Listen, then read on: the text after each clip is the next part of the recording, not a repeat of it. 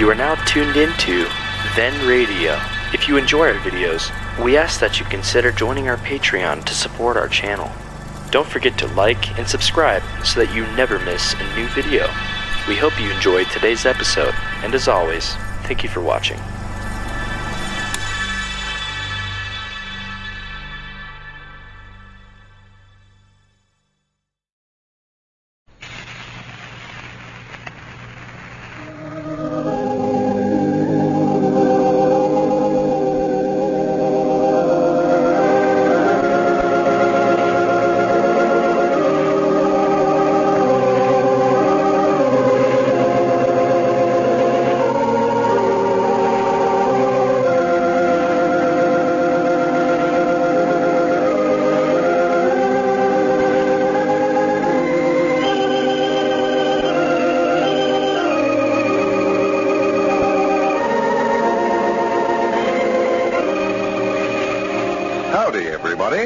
Here we are, all ready to take you down to Pine Ridge for another visit with Lum and Abner, brought to you by the makers of Horlicks, the original malted milk.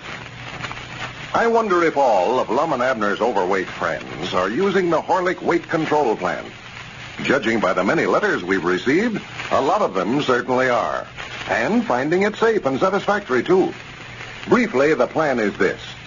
Instead of eating a heavy, hard-to-digest lunch, these overweight listeners are drinking a good glass full of Horlick's malted milk at noon. This makes a sustaining, easy-to-digest lunch, one that keeps you alert.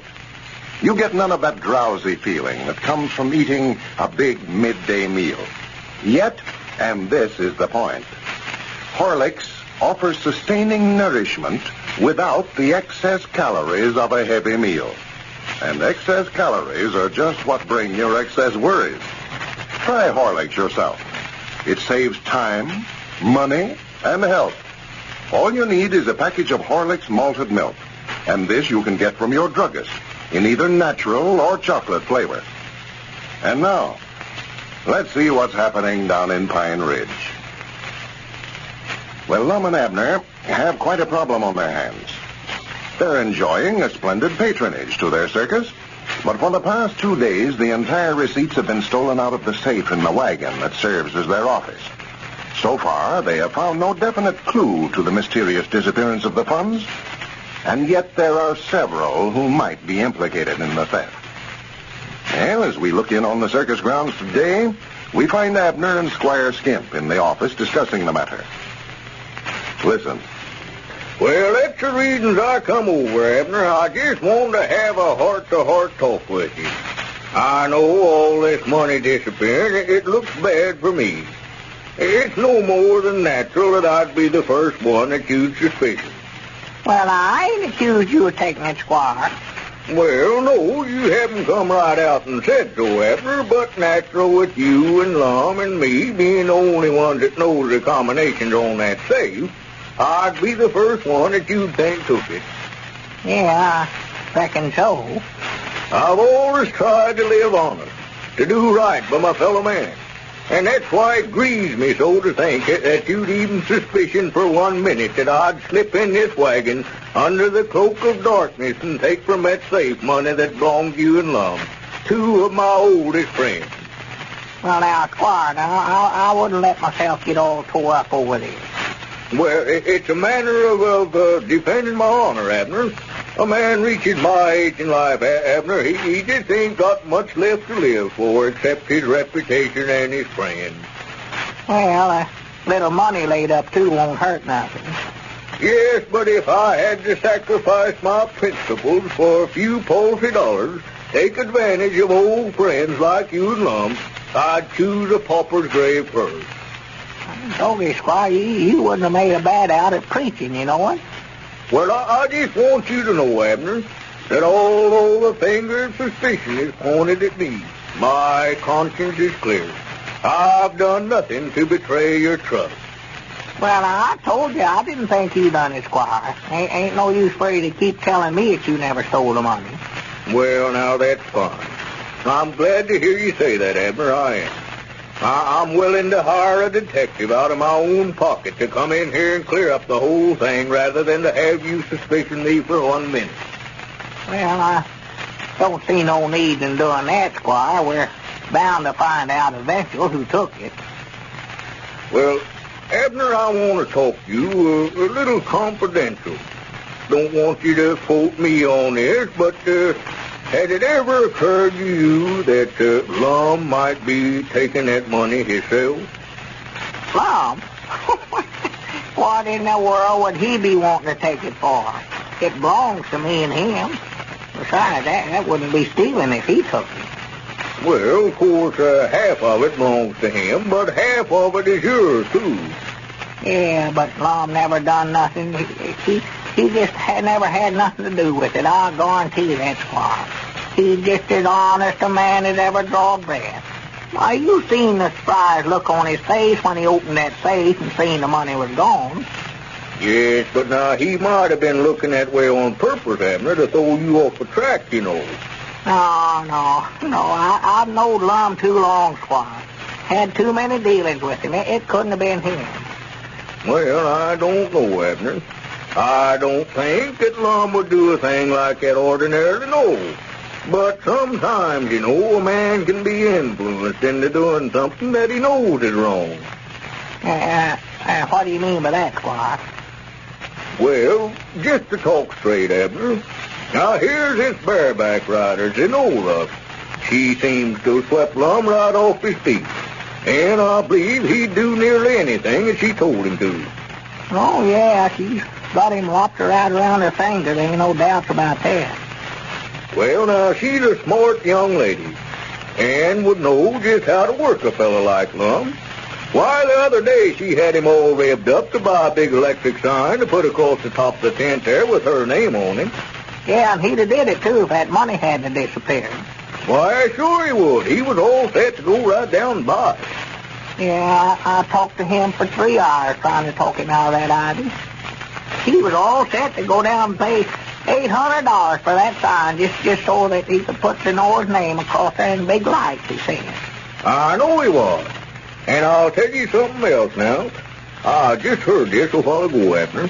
Zenora told the snake charmer that Lum was going to buy her a big diamond engagement ring.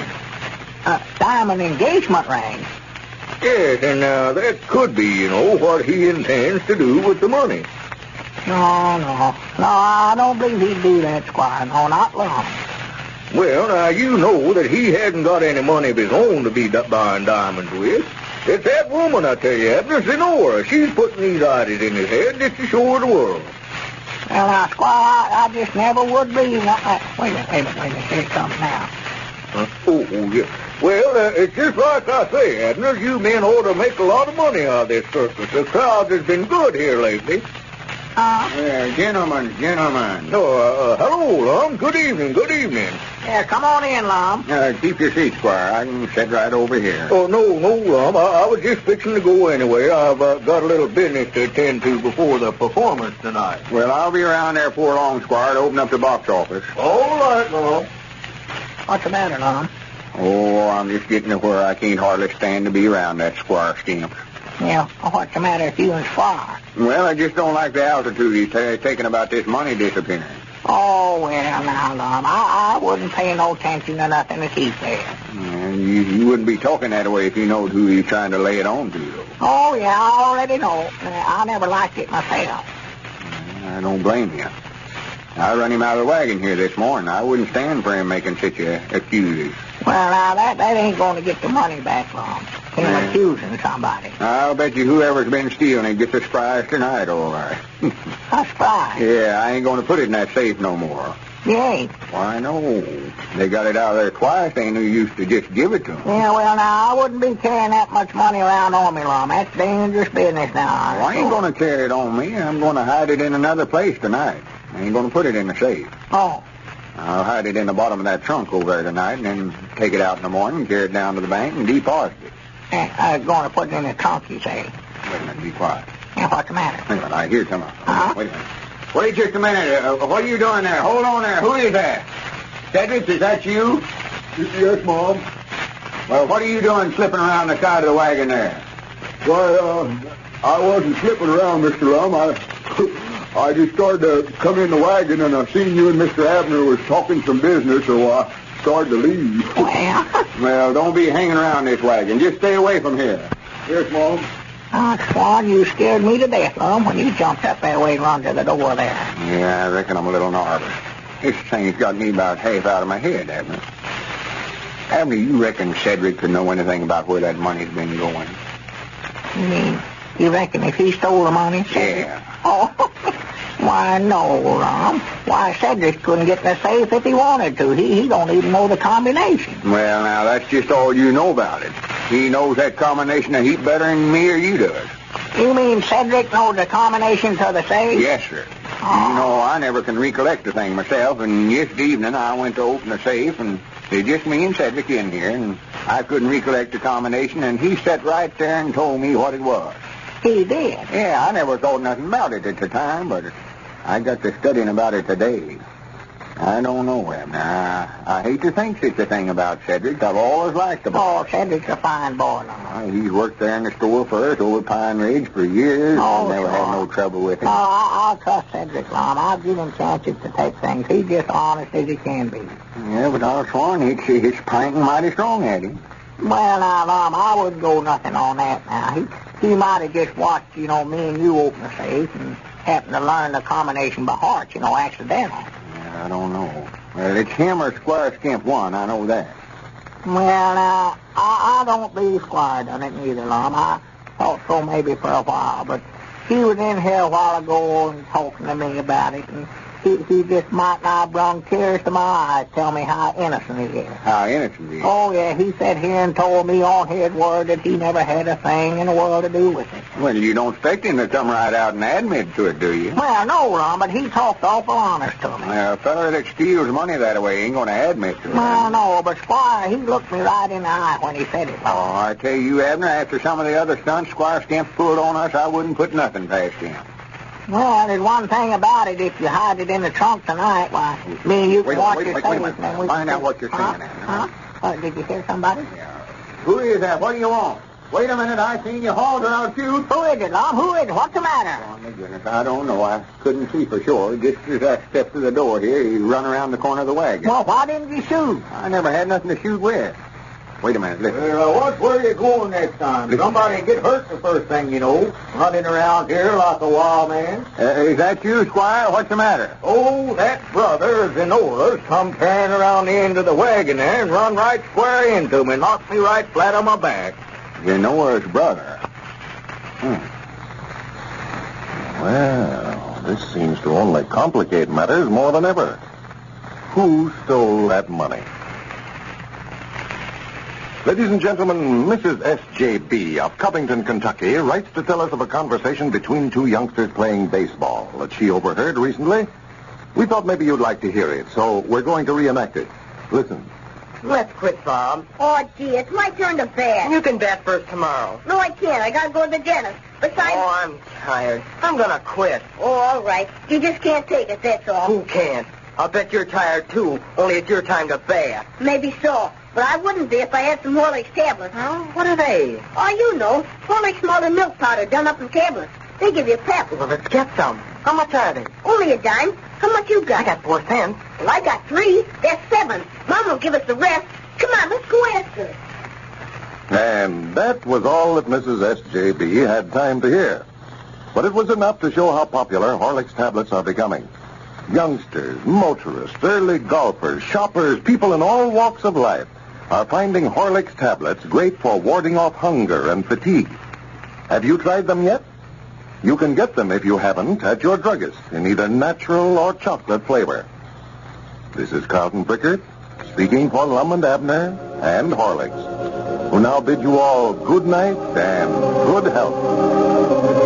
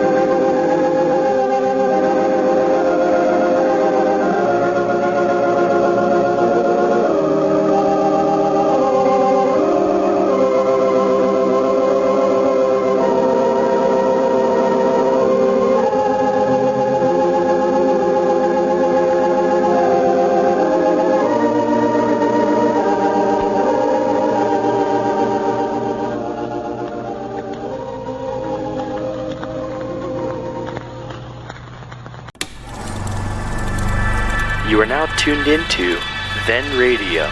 If you enjoy our videos, we ask that you consider joining our Patreon to support our channel. Don't forget to like and subscribe so that you never miss a new video.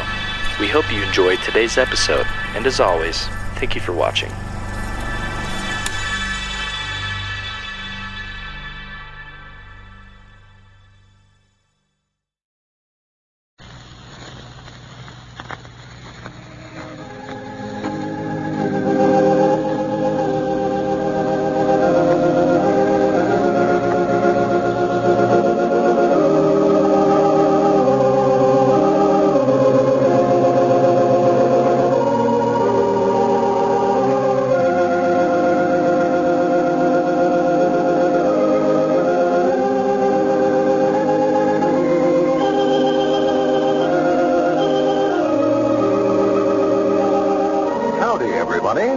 Here we are, all ready to take you down for another visit with Lum and Abner. Brought to you by the makers of Horlicks, the original malted milk.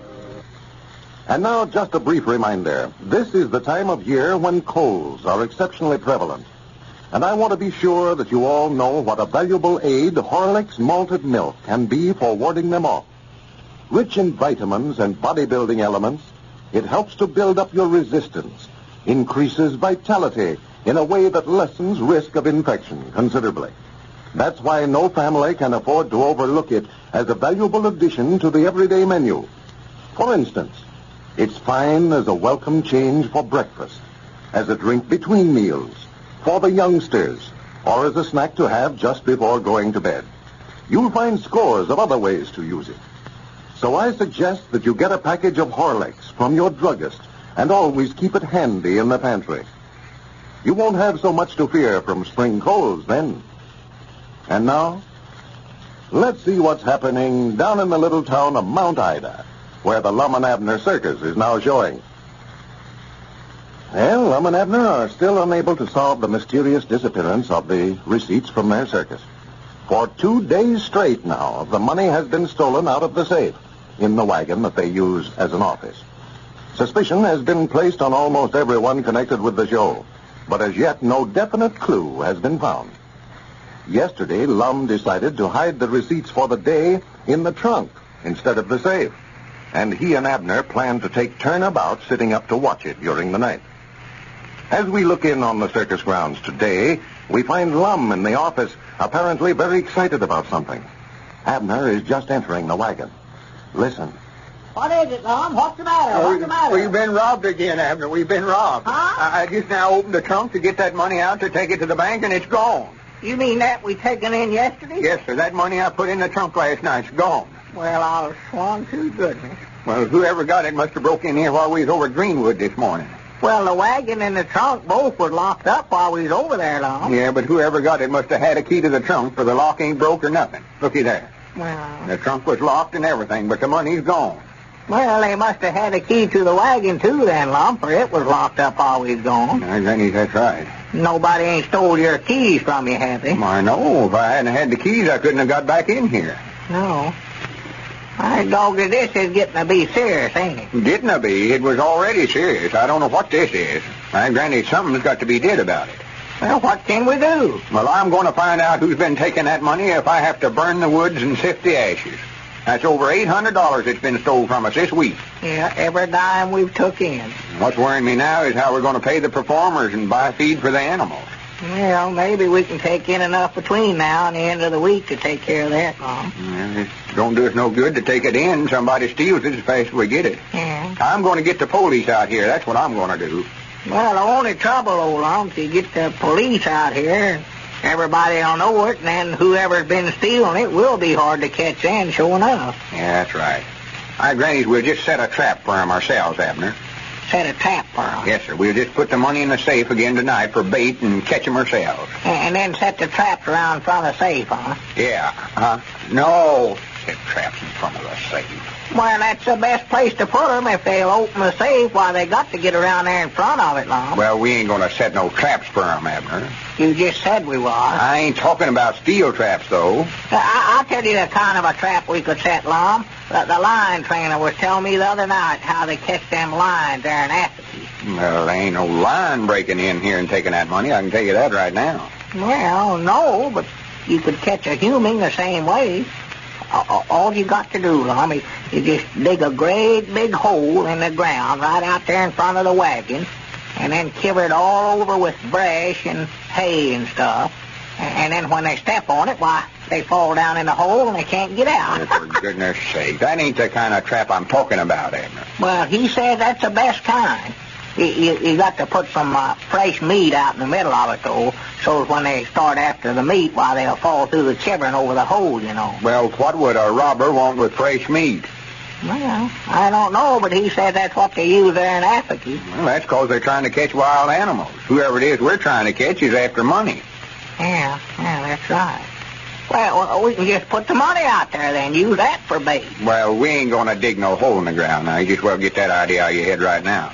What I mean by setting a trap, we can put the money in the safe and then set up and watch. See who comes to get it. Well, they ain't going to come in there, me and you sitting there in a wagon, you know that. Well, we'll hide, get outside there in the dark somewhere. Yeah, but how you going to catch them if you ain't got no trap there? Well, if we see somebody trying to open the safe, we can run in here and throw a gun on them and march them right down and turn them over to the police. Yeah, but what if he gets away, though, before we can get there and get him, and then he's got all our money? Well, you need to worry none about that. He's too fat to run very fast anyway. Who's too fast? Huh? Oh, well, I don't mind to tell you, Abner, I believe Squire Skimp is the one that's getting that money. Oh, no, I don't believe it's him, Lum. I might not know he done it. Well, he says that you're the one that's been taking it. Me? Yes. He told you that? Yes, sir, that's what he said yesterday. Well, he told me the same thing about you yesterday, too. Huh? Tried his best to make me believe you done it. Well, that ornery, low-down, good-for-nothing. He told me the reason that he knowed it was you, Lum, was cause that he heard that you was going to buy Zenora a big diamond engagement ring. Why, that snake in the... That's what he said, and said you was taking the money. See there, he's just trying to lay the blame on everybody else. He's accused you and me and Zenora and her brother and Cedric and everybody else, except himself. Yeah, wait a minute, Lum. There's somebody coming around the wagon there. Huh? Who is it? What do you want? Oh, what is it, Cedric? Guess who just now drove up out there in front just now? Who? Mr. Huddleston and his wife and Ethel. Well, fine. Well, whereabouts is he at, Cedric? Reckon what he's doing over here. He's around there talking to Squire now. The women folks went on in to watch him feed the animals. Well, I'll swan too good. Well, I just can't hardly wait to see him. No. And find out how Elizabeth and Pearl's getting along. Here's Mr. Dick and Squire coming now. Here, they're both of them in here, Mr. Dick, right in here. Yeah, all right. Thank you, Cedric. Well, you're kind of dressed up since you joined the circus, haven't you, Cedric? Yes, Mom. This is a brand new suit I got. Just bought it today. Well, I'll swan to goodness. Dick Huddleston. Yeah. How in the world are you? Come in here and sit down, Dick. I'm sure proud to see you. Well, how you fellas been? I'm glad to see you, sure. Yeah, what in the world are you doing way over here, Dick? Well, I just thought I better ought to come over here and check up on you fellas, see if you's behaving yourself all right. Yeah, well, we're doing the best we know how. No. Me and the wife and Ethel, we drove into the county seat today and got through in there with our business early and just decided to come on by here on our way home and see how you fellas getting along. Well, fine. I'm sure proud you did. How's Fine Ridge, Dick? Oh, just about the same, Lum. There's nothing new to know of. Nothing new, huh? How's little Pearl and Elizabeth? Why, just fine, Abner. I saw them yesterday. They was in the store there to get the mail. If I'd known I was coming over here today, I could have brought them along with us, too. They had plenty of room. And I sure wish you had them. I would love to see them. But I don't reckon Elizabeth could leave the place right here at planting time. Sit down, Dick. Sit down. Make yourself comfortable. Well, if you gentlemen will excuse me, I expect I better get on around there in front, you know, and sort of look after things. I'll see you before you get away, though, Dick. Yeah, sure, Squire. I won't be leaving for a while yet. Abner, I wonder if I could speak to you for a few minutes. Me? Yeah, sure. I'll be back in a minute, Dick. All right, Abner. Well, sir, how's Evalena? Have you saw her since I've been gone? Why, yeah, I've seen her a time or two, Lum. Her and Frank Forster seems to be keeping company pretty steady now. Well, I'll swan to goodness. That snake in the weeds. Frank Forster. A minute to turn my back on her. I knowed it. Say, Lum, Oh, what's this that Squire's been telling me about you fellas having some money stolen over here? No, he's done told you about it, huh? Yeah, he was telling me, said that 2 days straight there, that somebody broke in your office here and stole what you'd taken in the day before. Well, not only that, but they stole what we took in last night, too. Last night? Yeah, over $800 has been stole this week. $800? Yes, sir. And if you want my IDs on it, Squire Skimp's the very one that's been a-getting it, too. Squire, huh? Yeah. I'd have him arrested so quick it'd make his head swim, but there's just one thing I can get out of my mind. What's that, Lum? Well, that is why, if he was going to steal it, why he didn't do it when he was running the circus by himself and had charge of the money by himself. Me and Abner wasn't with him then, and it wouldn't be no trouble at all for him. No. Well, now, here, Lum, maybe he was stealing it from you then. Huh? I say maybe he was. While he was running the circus for you, while the show was losing money all the time, Yeah. I know you had to go in there and the bank and borrow money to keep it open. But here now, since you and Abner joined up with it, why, you've been making money. That don't sound right to me, Lum. You mean you... Granny, that's right. That's the reason he wasn't taking in enough to pay expenses over at the county seat. Well, of course, I don't know anything about it, Lum, but that's just my opinion on it, you know. But I do know Squire Skimp. I've known him for years down Pine Ridge here. And I know there's nothing too crooked for him to do. Yeah, I've been studying about some of the stunts he's pulled on us. The Right. time he bought the store off us and just same as beat us out of it, you know. Well, Lum, for the last 2 years, Squire Skimp has been beating you and Abner on every deal that you got in with him. Yeah, that oil well business. I ain't forgot that neither. Well, he'll do anything. There's nothing too low down for him to do. I just hated to see him get in this circus with you. I told you that. Well, I don't know, Dick. He come over there and talked so honest about it, I just thought he'd go straight once. No, That yeah. blame his hide. Talking to me the way he did yesterday and then turning right around and stealing it again this morning. This morning. Yeah, me and Abner took turnabout setting up last night of watching it, so it was bound to have been stole this morning. And when we went over there to Greenwood's, about when it happened, too. See, we're opening up over there tomorrow. Oh, you are opening up Old Greenwood. Yeah. And you left the money here in the wagon this morning, huh? While Yeah, you for drove? about 3 or 4 hours. Locked right here in this wagon, too. Well, has Squire got a key to the wagon, Lum? Why, sure he has. He's the only one that's got a key besides me and Abner. Well, Lum, you and Abner had no business, both of you, leaving that money here that way in that Well, wagon. I know it, but Squire come in here this morning in a big hurry and wanted me and Abner to get in the car with him and run over to Greenwood and put up some winter cards. Wait a minute. Hi, Granny, hold on here. That money was stole while we was over there this morning, and Squire went with us. So Lum and Abner and Squire were all three out of town when the money was stolen. The next time you're in your neighborhood drugstore, look for the name Horlick on the malted milk dispenser at the fountain. If you see it, you can be sure that the store has a high standard of quality. You can be sure that that druggist stands for quality and believes in giving his customers the best. For when he serves Horlicks at the fountain, you know that he is spending a few cents more to give you the purest of ingredients, to give you all the richness, the flavor, the good nourishment of Horlicks, which he knows to be so much superior to any imitations. Now, this matter of quality in your drugstore is mighty important to your health and to the health of your family. So be sure and watch for the Horlick name at the fountain. If your druggist doesn't serve it, ask him to get Horlicks, the original malted milk. This is Carlton Brickett, speaking for Lum and Abner and Horlicks, who now bid you all good night and good health.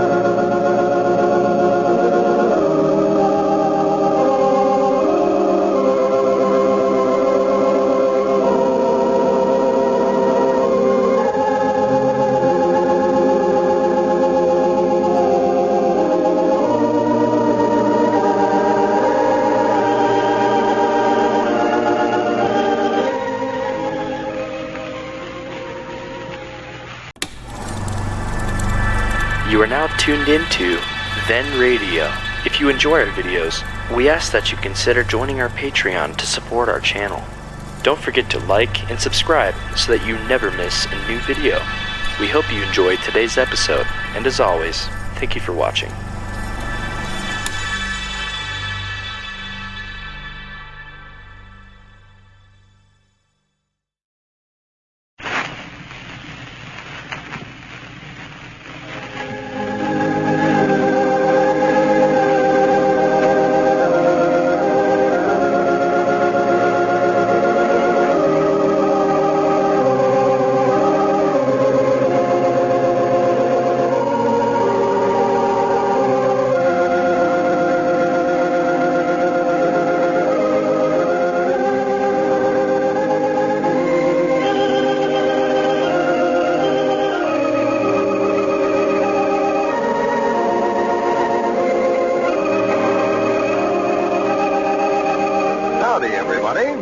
Here we are, all ready to take you down to Pine Ridge for another visit with Lum and Abner, brought to you by the makers of Horlicks, the original malted milk.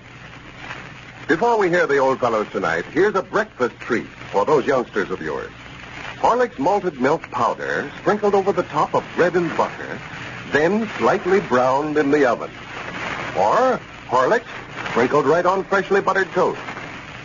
One of Lum and Abner's friends sent in these ideas, and she says they're delicious.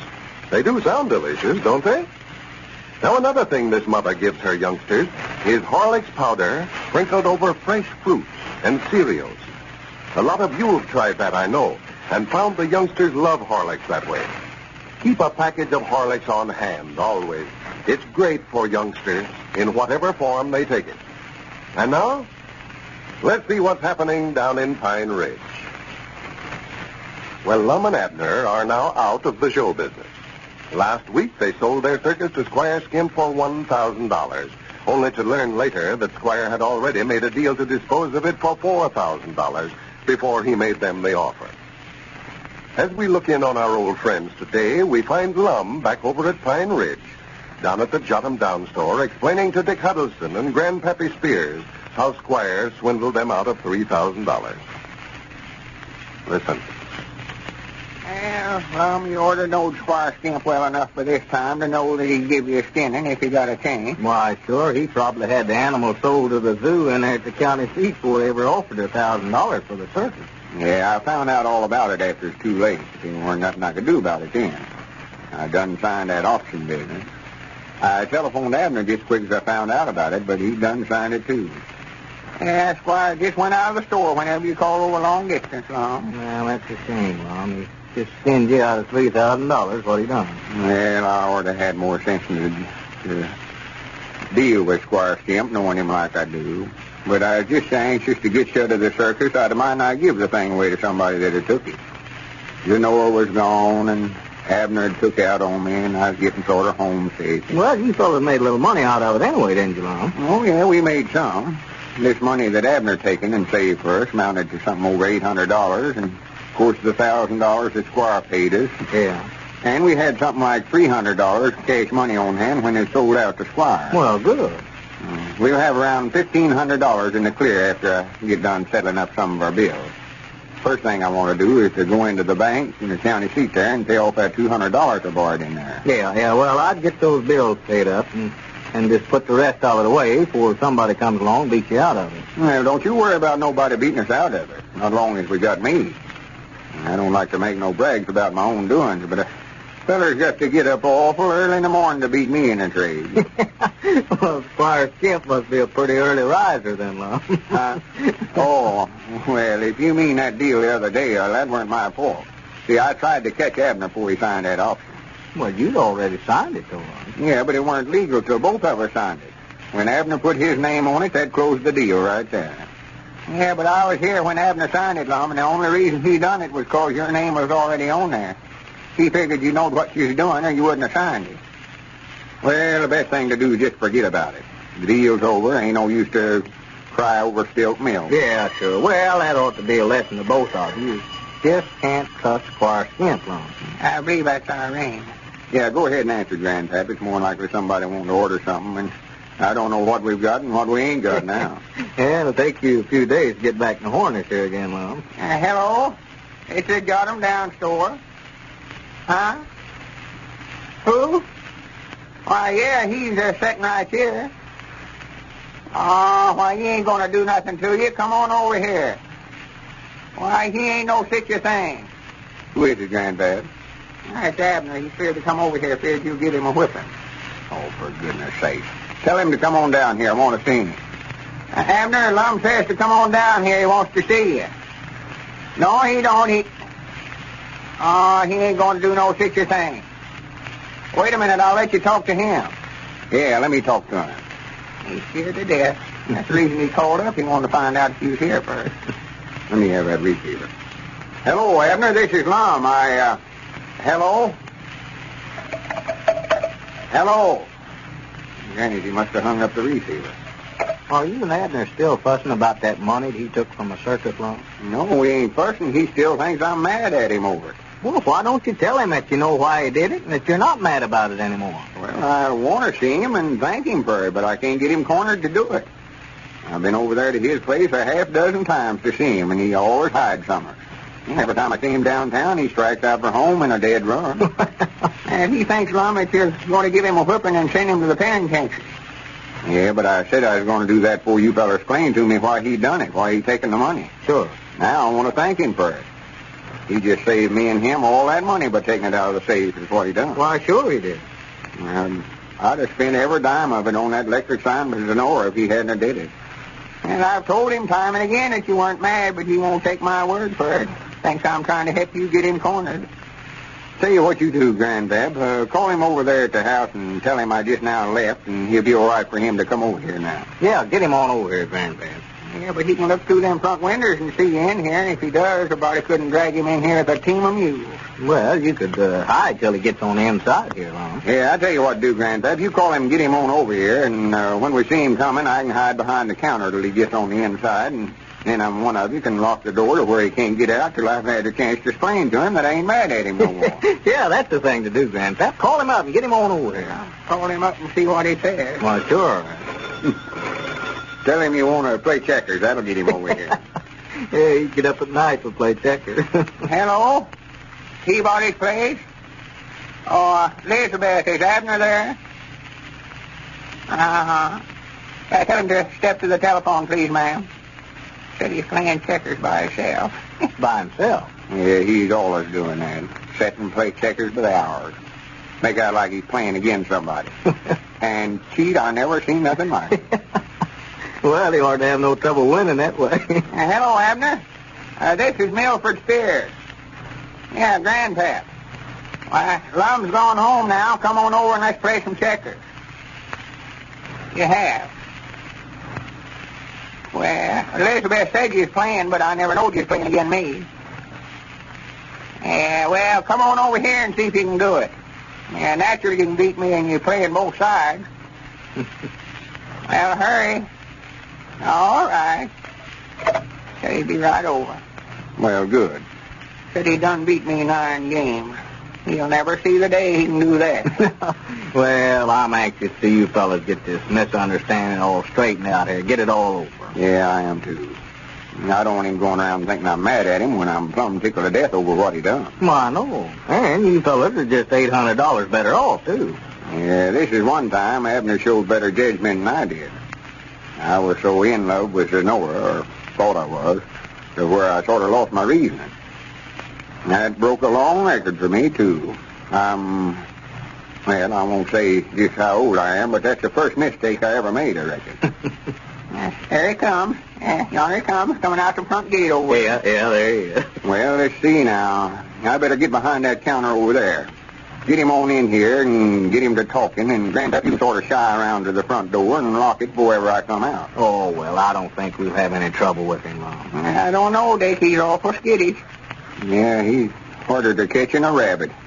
And Granny's I walked in Moe's Moots barbershop Saturday afternoon, and just as I come in the front door, he went out the back. Lit out for home. Well, natural, Lum, you've made so many threats about what you're going to do when you did catch him, and he's not taking any chances. I guess he figures the best thing for him to do is just keep away from you as long as he can. Yonder he comes. You better get over there behind the counter, Lum. He'll be where he can see inside here in a minute. Yeah, now don't let him see you, Lum. Don't let him see you. He won't come in.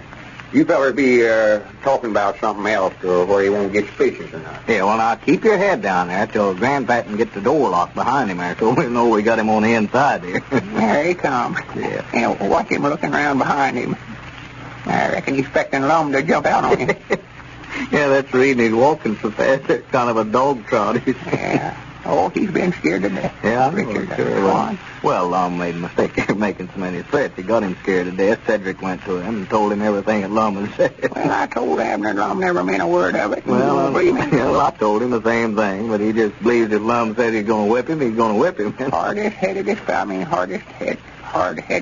I ever seen. Yeah. Well, it's just a shame I had to have this trouble. Don't let on. Oh, no. Now, you going up to the door there so you can lock it, Grandpap, and then I'll call him on back here in the store. Yeah, you just tell him come on back in. Yeah, sure, that's what I'll do. Well, come in, Abner, come in. Well, howdy, Grandpap. What's that you said about beating me a game of checker? You heard what I said. Well, howdy, Abner. Well, hello, Dick. I never noticed you sitting back there. Let me shut this door here. It's getting sort of chilly in here. Yeah, come on back and sit down, Abner. Yeah, much obliged. How have you been? Oh, all right, I reckon. I've been staying around the place there pretty close. I never want to get out none. Me and Lum ain't getting along, you know, and I just don't Well, want to. Abner, I've been trying to get you cornered for a week. Oh, my goodness. Let me out of here. Let me out of here. Let me get Wait out a of minute, here. wait a minute. I want to talk to you. Get out of the way, Grandpap. Get out of the way, Hey, Grandpap. that door's locked, Abner. That door's Yeah, locked. stop him there, Grandpap. Stop him. Well, for the land sakes, a crazy idiot. Did right through the plate glass window. Well, the old fellows have their differences straightened out now, if Lum can just catch Abner to tell him. And now, ladies and gentlemen, I'm especially pleased tonight to be able to let you hear the part that Horlick's malted milk played in bringing up Mrs. W.W.M.'s baby. Mrs. M comes from Sewanee, Tennessee, and this is what she says. Listen. Not long ago, a little baby came to our home. Nothing seemed to agree with her, and she just became weaker and weaker. At 2 months, she weighed 2 pounds less than at birth. We tried everything, but nothing seemed any good. Then I saw Horlicks in the drugstore. Well, I bought a package, and I'll never forget how quiet and restful she seemed after the first feeding. The first real feeding she had had. She started gaining, and at 5.5 months was a fine, healthy baby. Now, this may sound like a boast, but it's true. At 6 months, she received a blue ribbon at the fair for being the healthiest baby ever. You can easily see why I'm all for Horlicks malted milk and, of course, for Lum and Abner. Well, that's fine, Mrs. M. We're glad that you found Horlicks so helpful. And we certainly appreciate your telling us about it. This is Carlton Brickert speaking for Lum and Abner and Horlicks, who bid you all good night and good health.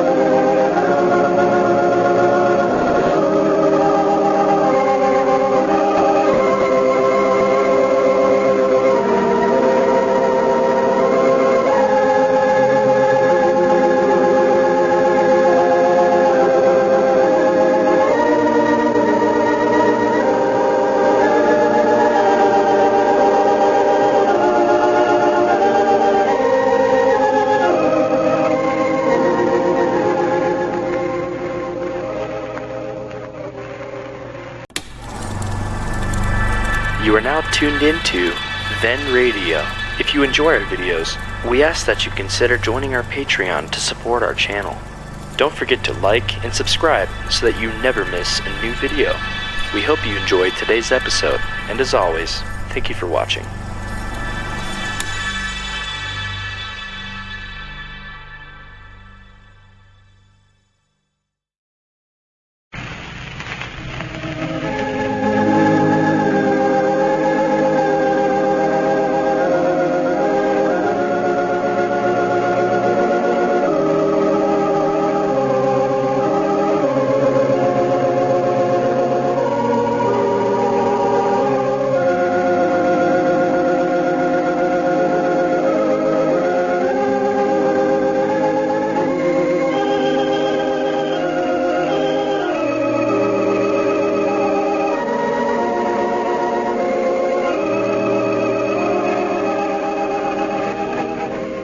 Howdy, everybody.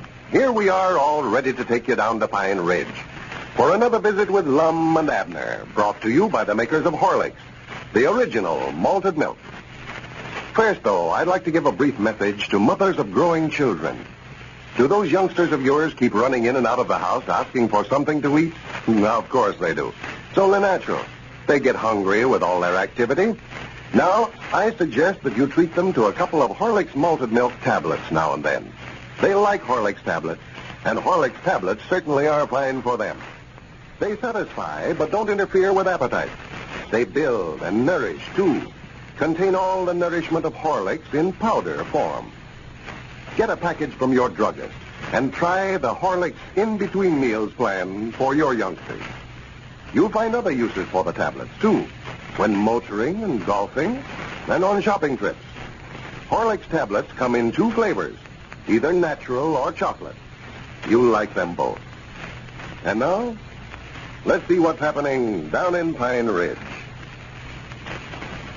Since Dick Huddleston explained to Lum why Abner had been taking the money from the circus, Lum has been trying to see Abner and explain to him that he's no longer mad at him. Abner hasn't forgotten the threats that Lum made last week about what he was going to do to him when they met, and has therefore been keeping his distance. Well, yesterday, they devised a plan of locking Abner in the store in order that Lum might explain. But Abner dived through a plate glass window and made his escape. Lum has written Abner a letter assuring him that there's no hard feelings. And as we look in on Pine Ridge today, we find Lum and Grandpap Spears down at the Jot 'em Down store. Listen. There comes Abner out there in front, Lum. Yeah, well, I reckon he got my letter. Yeah, I read him last night and told him I weren't mad no more. Told him I wanted to see him. And Granny's he's all bandaged up there. Yeah, I figured he must have got cut up some, diving through that plate glass window the way he done. Yeah, it's 1,000 wonders he never killed him. He just did right through it. Oh, he was scared. Yeah, we've got some plate glass insurance on them windows, but I don't know whether that killed us an accident like that or not. Well, I don't believe that was an accident, Lum. I believe he just jumped through there on a purpose. Yeah, that's right. May as well forget about that, I reckon. Things look like we can carry more insurance not to never have the right kind to protect us with of anybody I ever seen. I never thought about nobody jumping through them windows. Oh, he must have been scared so bad he didn't know what he was doing. Yeah, I'm sorry I ever threatened to give him a licking in the first place. Just look at him there. Makes me feel downright ashamed of myself seeing him all bandaged up that way. Yeah, his woman, Elizabeth, told Charity last night that he wasn't hurt at all. She called up to see how he's getting along. Well, she must have just misunderstood Charity. He's bound to be hurt or he wouldn't have all them bandages on. Well, howdy, Abner. Howdy, man, howdy. Come in, Abner, come in. And I sort of thought you'd be down here, Lum, and I just wanted to ask if you meant what all you said in that letter. Why, sure I'm in it. Come on in. Don't have to stand back there in the door. No, Lum ain't mad, Abner. Well, I'm sure proud to hear it. I'm tired of dodging you. And I reckon I can take these bandages off then. No, I wouldn't take them off, Abner. Oh, it don't hurt, Lum. I just put them on there a while ago. Just put them on a while ago? Yeah, see, I figured if I locked myself all up in bandages and come down here to see you, and I never knowed whether you'd be mad or not, and I knowed if I looked like I was crippled that you wouldn't jump on me, so I wrapped myself all up.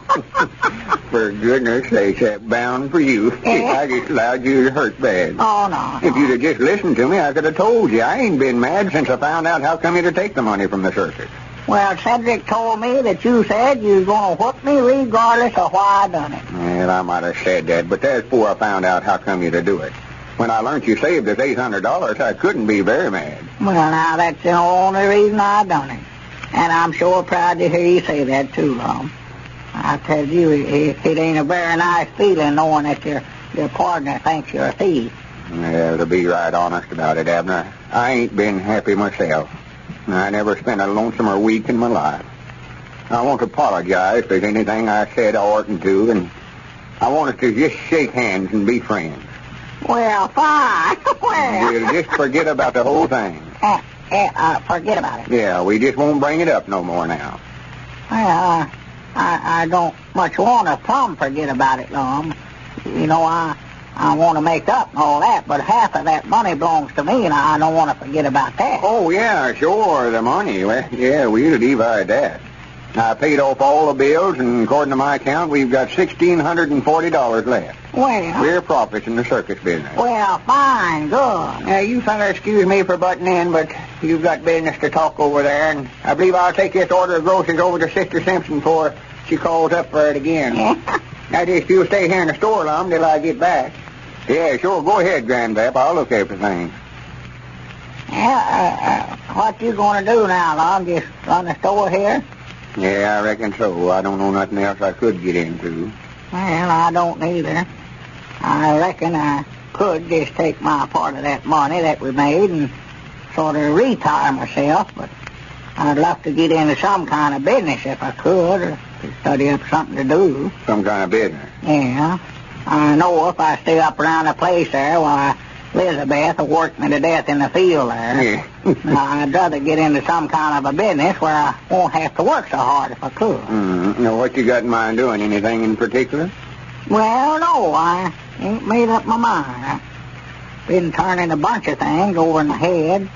It seems like there's something wrong with everything I want to go into. Yeah.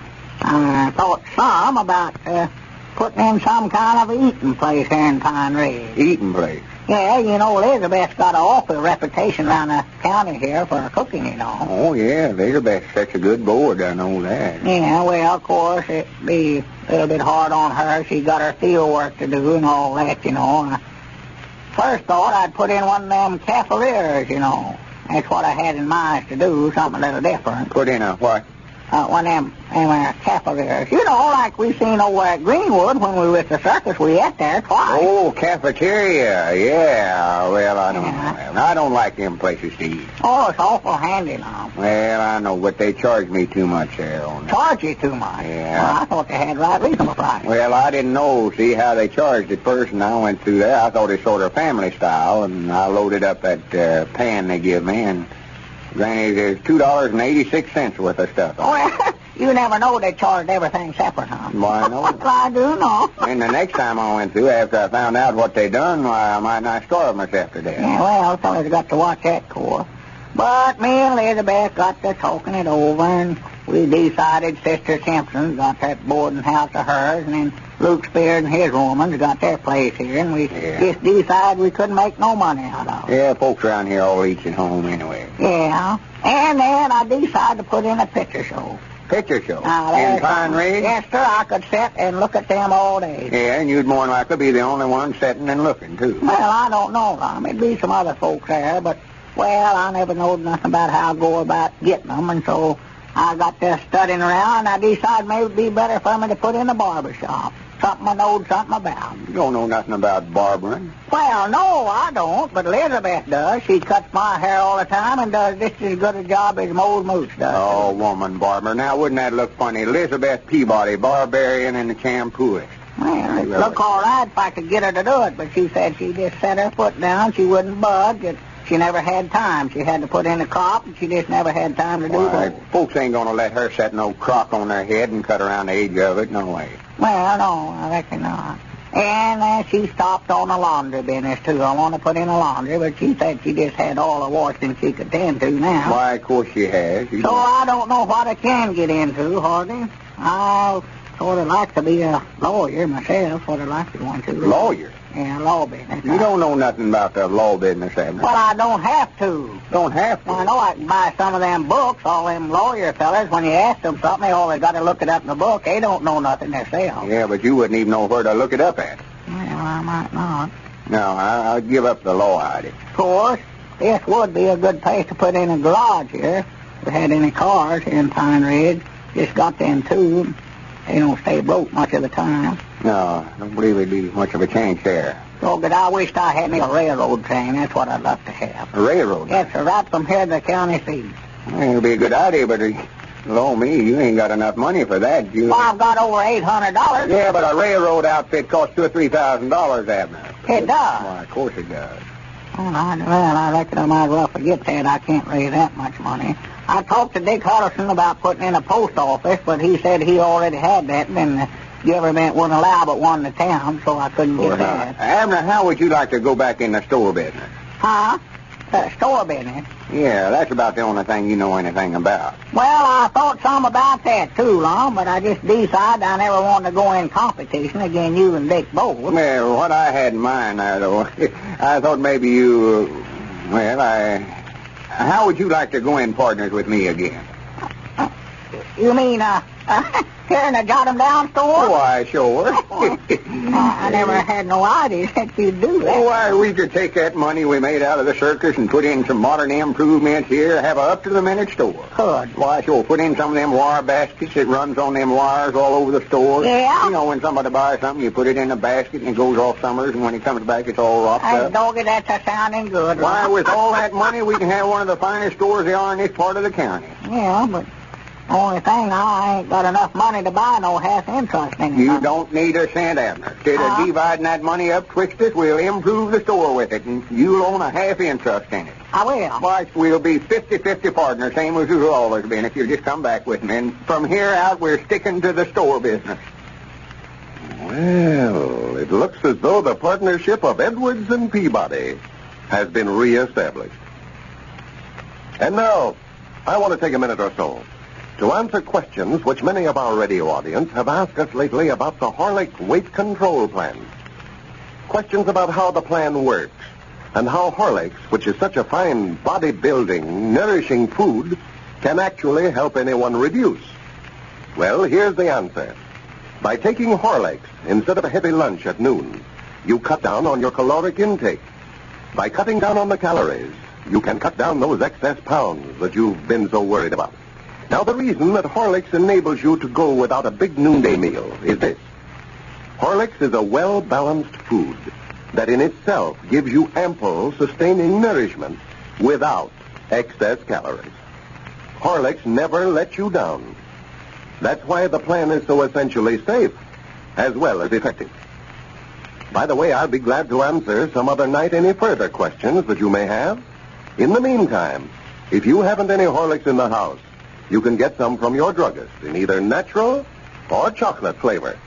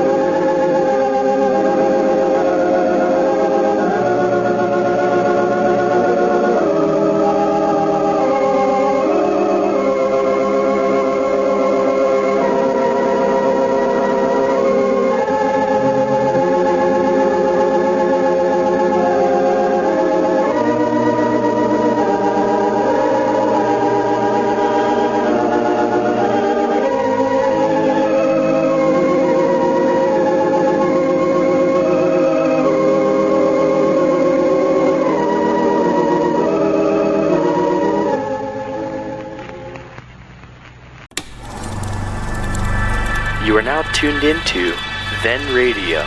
If you enjoy our videos, we ask that you consider joining our Patreon to support our channel. Don't forget to like and subscribe so that you never miss a new video. We hope you enjoyed today's episode, and as always, thank you for watching.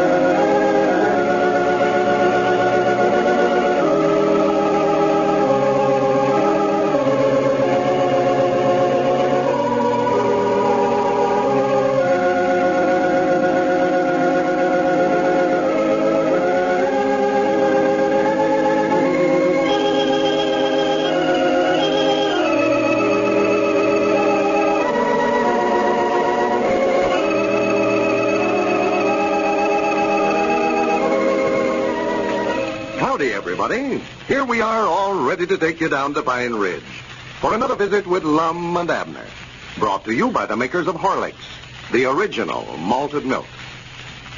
First, though, I'd like to pass along a tip to the many golfers who listen to Lum and Abner. That covers quite a few of you, I know. Well, briefly, the tip is this.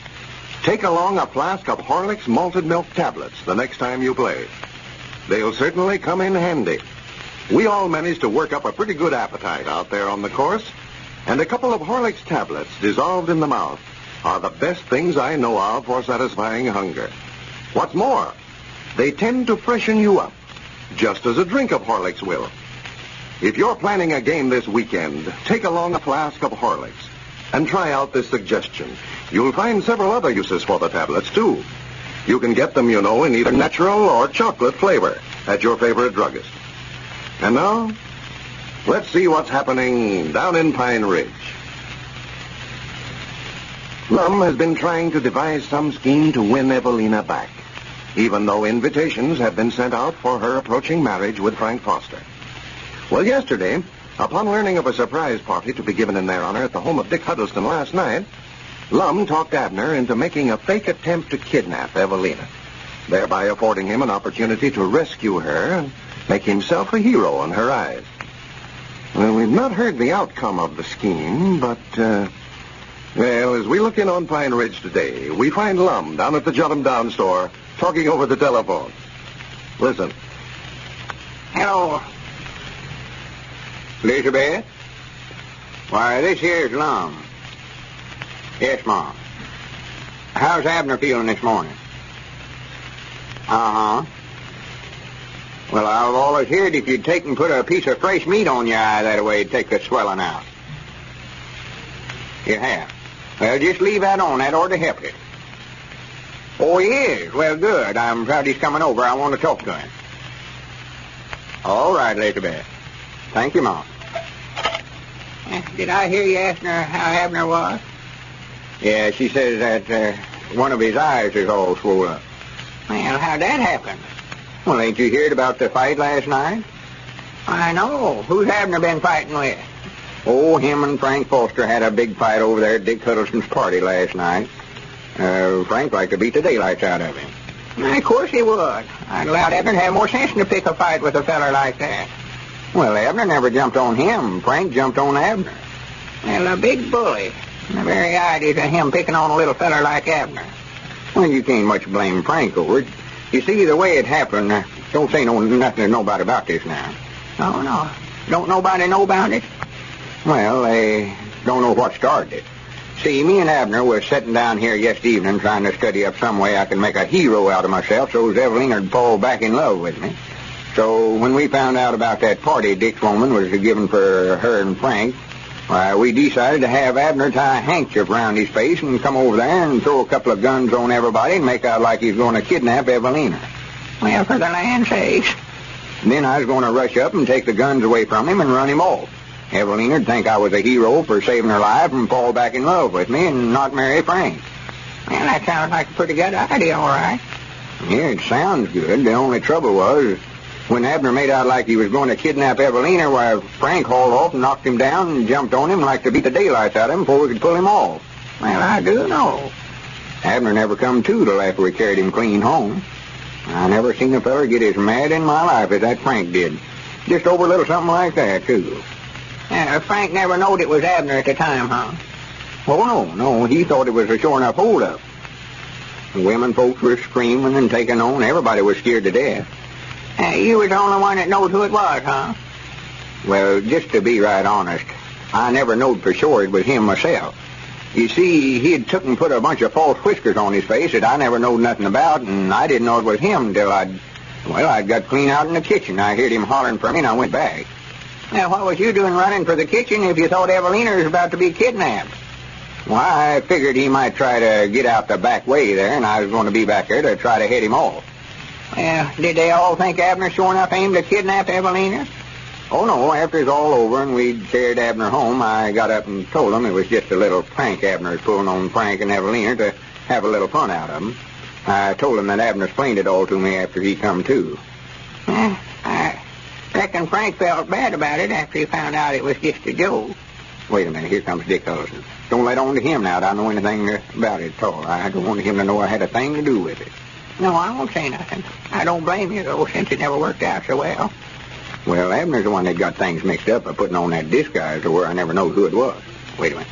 Now, howdy, Dick. Howdy. Well, morning, Lum. Howdy, Grandpap. Howdy, Richard. How's Abner this morning? Have you heard from him? Yeah, I called up his place a while ago, and his woman said he's feeling all right, sort of bruised up a little. Got one eye all swole up. Yeah, well, I hated that mighty bad it had to happen over at my place that way. I never dreamed it was Abner till after Frank pulled those whiskers off of him. I was lined up there against the wall with everybody else. Well, he sure had everybody fooled all right. He ought to make an actor out of himself. Well, he should have let some of the rest of us in on his joke. He could have kept Frank from jumping on him that way. Why, sure. There's where he made his mistake right there. Well, it was right funny after it's all over with. It was funny to everybody but Abner.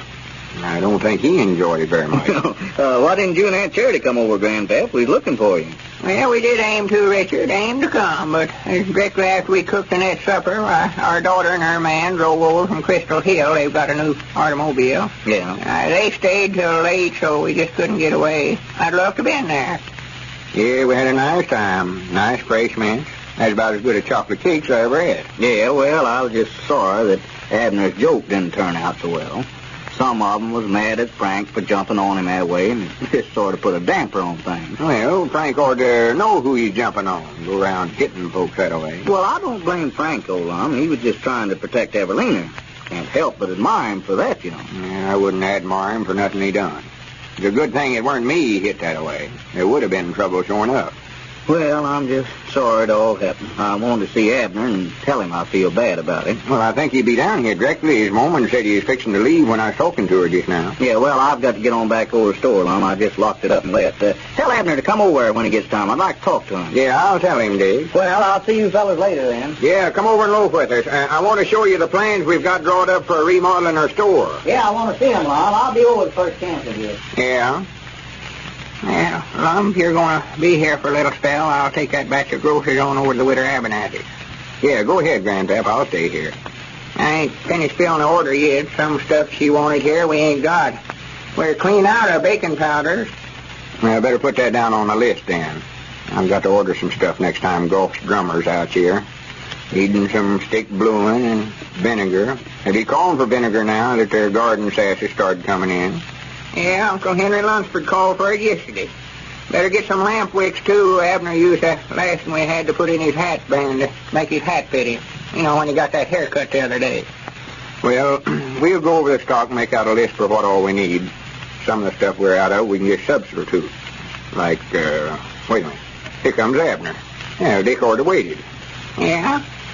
He don't feel pretty good. You can tell the way he's poking along there. Yeah, I hope he don't think that's my fault the way things turned out last night. Can't help but feel a little bad about it, on account of it being my idea to start with. Well, Dick never seemed to suspicion that you had anything to do with it, Lum. No, nobody never asked me, and of course I never said whose idea it was to start with. Well, howdy, Abner. How you feeling? Don't speak to me. I don't want to have a thing to do with you. Well, now, here, don't start blaming me for what happened last night. It was your own fault. My fault? Why, sure it was. Well, I'd like to know how you figure that. You're the one that put me up to it. Well, yeah, it was my idea for you to go in there and make out like you was going to kidnap Evalena, but I never knowed you was going to put on them whiskers and all that stuff to where I wouldn't know you. Sassafras. You got a pretty bad-looking eye there, Abner. Black as a hat. Yeah, this big lummox here stood there and let Frank Foster jump on me and beat me half to death. Well, Abner, I told you I never knowed for sure it was you. I wasn't going to jump out there and start no fight with a sure-enough robber and him with 2 guns in his hand. Well, that's what Frank done. Yeah, I know it. Folks was bragging on him how brave he was. Yeah, that's the last time I'll ever try to help you. Next time you want to try to make a hero out of yourself, you can get somebody else to help you. Well, I'm the one that ought to be mad. You were supposed to be over there to make a hero out of me, and you made one out of Frank Foster instead. I'm worse off now than I was before it happened. I would have knowed you couldn't do nothing right.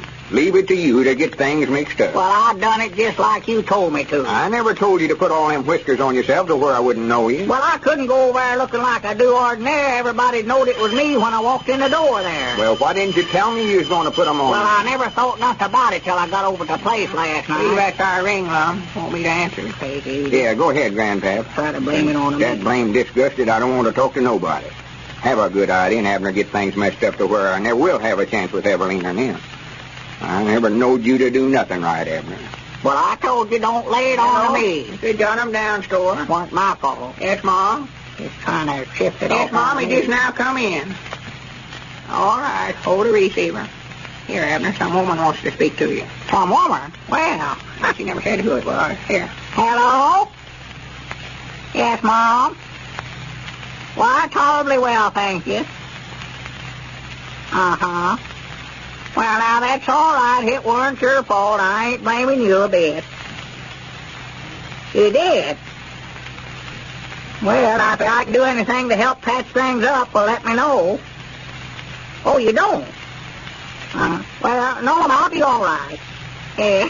Well, that's all right. Thank you. Goodbye. Poor little thing. Poor little thing. I sure hate What's to the do matter? it. Who was it? I've Evalena. Evalena? Yeah, I just feel downright mean about what I did, Lum. She said that she bawled Frank out for beating me up last night, and they got in a big argument, had a fuss, and called the wedding off, and ain't going to get married now. Well, for goodness sake, Abner, I knowed I could depend on you. You saved the day for me. That's what you did. Granted, this worked out better than I had it planned to start with. Abner, you're a genius. And Evalena ain't going to marry Frank after all. I'm going to call her. Well, it looks like the scheme worked fine for everybody, except Abner. And now I'm going to take you down for a visit to the Judson home in Cincinnati. Dick and Grace Judson are entertaining the folks from next door. Sounds like a bridge game. Listen. And the last 3 are ours. Well, they certainly had everything that time, So Ann. what do you mean, everything? That last play of mine. Never mind him, Grace. He always says that. Whose deal is it? Jim's deal, I think. Hey, Jim! It's nobody's deal. We're going to have supper now. Oh, come on, Grace. Let's finish the rubber first. Supper will spoil the No, game. it won't. I can make it in a couple of minutes. A couple of minutes. I don't believe it.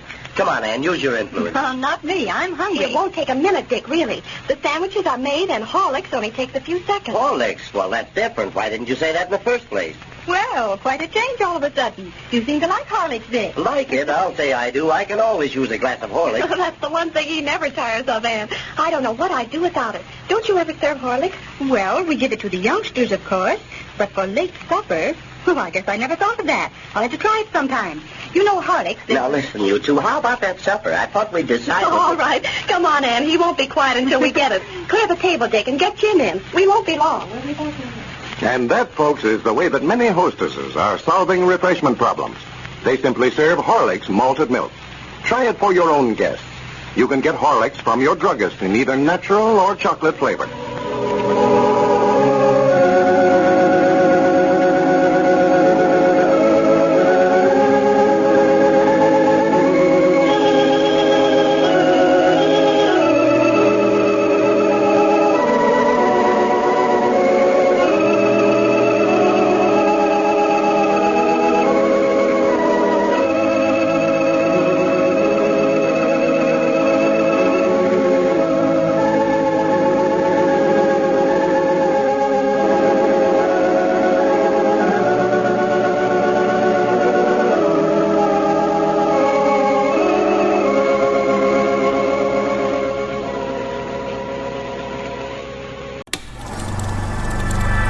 You are now tuned into Then Radio. If you enjoy our videos, we ask that you consider joining our Patreon to support our channel. Don't forget to like and subscribe so that you never miss a new video. We hope you enjoyed today's episode, and as always, thank you for watching.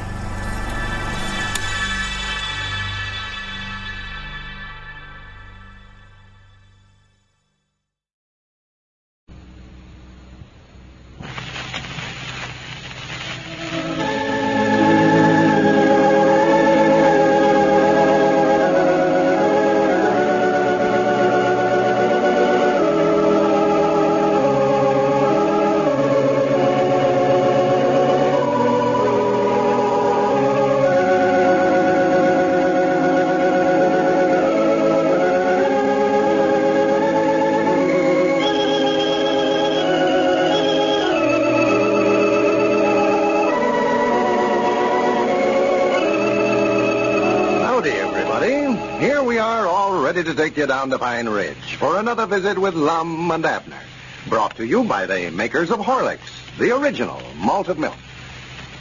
I wonder how many of our listeners have tried the breakfast plan that I mentioned the other night. Remember? A glass of Horlicks malted milk hot in the place of tea or milk or coffee. Besides being a delicious, welcome change, Horlicks makes a fine, healthful beverage for young and old alike. A valuable addition to the diet. That's because of the vitamins and minerals that this famous malted milk contains. In addition to that, Horlicks is so much easier to digest that it keeps you feeling cheerful and alert all day. It agrees with the weakest stomach. So if you haven't any Horlicks in the house, get a package now from your druggist. Then start the day right, the Horlick way. You'll find many other uses for Horlicks also. And now, let's see what's happening down in Pine Ridge. Well, the wedding of Evalena and Frank Foster has been definitely called off. And Lum is taking advantage of the situation by courting Evalena right off her feet. Her romance with Frank Foster just made the old fellow realize how much he really cared for her. As we look in on Pine Ridge today, we find Dick Huddleston over at the Jot 'em Down store talking with Lum and Abner. Listen. Yeah, I believe me and Evalena's more in love with one another now than we ever was. Well, it looked like old times to see you two out to meeting together yesterday, Lum. Well, sir, might not everybody said that. Any number of them come up to us again services was over and told us how proud they was to see us keeping company with one another again. Oh, I don't think nobody wanted to see her marry Frank Foster in the first place. I reckon that's the reason they're glad. Oh, that'd been the biggest mistake she ever made. Well, Lum, that sort of leaves it up to you now. You kept her from marrying Frank. You better get busy before somebody else tries to take her away from you again. Yeah, I think me and her will be getting married before long now. I've got to get me a diamond engagement ring somewhere. Well, now, she give Frank his ring back. Why don't you just buy that and off of him? I bound you'd sell it pretty cheap now. Granny, that's right. I hadn't thought about that. Well, I doubt if Frank could sell it to you, Lum, if he knew what you wanted with it. Yeah, he's just mean enough to try to charge me two prices for it. Yeah, He just like him. You ought to told Evalena not to give it back to him, is what you ought to did. Yeah, I'm not worrying about that. I can get her a ring, all right. I'm going to get her a solid 14-karat diamond. That'll make that little old ring he give her look like 2 cents. Well, man, I've got to get on back over to the store. I left the wife to look after things, and she's got to take out and go to the house and do the washing. Yeah, well, I'm glad you stopped by, Dick. Yeah, come back again, Dick. Much obliged for bringing the mail over. Yeah. Oh, that's all right. I'll come by here anyway. Yeah, Dick seemed to like the plans we got for remodeling our store, didn't he? Yeah. I believe that was a good suggest he made there, though, about putting all the groceries on one side of the store and all the dry goods on the other, Lum. Yeah, only trouble it'll be a nuisance walking backwards and forwards that way. See about my luck to be standing over on the grocery side and somebody come in and want some dry goods, dress pattern or something like that.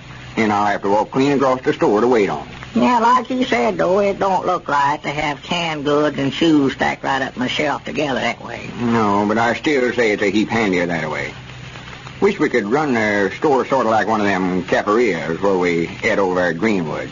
You mean put a eating place in here? No, but let everybody wait on themselves.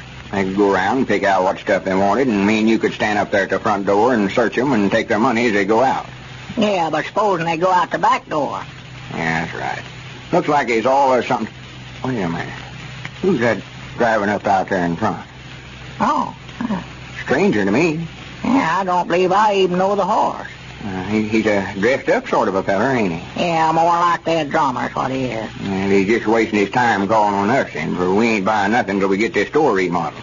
Ain't got no place to put the stuff if it was to buy. Yeah, come in, sir. Come right in. How do you do? I just wonder if you gentlemen could tell me where the old Phil Robinson place is located. Oh, Robinson place. Yes, I believe that's the name, Robinson. Yeah. I reckon he means the old Uncle Phil Robinson place, Abner, up there on Breast Creek. Oh, yeah, more like that. Yes, the Phil Robinson place. I believe that is what they call it. Well, I can tell you where it's at, but there ain't nobody lives there. That farm's laid out now for about 10 years. House is burned down and everything. Yes, I understand it is. Well, I wanted to look at it. I was thinking of building a summer home out there, a kind of a mountain lodge. Lodge? Yeah, well, of course, it's your own business, but I don't believe you'll do no good with a lodge way out there. Most of us fellas around here belongs to the woodmen of the world anyway. No, I mean to fix the place up. Bring my family out here during the summer. And tell me there's some beautiful scenery around there. Yeah, well, I don't know whether I'd say that or not. You can't see much of anything for the dead blame mountains out there. But if you want to go ahead out there, well, I can tell you how to go. Yeah, just follow that road right out there in front of the store till you get to the southeast corner of Uncle Henry Lunsford's fence. Well, he don't know where Uncle Henry Lunsford's place is, Abner. Oh, no, that's right. Well, it's the first place you come to on the right after you pass Ham Douglas is there. Yeah, well, Abner, this gentleman is a stranger. He don't know where Ham Douglas lives. Yeah. I tell you what you do, mister. Just follow that road out there for about 4 miles and a quarter. You'll come to a fork. Now, the right-hand fork will take you down through Hogs Valley and over in the Crystal Hill settlement. Yeah. But you don't want to go that way if you're looking for the old Robinson place, No. for that road bears sort of south. You want to go north, so you take the left-hand fork. Or just ask any of them houses along there, or ask the folks in them, rather. They can tell you where they live at. Oh, yeah, they all know where it's at. Now, you might have to ford the river. It appears to me that I heard somebody say that bridge had washed out down there. Well, thank you, gentlemen. I think I can find it. Oh, yeah, you won't have no trouble. Yeah, I hope you decide to locate here. And if you do, don't forget you've got a complete line of might not anything in the way of merchandise right here. Yeah. That is, except stick bluing and lamp wicks. I believe we're out of them right now. Yeah, but by the time he gets a house built and moved in, we ought to have him one. Yeah. My granny, that's a right pretty ring you're polishing up there. Is that a solid diamond? Oh, yes, that's a 3-carat stone. Yeah, that stone we've had in our family for several generations now. Well, a feller'd never know it. It just sparkles just like a brand new one. Now, I'm going to get Evalena a 14-carat solid gold one. Yeah. Of course, you don't know Evalena, but her and me's liable to get married just any day now. She's single, too. Yeah, her and Mom's got up a case. Well, thank you, gentlemen, for the information. I'll have to be going. Yeah, not at all. Now, come in again. Yeah, I hope you locate here. Well, thank you. He's a right nice fellow, wasn't he? Yeah, I hope he does move in here. But I can tell by looking at him, he's got money. Oh, yeah. I bet he's richer than bottom land. We need folks like him here in the community. Yeah. I wouldn't mind to join up with that lodge he's talking about putting in, but I know Elizabeth never would let me out long enough at night to go clean out there to meetings. Wouldn't do me no good to join up. Well, I don't think that's the kind of a lodge he's talking about, Abner. Huh? Must have been something else besides the He woodman. said lodge. That's what he said. I heard him. Wait a minute. What's wrong out there? Looks like he's lost something. Yeah. Must have dropped something in the road there. Yeah, we ought to help him look for it. Yeah, come on. Let's go out there and see if we can help him. Yeah, he's such a nice fella. I wished me and him was kin to one another. Well, he sure lost something, all right. Well, he's scratching around there in the sand there. Yeah, what's the matter? Did you lose something? Why, yes, I just started across the road here to get in the buggy, and I dropped the diamond out of that ring I was just showing you. Well, I do know well. That'll be hard to find there in that sand. Yes, it will. You sure you dropped it right there, yeah? Well, I had my handkerchief out polishing it and just happened to notice it was gone. Well, it ought to be around here somewhere then. We'll find it shortly. Yes, I hope so. But I wanted to get out and look at that farm this afternoon. I've got to be back in Mena in time to catch that 7 o'clock train. Yeah, well, now, we'll find it. Don't you worry. Yeah, now, don't worry. I'll run in there and get a flour sifter out of the store. Yeah. Granny's, we'll sift every bit of this sand out here till we do find it. Yeah, that's the thing to do. We'll locate it. Well, I tell you, I just got to going out to that farm, made a special trip out here to see it. I can come back by here, and if you found it, I'll be glad to pay you for it. I'll give whoever finds it $200. $200? Well, we'll find it then. Or turn this road upside down or one. Well, I hope you do. I'll be back sometime this afternoon. I appreciate you helping me out this... Not at all, no. Get up, Frank. Get up. Now, don't you worry now. We'll find it. You just go right ahead and look at the farm. $200. Here, I brung 2 sifters. Yeah, where's he going? Did you find it? No, he said he had to get on over there and look at that farm, but he's going to give $200 to whoever finds it for him. $200? Yes, sir. That's just what he said. Give me one of them sifters here. I told you he had a lot of money. Let me get to looking here. Oh, dadgummit, here comes Squire Skimp. Lum, don't let on that to him. Let him know what it is that he's lost, you know. He'd about keep it. That's just about what it happened. Yeah, that feller never said, but I bound you that diamond's worth $1,000, I bound you. Yeah. Don't let on to Squire now, whatever you do. No, don't tell him what we're looking for he's a kind of a feller to try to beat somebody out or something. Why, I sure? ain't got over the way he did us on that circus deal. No, sir, me neither. Just what he do is keep it for himself. Bought that circus for $1,000 and sold it for $4,000. Well, good evening, gentlemen. Good evening. Howdy, Squire. Yeah, what's going on here? You lost something? Well, yeah. What do you think we're doing, making mud pies? Well, maybe I can help you here. I've got mighty good eyes. Now, what is we're looking for now? No, nothing much. If you No. find anything, why, just let us know. We're just looking. Feller lost something here a minute ago. Well, I'll declare. Well, looky here. Huh? I picked this up the first thing. It looks like a diamond here. Let's see that, Well, Squire. I'll be dead blame. That's just what we're looking for. I'll give you $10 for that, Squire, right now. Not ask no questions. No. I couldn't think of it, Lum. This stone here is worth a lot of money. You can tell that. I know it, but I want to get it back for this friend of mine. It's his, and I don't want it for myself. I'll give you $25 for it. I don't get. I'll give you $50 for it. $75. Well, give me $100 and I'll turn it over to you. The first one that gives me $100 can have this diamond. Well, it looks like the old fellows might get back a part of that money that Squire beat them out of in the circus business.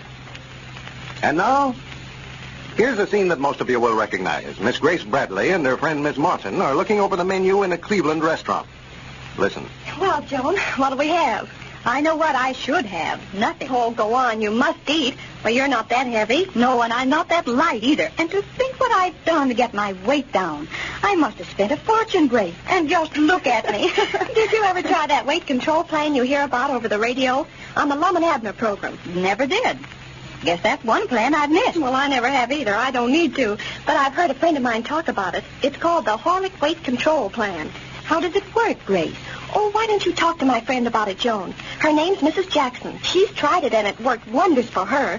And now, ladies and gentlemen, our scene changes to the home of Mrs. Jackson, Grace's friend. It's later the same day. Joan Martin, taking her friend's advice, has called on Mrs. Jackson. Listen. And is that all there is to it? Just a glass of Horlick's malted milk in place of a heavy lunch? That's all there's to it. But, Mrs. Jackson, I'm used to a big midday meal, you know. Won't I get hungry later in the day? Not a bit. That's the beauty of the plan. Horlicks readily takes the place of a heavier meal because it's so very satisfying. That's why the plan's so safe. And you can take a second glass later at the fatigue period in mid-afternoon, if you feel that you need it. Or you may dissolve a few Horlicks lunch tablets in your mouth for quick energy. Mrs. Jackson, I'm really awfully grateful for all you told me. I do want to control my weight. And I know you will, Miss Martin. I'll never forget what Horlicks has done for me. This is Carlton Brickert speaking for Lum and Abner and Horlicks, who now bid you all good night and good health.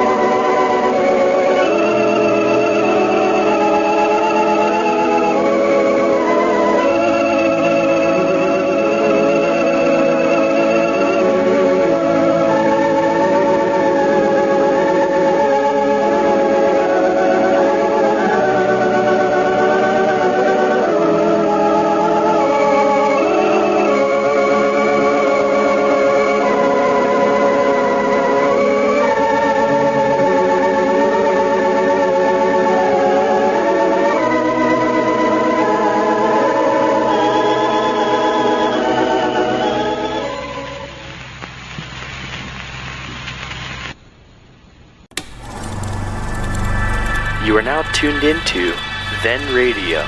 If you enjoy our videos, we ask that you consider joining our Patreon to support our channel. Don't forget to like and subscribe so that you never miss a new video.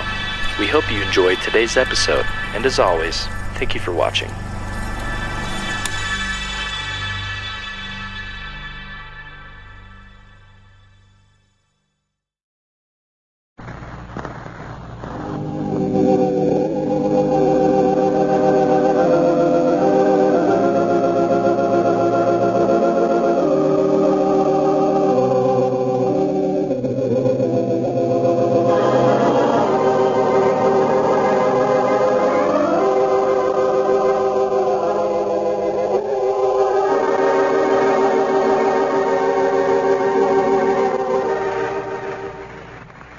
Howdy, everybody.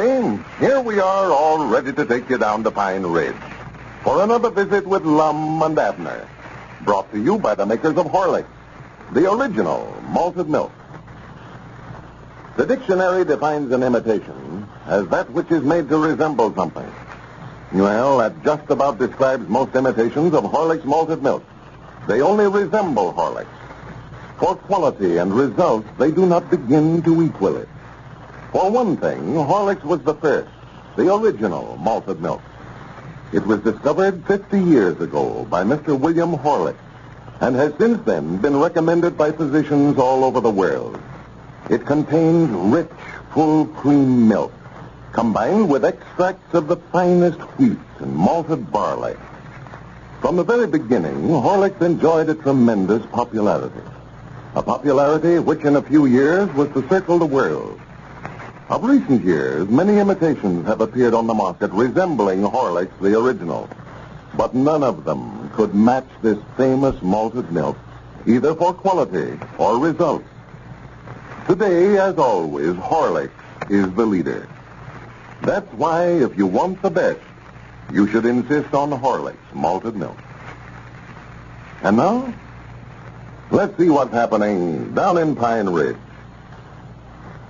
After Lum and Abner paid Squire Skimp $100 on two different occasions for finding the diamond that was lost in Pine Ridge the other day, the old fellows returned it to the stranger who lost it, only to find out that it was an imitation, and they failed to collect the reward. Well, as we look in on Pine Ridge today, we find Lum and Abner down at the Jot 'em Down store, where the main subject of conversation is still about the fake diamond. Listen. Well, let's quit talking about it. It's done over now, and just forget it. Well, I can't forget about it. Every time I try to forget it, that makes me think of it again. Well, I'm tired of hearing your mouth about it. Every time I think about Squire beating us out of $200, I get so dead blame mad I could go right over to his place and give him a licking. Well, go on over there and give him a licking in, if that'll make you feel any better. Well, I ain't going to get our money back whipping Squire. Why, of course not. Well, I don't see no use to go over there and start a fight with him, man. Well, I never told you to give him a whooping. You did, too. You just now said for me to go on over there and do it. Well, yeah, I said that, but I just... Well, I don't think it looked right, me being the constable here, supposed to uphold the law, going around starting fights with folks. Why, of course not. Well, what you trying to get me to do it then for? Why don't you do it yourself? You want him whipped so bad? I never said nothing about wanting him whipped. You was the one that kept talking about going over and giving him a whooping. Yeah, let's just forget about it. You wouldn't be no match for Squire nohow. He'll weigh 200 pounds. Why, of course he will. That big bully. Why don't he jump on somebody's side if he wants to fight? Picking on me because I'm littler than he is. Why, he ain't trying to start no fight with you. No, he better not, neither. I'm just mad enough right now to go over there and beat the everlasting daylights out of him. Well, go on over there then and do it. Quit talking about it. There you go, trying to ag me into it again, Lum. I thought we argued that out just now. Well, we did, but you just keep saying that you want to fight, Squire. Go on fighting. Yeah, but I don't think you ought to let me do it. That ain't going to get us nowhere. Well, it ain't none of my business what you do. You ought to be old enough to look after yourself for this time. Yeah. I don't believe I'll go. Maybe I can quit being so mad. You know, that's my trouble. I just fly off in the handle. Lose my temper too quick. Get me mad and I don't know what I'm doing. Hardly. Well, if you keep thinking about how big Squire is, I don't think you'll have no trouble controlling yourself. No. And it's a good thing he ain't here right now, I'll say that. Yeah, it sure is. That blamed him. How far is it over to his place? Well, you know how far it is. You've been over there 1,000 times. See his house from here. There it sits, right over on the hill yonder. Yeah, but now it's a heap farther than it looks, Lum, where that road circles around there. Well, take that shortcut through the field over there, then. Oh, I don't know, no. Now, that's awful low ground through there. I'm fearing it'd be awful muddy through there after that rain we had last night. Well, go around the road, then. Well, there ain't no use to go clean around the road when you can cut across that field yonder. Yeah, but you said the field was muddy. Well, it is. Oh, for goodness sake, Sam. And if I have to go clean around the road there, why, it'll take me too long. I don't believe I can stay mad that long. Might get over there, and I wouldn't be mad no more, and he would, and then what would I do? I don't know. Reckon I could take along a present of some kind. A present? Yeah, what'd be nice to give Squire? To give him? Yeah, some kind of a nice present. I wish it was Christmas. Reckon when his birthday is. What you talking about giving him a present for? I thought you was going to give him a whooping.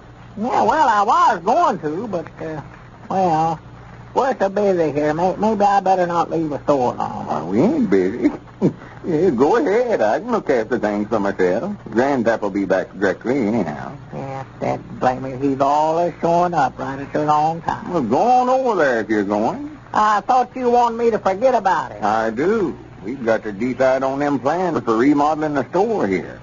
Well, you need me here at the store then, won't you? Why, sure. Well, good for you. Yeah, let's quit talking about Squire. Yeah. Every time I get to thinking about it, I get so dad blame mad I could go right over to his place and beat the everlasting daylight out of it. Oh, wait a minute. You need me here at the store, don't you? Good. Yeah, ain't no use to keep talking about it, Abner. We's lucky to get out of that diamond deal easy as we did. Oh, yeah. Lost $200, but that's better than it would have been if we'd have had to pay that fella $1,000 for that diamond he lost. We can thank Grandpap for that. Yeah, well, Grandpap just beat me to it. I just fixing to run him out of the store myself. Yeah. You're about like me. You believe the whole story. May as well admit to it. We'd have both paid him the money if it hadn't been for Grandpappy Spears. Yeah, I reckon so.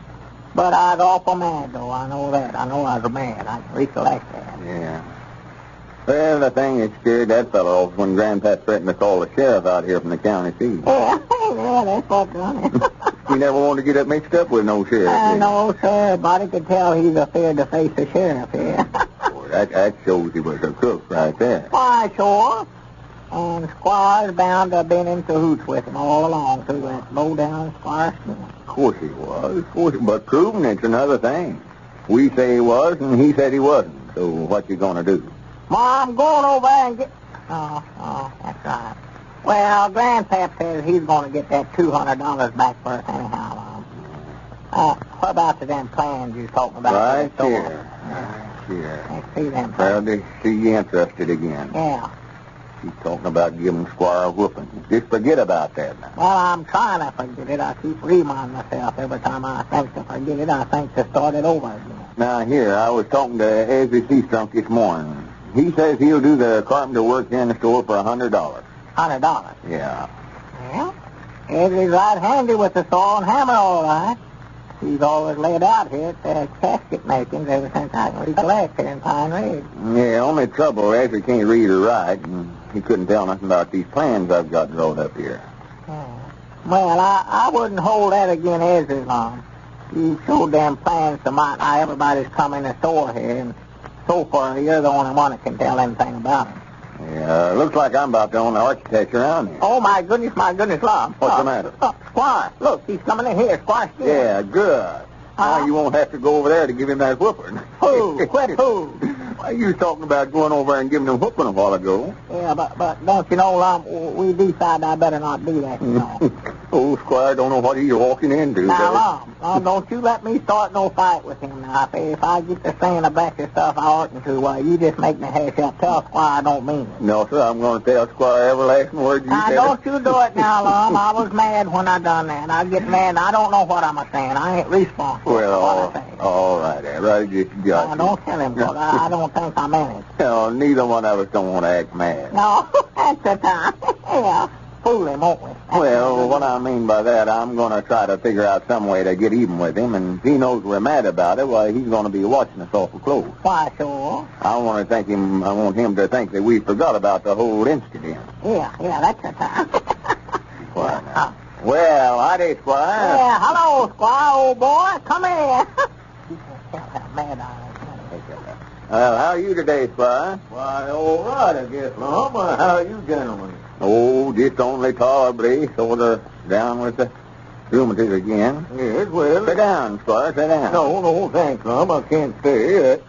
Just dropped by here. I heard some bad news about you fellers. Bad news about us? Why, yes, somebody was telling me that that stranger, refused to give you the $200 reward for that diamond head that you found. I just heard it a while ago. Yeah, well, he claimed it was a fake. Yeah, that's what he said. Said it wasn't the one he lost all. Yes, well, that's what I heard.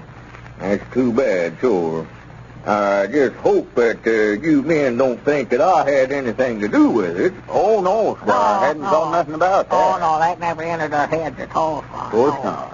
Well, just to prove to you that I want to do what's right, I'm going to give you men your $200 back. You mean you're... Rather than to have you think for 1 minute that Squire Skimp would beat two of his best friends out of $200, I'll gladly give you the money back and take the diamond. Or, that is, the stone that I told you we thought was a diamond. I don't know what to do, hardly, Squire. Well, I'll tell you what I'll do, man. I'll make it $300, not a cent more. That's my top price, $300. $300? Doggy, Lum, can't you talk? Tell him you'll take it before he backs out. Sure we'll take it. If you want to do it, recollect it's your own proposition, though. Have you got the diamond, Lum? Oh, yeah. Grandpap took it into the county seat for me Saturday and had it set in a ring for me. Yes, that's what he was telling me. See, I was aiming on giving it to Evalena for a engagement ring. But, of course, if you want to give me $300 for... There it is. Yeah. Now, give her some money, it's yours. Doggy, Squire, that's sure fair, I'll tell you that. I knowed all along that you'd do the right thing about it. I was just telling Lum a while ago I was aiming on giving you a nice present. Wasn't I, Lum? Shut up, Abner. Well, here you are now, Lum. There's 20, and 40, and 60, and 80, 100, 120. Well, this certainly does not sound like Squire Skimp. Something wrong. And now, here's an interesting letter from Mrs. Newell E. Smith of Akron, Ohio. She says, I have been using Horlick's malted milk for my baby daughter, and have found there is no other food that can equal Horlicks for infant feeding. I couldn't find a single other food to agree with her. Before I tried Horlicks, I had heard it mentioned on the Lum and Abner program every evening. This, and the fact that a neighbor in Akron also recommended it to me, decided me to get a package. To my surprise and delight, there was a big change in my baby after only the second feeding. She has gained about 1 pound a week. I can surely recommend Horlick's malted milk to mothers who are in doubt about food for their babies. and so can we, Mrs. Smith, very sincerely. For over 50 years now, Horlicks has proved just as beneficial to thousands upon thousands of other mothers all over the world. You, too, can get it, at your druggist in either natural or chocolate flavor. This is Carlton Brickert speaking for Lum and Abner and Horlicks, who now bid you all good night and good health.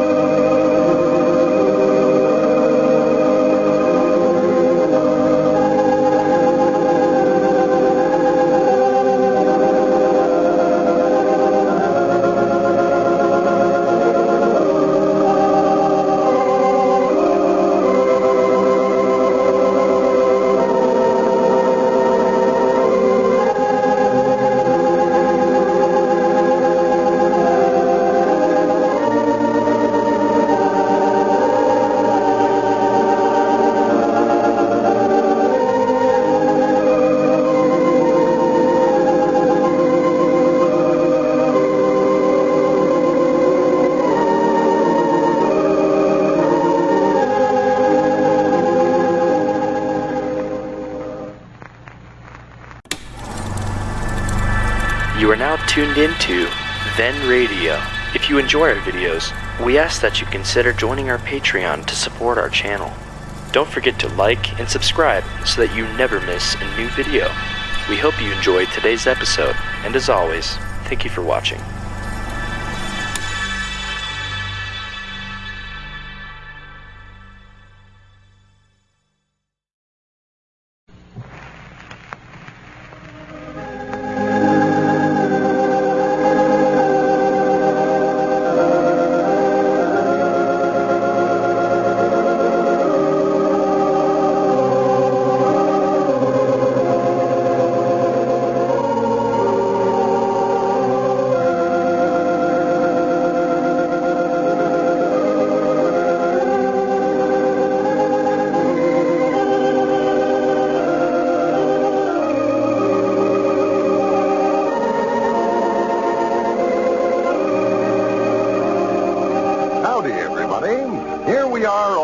To take you down to Pine Ridge for another visit with Lum and Abner, brought to you by the makers of Horlicks, the original malted milk. Next time you're in the drugstore, look for the Horlick name at the fountain. When you see it, you can be sure that druggist believes in giving his customers the best of everything. Its presence there shows him to be a good judge of quality and serves as an indication of his high standard of selection. Not only of malted milk, but of all drugs and cosmetics he sells. He knows that for quality, for real wholesome nourishment, for results, no cheap imitation compares with Horlicks, the original malted milk. So next time you're in your drugstore, remember to look for the Horlick name at the fountain. If you don't see it, ask your druggist to get Horlicks for you, in the interests of your own and your family's health. And now, let's see what's happening down in Pine Ridge. Yesterday, just as Lum and Abner were confident that Squire Skimp had beaten them out of $200 on that fake diamond deal, Squire came in the store and gave them $300 for the diamond back. Well, they can't seem to figure out this sudden burst of generosity on the part of the Squires. As we look in on Pine Ridge today, we find Lum and Abner down at their Jot 'em Down store making final plans for remodeling the store. Listen. Well, now, here's the figures that Ezra gave me this morning. Yeah. New counters and shelving, putting in the show windows, remodeling the front of the store, putting an addition on the feed room, and painting the inside and outside both all comes to $400. 400, huh? Yeah, of course, that ain't including the basket system. He says he figures that'll run about $300 by itself. Just for the basket system? Yeah, that's for the balcony and everything. Well, couldn't we get along without the balcony alone? Looks like to me we've got plenty of room in here without one of them. Oh, where are you going to run the baskets to? Yeah, I don't know. I don't know nothing about them things. Why, you saw them in there at Mina. All them department stores has got them. Why, yeah, I saw them, but I can't see what we need them for. Well, if we're going to have an up-to-date store here, we're going to have all them newfangled improvements. People folks will be coming in here buying stuff just to see them baskets run along them wires. I know I did that. Well, why do we have to have the balcony for? Why don't we just run them back there in the feed room and rock the stuff up back there and send it back? No, that wouldn't look right. It's got to go upstairs. Get to running them baskets down low that way, somebody get their head knocked off. Yeah, it just sounds sort of foolish to me. What you used to send all that stuff up to the balcony and then go climb the stairs and rough it up, and all you'd have had to do in the first place is just hand it to them. Oh, we won't have to go up there and rock stuff up. Grandpap will stay up there all the time, tend to that. Well, that's just that much more expensive. It'll cost money, all right, but it'll be the talk of the town. Yeah, but, Lum, we ain't going to have enough money to do all them things. We buy them wax women to put them dresses on for the show windows and get that water cooler and cash register. Why, we ain't going to have no money left to buy merchandise with. We want to have a brand new store here with a batch of empty shelves in it. Annie, that's right. I'd forgot about how low our stock's getting. Another thing, I don't believe we need Grandpappy Spears no longer. He ain't earning his salt around here. Why, he's delivering the groceries, opening up and sweeping out of a morning. Well, yeah, but one of us just as well to be doing that, Mom. We ain't got enough business here to keep one man busy, much less three of us. Yeah, things has been uncommonly quiet for some reason or other, just here of late. Might be on account of our stock being so low. Well, why don't you just tell Grandpap that we'll have to let him go till things sort of pick up a little? Oh, I don't know. I've been laying off to do it for a week, but just can't bring myself to tell him. You know how mad he gets. He's sort of touchy about things like that. I know he'd just fly right off in the handle. Well, I'll tell him. Lord, me, there ain't no use to keep him if we don't need him. Well, I wish you would. But put it in a nice way, Abner. We don't want to hurt his feelings. Well, it's pretty hard to figure out a nice way to fire anybody, though. It looks to me like he could see he ain't needed around here and just up and quit. Well, now, he won't do that. Long as we pay him, while he'll stay right here. I'll just tell him we don't need him no longer. Can't afford to pay him. But if he wants to work for nothing, why, it's all right with us. Yeah, that's the thing to tell him. He's been so nice, I just hate to let him go. Well, I do know. There comes Dick Huddleston. Well. Yeah, well, he called up a while ago and said he had some mail for us. Said he'd bring it over. Hey, did you tell him about Squire giving us our money back? Yeah, he was tickled from to death. Why? Sort of like I am, though. I still don't understand how come Squire to do it. Well, howdy, Dick. Yeah, hello, Dick. Well, how you fellas today? Oh, all right, I reckon. It's mighty thoughty of you to bring them letters over for us. That's all right, Lum. I'll come by here anyway. Here.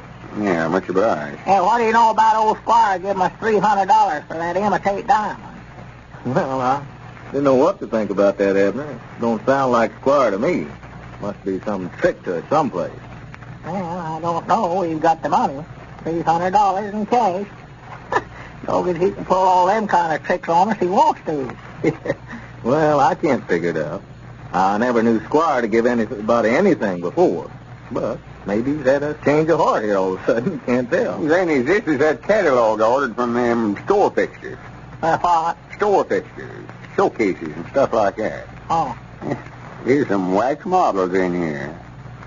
Granny, them look like real women folks, don't they? Let's see. You going to get some models, Lum? Yeah, I thought we'd get a half a dozen or so of them, sort of stand them around the store here, put some of them in the show windows.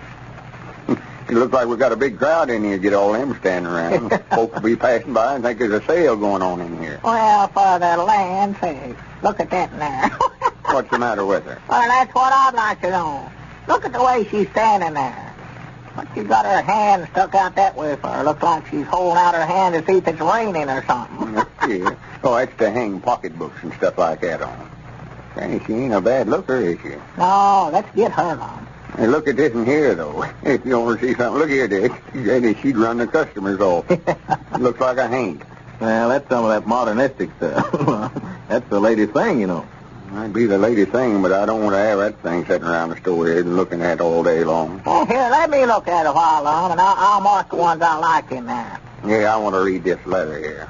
Looks like it might be something important. Wrote with a typewriter. Well, fellas, I've got to get on back. I want to go by Grandma Matthews. She's got a letter here from her boy in the Navy, and I know she'll be anxious to hear from him. Oh, from Wilbur, huh? Yeah, he don't write very often neither. If he knew how happy it made her to get a hearing from him, why, he'd write her every week. Yeah, I know. She talks about him all the time. Well, I never take a letter over there but what she wants me to sit down right there and read it to her. Yeah. And she'll sit there with big tears running down her cheeks. Calls him baby over there. Oh, yeah, he ain't never growed up to her. No. Still worries and frets over him just like he was a young. Why, sure. Well, I'll see you fellas later then. Come down and loaf with me. Yeah, we will, Dick, and much obliged for fetching over the letters. Yeah, come back again, Dick. Reckon who this could be from. I don't know nobody from Denver, Colorado that I know of. Denver. Yeah. I thought your Uncle Lijetters went out there to look for a silver mine a long time ago. Hi, Granny, that's right, he did. I'd forgot about that. Sure. Yeah, he was sort of the black sheep. Well, that's just about who that's from. Well, he must have struck it rich then, for this is wrote with a typewriter. Well. Yes, sir, I'll bound you that's who it is. He was my favorite uncle, Uncle Lige was. He was? Yeah, I hope he found a silver mine. Wouldn't that be fine now? Well, go ahead and open it up. You can't tell nothing but looking at the envelope there. Yeah, more than likely wanting to give me a half interest in a mine to come out there and run it for him about what he wants. Reckon you could look after the store here by yourself? Granny, this is from a whole batch of folks. Yeah, maybe the whole family wrote you now. Well, maybe this is the board of directors. Well, read it and see who it is. Well, it's sort of blurred here. Must have used a carving paper on it. Says, dear friend. Yeah, somebody knows me all right. Yeah. This charm was started in the hopes of bringing prosperity to me. Yeah. Within 3 days, make 5 copies of this letter, leaving off the top name and address, and adding your name and address at the bottom of the list, and give it to 5 of your friends. What in the world are they talking about here? Well, that don't sound like no silver mine to me. No. In omitting the top name and address, be sure and send that person a dime 10 cents. Oh, a dime 10 cents, wrapped in paper as a charity donation. Wow. In turn, as your name leaves the top, you should receive 15,625 letters. Ooh, that's a lot. With donations amounting to $1,562.50. Well, Well, Granny, what kind of business has that your Uncle Elijah's got himself into anyway, I now? don't know. I can't make no sense out of it. Sounded to me like he wanted you to send him a dime there. Here's a whole batch of names. D.E. Wilson, Denver, Colorado, and L.E. Graham, Denver, Colorado, Wow. C.V. Oldham, Denver, Colorado, and, Granny, they're all from Denver. Well, they all want you to send him a dime? Wait a minute, here comes Grandpap Spirit. Don't say nothing to him about this letter, Abner. I've got to figure this thing out somewhere. I'll Yeah, just I'd put like it to up. find out more about that myself. Don't let on. Maybe he'll leave directly. Well, I'll just fire him right now. That'll get him out of here. Now, do it as nice as you can. Oh, yeah, sure. I'm going to be nice about it, sure. Well, sir, I just seen Squire Skimp a minute ago, and I never seen a feller so mad in my life. Sit down here, Grandpap. I want to talk to you. What's Squire mad about? Why, I'm mad about that diamond you feller sold him for $300 yesterday. Mad about it? Well, yes, he's awful tore up. He's down to the barber shop just talking about it. Well, I do know. Well, it was his own proposition. We never tried to sell it to him. He come over here and said he felt bad about the way he'd been treating us and wanted to do the right thing about it. That's just what he said. Well, he says he's going to try to make you fellers give him that money back. Give it back? Yeah. I may as well tell you fellers now. I don't want you to think I was butting into your business, but, Lum, you know when you give me the diamond to take it into the county seat and have it set in a ring for you so you could give it to Evalena? Yeah. Well, the juryman says it wasn't nothing but a piece of glass, but I come back and told Squire I had examined, and the juryman said it was worth $1,200, and Squire believed it. Well, what's he want his money back for then? Well, he's taking it in there to try to sell it today, and the juryman's told him just what he told me, that it weren't nothing but a piece of glass. Well... Why, Grannies, I see through the whole thing now. That's the reason he come over here and give us $300 for it. Grandpap, you've got a job here in this store just as long as you want it. Grannies, anybody can get ahead of Squire Skimp. Yes, anybody that can get the best of Squire Skimp will be a valuable asset to Lum and Abner. Did you know that Horlick's malted milk is fine for building convalescents back to health again? For giving them strength and weight? Listen to what Miss Viola Lookabill of Southmont, North Carolina says in a recent letter. Quote, I want to tell you what Horlick's malted milk did for an aunt of mine. She is 69 years old and has been in bad health for 6 or 8 years. For the past 12 weeks, she's been down in bed. She didn't have any appetite, couldn't eat any solid foods, until her son bought her a bottle of Horlick's malted milk. It gave her a splendid appetite. She can eat most anything and is so much better. It's no wonder she praises Horlick's malted milk so very highly. Unquote. That's the kind of letters we get all the time, folks. And that's why I suggest that you get a package of Horlicks to use and keep handy for similar emergencies. You can get it at your druggist's in either natural or chocolate flavor. This is Carlton Brickert speaking for Lum and Abner and Horlicks, who now bid you all good night and good health.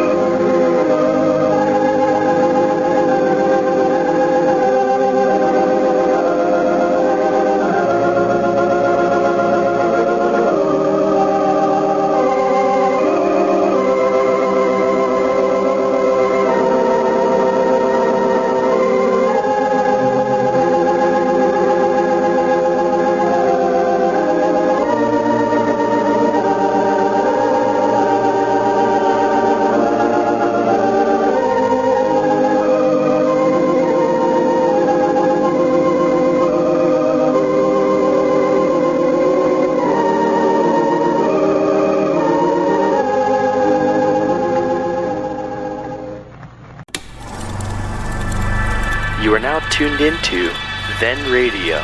If you enjoy our videos, we ask that you consider joining our Patreon to support our channel. Don't forget to like and subscribe so that you never miss a new video. We hope you enjoyed today's episode, and as always, thank you for watching.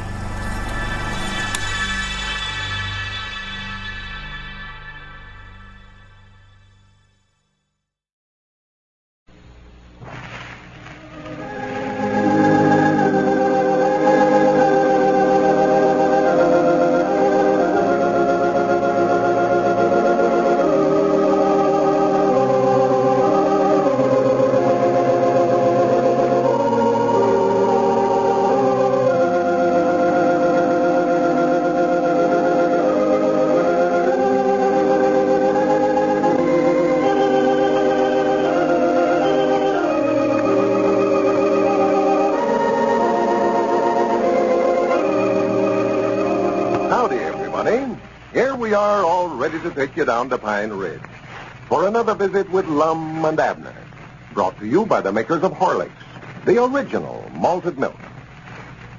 Before we go any further, I'd like to explain why Horlicks malted milk is so universally recommended as a food for growing children. For one thing, Horlicks is rich in calcium and phosphorus and the other minerals essential for the building of strong bones and sound, healthy teeth. That's one reason why so many medical and child-feeding authorities say that Horlicks should be a part of every youngster's diet. Then again, Horlicks is a fine source of vitamins. Vitamins that build husky bodies. Vitamins that help set up a resistance to infection. And, last but not least, Horlicks is especially easy to digest. The young, delicate digestive system can handle Horlicks so much easier than ordinary milk. Get some Horlicks for those youngsters of yours. You can't do anything better for them. Your druggist has it, you know, in both natural and chocolate flavors. Children like them both. And now, let's see what's happening down in Pine Ridge. Well, Lum and Abner learned yesterday that Grandpappy Spears was responsible for getting their money back from Squire Skimp on the fake diamond deal. And they've given the old fellow a permanent position in their jot-em-down store as a reward. Yesterday, Lum received a strange letter from Denver, Colorado. And as we look in on Pine Ridge today, we find Dick Huddleston over at the jot-em-down store explaining it to Lum. Listen. Why, no, that's what they call a chain letter, Lum. I've been reading about them in the paper, but that's the first one I've seen. Chain letter. Yeah, it just keeps going on and on like an endless chain. Well, it's done got here, though. Can't go no further now. Well, you're supposed to make copies of this letter and send them to 5 of your friends. And then they'll send them to their friends, and they'll send them to their friends, and keep on and on till eventually, why, you ought to get 15,625 answers back, according to this here. You mean if I just send out 5 of them, I'll get over 15,000 answers from me? Well, that's the idea of it. If nobody breaks the chain, you will. And every one of them's supposed to have a dime in them, huh? Yeah, they're supposed to. If they all sent in, why, you'd get $1,562.50. And all it cost me is just 10 cents, huh? Yeah, all you're supposed to do is just send a dime to the name on the top of that list. Granny, that looks like a good proposition to me. I'm going to get busy on that. I'll send you one of the letters, Dick, so you can get rich, too. No, don't send me one. I don't believe I want to get mixed up in the lump. Well, why not? Granny, it just costs you a dime, and you make over $1,500 out of it. Well, you send them to somebody else, Lum. It sounds good and all that, but I've always figured a man's got to work for what he gets. These get-rich-quick schemes look awful good on paper, but they never pan out right. Nobody's going to give you nothing, Lum. Well, if you don't want in on it, I won't send you one. See, I'll send one to Abner. I want to help him if I can. Let's see, Grandpappy Spears and Mose Moots down at the barber shop. He'll be a good one. Yeah, Mose will take a chance on anything. Well, he ought to. Folks take a chance when they go in that barber shop of his, I'll say that. Yeah, especially if he gets to talking, don't pay any attention to what he's doing.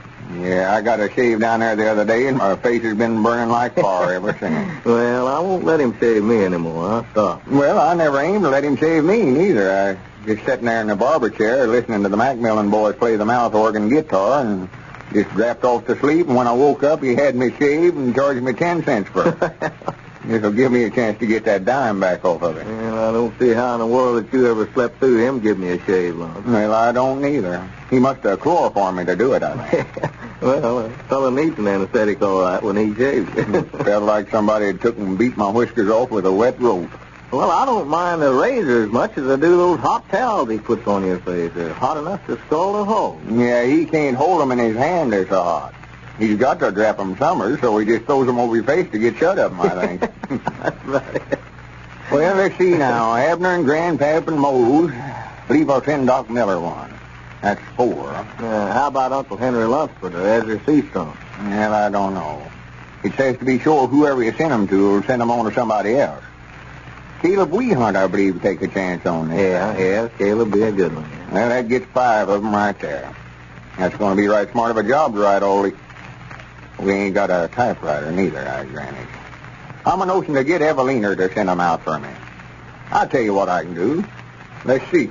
She ought to be home from school by this time. Yeah, what do you fixing to do there, Lum? Well, I just had an idea here. I'm going to call her up. Well, I expect I better be going, Lum. I've got to get back to the store. Well, don't rush off, Dick. Well, I'll see you later. Let me know how it came out on those letters. Yeah, I will, Dick. So long. Hello. I'll see you later. No, wait a minute. Hello. I was just hollering at the feller leaving the store here. Who is this? Sister Simpson? Let me speak to Evalena, please, Mom. This I never even know you over here. Well, I'll just drop in for a minute, Abner. I'm sorry I missed you. Come back again. Yeah, I will. Sure, Abner. Hello? Oh, hello, Lum. How are you, Evalena? Well, all right, I reckon. Who'd you call me? I ain't talking to you, Abner. I'm talking to Evalena over the telephone here. Oh, excuse me. I never noticed you was talking at the phone. Oh, I was just talking to Abner. Evalena, what I called you up about, I've got to make 5 copies of a letter. What are you calling it? I just wondered if you couldn't get some of the scholars down there at school to write them for me. Well, you know, when you keep them in after school, you generally make them write some word or something 500 times, something like that. I just wondered if you couldn't make them copy this letter for me, as long as they've got to write something anyway. Oh, it's just a letter. I'll bring it over when I come over tonight. All right. All right, much obliged to you. That'll be fine. Well, I'll see you tonight then. All right. All right, Evalena, goodbye. Granny, that'll be a saving of time. What's that, Lum? Why, I've got to make 5 copies of this letter. I got just so Evalena's going to have the young'uns down there at school do it for me. You mean the letter you got from your Uncle Lige out there in Denver, Colorado? Well, yeah, but that ain't from my uncle, though. Dick says that's a chain letter. Said it's a what? A chain letter. All I got to do is send that feller on top a dime, and I get $1,562.50 back. You mean he'll send you that much money for just a dime? Well, yes. Well, order me a dime's worth, too, then, while you're at it, Lum. Well, he don't exactly send it to you, Abner. See, the way this thing works, I've got to make 5 copies of this letter and send them to 5 of my friends, and each one of them does the same thing that I'm doing. Uh-huh. They send the top name on this list, a dime, and then put their name on at the bottom of the list, and when their name gets to the top of the list, well, they're supposed to get 15,625 letters, and each one's supposed to have a dime in it. Well, I do know.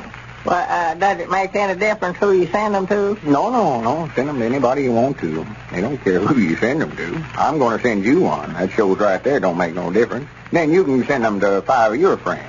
And a feller's supposed to make over $1,500 out of it, huh? That's what the letter said. Well, I dog it. I believe I'll just send all 5 of mine to myself then.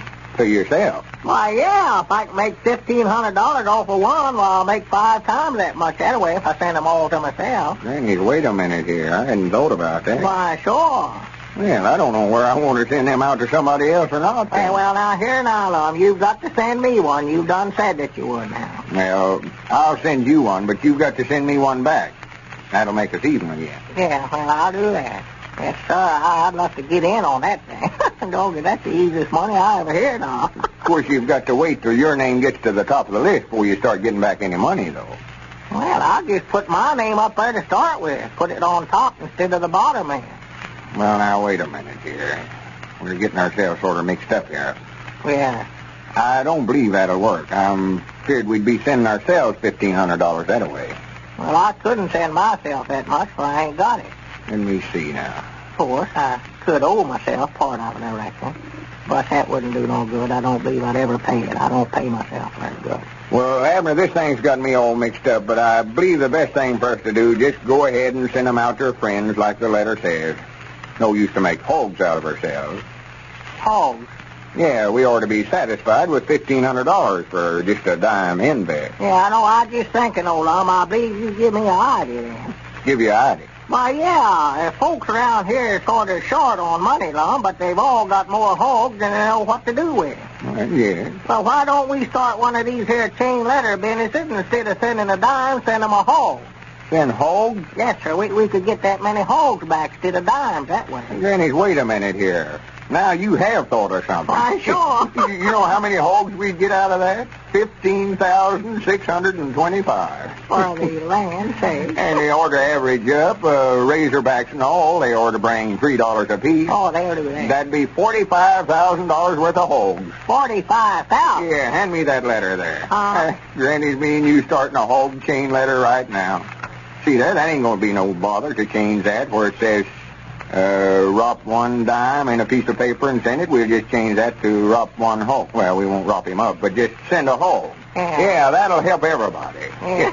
Eventually, every man, woman, and child in the United States will have 15,625 hogs apiece.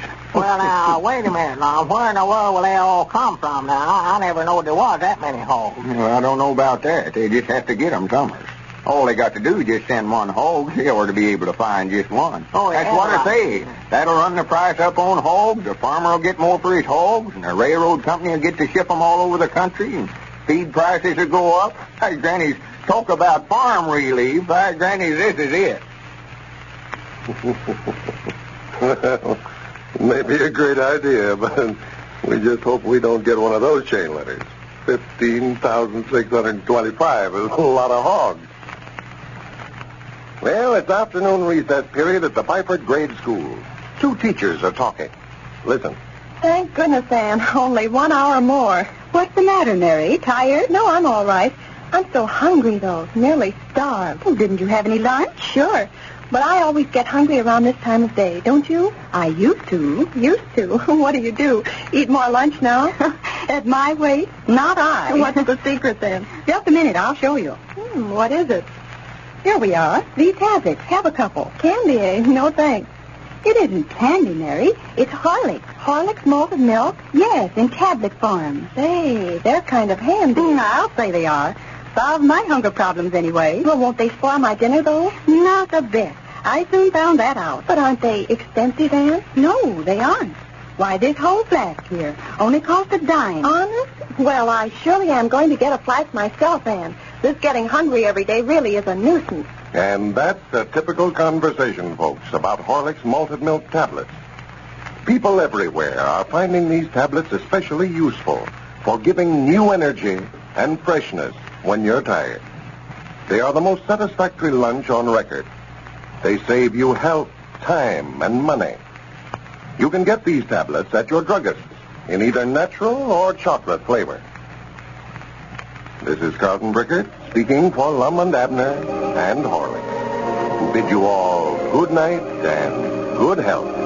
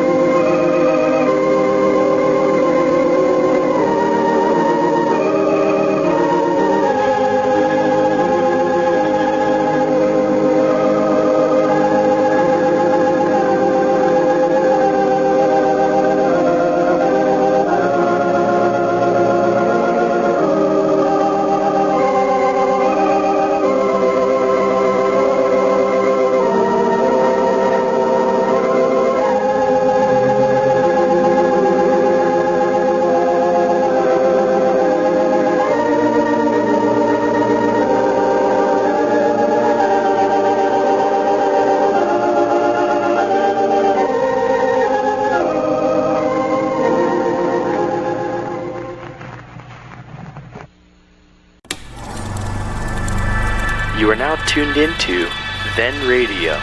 If you enjoy our videos, we ask that you consider joining our Patreon to support our channel. Don't forget to like and subscribe so that you never miss a new video. We hope you enjoyed today's episode, and as always, thank you for watching.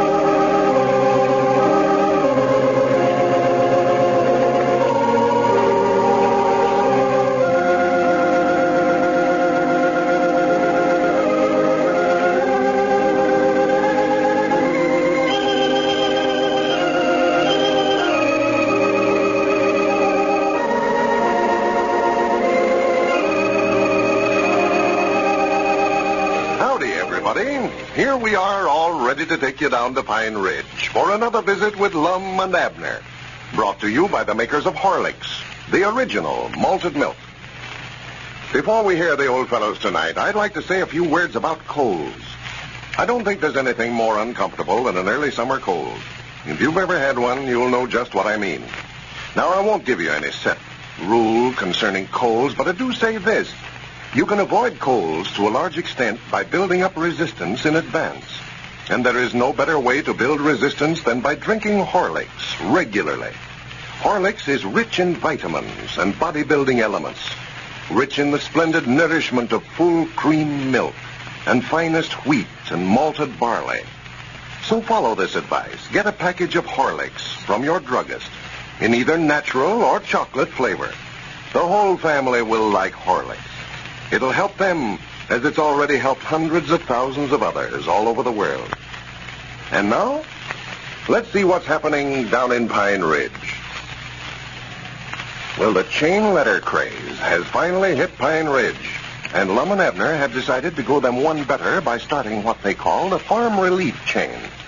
Instead of sending money, everybody who receives one of their letters is supposed to respond by sending a hog. The old fellows have figured out that they will receive over 15,000 hogs. And as we look in on Pine Ridge today, we find them down at the Jot 'em Down store getting ready to receive them. Lum is talking over the telephone. Listen. Yeah, Ezzy, this here's Lum Returns. Yeah, have you ordered the lumber yet to remodel the store with? Well, good. Don't do it then. No, we ain't going to remodel. We're going out of the store business. Yeah, we're going into hog business. Hog business. Yeah, me and Abner started one of them chain letters, only instead of sending money, we're having everybody send one another a hog. Oh, you did? Who'd you get yours from? Well, I do know. Ezra said he got a letter a while ago from Grandma Matthews. Well... Well, we're going to have to use the money we was aiming on remodeling the store with to fence up some of the land to put them hogs in. Yeah, I might figure with you on doing that job of fencing first, building the fence and all that. Well, that's right, you have. Said you got to build a fence for yourself first, and the hogs you're going to get. Well, who you reckon we could get to do that, Ezra? How about Luther Phillips? I know he does carpentering. He's a carpenter. Oh, he did. Well, I guess you'll have to build one for yourself then. Well, we'll find somebody, I reckon. All right, much obliged, Ezra. All right, goodbye. Granny, them letters are getting scattered around in a hurry, ain't they? Oh, my, yes. Yeah, just quick as we sent them out yesterday afternoon, why, folks started passing them around. They've been going ever since. Oh, yeah, it's just taking the town by storm. I never seen the whole community so excited over anything. Well, I could hear 'em all night long last night catching hogs. Every time I hear the hog squeal, well, I know that somebody got a chain letter. Oh, that's all you can hear down on the streets today. Anybody that ain't got a hog trying to swap somebody out of one. Well, I still think that you ought to put our name up at the top of the list, though, instead of down at the bottom, Lum. we'd done had some hogs by this time, then. Well, Abner, I've explained that to you 40 times. If we'd have put our name at the head of the list, we'd have just got 5 hogs. See, this way it takes a little longer for us to start getting any hogs, but the time our name reaches the top, it'll be multiplied to where we'll get 15,625 hogs. Yeah, but I'm just afraid they'll run out of hogs before they get to us, Lum. There ain't that many in the community. Oh, well, by the time it gets to us, these letters will be all over the country.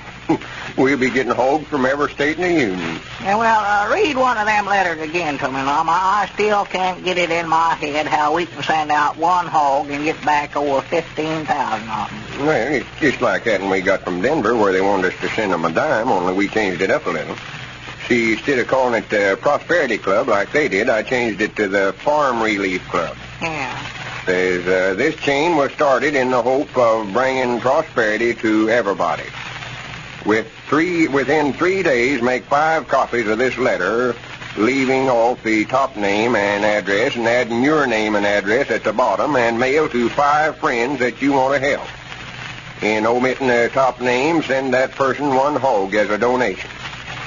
In return, as your name leaves the top, you should receive 15,625 hogs. Is this worth a hog to you? See, them first 5 letters we sent out, they'll all send a hog to the widow Abernathy. I thought I'd put her name to the top of the list, thought I'd help her out that much, you know. Yeah, well, she's done got the hogs. Grandpap Spears said that he'd taken one over to her this morning, and she already had 4 then. And widow just surprised to death. You know, she didn't know what was going on. Folks started bringing them in there. Yeah, I reckon I ought to telephoned her up and told her about it, so she'd been expecting them. Had a pen fixed for them. Yeah, well, that's what's worrying me about ours, too, Lum. Where are we going to put them after we get them? Yeah, I was just thinking about that a while ago. That's going to take a lot of ground to keep that many hogs on, you know. Oh, me, I ain't got room on my whole farm for that many. Oh, getting them hogs starts coming in here, land's going higher than a kite. I can tell that right now. Yeah, I believe it will, too. Might be a good idea for us to buy up a big batch of land right now and have it fenced so we'll be ready for them when they start coming in. Yeah, that's what I was thinking. And I know the place for them, too, if we can get it. That's down there in them pin oak bottoms along the river there. That ground in there ain't no count for nothing else, no way. Granny, that would be a good place to keep them. Who does that land belong to, anyway? Why, old Uncle Henry Lunsford used to own it. I don't know where he's been keeping up the taxes on it or not. I believe I'll telephone him up and see what he'll take for that. Might pick it up pretty cheap right now. Oh, yeah. Especially if he ain't heard about this hog boom we've started. Well, I reckon he'd be glad to get shut of it there. Lord, me, it ain't worth nothing to nobody. I hope nobody else ain't beat us to it. Yeah, unless he's got one of them letters, why, he'll more than likely be wanting to keep it for himself. That's the only trouble. Wait a minute. Hello? Lunsford's his place? Uncle Henry? You want a big price, you know. This here's Lum Edders talking. Oh, tolerably. How's yourself? You know, let's talk about everything before we get to the conversation. Uh-huh. Well, why, Uncle Henry, what I called you up about, do you still own that land down there along the river, them pin oak flats in there? Uh-huh. Well, what would you ask the feller for that if he was to go to buy it off of you? $4 an acre, huh? What a land tax ain't worth too big. How much are they in that tract? 80 acres. That's right. That's 4 times 80 is, just a minute, let me figure that out in my head. Hand me a pencil there, Abner. Yeah, here. 80 times 4. Notes and notes. Notes. Let's see, 4 acres. Yeah, that's what I thought it was. $32. No, wait a minute. $320. Hello? Tell you what we'll do, Uncle Henry. We'll give you $300 for it. That's about 10 times what it's worth. All right, just make out a deed to me and Abner. We're in partners on it. All right, you fetch it over here. We've got the money whenever you deliver the deed. Well, no backing out on us now. We're counting on it. All right, Uncle Henry. All right. Goodbye. Doggy, that's a pretty big price to be paying for that kind of land, ain't it, Lum? Yeah, it's more than it's worth, all right, but I figured we better buy it while we could before somebody else beat us to it. Oh, well, we'll have more money than we know what to do with anyhow. Why, of course. Now then, we got to buy some wire and build a fence around it. And you know these hogs ain't all profit. I found that out. Well, you ain't complaining about spending a little money to fix a place to keep 15,000 hogs that's been given to you, are you? Well, no, I ain't complaining. You said I never stopped to think that we'd have to fix a place to keep them. I expect we can get the Macmillan boys to build that fence for us. Yeah? Well, that is if they ain't got one of them chain letters themselves. That's the trouble. Granny's, we already got this fence built before we sent them letters out. Why, sure we have. We already thought... Well, yonder comes Grandpap now, Lum. Yeah. Granny, I'd about decided he took the day off. Well, he said when he left at noon that he wouldn't be back for a while, that he had to patch up a fence over at his place. Yeah, getting ready for his hogs, I reckon. See, he was second on the list on that letter. Yeah. He'll get, let's see... He ought to get 25 altogether, that is, if nobody don't break the chain. Well, come in, Grandpap. We'd about give you up a getting back. Well, it's taking me longer than I counted on. Folks started bringing hogs in over there, and I had to show them where to put them. Yeah, how many have you got so far? Well, I had 25 whenever I left over there just now. Well, I do know. Well, that's all you're going to get, Grandpap. 25 is all you could get. Yeah. Well, that's enough. I've got more now than I know what to do with. I don't know where in the world I'm going to get feed for them. Feed? Why, yes, they've got to eat. 25 hogs can eat a feller out of house and home in no time. Doggies, wait a minute here, Lum. There's something we hadn't counted on. Where in the world will we ever get enough feed to feed 15,000 hogs with? Grannies, I hadn't thought about that. Yeah, we better stop them letters before them hogs start coming in here. That's what we better do. Ain't enough feed in this whole part of the country to feed that many hogs. Oh, my goodness. Look, the honor coming in here. Well, for the Cedric, what are you doing bringing that hog in the store here? It belongs to you and Mr. Lum.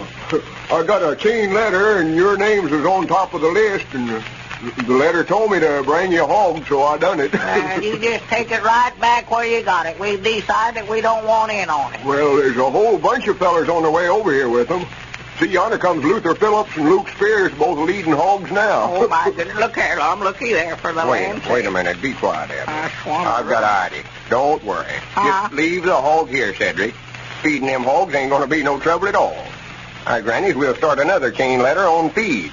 Have everybody send one another a bushel of corn, and that way we'll get over 15,000 bushels of corn. Grannies, I know you will. Well, now they'll have to find a place to store that corn. There seems to be no end to a chain letter. And now, a final word before we leave Lum and Abner for tonight. If you get tired easily, don't have the pep and energy you feel you should have, I wonder if it's because you're not getting sufficient sound, restful sleep at night. It's amazing what a difference a good night's rest can make in a person. So I suggest you do this. Before going to bed tonight, drink a glass full of Horlicks, malted milk, hot. Here's what Horlicks does. It soothes and relaxes you, helps you off to sleep quickly and naturally. Once asleep, you sleep more soundly, awake more rested and refreshed in the morning. Horlicks can help you just as it's helping thousands of others. Try it. Get a package of Horlicks from your druggist if you haven't any on hand, in either natural or chocolate flavor. Then, drink it every night. This is Carlton Brickert, speaking for Lum and Abner and Horlicks, who bid you all good night and good health.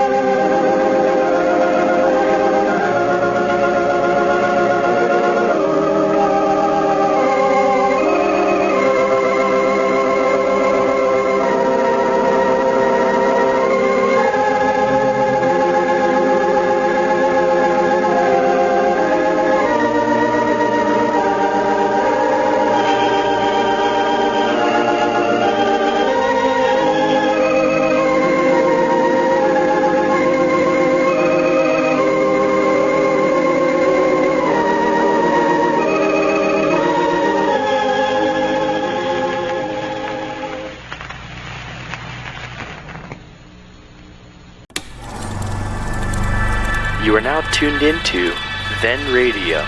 If you enjoy our videos, we ask that you consider joining our Patreon to support our channel. Don't forget to like and subscribe so that you never miss a new video.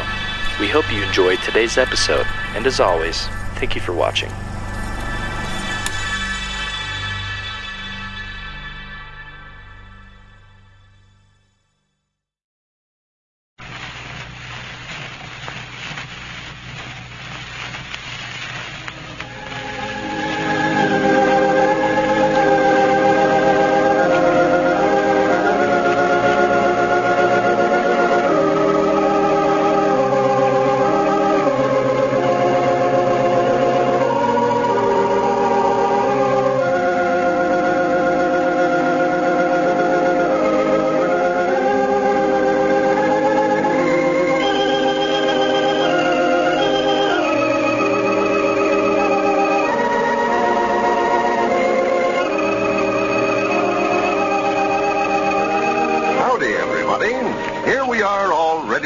Down to Pine Ridge for another visit with Lum and Abner, brought to you by the makers of Horlicks, the original malted milk. But first, in case there are still some of Lum and Abner's overweight friends who haven't heard about the Horlick weight control plan, I'd like to say a few words about that. As some of you know, in a recent test in Chicago, women lost, on an average, more than 3 pounds a week using this plan. So it's well worth your attention. Briefly, the plan is this: to drink a good glass full of Horlicks malted milk at noon instead of a heavy, hard-to-digest meal. Horlicks is a well-balanced food, one that is sufficiently nourishing and sustaining to take the place of heavier food. But, and this is the point, the use of Horlicks avoids taking the excess calories of the heavy lunch. And that's how you lose your weight. You cut down on the calories. If you're at all overweight, try this marvelous plan. Get a package of Horlicks malted milk from your druggist in either natural or chocolate flavor. And start right away. Remember, the quicker you start, the quicker you lose those excess pounds of yours. And at the same time, save your health, time, and money. And now, let's see what's happening down in Pine Ridge. Well, you know, Lum and Abner have started what they call the Farm Relief Chain Letter. Instead of sending money, everyone who receives one of their letters is supposed to respond by sending a hog. Now they have started a corn chain letter, having everyone send a bushel of corn to feed the 15,000 hogs they hope to receive. Well, yesterday, their first hog arrived from the chain letter. As we look in on Pine Ridge today, we find Lum and Cedric Weehunt down at the Jot 'em Down store. Lum seems to be engrossed in a book just now. Listen. You ought to get yourself one of these books, too, Cedric. What's that, Mr. Lum? Why, it's called The Care and Feeding of Hogs. Tells all about how to cure the cholera and different diseases. Feller gets 15,000 hogs, he's got to know how to take care of them. And if cholera break out amongst them, liable to take them on off before you can get them stopped. Well, I'm getting a little uneasy about me getting any hogs, Mr. Lum. I brung you fellas over one yesterday, and I passed out 5 letters and ain't got back none yet. Oh, well, you've got to wait till your name gets up to the top of the list. You'll get 'em all right. Here's a couple of days before we start getting ours, you know. Well, sir, I've sat right here and watched folks going by the store here all day long leading the hogs. I never seen nothing like it. Oh, I never did neither. There was wagons and buggies lined up there in front of Mr. Abner's house, clean down to the end of the fence a while ago. How come they're taking them all over to his house? I thought you and him was partners on this deal. Well, we're just leaving them over there temporary till we can get a fence built around some of the land we bought yesterday. Well, I never seen so many hogs in my life. Wait a minute, that's our ring.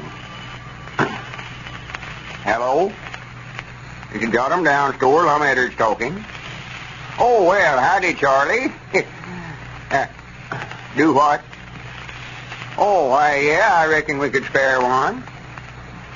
Oh, I don't know, Charlie, about $3 or $4, I reckon. You have? Well, I reckon they're getting pretty scarce for now. Mm-hmm. Well, we're keeping them over at Abner's place temporary. Abner's over there now. Just go over there and tell him I said let you have one. You can just pay him there. Huh? Oh, tears. Well, there ain't no use for you to carry it clean over to your place and then have to carry it back again. No, if you're getting a hog to give to us, why, just drop by there and point out the one you want to give us and just leave the money. Yeah, save you a lot of bother. All right, Charlie. Oh, not at all, not at all. Glad to help you. Goodbye. Granny, that gives me a good idea. Here we've been worrying about how we was going to get shut of them hogs. Granny, we can just sell them to these folks that's just now getting these chain letters. Charlie Luttrell said he'd looked all over the country trying to buy a hog from somebody. Yeah, before long now, down you they'll be bringing a fancy price, all right, scarce as they're getting. We've give away all we had over at the place. Bo and Pa and all us children's every one got one of them chain letters. And we give away 11 hogs just evening. Yeah, the trouble is, see, all the hogs is getting concentrated in one place, sort of. Those fellers that's up at the head of the list are getting a corner on them. Well, yonder comes Mr. Abner now. Where? Yeah, granted, now he won't be there when Charlie gets there. Well, I reckon Charlie will bring the money on down here at the store if ain't nobody there. Wait a minute, that's our ring again. No, Cedric, you run over and wait till Charlie gets there and take the money first. Hello? It's a jot 'em down store. Lum Edwards talking. Well, how are you, Bessie? Why, yes, I did. I told him just a while ago we'd let him have one. Why, yes, I guess we could spare another and all right. $3. That's what I told Charlie he could have one for. Oh, any one you want. It don't matter with us. We got so many. Cedric Weehunt will be over there. Just pay him the money and tell him I said let you have one. Cedric, Bessie Gantlin will be over there after a hog in a minute. Now let her have one, too. Yeah, mind out where you're going there, Cedric. You'll run over Excuse me, Mr. Abner, excuse me. All right, Mr. Lum, I'll just stay over there for a while. I doggies, Lum, something's got to be did about them Wait a hogs. minute, Abner, wait a minute. Uh-huh. All right, Bessie, you can just go over there and pick out any one you want. Oh. And if you see anybody else that's wanting to buy one, why, tell them we've got plenty and we'd be glad to sell them. All right. You're welcome. Don't mention it. Goodbye. Granny, Abner, I got an idea now that is an idea. Yeah, I got one, too. We's worrying about where we was going to sell them hogs. Why, Granny, we'll just sell them out to these folks that's just now getting these chain letters. Hogs is getting scarce around here. Yeah, they're getting scarce everywhere except over there at my place. I never seen so many hogs in my life. Well, fine. We're getting them, Erwin. Why, it looks like a picnic ground over there. There's been a steady stream of folks over there all day long bringing hogs. Well, I do know. Yeah, they ain't using no judgment neither. Huh? Why, them that's in a hurry, why, they ain't asking me where I want 'em put. They just walk up there and dump 'em over the fence and leave. They're just tearing up the place. They've got in Elizabeth's garden and rooted it all up, and they've got in the barn and bedded up under the house and in the house. Why, there's hogs everywhere you turn, Lum. And Elizabeth just put her foot down, too, said we can't bring another one on the place. She has? Yes, sir. Well, I think this idea of mine will get rid of them pretty fast, however. I'll paint a big sign saying, hogs for sale. Get your hogs here. We've got 'em, and all that stuff. Well, we have. And we can just hire Cedric to stay over there and sell 'em when folks comes after 'em.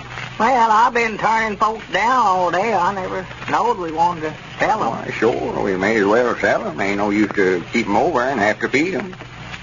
By the first of the week, we ought to be getting some corn back from them chain letters we sent out last night. Yeah. But the main thing I come over here for, Lum, we've got to figure out some rules. Some rules? Yeah, they're running in all sorts of things on us over there. Eli Whitten brung a little pig over there a while ago that weren't 2 weeks old. Well, that letter says hog. That's what I told him, but he said he'd looked the whole county over, and that's the nearest he could come to finding one. Well, from here out, you can just sell him one of them we've got over there. And Luke Spears, that crazy idiot, he couldn't find a hog, so he went down to the butcher shop and come over a while ago with 2 hams and 2 shoulders and some backbone and spare ribs and some sausage and head cheese and a jar of pickled pig feet. Said that weren't a live hog, but that it was all there. Well, for goodness sake, brown bread. Yeah. Well, us selling them will put a stop to all that.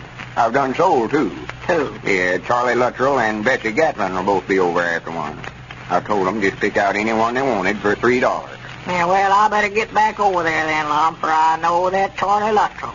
he'll about pick out the biggest one we've got over there. Well, don't matter none about the one he picks out, for our name's on top of the list of the letter he got, so he'll give it right back to us, you know. Oh, well, that's different. Well, I hope he picks out that big Poland china we got if he's going to give it back to us. He's an extra. Well, it don't make no difference. Just let him pick out any one he wants to.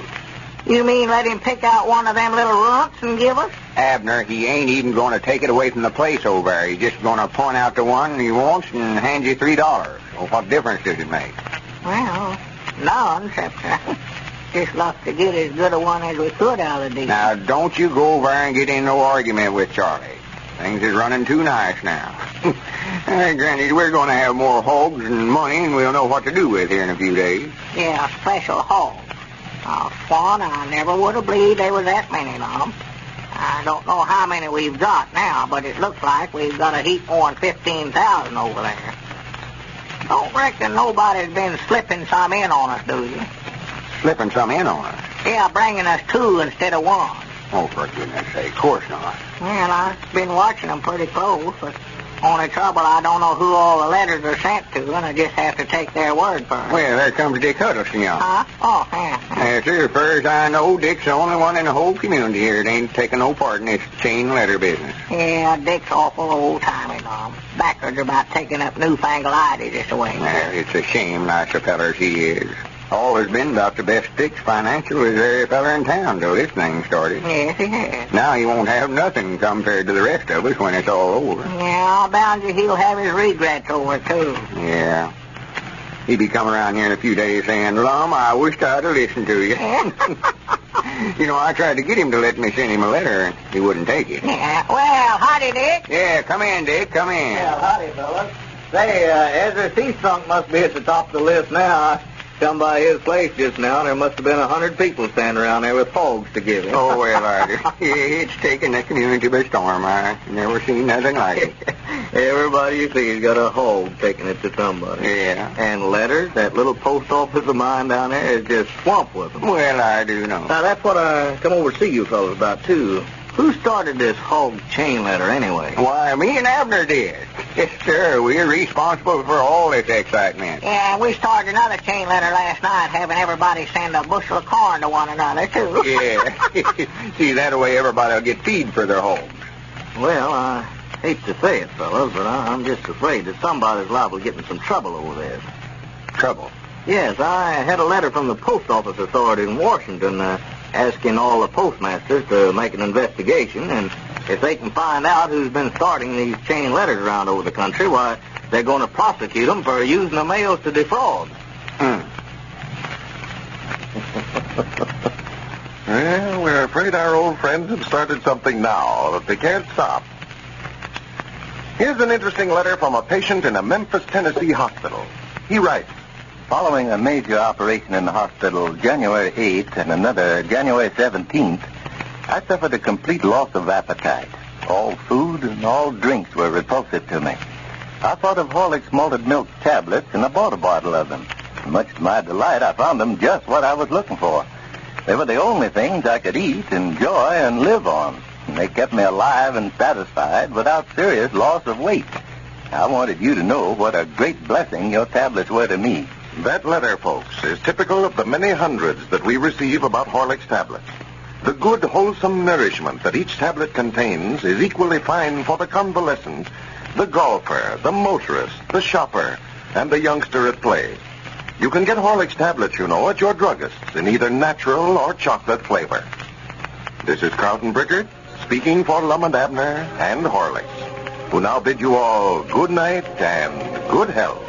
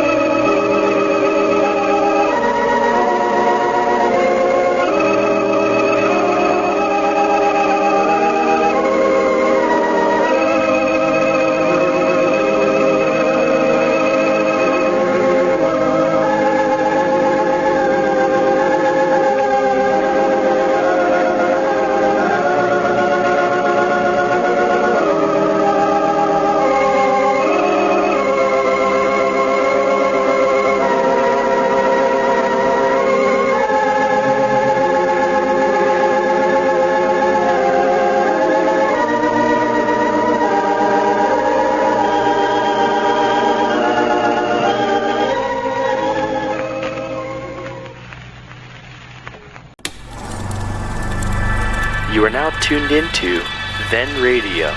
If you enjoy our videos, we ask that you consider joining our Patreon to support our channel. Don't forget to like and subscribe so that you never miss a new video. We hope you enjoyed today's episode, and as always, thank you for watching.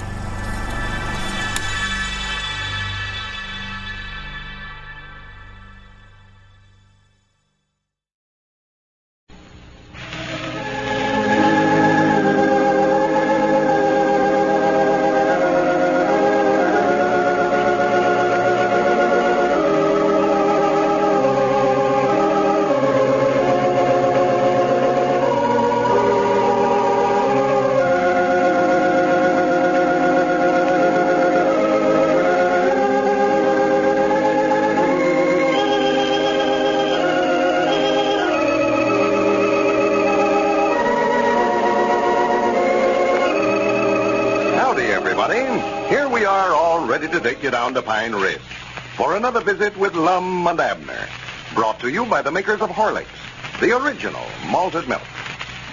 Attention, everybody. Hundreds of our friends have written in requesting a photograph of Lum and Abner. We're glad to announce that we now have a limited quantity of 8x10 pictures autographed by Lum and Abner themselves. These pictures show the old fellows both in character, just as you've always pictured them to yourself over the radio, and also as they appear in real life. If you want one, and I know you will, just send in your name and address on the back of a wrapper from a half-pound or large package of Horlicks malted milk, and we'll send you one right away. Mail your wrapper to Lum and Abner, care of the station to which you are now listening. Got that? But remember this, folks. We have only a limited number of these pictures, and this offer will be withdrawn soon. So to make sure of getting one of these grand souvenirs, I suggest you send your wrapper in right away. And now, let's see what's happening down in Pine Ridge. Well, Lum and Abner learned the other day that it was unlawful to start a chain letter, but only after the hog chain letter that they had started had spread like wildfire. Well, now the old fellows are trying their best to get the thing stopped. However, they're finding it much easier to start than it is to stop. As we look in on Pine Ridge today, we find Lum and Abner down at the Jot 'em Down store. Lum is talking over the telephone. Listen. Luther? This here's Lum Returns. Why, tolerably well. How's yourself? Well, I'm sorry to hear that. Yeah, must be ailing. Why, Luther, what I called you up about, you got one of them hog chain letters that me and Abner started, didn't you? Yeah, you was one of them that give us a hog, wasn't you? I know he was. I recollect him. Yeah, well, Abner thought he recollected seeing you bring one over there. Yeah, about little Paul and Johnny over. Well, I wish you'd go over there at his place and pick it out and take it back home. Take out about 100 pounds of it. Yeah, we're giving them all back. Yeah, we found out that it's against the law to start them chain letters that way. Why, using the mail for defraud or something like that. Dick Huddleston was a-telling us. Yes, Huh? You have? Well, for the land's sake. He says he's got over 400 hogs just in today himself. His name must be up at the top of the listing on this time. How's that, Luther? Well, we just figured if everybody'd take their hog back, he'd stop this chain letter we started and get us out of trouble. Yeah. Yeah. Well, all right, Luther. I don't know to blame you much. No, I don't reckon they could get you. You never started it. All right.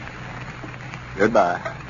What'd you say, Lum? That's what I thought he'd say. Huh? Just like all the rest of them said he didn't want his hog back. Looks like we've started something here we can't stop. Well, I don't know what to do. Got to get them hog back somewhere or other. That penitentiary is staring us right smack in the face. Trouble is, everybody around here knows that me and you's the only ones that can get in any trouble over it, and they ain't trying to help us. Why, no, they don't care where we go to the penitentiary or not. I was talking to Jerry Hausner about it, and he just come right out flat-footed and said he wouldn't have his hog back. Yeah, I know. Yeah, he's the stubbornest feller I ever seen anyway. I think he's kind of crazy myself. Yeah. About the best thing for us to do is just get a truck somewhere and load them hogs up and drive over their places of a night and unload them where they belong into their feller or not. Yeah, but the trouble is, Lum, we don't know where they come from. There's so many folks bringing hogs over there for a day or two that I couldn't keep up with. I don't know who brung them and who didn't. Yeah, that's right. We ought to made out a list of everybody that brung us one, then we'd have knowed who to take them back to. Yeah, but we never know then that we'd want to give them back. Yeah. They never knowed what they were doing, did they? Huh? Oh, nothing. Granny's wish them hogs could talk and tell us where they live at. Might talk pig Latin to them, Lum. Do what? Talk pig Latin, you know, egg pig Latin they. Oh, for goodness sake.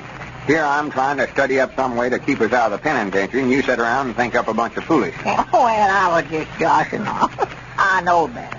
I know that they couldn't understand that kind of talk. I can't hardly understand it myself. I know I've got more sense than pigs. I wish I'd never heard of a chain letter. They say some feller out in Colorado started them things. Yeah. That is for money. Of course, it was our idea changing it to a hog chain letter. Well, what we going to do, Lum? I told Elizabeth I'd be back in a few minutes, and she said if I don't get them hogs away from over there by this evening, that she's going to run me and them both off. Well, you better get started running then, for we ain't going to get them away from there today. I can tell you that right now. Well, why can't we just go ahead and put a fence around that 80 acres we bought down on the river the other day, Lum, and turn them loose on that? Well, what's the use of going to the expense of fencing that place up if we ain't going to keep the hogs? Well, we've got to put them somewhere. They're just ruining our place over there. Looks like a cyclone had hit it. I've got Cedric staying over there now to keep them out of stuff, but I don't think he's able to do it. There's so many of them. Yeah, Granny, there's another thing. We ought to quit selling them over there. Why, sure, that'll be worse off than ever if we don't stop taking folks' money for them hogs that we got that's supposed to be against the law.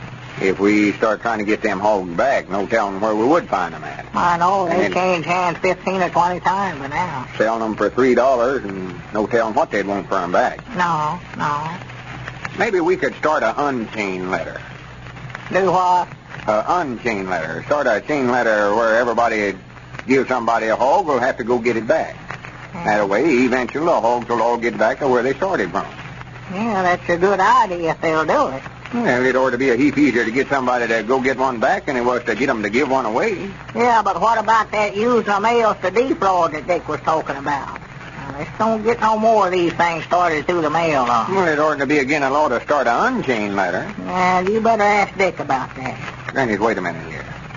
That is a good idea. That's a good idea even if it won't work. A good idea if it won't work. Why, sure. That way we won't have to send the hogs we got back to where they come from, because, well, like if they was to send us to the penitentiary for 10 years for starting them chain letters, it ought to take about 10 years off for starting an unchained letter, so we can't get no more trouble in the deal. We just break even. Yeah, well, I'd rather stop fooling with these chain letters, Lum, before we end up on a chain gang somewhere. That's what I'd rather do. We're what you call fugitives from a chain letter, ain't we? Yeah. Something to think about, though. I don't believe that unchained letter business will work very well anyhow, Abner. I don't neither.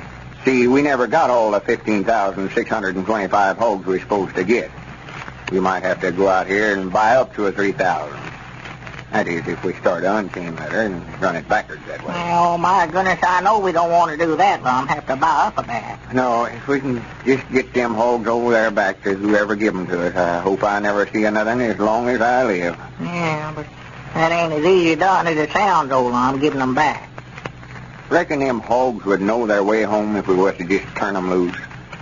You mean just turn them loose and let them go home by themselves? Yeah. Dogs and cows and stuff like that will. They will. Cows will always come in at milking time, you know. Yeah. Well, I don't know about hogs, though. I reckon they would. Well, we'd get shut of them anyway. Yeah. If the post office department comes down here to investigate who started these chain letters, they couldn't prove nothing on us if we never had no hogs over there. Well, if we don't do something about it pretty quick now, Lum, we won't have a chance to turn them loose, for Elizabeth's going to do it first. Yeah. I believe that's the best thing for us to do, Abner. Just open them gates and let them go. Yeah, I better answer the phone. I think that's our ring that just rung there. It was. I never paid no attention. Yeah, I believe it was. If that ain't none of the post office authorities here now. Hello? Well, tell me who you want first. Yeah, that's who it is. That's who it was. Give him his hand. Who is this talking? Well, like maybe a peasant himself. You're sure about that? Well, all right. Yeah, this is half of us. This is Lum Edwards talking. Oh, you know what he meant. You've got what? Oh, my goodness alive. Abner, that's the express company in there at the county seat. Says we've got 36 hogs in there at the express hog. You mean that they broke out and went clean in there? No. This is something that's been shipped to us. Oh. Wait a minute. Hold the receiver a minute. Me and Mr. Peabody's will have to have a little meeting over this to decide what to do. What do you mean? What do you want to have a meeting for, Lum? Well, if these hogs start coming in from out of town, we're into it now, sure enough. Well, just tell him that we don't want them. Tell him he'll have to ship them right back to whoever they come from. Tell him we've got more hogs now and we know what to do with. Trouble is, we'll have to pay the express back on them. Well, I'd a heap rather do that than go to the penitentiary. Yeah, I don't know. Wait a minute. I'll find out how much it'll cost to ship them back. Yeah, tell him we never ordered them in the first place. Hello? Mr. Express? Why, couldn't we just leave the hogs in the crates they come in and ship them back to whoever it was sent them to us? That's it. Uh-huh. Well, how much would that cost? Just the same as it costs to ship them to us, huh? All right. Well, how much would that cost us now altogether? Well, pick it up and call us back, will you? Yeah. All right. Much obliged to you. Lord, yeah, man, that's going to cost a fortune sending all them hogs back. It is. He says some of them from Nebraska and California and Pennsylvania and all over the United States. Well, for goodness sake. Oh, man. Wait a minute. What's that Cedric doing coming over here? I told him to stay over at the place. Hey, Mr. Abner, you better get on over at your place. What's the matter, Cedric? The hogs ain't got out, have they, Cedric? Well, I wouldn't worry about that, Mom. He's aiming on turning them loose anyhow. No, but your names must be at the top of the corn list now for folks who's bringing corn over there so fast I don't know where to put it at. Corn? Granny's Abner, I forgot about that dead blame corn letter we started. Now we're into it sure enough. It was a bad day for Lum and Abner when the chain letter idea hit Pine Ridge. Ladies and gentlemen, I want you all to hear what Mrs. Fred Carlson of Chicago, Illinois, says about Horlick's malted milk in a recent letter. She writes, When my baby was born, she weighed 7 1/4 pounds and seemed to be a perfectly healthy baby. She stayed this way for 6 weeks. Then she started to fail. She couldn't hold anything we gave her until we tried Horlick's malted milk. Our neighbor had brought her boy up on Horlick's, and he looked so well and strong. Well, I tried Horlick's, and I wish you could see my little girl now, and you'd never believe she ever was sick. I hope you read this letter over the air, for I know it will make some other parents as happy as it made us. Well, thank you, Mrs. Carlson. We were only too glad to read your letter at this time. And as always, delighted to hear what you have to say about Horlick's malted milk. And now, about that picture that Lum and Abner are offering. All you have to do to get one right away is to send in your name and address on the back of a Horlick's malted milk wrapper to Lum and Abner, care of the station to which you are now listening. All right? But just remember to send in soon, as we have only a limited number. This is Carlton Brickert, speaking for Lum and Abner and Horlick, who now bid you all good night and good health.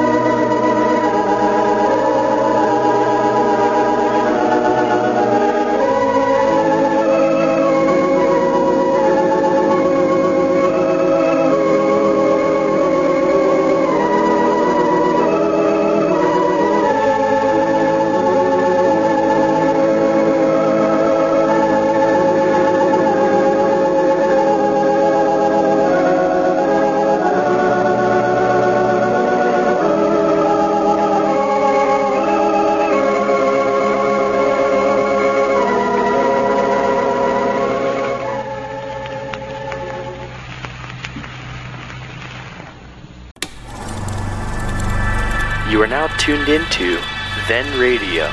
If you enjoy our videos, we ask that you consider joining our Patreon to support our channel. Don't forget to like and subscribe so that you never miss a new video. We hope you enjoyed today's episode, and as always, thank you for watching.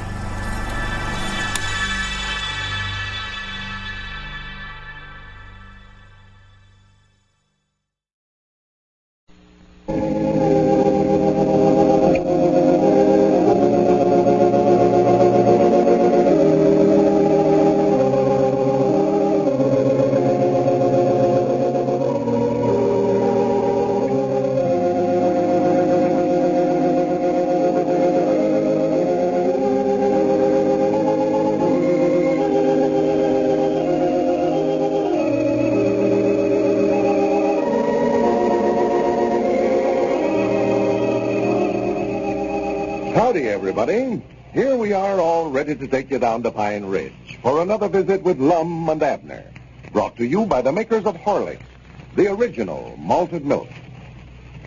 Do you know what often causes excess weight? Excess calories. Calories are the measure of the fuel value of food. When the body gets more fuel than it uses, the excess food may be turned into fat. That's why the Horlick Weight Control Plan is so effective. It enables you to cut down on the calories and to cut down safely. Starvation diets are dangerous to your health. When you substitute Horlick's malted milk for heavy food, for a heavy lunch, for instance, you are perfectly safe in doing so. Horlicks is sustaining and nourishing, in itself a well-balanced food, and takes the place of a heavy meal safely and naturally. And now, about that big 8x10 autographed picture of Lum and Abner. Have you sent for yours yet?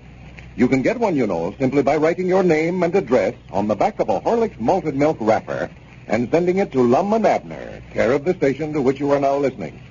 We'll send you one right away. Just remember to send in soon, as we have only a limited number of these pictures available. And now let's see what's happening down in Pine Ridge. Lum and Abner are certainly having their troubles over the chain letters they started in Pine Ridge. Just as the hogs and corn were pouring in from all sections of the country, they learned that it is unlawful to start these letters, as it comes under the head of using the mails to defraud. Well, now the old fellows are trying their best to give the hogs back to those who have sent them. So as we look in on our old friends today, Lum has gone to the county seat to see about shipping the hogs back. But we find Grandpappy Spears and Abner down at the Jot 'em Down store. Listen.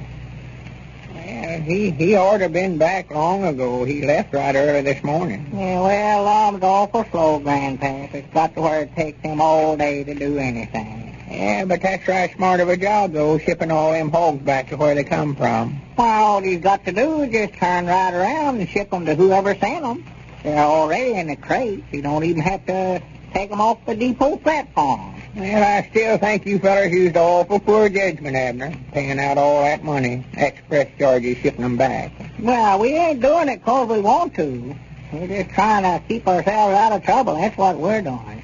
Me and Lum went over to Jake Wheeler's yesterday evening and argued with him for 2 hours before we could get him to take that hog back that he brought us. Well, and I've got 20-some odd over at my place so far. I ain't worrying about getting in no trouble over it. Why, no, I reckon not. But me and Lum was the ones that started that hog chain letter. That's where they've got us. Well, there comes Dick Huddleston. Yeah. And he's the one that told us about it being against the law to start them chain letters. Yeah, I know. He said all along us fellas better let them things alone. No, he wouldn't have nothing to do with it. Lum tried to send him a chain letter, and he wouldn't have it. Yeah, I ain't sorry a minute that I sent them a mine out. I'll swap one hog for 25 any day in a week. Yeah, it's a good deal, except for the fellas that start the letters. They're the ones that catch it. Well, howdy, Dick. Come in, Richard. Well, howdy, Abner. How you, Grandpap? Oh, first rate, I reckon. Abner, Lige Jenkins was just down the store, and he had a bushel of corn for you and Lum. Said he tried to take it over to your place, and Cedric was sitting down there at the end of the lane with a shotgun. Wouldn't let him come on the place. Well, good for Cedric. He's tending to his job, then. Well, Lige said that he got one of those chain letters, and that your name was on the top of the list, and he was supposed to bring you a bushel of corn. Yeah, I know it, but we ain't letting them bring no more of that corn over there. There's 200 or 300 bushel over there now that folks has brought. But just left before we knowed what they was doing. Why, you and Lum started those chain letters, Abner, to get feed for your hogs. I just supposed you'd want all the corn you could get. That's just what I told him, Dick, and he wouldn't listen to me. The very idea of him running a man off with a shotgun because he's trying to give you a bushel of corn. Well, now, we're trying to get out of this chain letter business. I had enough trouble trying to get them hogs back to everybody sent us one without having to go through the same thing on the corn. Are you giving the hogs back, Abner? We're trying to. If we can find out who all brung them to us, we are. Yeah, Lum's in at the county seat now, going to all the expense of shipping every hog that come in there back to whoever sent them. Well, for goodness sakes, what in the world are you doing that for, Abner? Well, we're trying to keep ourselves out of the penitentiary. You said the other day over here that the government could loss for starting them chain letters. We just figured that the best way for us to keep out of trouble was to send them all back. Well, that's not going to help any, sending the stuff back. You violated the law when you sent the letter out, not when you got the hogs and the corn. See there, Abner, see there, what'd I tell you? You mean that it ain't against the law to keep the hogs, huh? Why, no, that's not going to help any, getting them back. You've gone this far with it, you might as well go through with it now. Them's the very words I told him, Dick. Well, I wish to goodness we'd have known that before Lum went into the county seat. Taking Matinee every cent we had for freighting them hogs back. They come from all over the United States. Actually, there's one there from clean out there in California. Yeah, I heard Lum telling about that. Cost her $17 to ship him back. Just about 3 times what he's worth. Well, I'm sorry if I caused you fellas to do this, but what I said the other day, but I was just warning you not to start any more of them. Because sooner or later, why, somebody's going to get in trouble over it. Well, I'll be dead blamed. And it's a good thing I never turned them all loose, Ann. Lum told me before we left this morning to just open the gate and turn them all loose. We never knowed where they all come from, and we thought maybe that they'd go home by themselves if we just turn them loose that way. Oh, sassy fresh. Hogs don't know the way home. Well, it's a good thing I never done it anyway. For I just happened to think after Lum left, we might have got ourselves in some more trouble over there. Why, sure. We got a stock law here in Pine Ridge, and I'd have had to arrest both of us if I'd turned them out. Yeah, that's right. Why, no, Abner. If I was you, I'd keep every hog and every bushel of corn that you get. Chances are that nothing will be done or said about those chain letters that you started in the first place. And I don't believe, though, if I was you, I'd start any more of them, because sooner or later, why, somebody's going to get into it. Yeah, well, don't you worry about that. I just hope I never see another one of them. That's what I hope. Well, I guess I better get on back. I just want to find out why Cedric was over there guarding your place with a shotgun. Dick, I'm glad you come over and explained it to me. Yeah, I am too, Richard. I know they're making a mistake trying to give all them hogs back. By the way, Grandpap, I nearly forgot here. I've got a letter here for you that come this morning. Oh, yeah. Thought I'd bring it over. I knew that you might not get down to the post office today. Oh, well, thank you, Richard. That's all right. Well, you fellas come down low with me. Yeah, we will, Richard. And so long. Yeah, that looks like Cecil's handwriting. Who? My boy, Cecil. Oh, yeah, see? Yeah, that's who it is. Yeah, it says so right there in the corner. Yeah. After 5 days, return to Cecil Spears, Star Route 80, Oklahoma. Yeah. Well, I do know his ma will be proud to hear from him. First hearing we've had from him since long before Christmas. Charity's been worried to death. Oh, natural. Is he still sharecropping that place of his father-in-law's? Yeah, I reckon so. I expect I better open it up and see what all he's got to say. Yeah. Telephone Charity and tell her the news. Yeah, go ahead and read it. I'd love to hear what he's got to say.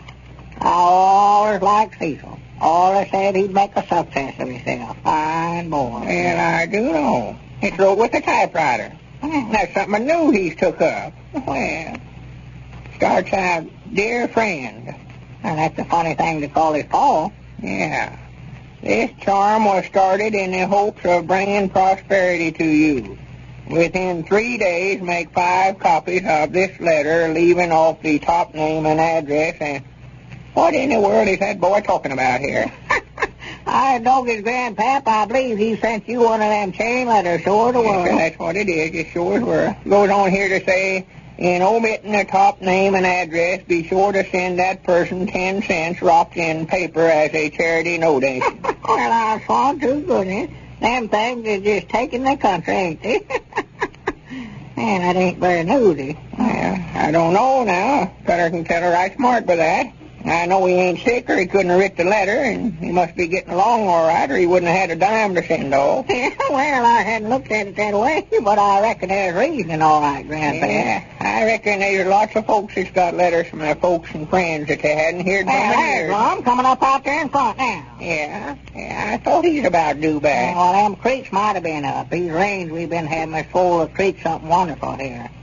Well, Lum, you got back, I see. Hey, did you have any trouble, Lum? Trouble? Granny's, I ain't had nothing else but trouble. Well, We're into it now, sure enough, Abner. what's the matter? Well, I went in there this morning to ship them 36 hogs the man said was in there, and he called yesterday, and by the time I got there, there's 80-some odd. For the land? And still coming. I had the feller figure up how much it'd cost us to send them there back to where they come from, and it'll run to nearly $600. $600? Yeah, we can't send them back. By tomorrow, there'll be twice as many as there are today, and I know we can't keep that up. Oh, no. And now the corn has started coming in there now. Well, just sit down now, Lum, and quit worrying about it now. I've got some good news for you. Good news. Yes. Well, let's have it. Let's hear it. Well, Dick Huddleston is over here, and he said that it wouldn't do no good to ship them hogs back nowhere. No, Lum, he says it ain't again the law to get the hogs. The only thing they can get you fellers for is starting them chain letters. He don't think nothing will be did about that. Dick said that? That's just what he said a while ago. Oh, my goodness. And we turned all them hogs loose this morning. No, no, I never turned them loose, Lum. That's some more good news. We've still got them. I just happened to think this morning that again the law to turn stock loose that way, so I never done it. Well, good for you, Abner. And Dick says he don't think we'll get in no trouble over No, it. he said he don't think we'll. Said to keep every hog and every bushel of corn we get. Grannies, I know that was a good idea, that chain letter business, the minute I thought it up. Let me get to that telephone. Hey, what are you fixing to do? I'm going to call up everybody we talked to into taking them hogs back and make them bring them back over here to us. They ought to have more sense than to take them back in the first place. Well, it looks like the old fellows have finally solved the problem of farm relief, at least for themselves. Did you know that we have a limited quantity of 8x10 autographed pictures of Lum and Abner available? Grand pictures, too, showing your quaint old friends both in character and as they really are. If you get half as much enjoyment out of seeing the old fellows in this picture as I did, you're certainly going to want one. The picture shows them just as if they'd stepped right out of Pine Ridge. Quaint old Lum with his whimsical smile and his prized mustache, and lovable old Abner peering out from under that battered old hat of his. Just wait till you see them. You're going to get even more enjoyment out of their broadcast, too, when you see the old fellows as they actually are. If you want one of these pictures, and who doesn't, just write your name and address on the back of a Horlicks malted milk wrapper and send it to Lum and Abner, care of the station to which you are now listening, and you'll get one right away. Just remember to send in tonight. We have only a limited quantity of these pictures available. This is Carlton Brickert, speaking for Lum and Abner and Horlicks, who now bid you all good night and good health.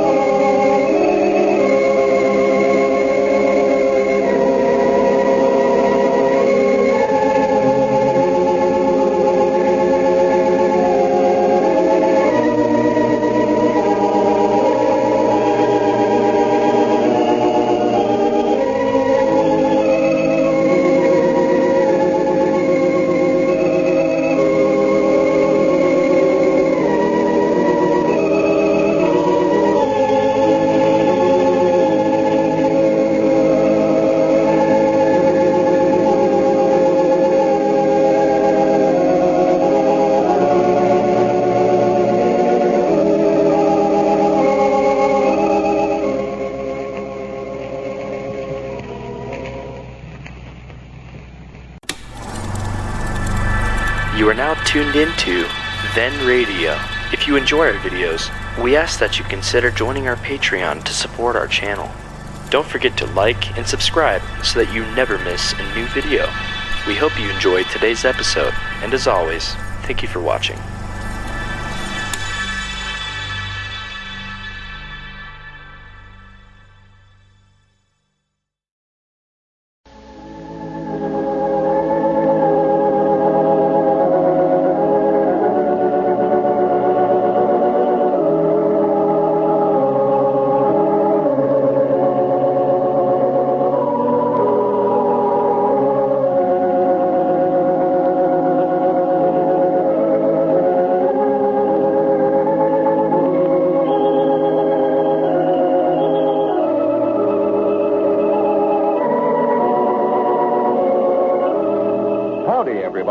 Here we are, all ready to take you down to Pine Ridge for another visit with Lum and Abner, brought to you by the makers of Horlicks, the original malted milk. Don't forget that Lum and Abner have only a limited quantity of the pictures they're sending out. Thousands of their friends have written in, and there aren't many left. And that's not surprising. It certainly is a swell picture. It shows the old Pine Ridge philosophers both in character, just as you've always pictured them to yourself, and also as they are in real life. If you've never seen the real Lum and Abner, you certainly are going to get a surprise. All you have to do to get one of these big 2-in-1 pictures right away is to send in your name and address on the back of a wrapper from a half-pound or larger package of Horlicks malted milk to Lum and Abner, care of the station to which you are now listening. Remember, though, this offer will be withdrawn soon, so act tonight, as soon as you've heard Lum and Abner. And now, let's see what's happening down in Pine Ridge. When Lum and Abner learned that it was unlawful to start a chain letter, they immediately began trying to get rid of the hogs they'd received from the hog chain letter they started last week. However, yesterday they learned that it was no offense to keep the hogs, and not much likelihood of their getting in trouble over the letters they started. So they are again enthusiastic over the results of their plan for farm relief. As we look in on Pine Ridge today, Lum is over at Abner's house counting the hogs they have received. And we find Abner and Grandpap Spears down at the Jot 'em Down store, apparently very busy. Listen. All right, Grandpap, it's your move. I know it. Just give me time. Quit rushing me. Well, you sat there for 20 minutes looking at that checkerboard. I'd have figured you'd forgot whose move it was. Wait a minute. How did you ever get that man clean down in here? I jumped down there, taking 2 of your men when I done it, too. I don't recollect seeing you doing that. That was when you got up to wait on Sister Simpson a while ago, Grandpap. Yeah, well, it's mighty funny to me every time I get up to wait on somebody. When I come back, you jump 3 or 4 of my men. I never jumped 3 or 4. I jumped 2. You weren't gone no time, hardly. Wait a minute here. You ain't accusing me of cheating, are you? I ain't accusing you of nothing. I'm just saying it's downright astonishing how much better you do when I ain't here to watch you. Yeah, well, that's all right, then. Just recollect, though, who you're working for. I don't want no hard help accusing me of nothing. Listen, ain't seen me anyhow. Let's see here. Well, go on and move Summers. Yes, I'll just move this gentleman here right up there. All right.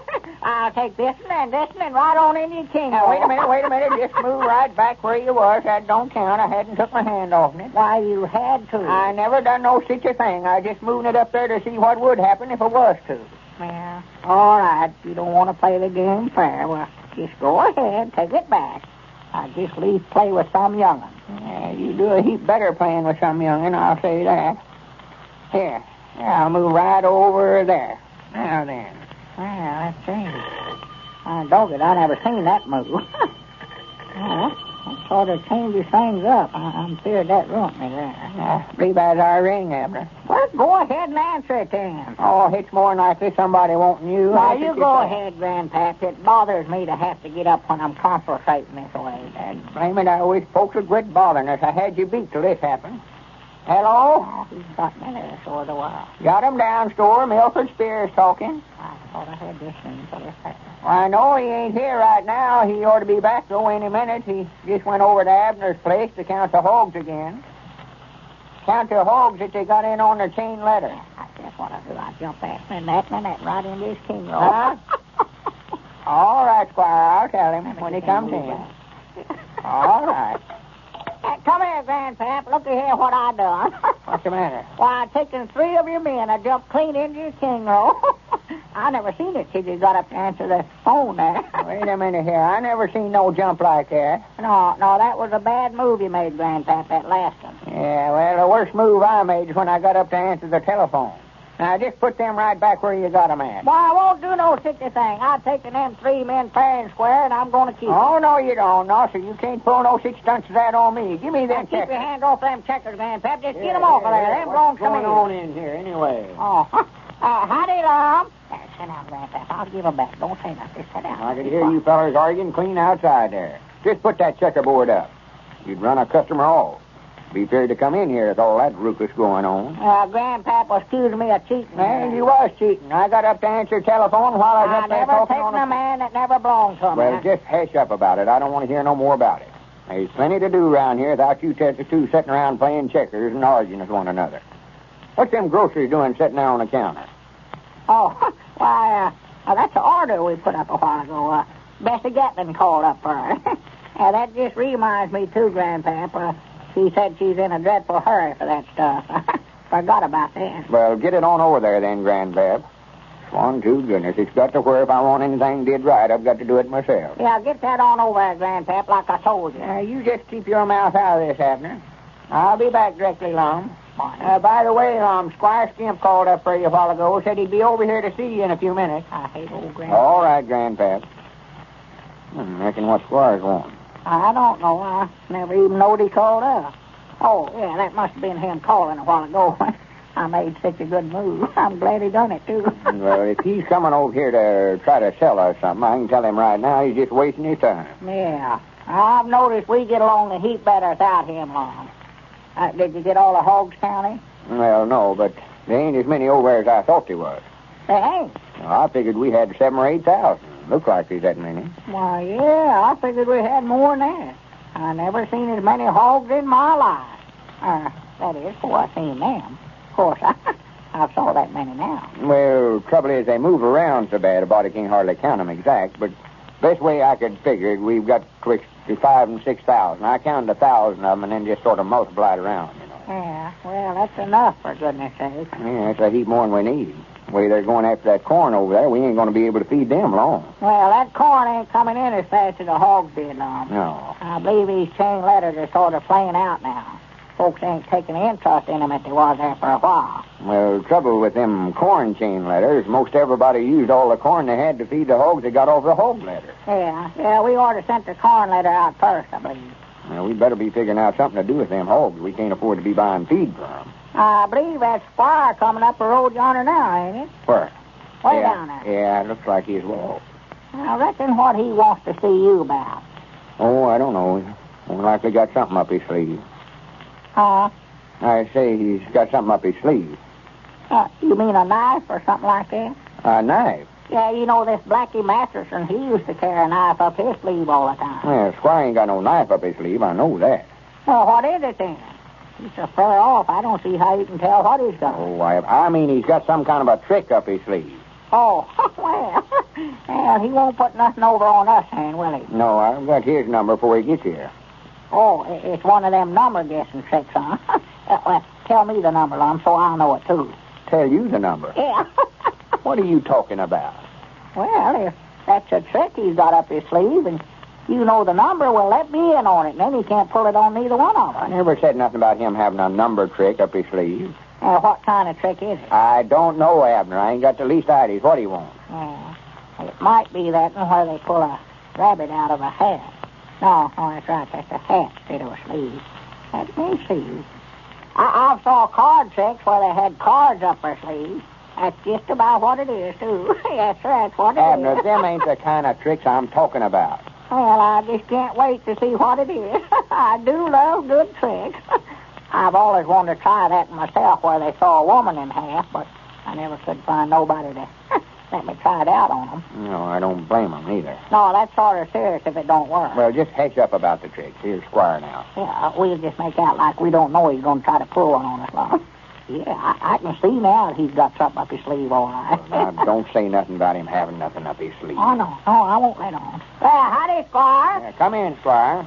Good evening, gentlemen. Good evening. Been looking for you. Grandpap said you called up and said you'd be over. Yeah, go ahead and get started, Squire. Shut up, Abner. Well, I guess we may as well get right down to business, man. Yeah. Wait a minute now. Now, let me feel that sleeve first. We're on you, Squire. You can't put nothing over on us. Abner, will you sit down there and hush up? Go ahead, Squire. What I come over here to see you men about, Abner, turn Squire's arm loose. Just get away from him. Leave him alone. I couldn't feel a thing. Well, you better go over and be straightening up them shelves and put that checkerboard up. Blame it, I want to watch that tape. Excuse Abner, Squire. Go ahead. Lum, I was talking to Ezra's East trunk a while ago, and he's got about 400 head of hogs over at his place that he got from that chain letter that's been circulating around here. Well, we've got 10 times that many. We've got over 5,000 of the thing. Yes, I understand that you have. And there's quite a few folks around here that's got more than they can take care of. And I've been talking to some of them. If we can get this whole bunch to go in together, well, I'll make a trip into Kansas City and Chicago and one or two other stock market centers, and we can dispose of these hogs for you at a good price, Lum. Now, the way I had it figured out, if you men will give me 10% of what the hogs bring, I'll handle the whole thing and get you a much better price than you could get yourself trying to dispose of them. Granny, that's sound all right, Squire. Well, of course, I just figured, Lum, on account of us being such old friends, if I could help you men out, I'd be glad to do it. Well, we wondered how long it'd be before Squire Skimp muscled in on this deal. Ladies and gentlemen, I want every one of you to listen closely to the following scene. It took place in a Cincinnati drugstore last week, and we're reenacting it because of its importance to you. A gentleman, whose name we won't mention just now, has just entered the store and is at the fountain. Listen. Good evening, sir. What do you have? Well, I've got some things to get here, drugs and such like. Suppose you fix me up with a Horlicks malted milk while I take this list over to the drug counter. Okay, sir. I'm afraid we don't have Horlicks. The brand we serve is just as good, though. Will that do? No, I wanted Horlicks. How come you don't serve it? Well, I don't know. We used to. Well, I've got to admit I'm sold on Horlicks. We use it at home, and I listen to their program, Lum and Abner. Why, only the other night their announcer said that a good way to tell a quality druggist is to look and see if he serves Horlicks at the fountain. I'm inclined to agree with him. Well, maybe you're right, sir. I don't know. I'm just a clerk here. Anything else I can get you? No, never mind. I think I'll run along. I'll get those drugs some other time. Folks, that scene is being enacted everywhere, over and over again. People are beginning to realize that quality druggists nearly always serve Horlicks malted milk at the fountain. That's why, when a druggist doesn't serve Horlicks, they often make their purchases elsewhere. See if your druggist serves Horlicks. If he doesn't, ask him to get it and serve it at his fountain. And now about that picture of Lum and Abner. To get one right away, all you have to do is to send in your name and address on the back of a wrapper from a half-pound or larger-size package of Horlicks malted milk to Lum and Abner, care of the station to which you are now listening. Send in soon. We have only a limited quantity, remember, and we'll send you one right away. This is Carlton Brickert, speaking for Lum and Abner and Horlicks, who now bid you all good night and good health.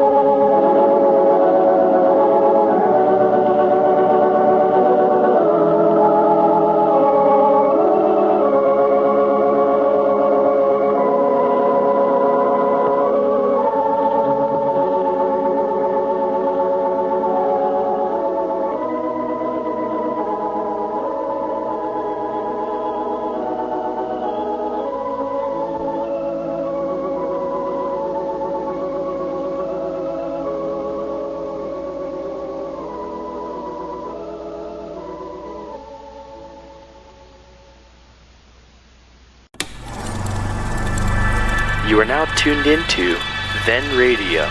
If you enjoy our videos, we ask that you consider joining our Patreon to support our channel. Don't forget to like and subscribe so that you never miss a new video. We hope you enjoyed today's episode, and as always, thank you for watching.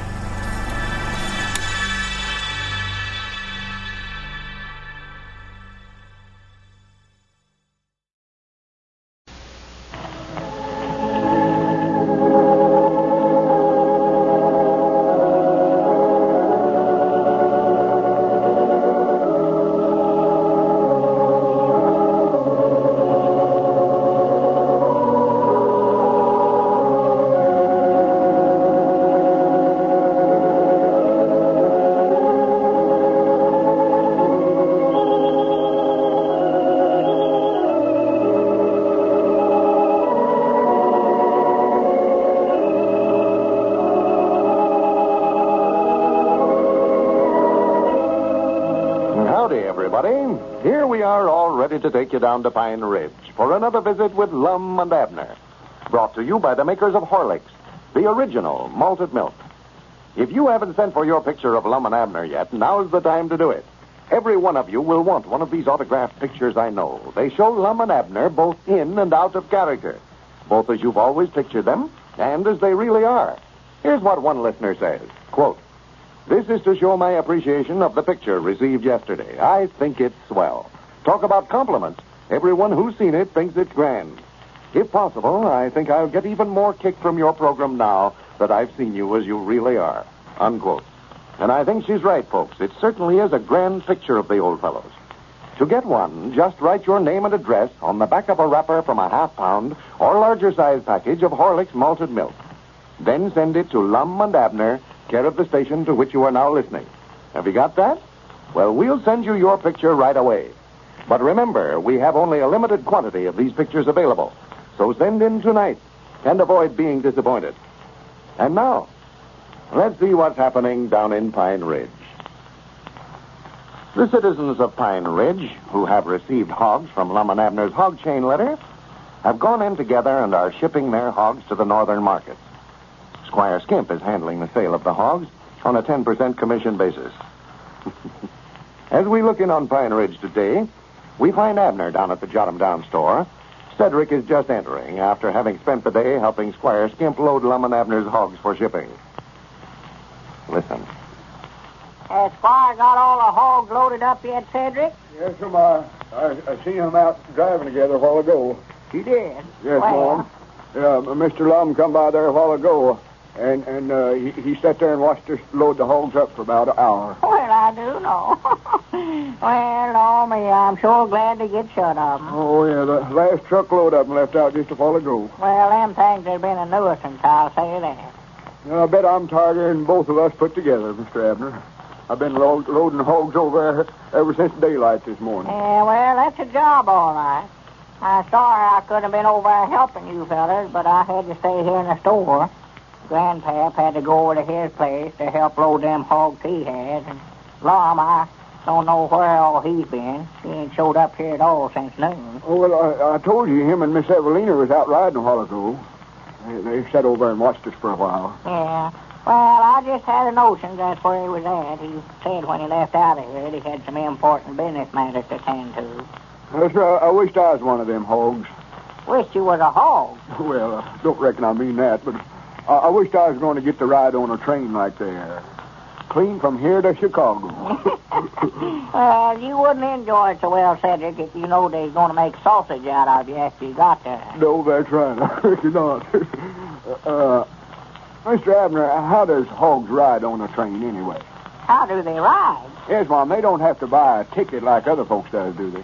Well, they have a ticket, all right, Cedric, but they don't buy it themselves. Somebody else has to buy it for them. Well, I've rid on trains once, but I don't recollect seeing no hogs on there. Well, they don't let hogs sit up there on them nice green cushions, Cedric. Well, whereabouts do they sit then? They don't sit. They have to stand up. That's what they get for being a hog. Yeah, but where do they stand at? Oh, they've got special cars for them to ride in, Cedric. They put them in cattle cars. Cattle cars? Why, sure. They don't let hogs ride in with everybody else. Yeah, but what they're doing putting them in cattle cars looks to me like they put them in hog cars. Well, I don't know, Cedric. I ain't no railroad man. All I know is they put them in cattle cars, for Lum said so this morning. Said they had special cars for 'em. Well, that's nice. How many hogs did you get on your chain letter, Cedric? Why, I ain't got none yet. I don't think my name's got to the top of the list yet, though. I got started sort of late. Yeah, well, the trouble is now there's just a few of us that's got all the hogs there are around here. Again, the Squire gets done loading these up, there won't be over half a dozen left in the whole community.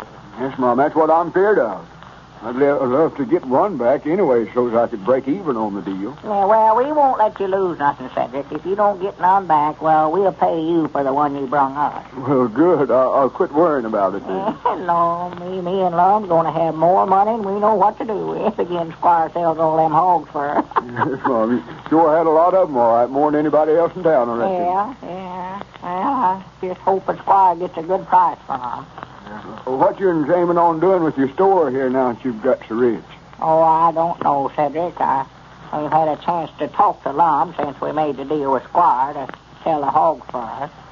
Who is that coming up there on the porch? It's Mr. Grandpap. Oh, yeah, good. I was afraid it was a customer. Come in, Grandpap. I never aimed to take so long, Abner. I had to wait for that truck to get there. Oh, well, now, that's all right, Grandpap. Ain't been nothing doing, no way. How many hogs did you ship? Why, 23 I turned over to Squire. 23? I saved out 2 of the best ones for meat hogs. Fatten them up for next fall. Uh-huh. That's what you and Mr. Lum ordered, did, Mr. Abner? Save back a few of them. Oh, I don't know, Cedric. I thought about that, but Lord me. I don't want to have to go to all the bothering of butcher no more. I'll have enough money from here out to go to the meat market and buy meat when we need it. Yeah, that's mighty handy if somebody can afford to do it. Yeah, Lum says that we'll have enough money to make us dependent for the rest of our lives. Yeah, you fellers ought to get her right smart from the amount of hogs you sent off. Oh, yeah, sure, yeah. No. There's Mr. Lum driving up out there in front now. Yeah? Miss Evalena ain't with him. No, I reckon Evalena never asked him to stay for supper, neither, for if she had he'd have sure stayed. Has Lum been courting Evalena today? Yes, Mom. I seen them out driving together a while ago. Oh, Lum, he never passed up an invite to eat in his life. No. Asked him to stay for a meal, and he'll always say he ain't got time. Be saying no and pulling a chair up to the table all while he's saying it. And again, he gets that napkin tucked into his collar right good. He ducks his head, and you don't hear no more out of him until he pushes his chair back from the table. He ain't no company to eat with at all. Yeah, Lum's a terrible eater. Well, you can't blame him. He stayed over at his place eating his own cooking till he's about half starved, I reckon. Well, look at that. He must be going somewhere. Got his Sunday suit on there. Well, yeah. I wonder if he's decided to go to Chicago with them hogs. Well, he wouldn't have to dress himself up like that to ride with the hogs, would he? No, that's right. Hey, sort of dressed up this afternoon, ain't you, Lum? Oh, I don't know. Not special. Just sewed on some old clothes I had around the house there. Why? Why, that's your Sunday suit. I know what suit I've got on, Abner, and it ain't my Sunday one. Why, here it is, too. You've been wearing that blue serge suit to meetings on Sunday for the last 3 or 4 years. It used to be my Sunday suit. Granny, I'm going to wear clothes like this every day in the week from here out. Have a cigar, Grandpap. Cedric? No, thank you, Mom. I don't believe I do. Yeah, thank you, Lum. What's the matter? You mad because I said that about your suit? No, I ain't mad. Well, I just wondered. You never offered me no cigar. Well, you've got just as much money as I have. If half of them hogs is yours, you can buy your own cigar. Oh, I never wanted none. I just wondered if you was mad, though. No, facts is, I was just going to suggest that me and you have a statuary made of us together to put down there by the watering trough across from the post office. Statuary? Yeah, I thought it'd be nice for us to put up something for folks to recollect us by. Recollect us by? Yeah. Now, you don't think nothing's going to happen to us, do you? No, but I just figured us being hog kings of this part of the country, we could have a statuary of me and you standing there with a hog between us. I believe if you're going to honor somebody, do it while he's a living, so he can see it himself. You mean just have me and you and the hog just standing there, huh? Well, either standing there together or us sitting down and the hog standing up. Yeah, well, I'd rather sit down if we're going to do it, Lum. Let the hog stand. Swan, Lum, you've been trying to get a statue of yourself put up somewhere around here as far back as I can recollect.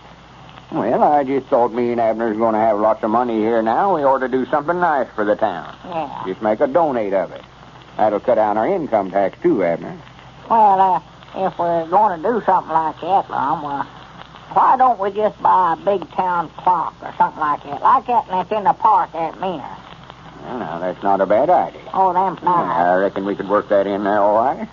Yeah, I could be standing there with a great big watch in my hand, sort of glancing at it like I just took it out of my pocket to see what time it was. Yeah. Might have old Eddard saying down underneath it to sort of inspire the young folks of the community. Like there's no time like the present. Huh? Oh, nothing. Now, don't try to get me to explain that to you. Well, let's wait till we get the money from the Hogs before we start spending it. From Squire. How many hogs did you fellas ship, Lum? Why, all we had over there. Yeah, no, but how many did you have?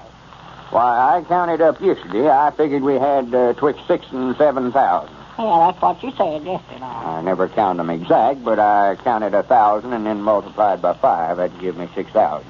See, the 5 I multiplied and then the 1,000 I counted. Yeah, that's right. 5 and 1 is 6. Yeah, what I'm talking about, Lum, how many did Squire load on them trucks? Why, all we had over there. We never saved back none. I sat over there and watched him a while ago to be sure he'd taken every one of them. Well, I'm glad of that, for Elizabeth's just been raising the roof. They got in the yard there and rooted up every one of them snuff bottles that she had the flower beds outlined with. Well, didn't you fellas get no receipt from Squire showing how many hogs you let him have? Didn't we get no what, Grandpap? What's that? Receipt. Wait a minute here. Did you, Abner? Well, no, I ain't saw him. I've been here in the store all day. I ain't seen For Squire. goodness sake, now you did it. That's a fine howdy-do. Squire's got all our hogs and shipped them to Chicago, and we ain't got no more ideas how many we let him have than a rabbit. We just have to take his word for it. And knowing Squire Skimp as we do, that's a very serious oversight on their part. Don't forget that you can get a big 8x10 autographed picture of Lum and Abner simply by sending in your name and address on the back of a wrapper from a half-pound or larger-size package of Horlick's malted milk. Lum and Abner want every one of their friends to have one, and they certainly are grand pictures. Just the thing for completing that album of yours, or for framing. They show Lum and Abner just as you've always pictured them over the radio. Lum with his famous mustache and his whimsical smile, and lovable old Abner Peabody, known to millions of admiring radio fans as just Abner. Above these character pictures appear the Lum and Abner of real life. If you don't know what the old fellows really look like, now's your chance to find out. I think you'll be surprised. All you have to do, to get one of these pictures is to send in your name and address on the back of a wrapper from a half-pound or larger-size package of Horlick's malted milk to Lum and Abner, care of the station to which you are now listening. We'll send you one right away. Don't forget, though, we have only a limited quantity of these pictures available, so send in your wrapper as soon as you can. This is Carlton Brickert, speaking for Lum and Abner and Horlick, who bid you all good night and good health.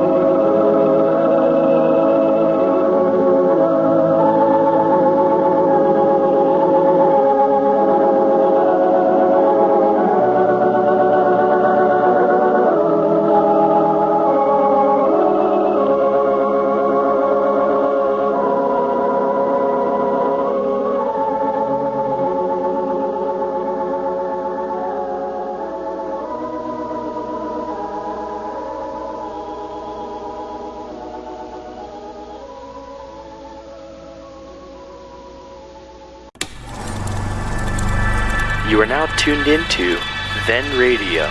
If you enjoy our videos, we ask that you consider joining our Patreon to support our channel. Don't forget to like and subscribe so that you never miss a new video. We hope you enjoyed today's episode, and as always, thank you for watching.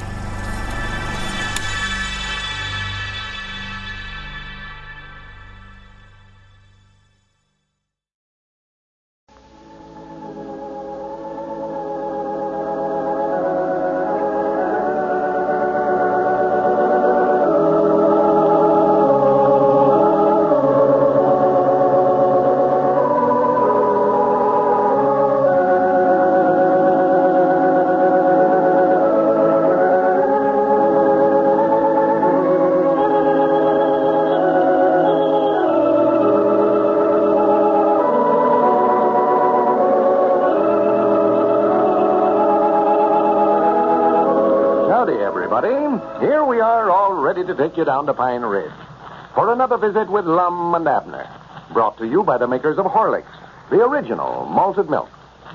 If you haven't sent for your picture of Lum and Abner yet, I suggest you'd better hurry. Thousands of rappers have come in requesting one of these big 8x10 autographed pictures of the lovable old characters, and we had only a limited quantity to start with, so we'll have to withdraw this offer soon. This picture's just the thing for completing that picture album of yours, or for framing and showing to your friends. It shows the old philosophers both as they appear down in Pine Ridge and as they really are. And if you've never seen the real Lum and Abner, you've got a surprise coming. You'll never believe that the quaint, comic-looking old fellows at the bottom of the picture are the same persons as the two good-looking men at the top.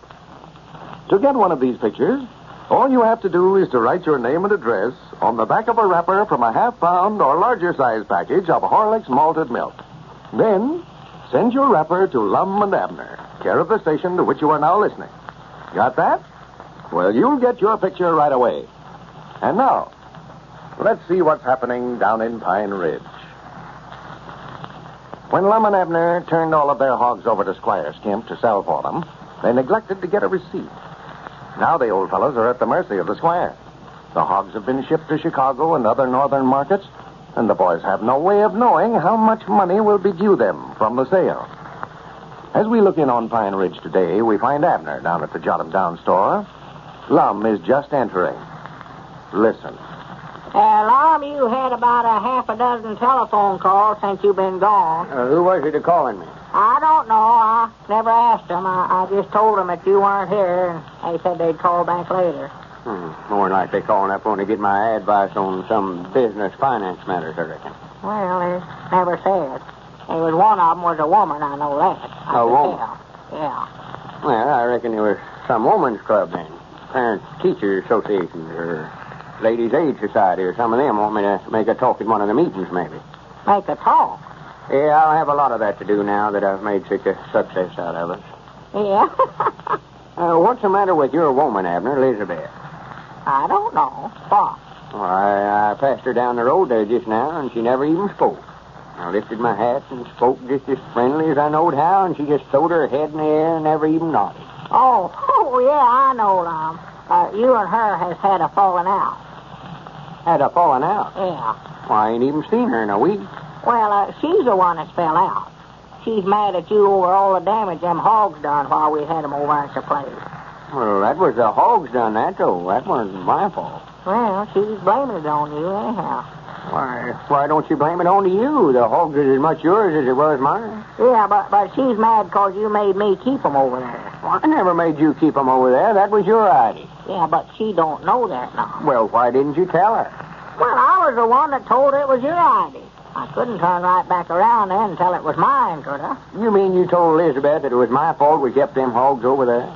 Well, I never exactly told her that it was you, but she knows it was me or you won, and I told her it weren't me. That must be where she got the idea. No wonder she acted that way then. Oh, yeah, she's pretty mad about it, all right.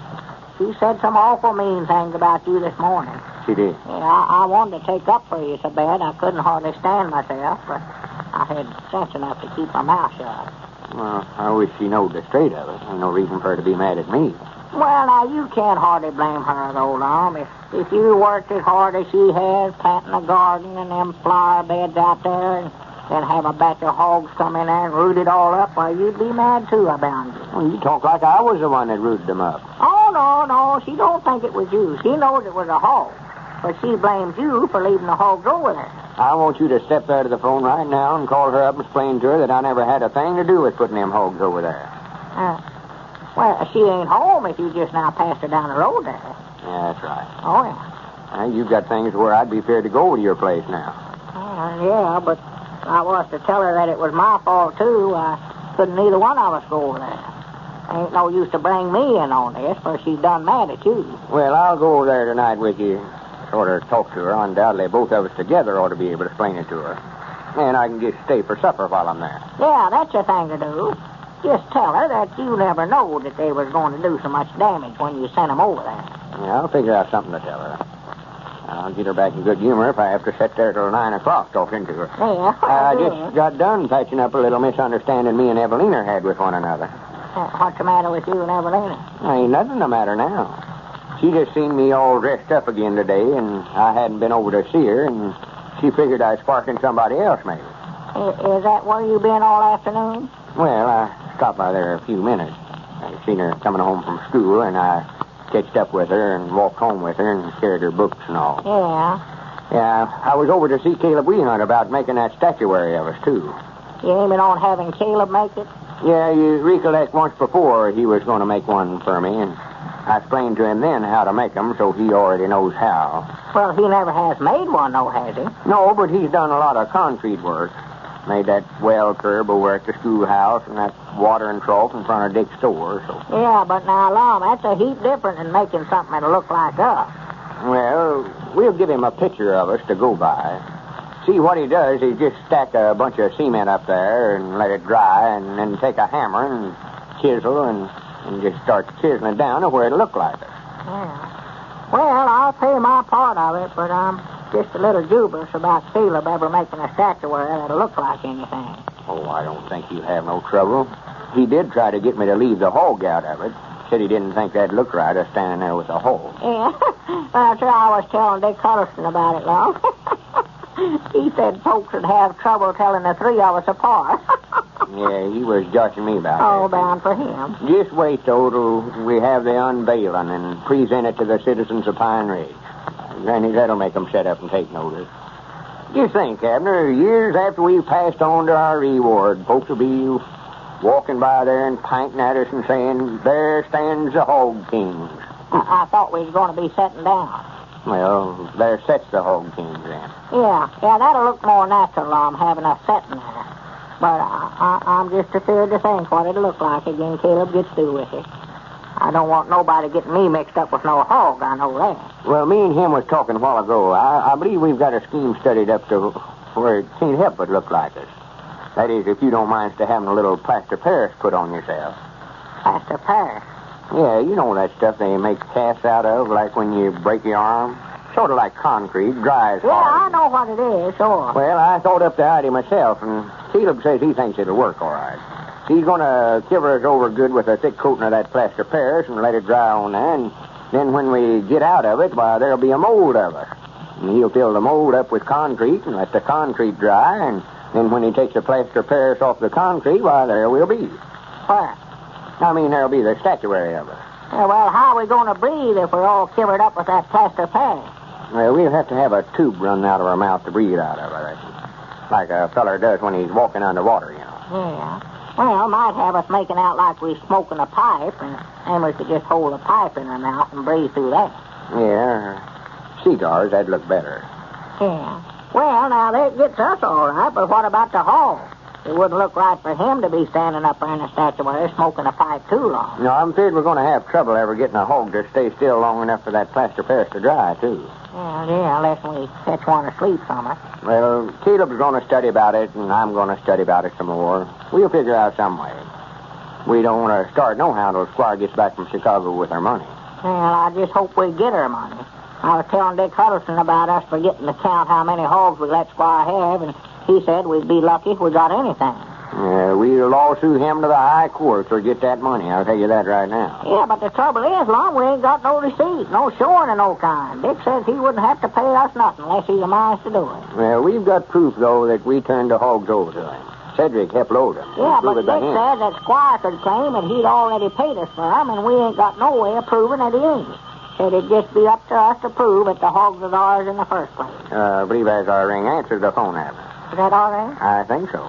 Well, it's more likely for you. Go ahead and answer it, Lum. No, you answered. And if it's somebody wanting me, tell them they'll have to make appointment to talk to me. I can't be jumping up and answering a phone every few minutes. Rich as I am, my time's valuable. Tell them I'm in a conference. Well, now, which one of them things do you want me to tell them? Well, tell them all of them. Well, if I can recollect them. Hello? Yeah, he's here. Well, he said you'd have to make appointment with him. Said he couldn't be jumping up and answering the phone every few minutes because he's in a conference or something like that. Tell him I'll give him an appointment at 2 o'clock tomorrow afternoon. Tell him to call me then. He said for you to call him tomorrow afternoon at 2 o'clock and he'll talk to you. Huh? Well, that's what he said anyway. Well, you'll have to talk to him about that. No, I don't want to talk to him. I'm just telling you what he said. Yeah, he's so rich now that his time's too valuable to be talking to you on the telephone. That's what he said. That's the time, Abner. Just let them know how important I am. They don't want to call tomorrow at 2 o'clock. I don't care whether they call or not. He said it never made no difference to him whether you ever called or not. That's just what he said. All right. All right, Evalena. Goodbye. Who? What'd you say there at the last? Who was that? It was Evalena. I never seen her so mad in my life. Evalena? Well, why in the world didn't you say so? Abner, you idiot, natural I'd want to make her wait till tomorrow afternoon to talk to me. Well, tomorrow afternoon be too late anyway, Lum, for she wanted you to take her over to Sea Skunks to a party tonight, but she said she'd just get Frank Foster to carry over. I said his time wasn't so valuable. Oh, my goodness, now you did it. Abner, sometimes I get so dad-blamed aggravated at you. It looks like the Hog King picked out the wrong person to impress this time. Ladies and gentlemen, I'd like to have you hear the contents of a letter from Mr. J.K. Long, dealer in leaf tobacco of Versailles, Ohio. I think it'll interest everybody. Mr. Long writes, Please permit me to tell you of my experience with your malted milk tablets. My son, 10 years old, has been in very poor health for 7 years. We tried everything known to medical science to increase his appetite, but to no avail. About a month ago, we purchased a big bottle of Horlick's chocolate malted milk tablets. They have so built him up that he has a wonderful appetite, eating anything and everything placed before him, and has gained 11 pounds in a little over a month. I cannot speak too highly for your wonderful product. Well, thank you, Mr. Long. As you say, it really is amazing what Horlick's tablets can do and have done in a wide variety of cases. They are sustaining and invigorating and delicious as well. Don't forget, folks, that you can get a big autographed picture of Lum and Abner while the limited supply lasts simply by sending your name and address on the back of a wrapper from a half-pound or larger-size package of Horlick's malted milk to Lum and Abner, care of the station to which you are now listening. This is Carlton Pickard, speaking for Lum and Abner and Horlick's, who now bid you all good night and good health.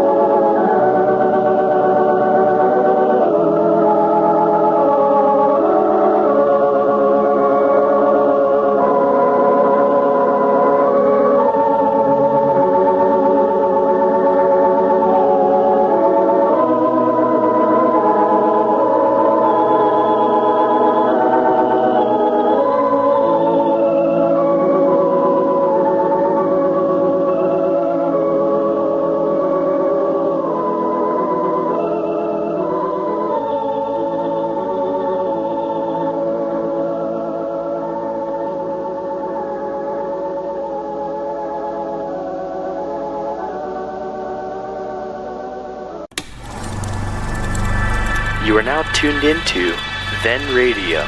If you enjoy our videos, we ask that you consider joining our Patreon to support our channel.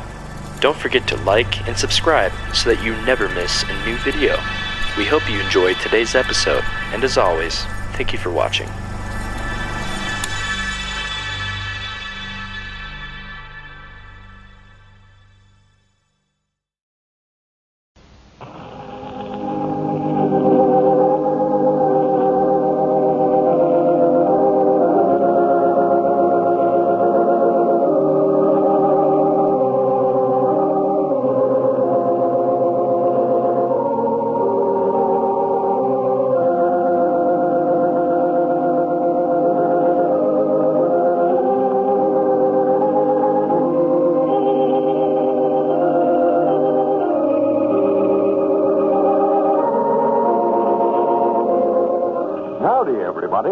Here we are, all ready to take you down to Pine Ridge for another visit with Lum and Abner.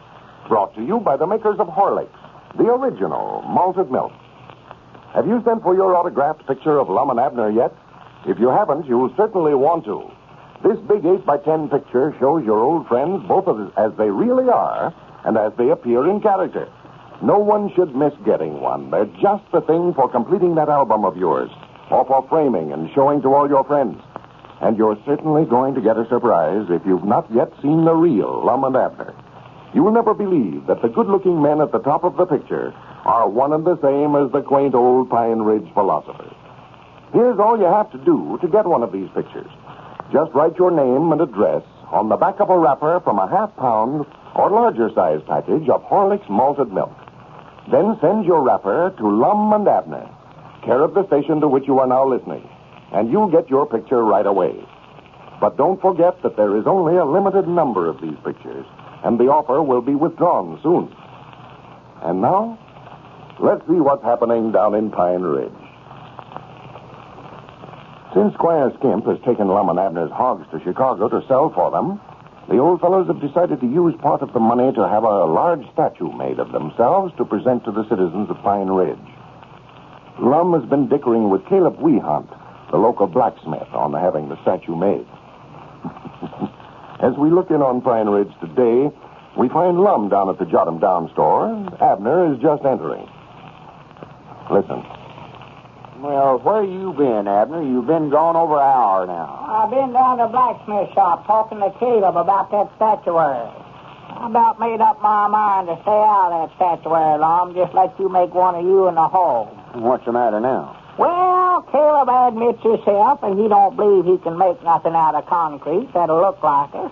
I don't see no sense in putting up a statuary that nobody won't know what it is. Well, I believe I've got a new idea on that now, Abner.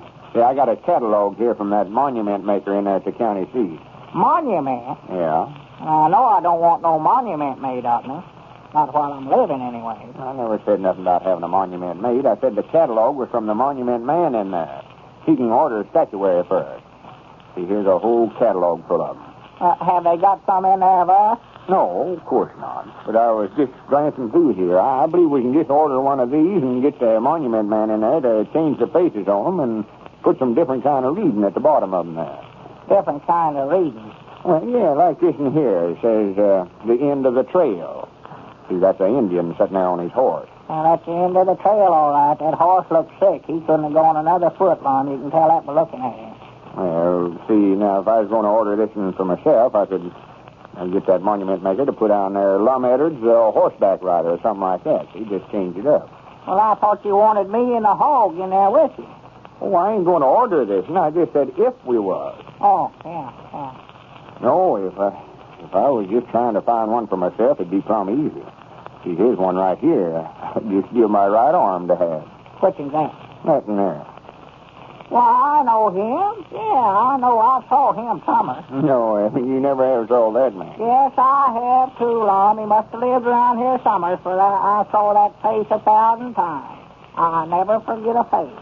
I can't call his name, but I know I saw that man before. Yeah, you saw him, but you don't know him, Abner. That's Abraham Lincoln, who that is. Oh, yeah, sure, yeah, that's who it is. I know that face was familiar. See, I wouldn't have to change his face up hardly at all. Just chisel them side whiskers off of him and them down on his chin there and put a mustache on him, and there I'd be. I've always said me and him looked enough alike to be own blood kin. Yeah, that's right, doggy, you do. You sure do. Except in the face. He always did put me in mind of myself some way or other. Abraham Lincoln did. Great man, Mr. Lincoln. No wonder they call him the father of our country. Well, for the land, is them second-hand monuments that they're selling there, Lum? Second-hand? Yeah. I reckon not. Look at them prices there, and you won't think they're second-hand. Well, who in the world would want to buy that thing all broke up like that, then? What? That's there. Oh, yeah. Why, that's Venus. Her arms are supposed to be broke off like that. Well, don't get nothing like that, Lum. I want myself to be in good shape. I know that. Reckon how she got all crippled up that way. I don't know. I ain't never heard the story of her life. Poor thing. Poor little thing. There's one there that I like that looks of about as well as any. I was just looking at that when you come in just now. Uh-huh. Yeah. That's called Spirit of 76. That's what Lindbergh flew across the ocean. No, that's the Spirit of St. Louis. See, these are soldiers. Well, we ain't soldiers, Lum. Well, no, but folks 100 years from now won't know where we was or not. See, that statuary there is going to be here for a long time after we're gone. Yeah, but that monument ain't got no hog on it, Lum. No, that's what stumped me right there. I'd have figured out somewhere around there. And it's got one too many men in it, too. We don't need that there on the end with that stick in his mouth there. Stick in his mouth? Yeah, that right there. That ain't no stick. That's a piccolo or a trombone or something. He's playing that for the rest of them to march by. Oh. See, he was the one I was figuring on for you. Me? Yeah. Well, I'd rather be that than on this side there playing a drum, Lum. That's what I like, drum. All right. He's just a little boy, Abner. You wouldn't want to be him. Well, you said that monument fellas are going to change their faces anyway. Then we put some chin whiskers and a pair of spectacles on him. Why, he wouldn't look like no little boy. You never seen no little boy that age with chin whiskers, Lum. Well, Abner, I wanted to be the man there in the middle playing the drum myself. We don't want two drummers. That's the reason I picked this fellow over here playing the piccolo for you. Well, now, you're just wasting your time, Lum. I ain't going to be him. In the first place, I don't know how to play one of them things. Well, you don't have to play it. The whole thing's made out of concrete. You couldn't play it if you wanted to. Well, if I ain't going to play on it, well, what's the use of having it in there, then? Well, we can take the piccolo out of it, then. Yeah, that ain't going to look right. Yeah. My hands will still be up there. Folks will be wondering what I'm doing. Another thing, he's got his head all bandaged up there. Looks like he's got a splitting headache. Oh, no, he's been shot in the head. That's the reason for that bandage. Well, I know I don't want to be him, man. Well, all right, then. You can be the little boy. I'll be him. We both can't be playing the drums. I know that. Well, Lum, what are you going to do with that fella there, sitting in the middle here? Well, I don't know. If that was a hog you was carrying there, instead of a drum, we could call him John Doe. Have Lum Edwards, John Doe, and Abner Peabody, the hog king. Well, would he help us pay for it? Who? That John Doe, whoever he is, if he's going to be in it, you ought to pay his part. Well, Abner, there ain't no such person as John Doe. Oh, you just made that name up, huh? No. It's a name you always use in legal matters. Use that instead of folks' real name, you know. Uh-huh. Well, what is his real name? Who? That fella there that you was going to call John Doe. I don't know what his name is. Don't reckon he's got none. I don't know none of them fellas' names. Why, that's Abner Peabody right there, don't you know? And that and you. Well, them ain't the ones that's bothering me, though. It's that fella in the middle. What are we going to do with him? Well, we might get Dick Huddleston or Grandpap Spears to go in with us on the statuary and pay their part and call that one of them. Well, they ain't hog kings, though, Abner. Well, is that fella John or whatever his name is he one? John Doe? Yeah, is he a hog king? Well, he's anything you want to call him. Well, let's just call him the hog king. No, that wouldn't look right to have a hog king up there playing a drum. Besides, I'm going to be playing a drum, too. Might get us mixed up. Yeah. Well, I'm going to see if that monument man could take and just cut him clean out of there and set a hog in there twisted. Well, now, what about them others? Ain't none of them others in there that'll do? No, I've looked through it. Most of them are single fellers, or just one of them. Well, look here there. That's the ugliest woman I ever seen in my life. Who's she, Lum? Where? That can stand there barefooted with that ribbon tied around her head. That ain't no woman. That ain't even a ribbon around his head. That's a wreath of leaves of some kind. That's Julius Caesar. See his name down there? Well, what's he wearing that dress for, then? That's the way the men dressed in them days. Well, big sissy. Sissy? Yeah. Well, he was one of the greatest fighters of all times. He was a great warrior. I can whip anybody that wears a dress and a ribbon around his head. I don't care when he lives. Look at him standing there reading that newspaper. Newspaper? Yeah. Ain't no newspaper. They never even had newspapers in them days. That's a scroll.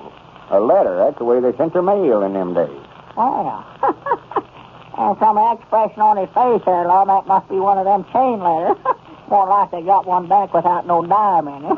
Well, that's more likely a legal document of some kind. That's another thing, Abner. If we're going to be hog kings, we ought to have a crown of some kind. I believe that's our ring, Lum. Yeah, I'll answer. More likely for me anyway. Here, let me have that cantaloupe while you're talking. Yeah. Hello? Fine one. You got him down, store. Oh, why, this is him a-talking. Who? Chicago? Yes, Mom, I'll pay for it. Chicago calling collect. Well, what do you know about that? You mean the whole town's calling you? No, I've got ideas. Squire Skimp. Maybe he's got some news about the Hogs. Yes, Mom? Hello? Squire? Yeah? Why, just fine. How's yourself? How's the weather way up there? Well, I can hear you just as well as if you was next door here. Have you sold the Hogs yet? It is. Says the market's flooded up there. Well, I fear them rains is going to cause some damage. Well, what do you aim to do, Squire? Be about our luck for the whole bunch to get drowned. Well, I don't know what to tell you, Squire. Just go ahead and use your own judgment, I reckon. Wonder if Hogs can swim. Yeah, I know it's bound to be running into a lot of money. Well, let us hear from you the minute you make a deal, Squire. The whole town's anxious to know what you get for 'em and all. Oh, yeah. All right, Squire, will. All right, much obliged for calling. Goodbye. Well, maybe we better sort of hold off on that statuary, Abner, till we find out what Squire gets for them Hogs. He says he can't sell them, and he's having to buy feed for them and pay rent for a place to keep them. Oh, my goodness, that's just going to ruin us, Lum. Him spending all that money, we won't have nothing left over. Well, wait a minute, Daddy. Huh? Try to ring again. You don't reckon he sold them already, do you? Oh. Hello? If you got them down, store. Mom? Oh, all right. All right. Thank you, Mom. What's the matter, Lum? That phone call was $18.36. Put the book up, Abner. I don't even want to see it. Well, this report from Squire Skimp looks like a setback to Lum and Abner's plans for a statue. Before we leave the air tonight, I'm going to answer a few questions I've received lately about the Horlick weight control plan. Question. How is it that Horlick's malted milk, which is such a fine bodybuilding food, can actually help anyone reduce? Answer. The Horlick weight control plan consists of substituting a glass full of Horlicks for a heavy, hard-to-digest meal. That means a reduction of the daily caloric intake, with a consequent loss of weight over a period of time. Question. Can you give me any instance in which the plan was actually tested? Answer. Yes, among a group of Chicago women. It was found after a period of only 10 days that the great majority of the women had lost on an average 3 pounds, 4 ounces each. Question. Why is the Horlick plan so much safer than many radical reducing plans? Answer. Because Horlick supplies the essential food elements the body requires. It is extremely nourishing and easy to digest, is sustaining, and safely takes the place of a heavier, hard-to-digest lunch. And now, a word about that autographed picture of Lum and Abner. Don't forget that we have only a limited quantity of these pictures, and the offer will be withdrawn soon. So write your name and address on the back of a wrapper from a half-pound or larger-size package of Horlick's malted milk. Send it to Lum and Abner, care of the station to which you are now listening, and they'll send you a picture right away. This is Carlton Brickert, speaking for Lum and Abner and Horlick, who now bid you all good night and good health.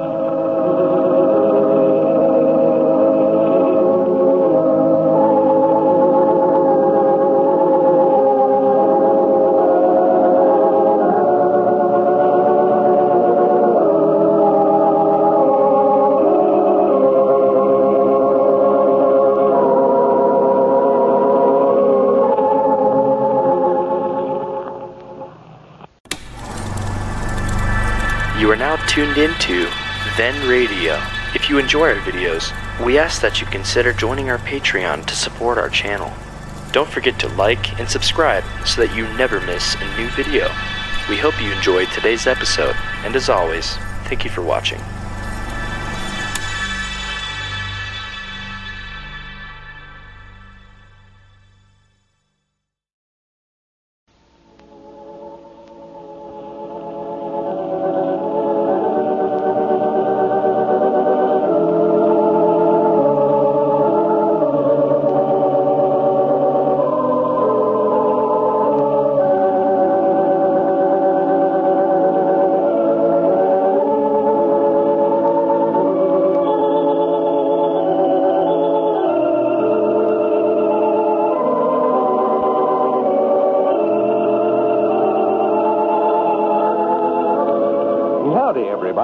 Here we are, all ready to take you down to Pine Ridge for another visit with Lum and Abner, brought to you by the makers of Horlicks, the original malted milk.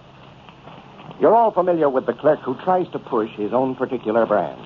Usually, he says they're just as good as the brand you ask for. And cheaper, too. Well, sometimes he may be right. Sometimes you may get a bargain. But 9 times out of 10, you don't. Take malted milk, for instance. If you accept an imitation of Horlicks, remember that you may be getting a mechanical mixture of skim milk, inferior malt powder, and a lot of ordinary sugar. There's not much economy in that, is there? Not when you can get Horlicks, the original, for only a little more. Horlicks, with its rich, full cream milk, its special processing of finest wheat and malted barley, its precious vitamins and minerals. So remember, when you're buying malted milk, insist on Horlicks. You have a choice of 2 flavors, either natural or chocolate. And now a word about that photograph of Lum and Abner. Thousands of requests are poured in from all over the country, and there aren't very many pictures left. So if you haven't done so yet, write your name and address on the back of a wrapper from a half-pound or larger package of Horlicks malted milk and send it to Lum and Abner, care of the station to which you are now listening. You'll receive a photograph right away. And now, let's see what's happening down in Pine Ridge. Squire Skimp is now in Chicago, attempting to market the hogs for Lum and Abner, which they received from their chain letter. Well, yesterday, however, they received a long-distance telephone call from him advising that there was no market for the hogs at this time, and he would have to keep them there until he could get a good price for them. As a result of the call, the old fellows have had to temporarily abandon the idea they had of having a statue made of themselves to present to the citizens of Pine Ridge. As we look in on Lum and Abner today, we find them down at the Jot 'em Down store. Evidently, they have just received a wire from Squire Skimp. Listen. Read it again, Lum. Well, all it says is, sold hogs today. Stop. We'll be home tomorrow. M.K. Skimp. Well, I just can't wait to find out how much you got for him. Well, he said yesterday over the phone that he's going to wait till the market went up before he sold them.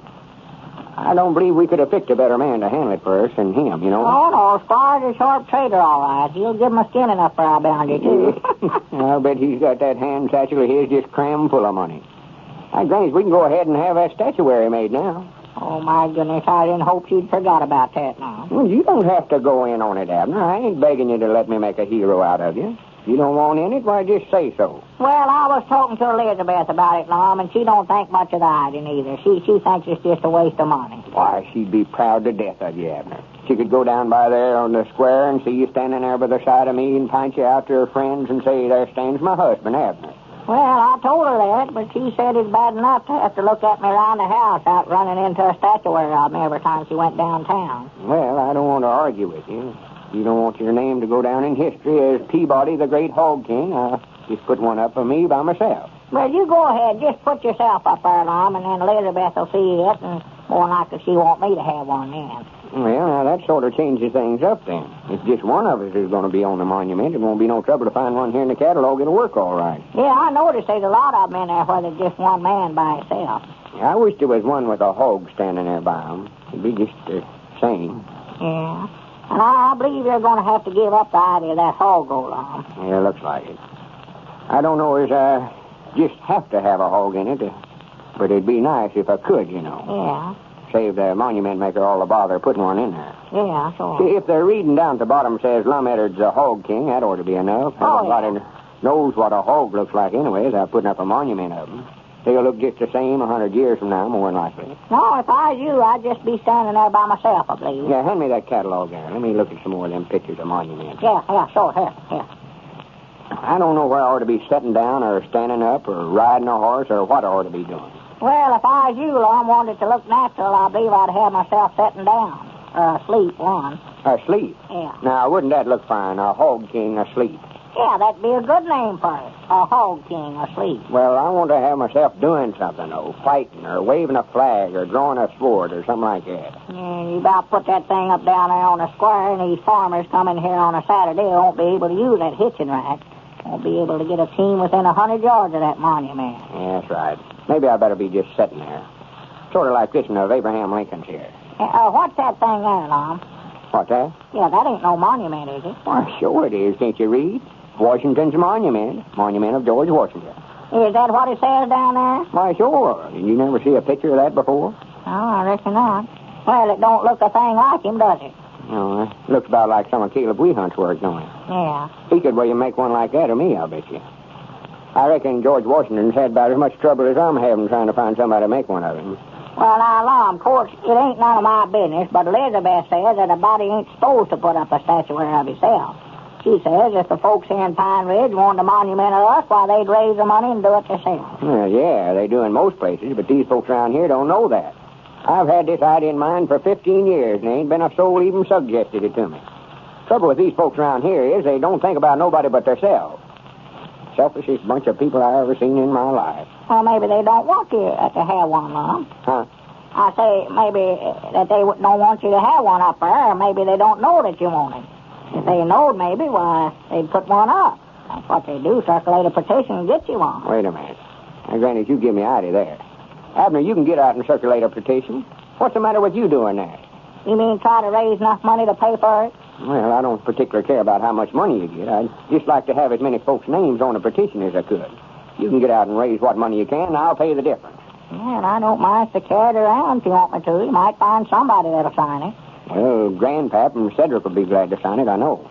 If they don't, I'll fire them both. I'll tell them that. Oh, no, I don't think you'll have no trouble with them, Lum. And I'll sign it, too. I don't see no harm it can do. Well, there's 4 of us already. Or 3 of us. Or you 3. Granny, I'm proud we thought of that, Abner. Evalena said the other day she never thought I ought to put one up till somebody asked me. No. But she'd be glad to hear this movement's been started. Well, let's see here. Get one of these picked out here. Now, we're getting someplace now. Swan, you ought to know that catalog by heart, Lum, as much as you've looked through it. Yeah, but I can't make up my mind where I want to be Grant or Lincoln or... Wait a minute. There's a feller sitting there that might do if he didn't have such a worried look on his face. What's he doing there, hitting himself in the chin? Oh, he's sitting there with his chin resting on his fist. That's called the thinker. He's studying about something. What? I don't know. I ain't no mind reader. Nothing, I don't reckon. Nothing? Well, I mean, that's just a statuary, Abner. He couldn't think. Yeah. How about this one over here, Lum? Isn't here that fella throwing that plate or whatever he's doing there? No, that's a discus thrower. Now, how about this side of this one here is one to get? U.S. Grant. I like that, and Lincoln's a heap better, but... Well, why don't you get it, then? Well, it just looks foolish. Lincoln and Grant is both the same price in the catalog there, and with Grant, I get a horse thrown in the boot. Yeah, that's right. All you get with Lincoln, just that chair. It don't look very comfort to me, Lum. No, I believe Grant's the best buy. Let's see, that's number 3062. Price $6.80 each. While you're deciding on that, Lum, I believe I'll call up Mose Moots and see if he'll make a donate to that statuary of you. Well, he ought to. I get all my barber work done down there. Yeah, I'll just remind him of that, too. I believe we got him there. Yes, sir, I'll tell him. Hello? Mose? Why, this here's Abner Peabody talking. Oh, tolerably well. But that ain't what I called up to tell you. Me and Lum's getting up a petition. You're getting it up, not me. Yeah, that's right, it is me, ain't it? Well, tell him, not me. Hello, Mose. I'll have to start all over again. Just me is getting out a petition to put up a monument of Lum. Lum entered. No, he ain't dead yet. Why, 'cause he's a hog king now. Well, he says he is anyway. Why, a statuary of him. He's going to put it down there in front of Dick Hutterson's store by the watering trough. Yeah, just this side of it. Yeah, he might. Well, what I called you up for, Mo, he wants to know if you'll sign a petition and make a donation. You want to know? You want to know? Oh, for goodness sake. Yeah, to help pay for it. Well, fine. All right, I'll bring it down there then, Mo. All right. Well, much obliged. Goodbye. Mose was in favor of it, was he? Yeah, he said he'd sign it, and that we could put him down for 25 cents. Well, good for Mose. I know I could depend on him. Give him a quarter, huh? Yeah. He said he never had the cash money, but he'd give you a quarter's worth of barber work, and you could trade it out long. Well, fine. Now, there's a man that appreciates what I've did for the community. Fine citizen, that Mose Moose. Yeah, he was joshing there. Said he'd believe it'd do more good if you'd put it out in your garden for a scarecrow. Yeah, bound for Mose to make fun of himself. Abner, I can see right now this petition is going over with a bang, 100%.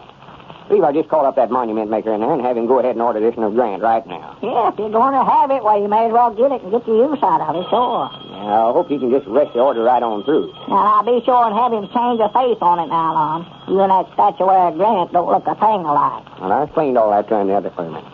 Central, ring the OK Monument Works, please, Mom. All right, I'll hold it. Yeah, be sure and tell him what you want wrote on there, Lum. don't want to forget now to have your name put on it after going all the trouble of putting it up. Now, wait a minute. Hello? Mr. Krause? This is Lum Returns. I can that thing, sauerkraut. I was in there and got a catalog from you a day or two ago to order myself a statuary. Yeah, well, I picked out the one I want now. If I just give you the catalog number, you can order it all right, can't you? Well, it's number 3062. Yes, sir. Now, I'll send you a picture myself so you can change the face up to look like me. Yeah. Yeah, and I want you to carve down underneath there, instead of U.S. Grant, put Lum Returns, Hog King. No, that don't sound right. Hog King. Wait a minute. What's the matter? I say that don't sound right, Hog King. You never heard anybody say England King. They always say King of England. I think that's right. Why, sure. Wait a minute. Hello? Mr. Krause? Change that reading down there. Instead of saying Hog King, say Lum Returns, King of the Hog. That's right, King of the Hog. Granny, that ought to make them fit up. Lum Edwards, Justice of the Peace, President of the Jot 'em Down Store, President of the School Board, and King of the Hogs. Don't forget that you can get a big 8x10 autographed picture of Lum and Abner simply by sending in your name and address on the back of a wrapper from a half-pound or larger size package of Horlicks malted milk. Lum and Abner want every one of their friends to have one, and they certainly are grand pictures. Just the thing for completing that album of yours or for framing. They show Lum and Abner just as you've always pictured them over the radio. Lum with his famous mustache and his whimsical smile. And lovable old Abner Peabody, known to millions of admiring radio fans as just Abner. Above these character pictures appear the Lum and Abner of real life. If you don't know what the old fellows really look like, now's your chance to find out. I think you'll be surprised. All you have to do, you know, to get one of these pictures is to send in your name and address on the back of a wrapper from a half-pound or larger size package of Horlicks malted milk to Lum and Abner, care of the station to which you are now listening. We'll send you one right away. Don't forget, though, we have only a limited quantity of these pictures available, so send in your wrapper as soon as you can. This is Carlton Brickert, speaking for Lum and Abner and Horlicks, who bid you all good night and good health.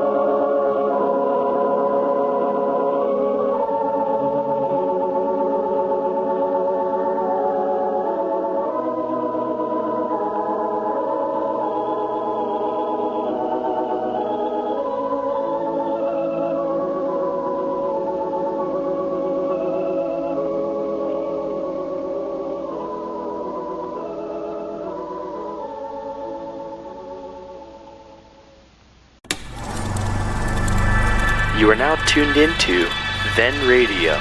If you enjoy our videos, we ask that you consider joining our Patreon to support our channel.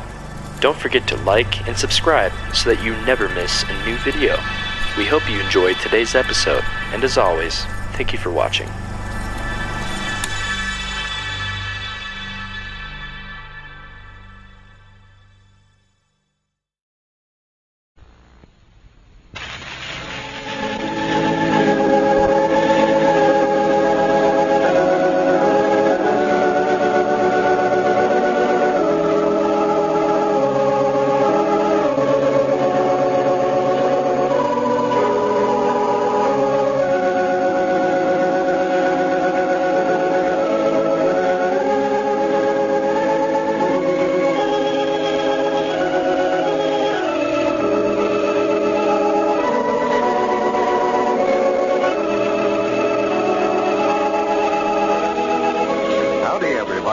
Here we are, all ready to take you down to Pine Ridge for another visit with Lum and Abner, brought to you by the makers of Horlicks, the original malted milk. Folks, only a few days left to get one of Lum and Abner's big 8x10 autographed pictures. They've received so many requests that the supply is almost exhausted. So if you're going to get one, I suggest you'd better hurry. All you have to do, you know, is to write your name and address on the back of a wrapper from a half-pound or larger size package of Horlicks malted milk. Then mail the wrapper to Lum and Abner at the station to which you are now listening. They'll send you a photograph right away, and they certainly are worth having. They show the old fellows, you know, both in character and as they are in real life. There's good old Lum with his whimsical smile and prized mustache. And lovable old Abner, just as you've always pictured him, spectacles perched way out on the end of his nose. So don't forget, folks, send in tonight before it's too late. This offer will be withdrawn by the end of the week. And now, let's see what's happening down in Pine Ridge. Well, yesterday, Lum and Abner received a telegram from Squire Skimp stating that he had sold their hogs for them and that he would return to Pine Ridge today. Well, now that Lum is sure of receiving the money from the sale of the hogs, he's gone ahead and ordered the statue of himself to present to the citizens of Pine Ridge, and is having inscribed upon the monument, Lum Edwards, King of the Hogs. Well, as we look in on our old friends today, we find Lum and Abner down at the Jot 'em Down store, eagerly awaiting the arrival of Squire Skimp. Listen. Granny, I just can't wait till Squire gets here. No, me neither. If he got to the county seat on that noon train, he ought to be out here any time now. Yeah. I bound you, he's got his pockets just stuffed full of money. Well, more than likely he got a check. You see, them big companies that way, they don't pay off in cash money. Oh, I just hope the check's good. Oh, well, it'll be a good check, all right. Well, if it ain't too late when he gets here, Lum, we ought to go right into the county seat this afternoon and get the cash on him. Well, there ain't no rush. We can go in there tomorrow. There's plenty of time. See about our luck for that check not to be no count. No, I wouldn't worry about that now. Wouldn't worry about it? Well, of course not. You mean just let them give us a check that ain't worth the paper it's wrote on, not say nothing about it? Well, no, I wouldn't want to just give them the hogs. No, I wouldn't let them put a stunt like that on. No, sir. We'll just get right on the train and go to Chicago and make them give us our hogs back or the money won. Well, I doubt where we could get the hogs back by now. I'll get them back or fill that place full of pistol smoke one.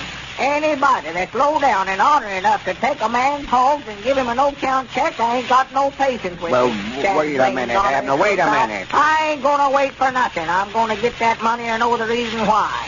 Just cause we're off down here in Pine Ridge and they're up there in Chicago, they think they can put something over on it. Calm yourself down, Abner. I don't want to calm myself down. I worked hard all my life. Abner, will you sit back down? Abner, sit back down in that chair. Juan, you're the worst feller to fly off in the handle I ever seen in my life. Well, it's enough to make a man fly off in the handle. How in the world you can sit there and not get riled up, too? Abner, just hush that up now. Hush up. Blame him. Got yourself worked up there till you're trembling all over. Just look at you. All over nothing. Nothing? Abner, you're going to bring another one of them thinking spells on yourself. Just wait a minute. Listen to reason. I don't want to listen to nothing. I'm so dead blame mad I could jump clean out of my clothes. Well, jump out of them then. Maybe that'll calm you down a little. Just wish I had them. Be ashamed of yourself. Accusing them of giving us a bad check before we even get the check. Well, you said that it was... Huh? We don't know where the check's any count or not till Squire brings it out here. Well, who told me that? Nobody. You just got yourself worked up there to where you might not throw the transom over nothing. For all we know, Squire might have the cash money on him. Well, I hope he had. We've had enough trouble with her dad blame check. Whose check? Why, that outfit that he sold a hog. Just let it go. Well, that's better. Now, just forget about it. Never seen you lose control of yourself that way. Well, I've been planning too long. I'm on getting that money from them hogs. I just wait a minute. That's all right. I don't know. I'm just nervous. I ain't hardly myself today. Well, I'll answer it. Maybe it's Squire. Yeah? Go over and douse a dip of water over your head. Maybe that'll help you. Yeah, my nerves are sort of jumpy. Hello? Mr. Jot 'em Down store. This is him talking. Oh, hello, Mr. Crow. Oh, sorry, Crow. You got what? Oh, well, fine. It'll be here tomorrow, huh? Well, when can I get it? Oh. Well, if you can put it up for me, I'll make arrangements to have the unveiling day after tomorrow, then. Yeah, I don't even want to see it till they uncover during the ceremony. Yeah, I'll see you better now. There's water coming. I'll camera. All right, sir. You have it out here and set up by day after tomorrow afternoon, and I'll go ahead and make plans for the ceremony. Ceremony. Hey, you see, I'm going to present it to the citizens of Pine Ridge here. All right, Mr. Krause. I'll have the money for you when you deliver. Fact is, there's a feller coming in today bringing me more money, and I'll know what to do with it. Talk about fire. All right. Much obliged for calling. Goodbye. Huh? Oh, goodbye. Granny's Abner, Mr. Krause says the statuary will be here tomorrow, and you can have it ready by the next day. Well, good. I can't hardly wait to see it, Lum. I just hope it looks like it. Oh, it'll look like me. I sent him a picture myself by the mail carrier this morning. A picture of you by the mail carrier? What you want him in a picture for? I said a picture of me by the mail. The mail carrier's taking the picture into him for me. What's the matter with you today? Oh, I don't know. I'm still nervous, I reckon. Oh, why don't you douse that water over your head like I told you to? Why, did I? Well, I forgot and drunk it, though. Well, now, you sit right quiet there. I've got some figuring to do here. I've got to make arrangements for them unveiling ceremonies. Yeah, what do they do at one of them? Well, the main thing will be a speech from me presenting the statuary to the citizens of Pine Ridge. Huh? You ought to have somebody there to accept it, too. Well, I thought you were going to invite everybody to be there. Well, I mean somebody to make a speech.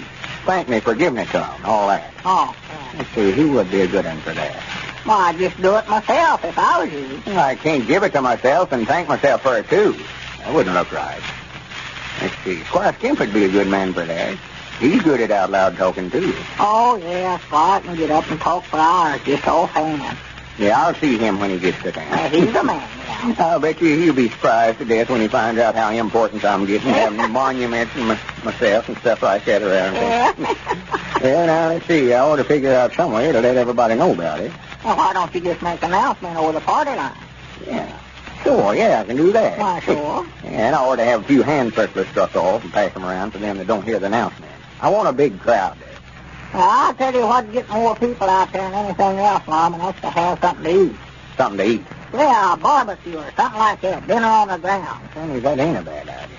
Well, I'm a good mind just to have a big feed down there and pay for it myself. That's a good idea. Well, all you have to do is just call up Clay Foster and tell him about how many people you want to feed, and he'll have the whole thing ready for you. They always get him to fix up the eats for these auction sales they have around here. Yeah, that's right. I believe I just called Clay up right now. I'm glad I thought of that. Yeah, if you get Clay, I'll be there myself. He's the best barbecuer I ever seen. And that's something I know when I see it. Or taste it. Hello? I do love barbecue. Clay? Eat my way. This here's Lum Returns. Yeah. Clay, how much would you charge to fix up a barbecue for about 300 or 400 people? Day after tomorrow. That's the best you could do, huh? It's going to be tomorrow. Well, that includes everything, don't it? Bread and all that stuff. Well, I believe I'll just let you go ahead and get that ready then, Clay. Oh, about 3 o'clock in the afternoon, I reckon. Right in front of Dick Huddleston's store. All right, Clay, I'll depend on you then. Much obliged. Don't mention it. Goodbye. He's going to fix it, huh? Yeah, said he'd have a nice assortment of beef and pork and chicken for me. Fixed enough for 400 people for $50. That's 25 cents a head. Well, that's cheap enough. Yeah. Let's see, I better make an announcement on the party line, start inviting everybody. This is going to be the biggest day in the history of Pine Ridge. You know what that is? Oh, yeah. Yeah. I'll give the fire alarm ring here. Well, I'll be sure and tell everybody that they're going to have something to eat so they'll come. Oh, yeah. Huh? Oh, wait. Hello? Just a minute, everybody. Hold the receiver. I've got an important announcement to make. Step up here, Mr. Smith. Huh?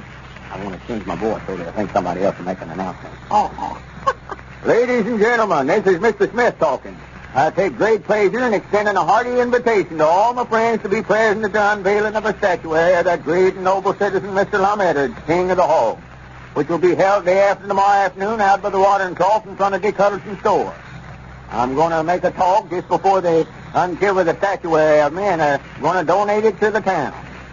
Mr. Returns has made arrangements with Clay Foster to have plenty of barbecue there for everybody. Well, for goodness sakes, Lum, look who's coming up out there. Squire Skimp. Well, good. I want every one of you to be there. Bring the children, too. Come one and come all. I thank you. Yeah, you got back, did you, Squire? Well, come in, Squire. I never was so glad to see anybody in my whole life. Well, good afternoon, gentlemen. Good afternoon. I just drove in town. I thought I'd drop by here and make a settlement with you the first thing I done. Well, good. I granted everything's turning out fine. Well, it looks like Lum and Abner's financial worries are over for a while. We hope. Before we leave the air, ladies and gentlemen, I especially want you to hear about a letter we received recently.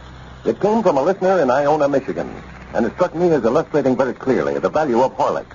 Listen. Since an operation 4 years ago, I have been unable to digest ordinary milk, eggs, or vegetables. It was hard for me to know just what to eat, to get sufficient nourishment and satisfaction.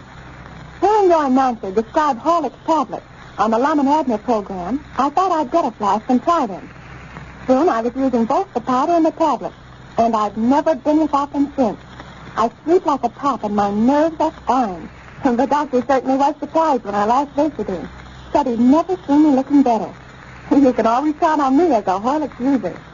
You know, we receive many letters like this, telling about the value of Horlicks tablets, proving their easy digestibility and how beneficial they are for persons who have difficulty in digesting ordinary food. Literally thousands of such unsolicited letters are in our files. If your own digestion troubles you, get some Horlicks tablets from your druggist in either natural or chocolate flavor, and see if they don't make all the difference in the world in supplying needed nourishment. And now, about that photograph of Lum and Abner. If you haven't done so yet, send in your name and address on the back of a half-pound or larger-size package of Horlicks malted milk, and you'll get one right away. Send your wrapper to Lum and Abner at the station to which you are now listening. Have you got that? But remember this, there are very few of these photographs left, so if you're going to get one, you'll have to hurry. This is Carlton Brickert, speaking for Lum and Abner and Horlicks, who now bid you all good night and good health.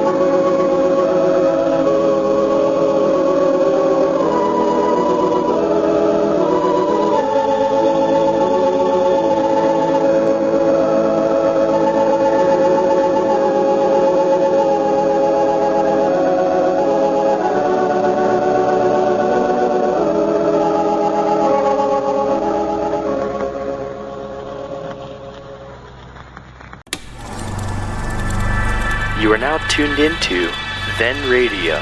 If you enjoy our videos, we ask that you consider joining our Patreon to support our channel. Don't forget to like and subscribe so that you never miss a new video. We hope you enjoyed today's episode, and as always, thank you for watching.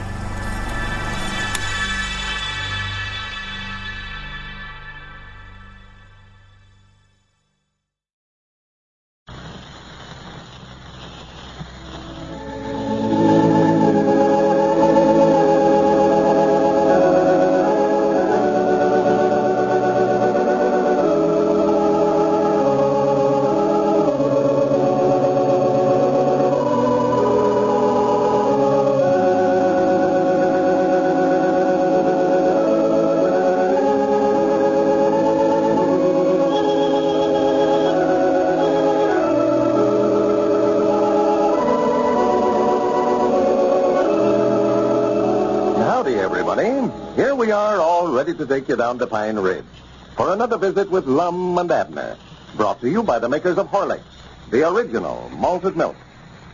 I wonder how many of you wake up in the morning with a tired, depressed feeling, even after sleeping all night, and how many are cross and irritable all day.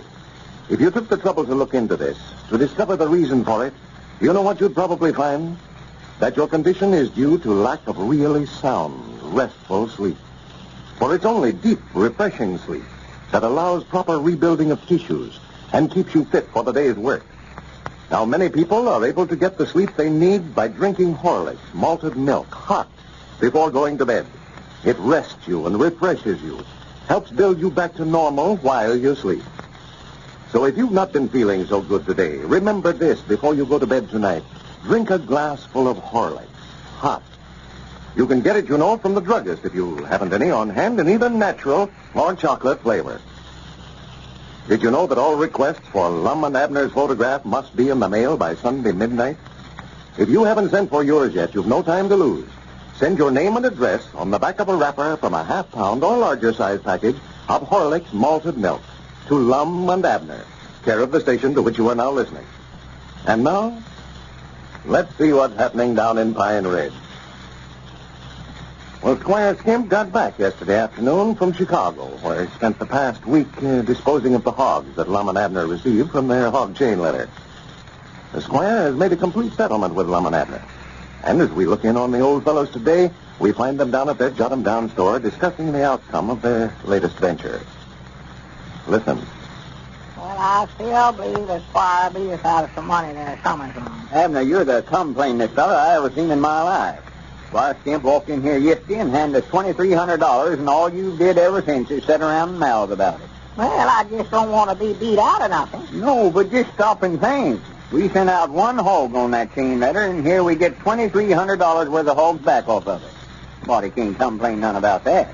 Yeah, but we had a lot of hogs, too. Yeah, but Squire had a lot of expense in handling them, too. Railroad fare and feed, rent on them stockyards where he kept them at before he sold them, and veterans' expense for examining them before he sold them. All them things runs into money. And then 10% we give Squire for selling them first, too, you know. Yeah, he had a long list of expenses, all right. But trouble is, we don't know where he put down the right figures or not. Well, ain't no way of telling about that, but we've done had our settlement with Squire now, so the best thing to do is just forget about it. Be thankful for what we got. Yeah, well, that is a right smart of money, ain't it? Why, of course it is. $2,300. Yes, sir. Danny's me and you've been making some money here lately, you know it? Oh, yeah. We had a balance of over $1,400 in there at the bank before I deposited that check this morning. Yeah, well, that's what we made out of the circus, wasn't it? Yeah. That runs us up now to over $3,700 we've got. Well, I do know. And 3 months ago, we never had nothing. No, we was going hungry. Yes, sir. No, sir, ever since we started with the circus, now everything we've got into's been a moneymaker. Oh, yeah, yeah. Sort of like King Midas. Everything we take turns to gold. Yeah, that was sort of... who? I say we're sort of like King Midas. You know, everything he takes turns right into gold. Well, I do know. I never heard of it. Oh, yeah. He could just catch something and it'd turn right into gold, huh? Yeah, that's all he had to do. Just catch it. There it was, 18 karat solid gold. I doggies now there's something that I'd love to be able to do. Just give me one day of that and I wouldn't have to work no more as long as I live, Lum. I'd just go around touching everything I seen. But it'd have its drawbacks, Abner, just like everything else. Drawbacks? Yeah, it sounds good offhand, but never worked out so well for him. Well, I don't see how it could help but work out all right. Unless me just be dogged lazy to get up and catch stuff. Well, you see, the trouble of it was, everything he takes turned to gold. Got to be a nut. Well, I'd never complain about it, I'll tell you that. I reckon how he done it. Well, I don't know. It was just sort of a gift with him. Just some natural for him. He'd been complaining, just like you are now, about not making money fast enough. And complaining about, that's all he thought about was making money, you know. Uh-huh. All of a sudden, everything he takes just started turning to gold.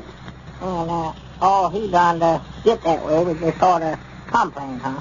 Well, it's been so long since I read about him, I don't recollect just how it went, but he was crazy over money, and that's all he thought about, so just to learn him better, he was punished that way. Well, I do know. Well. You know, all of a sudden he started touching things, and they started turning to gold. What's the matter? What you doing that for? Nothing. I don't reckon it's working on me yet.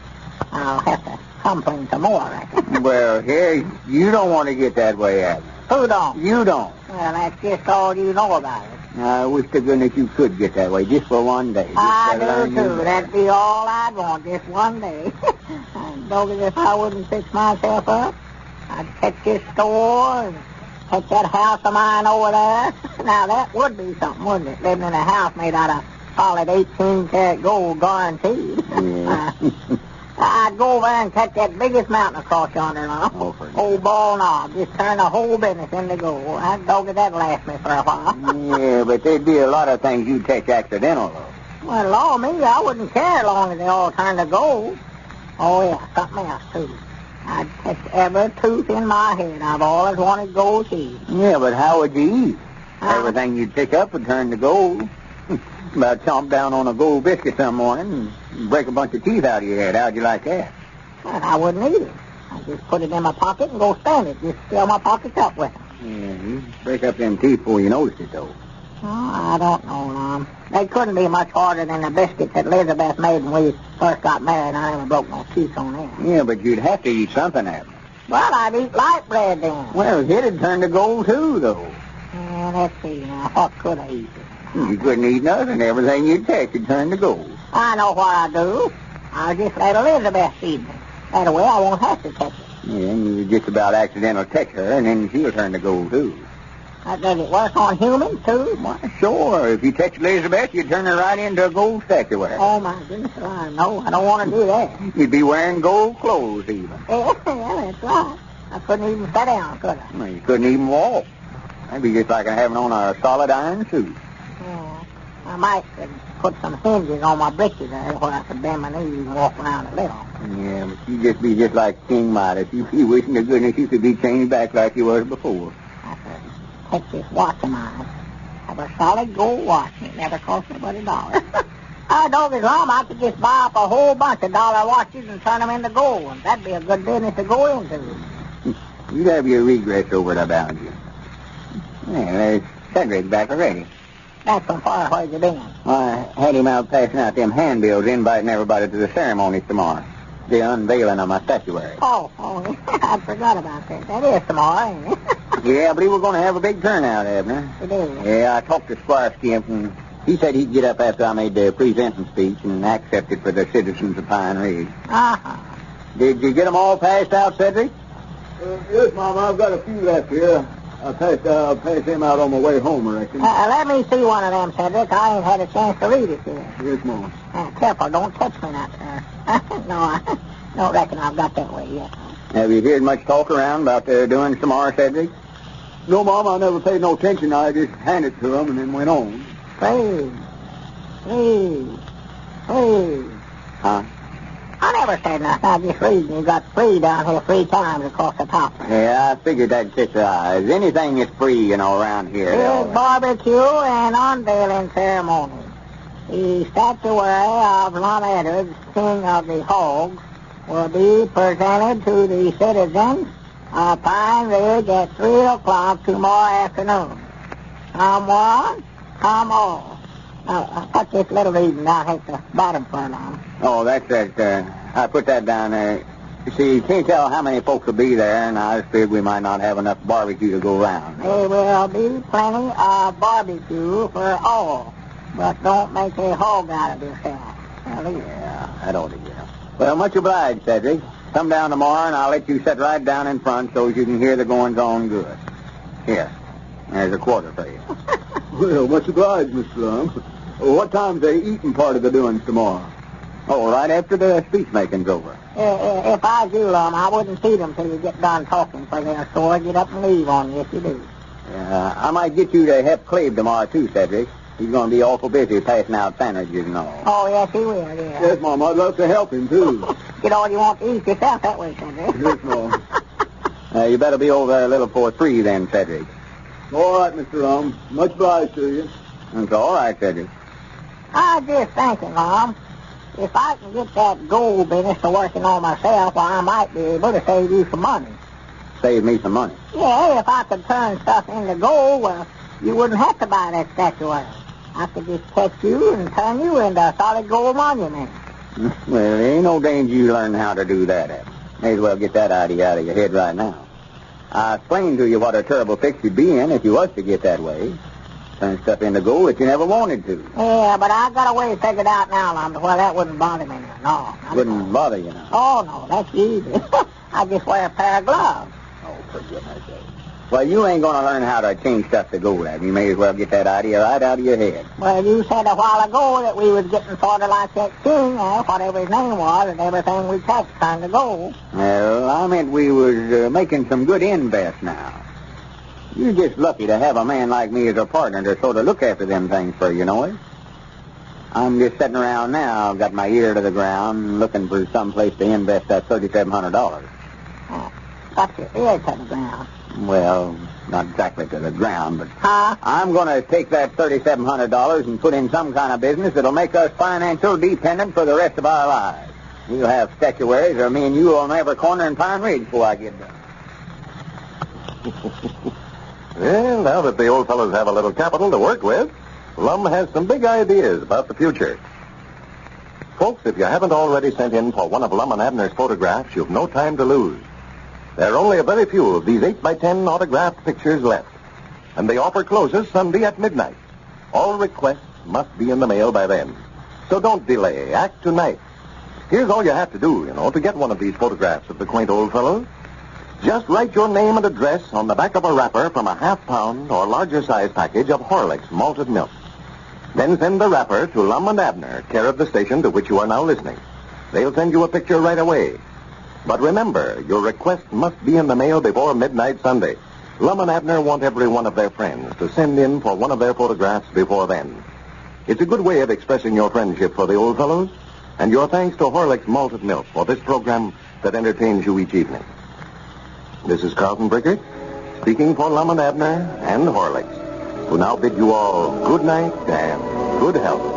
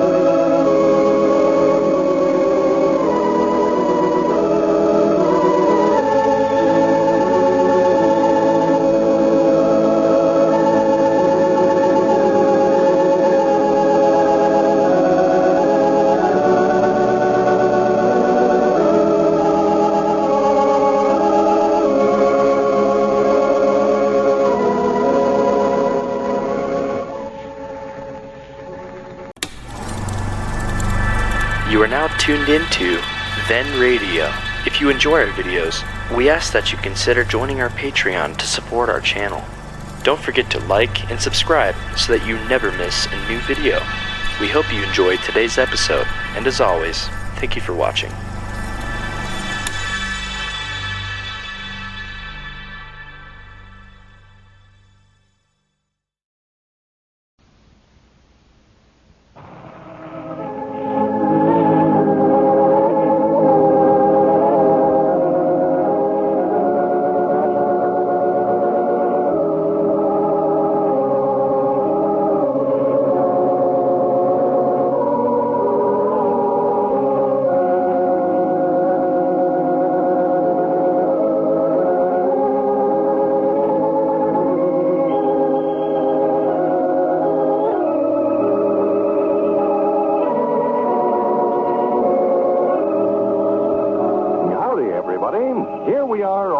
To take you down to Pine Ridge for another visit with Lum and Abner, brought to you by the makers of Horlicks, the original malted milk. Folks, if you're going to get one of Lum and Abner's autographed pictures, you've got to act right away. There are so few left that the offer is being withdrawn after Sunday. Your request must be in the mail by then, by midnight Sunday. Now, here's what to do. Just write your name and address on the back of a wrapper from a half-pound or larger size package of Horlicks malted milk. Then mail your wrapper to Lum and Abner, care of the station to which you are now listening. Have you got that? That's all there is to it. You'll receive one of Lum and Abner's big 8x10 photographs right away. This is a fine way of expressing your appreciation of Lum and Abner and your thanks to Horlicks for this program. But don't delay. Send in your wrapper just as soon as we get back from Pine Ridge. Lum and Abner don't want any of their friends to be disappointed. And now, let's see what's happening down in Pine Ridge. Well, this should be one of the greatest days in the history of Pine Ridge. The whole community has been invited to gather down on the square in front of Dick Huddleston's store to witness the unveiling of the statue of that illustrious citizen Lum Edwards, King of the Hogs, which he himself is presenting to the city. Lum has spent some little time preparing an elaborate presentation speech. And as we look in on Pine Ridge today, we find him in the midst of his oration. Listen. The harp strings of memory strikes a tender chord as I stand up here on this platform today on what I believe to be the greatest occasion in the history of Pine Ridge. As I gaze out over that sea of shiny faces, it brings recollections of my childhood, when as a barefoot boy, me and 2 hound dogs followed my old father as he drove over yon hill in a covered wagon. I pulled one end of a cross-cut saw that cut down the first tree that was ever put into a log house in this part of the country. And when the first schoolhouse was built in Cloverleaf Township, who was the first scholar that entered them doors and set himself down on the front seat? Who was a little 8-year-old lad that knowed that he'd have to have an education to make a success of himself? Little Lum Edwards, plowing in the fields and splitting rails by day and learning my lessons by the light of a candle by night. I kept climbing the ladder of success rung by rung until today, the greatest event of my life, we have gathered here to dedicate a monument in my honor. A monumental that'll stand here through the ages as an inspiration to the generations to come. A guiding light, a star for the young folks of this generation to hitch their wagon to. And that's why I'm presenting this statuary to you good citizens today, to show my appreciations for all that you did for me. I've had every honor a body could wish for bestowed upon me by you good people. For 19 years, I've served you as your justice of the peace, dealing out justice like Solomon did in his day. For 11 years, I've served the community as president of the school board. During that time, ladies and gentlemen, we've made lots of improvements in our local school system. In them 11 short years, we've not only put in 2 new blackboards, but we've patched the roof twice and built new steps in front of the schoolhouse, so that a scholar nowadays can go clean through the 6th reader and out into the world, proud to say that he's a graduate of dear old Cloverleaf School District number 187.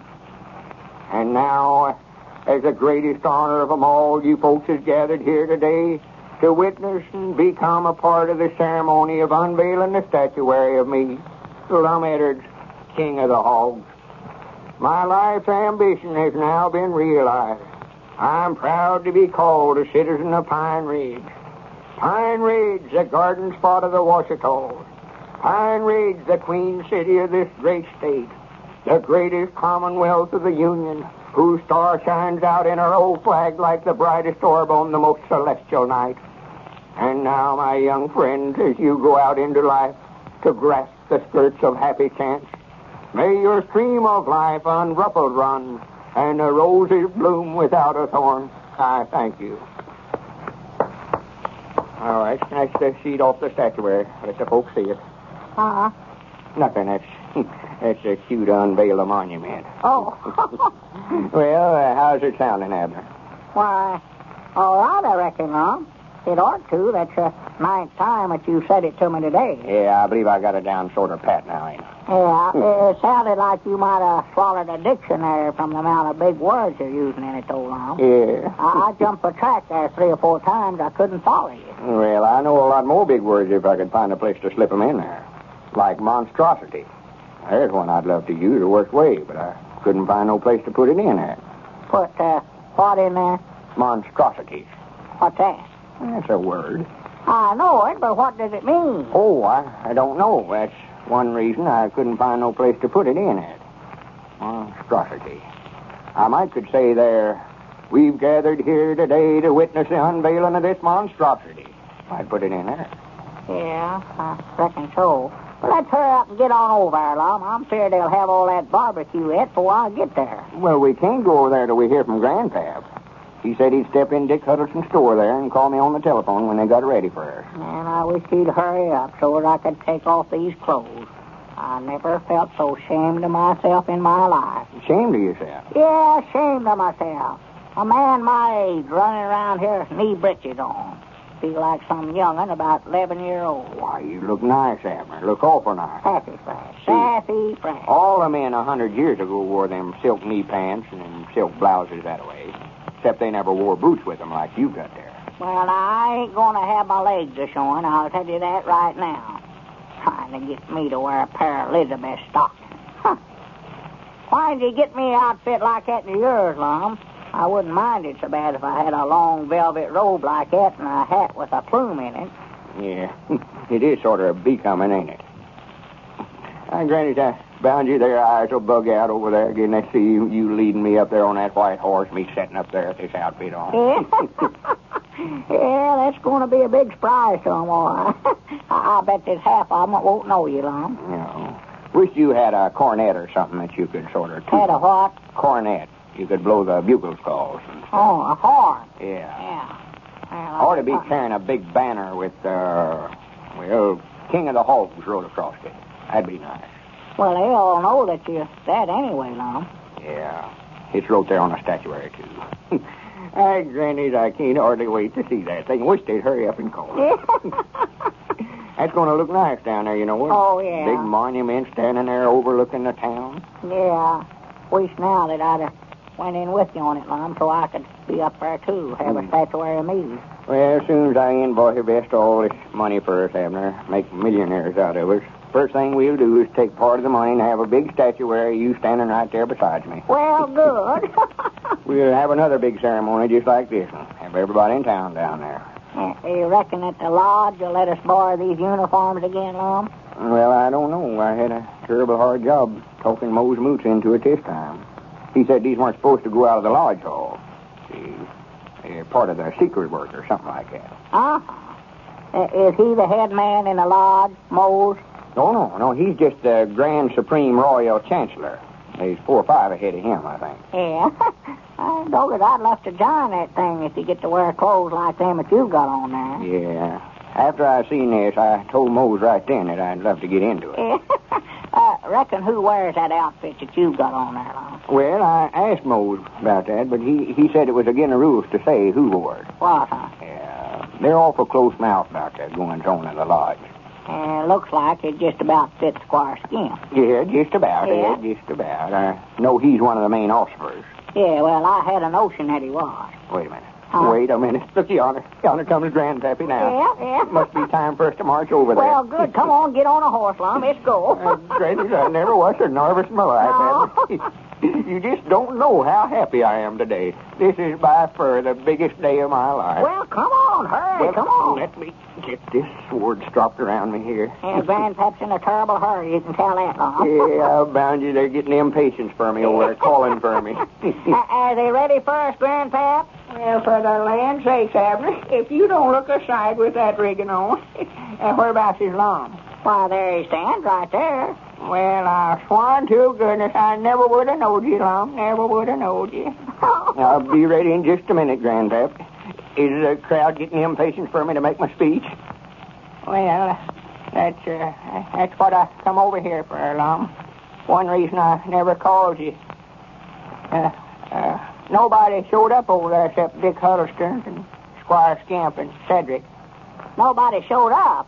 No, and Clabe Foster's got all that barbecue cooked up down there, and nobody there to eat it. I didn't know what you want did with it.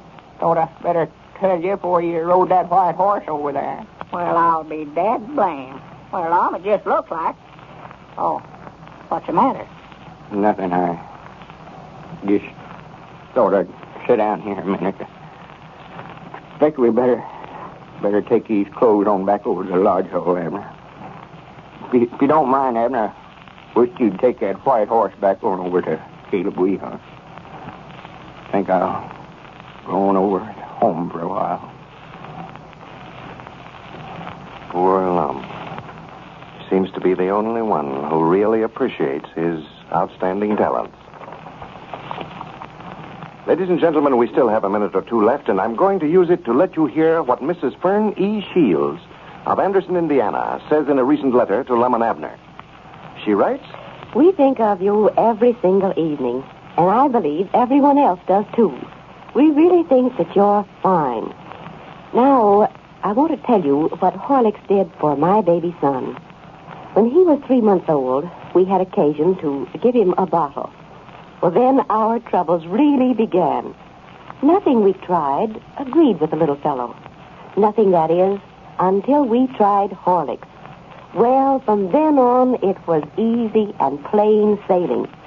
We continued to use it until he was 2 years old, and he certainly is a wonderful baby. He's so contented. He never cries and is the picture of health, as everyone says when they see him.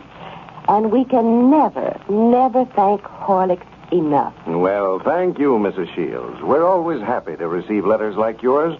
We feel that by reading them over the air, thousands of other mothers may learn about the wonderful results obtained by the use of Horlicks as a food for infants.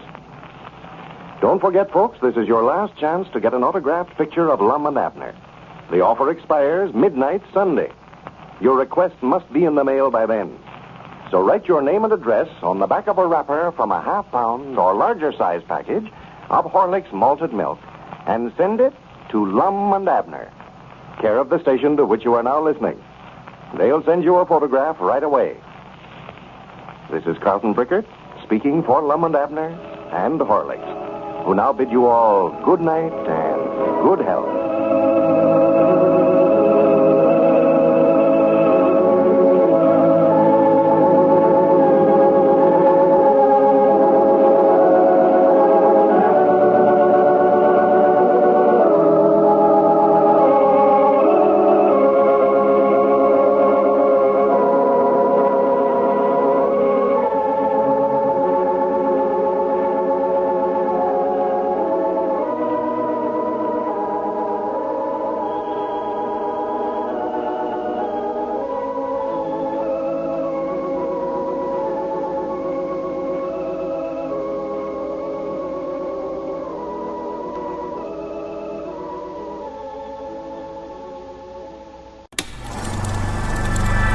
You are now tuned into Then Radio. If you enjoy our videos, we ask that you consider joining our Patreon to support our channel. Don't forget to like and subscribe so that you never miss a new video. We hope you enjoyed today's episode, and as always, thank you for watching.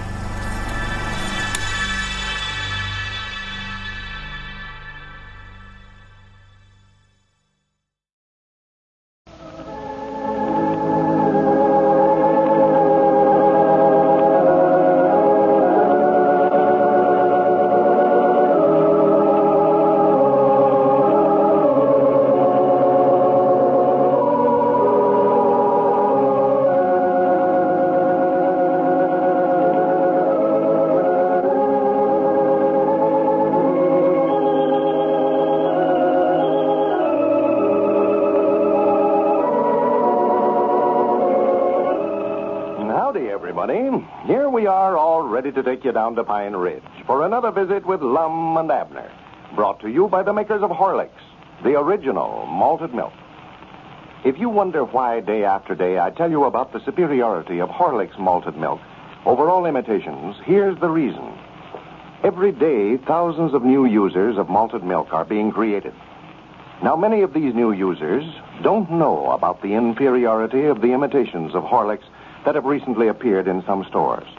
They don't know that where Horlicks uses only full cream milk, these imitations often use just skim milk.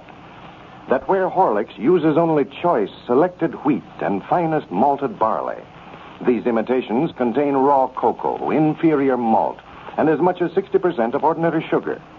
And that whereas the ingredients in these imitations are just mixed up together, Horlicks uses a special process that preserves the minerals and vitamins.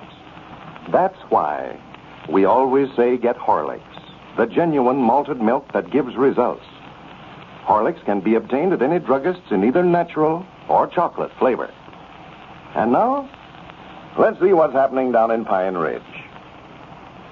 You can imagine Lum's disappointment a few days ago when no one showed up for the ceremonies that he had arranged for the unveiling of the statue he intended to erect and present to the citizens of Pine Ridge. He left the store that afternoon and hasn't been seen since. Now, as we look in on Pine Ridge today, we find Dick Huddleston over at the Jot 'em Down store in response to an urgent call from Abner, discussing Lum's strange disappearance. Listen. No, I ain't saw him since he left out of here Friday afternoon. Well, where'd he say he's going, Abner? Why, he said he's going over home for a while, but I've been over there a dozen times yesterday and the day before, and he weren't there. Well, I'll declare. And that's the reason I called you over here, Dick. Well, when he never showed up today, I begun to worry about him. I was just thinking maybe that we ought to drag the mill pond. Drag the mill pond? Why, you don't... Oh, no, Lum wouldn't do anything like that, Abner. Well, now, if you could have saw how disappointed he was the other day when nobody showed up for the unveiling of that statuary, why, you'd be uneasy about him, too. I don't know as I ever seen Lum so tore up over anything. Never seen him so low in spirit. Well, I don't think, though, he'd let it affect him that bad. Well, I don't know. I've heard of men getting disappointed in love and jumping in the river and off of bridges and such stuff as that. But I reckon if Lum had jumped in the mill pond every time he'd been disappointed in love, he'd be a diving champion by this time. Yeah, poor old Lum. But it's his own fault that he gets himself in those embarrassing predicaments, Abner. This idea he had of erecting a statue of himself was a mistake from the start. I tried to tell him that it wasn't his place to put up a monument in his honor. Well, he knowed that, but he said it looked like nobody else was going to, so he'd have to put it up himself. Well, it was just a waste of money putting up a little statue like that. It wasn't over 8 inches tall. If he'd have set that thing up down there, why, somebody'd run over it the first day. That was made to put on a mantelpiece, a table, not to be set up in the public square. Well, see, he never saw it, though. He expected it'd be a heap taller than that store of yours down there. He gives $6.80 for it. Well, he couldn't have expected much for that amount. But it's a good thing now that he didn't spend a lot of money on it the way things turned out. No. I do wish, though, we could get some kind of a hearing from him. I'm just afeard that something dreadful's happened to him. Well, now, I wouldn't worry about it, Abner. I don't know where he could be, but he's had lots of hard knocks before and didn't lose his head. Oh, well, I don't think he lost his head neither. I don't see how he could hardly. Well, I mean, I don't think he'll do anything rash. Well, I hope not. But if you could have saw him when he left out of here the other day, why, you wouldn't be surprised to hear nothing that he's done. Here he was, all dressed up in that uniform he'd borrowed from the lodge, all ready to go over there and make that presenting speech. When he found out that nobody come to the ceremonies, why, he couldn't have looked no worse took back if he'd have heard judgment was coming tomorrow. Well, it was bound to have been a big disappointment to him, naturally. Had his heart set on it and all. Here comes Grandpap now. Maybe he's got some news. He's been out asking everybody if they saw anything of him. Well, I believe I better get on back to the store, Abner. I don't know much we can do, but if there's any way that I can help, well, I want you to be sure and call me. Well, thank you, dear. Did you get any news about them Lum, Grandpap? No, there ain't nobody saw him since he taken that uniform back to the lodge hall the other day. And how are you, Richard? Why, pretty good, Grandpap. How's yourself? Oh, tolerably, I reckon. Awful tore up about Lum showing up missing, though. Yeah, that's bad, but now you fellas mustn't worry about him. He might have just taken a trip or gone fishing for a few days or something like that. Yeah. Abner was telling me about how disappointed he was over the way his unveiling ceremonies turned out. Yeah, and I found out just a while ago how come nobody to show up down there, neither. It was all Moe's Moot's doing. Moe's Moot? Yeah, Moe's and that bunch that hangs around the barber shop over there. Just for a joke, got the word passed around that the whole thing had been called off. Well, ornery outfit. Well, now, Mose oughtn't to have did Lum that way, as good a friends as they are. Well, I jumped Mose about it, but he said he never expected Lum to take it so hard, just aiming on having a little fun out of him over it. Well, that sounds about like that Mose Moots, all right. That bunch that hangs out down there will do anything. Yeah. Oh, Lord, me, it's worth a body's life if he ever goes to sleep in that barber chair. I was down there Saturday getting myself shaved and strapped off to sleep, and them blamed idiots painted my face all up like a woman. Never told me about it. Let me go clean out on the street making laughing stocks out of myself. Yeah, I heard about that, Abner. Well, I've got to go, fellas. Now, let me know, though, if you hear anything from Lum. Yeah, all right, Richard. Yeah, we will.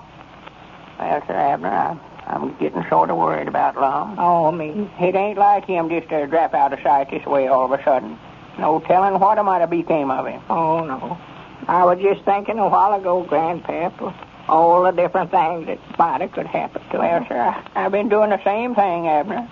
He might be wandering around out in them mountains by himself. Oh, yeah. Yeah, it might have affected him worse than we thought it did. He might have went clean out of his head and just wandered around lost up there, no telling. I got to thinking about Robinson Crusoe, that story about him sleeping for 20 years all by himself. Well, I'm a hard sleeper, Grandpap, but I don't believe he could sleep that long without waking up. No, I say I just got to thinking about that story, and I just wondering if anything like that could have happened to him. There ain't no telling, not a bit in the world.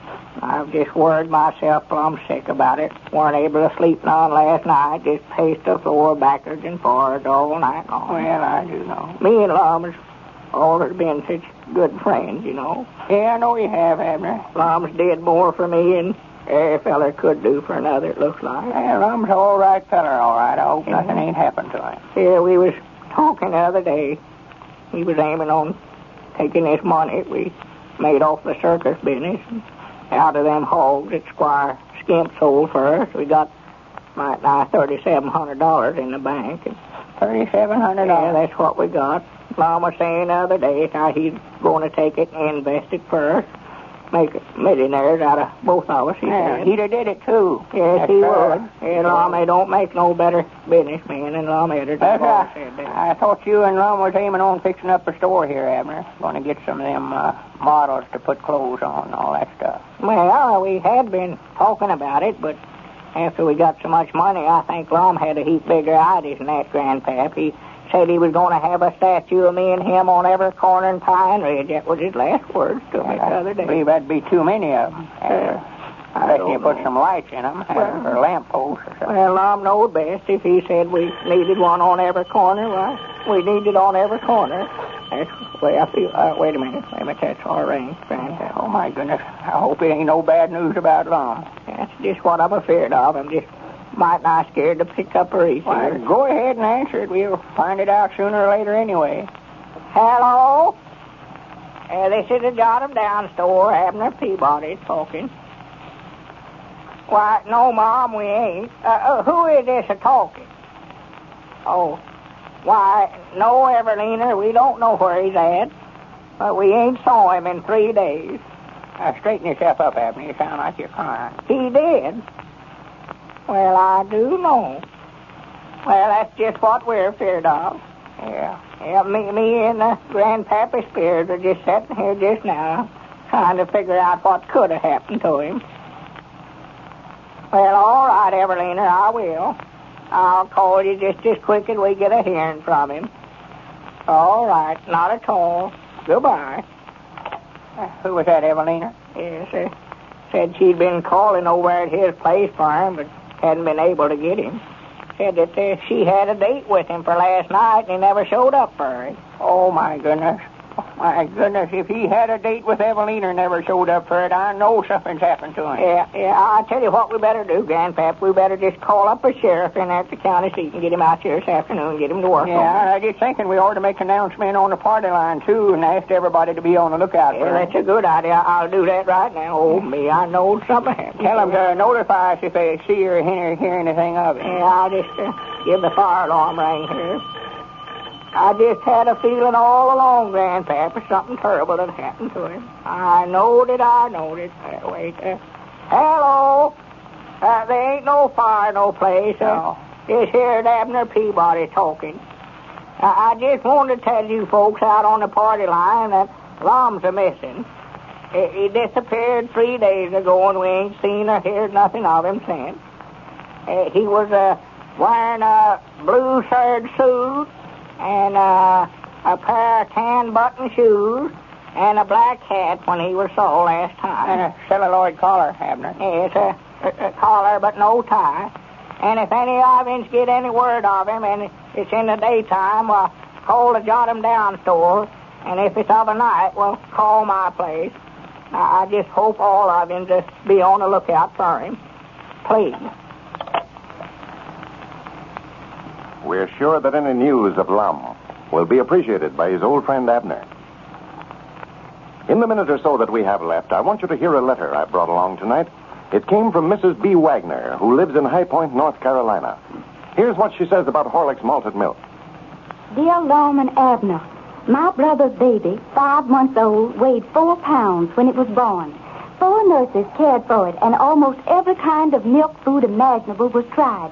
But the baby didn't even begin to thrive until we put him on Horlick's malted milk. He's been drinking your product for 2 weeks now and has already gained 2 pounds.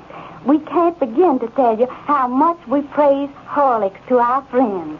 Well, Mrs. Wagner, we certainly do appreciate your taking the trouble to write and tell us your experience with Horlicks. Letters like that are so sincere and convincing. Mothers, you can get Horlicks, you know, at your druggist's in either natural or chocolate flavor. This is Carlton Brickert, speaking for Lum and Abner and Horlicks, who now bid you all good night and good health.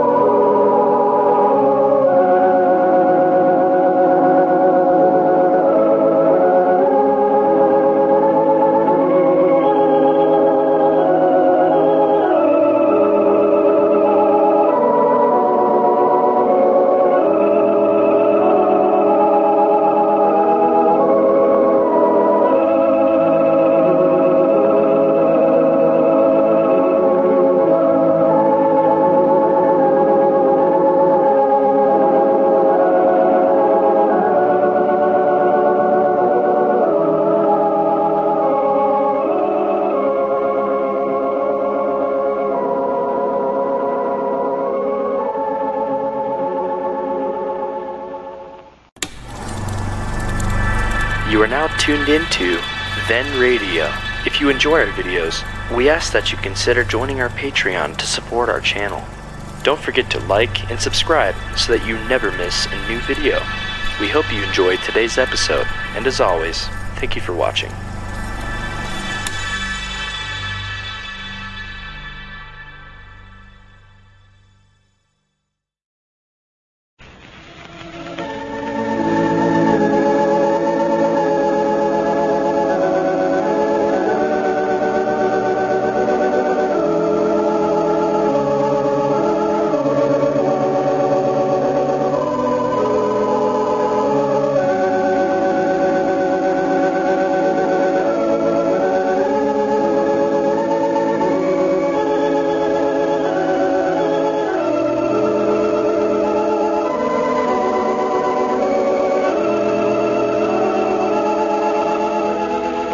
Howdy, everybody. Here we are, all ready to take you down to Pine Ridge for another visit with Lum and Abner.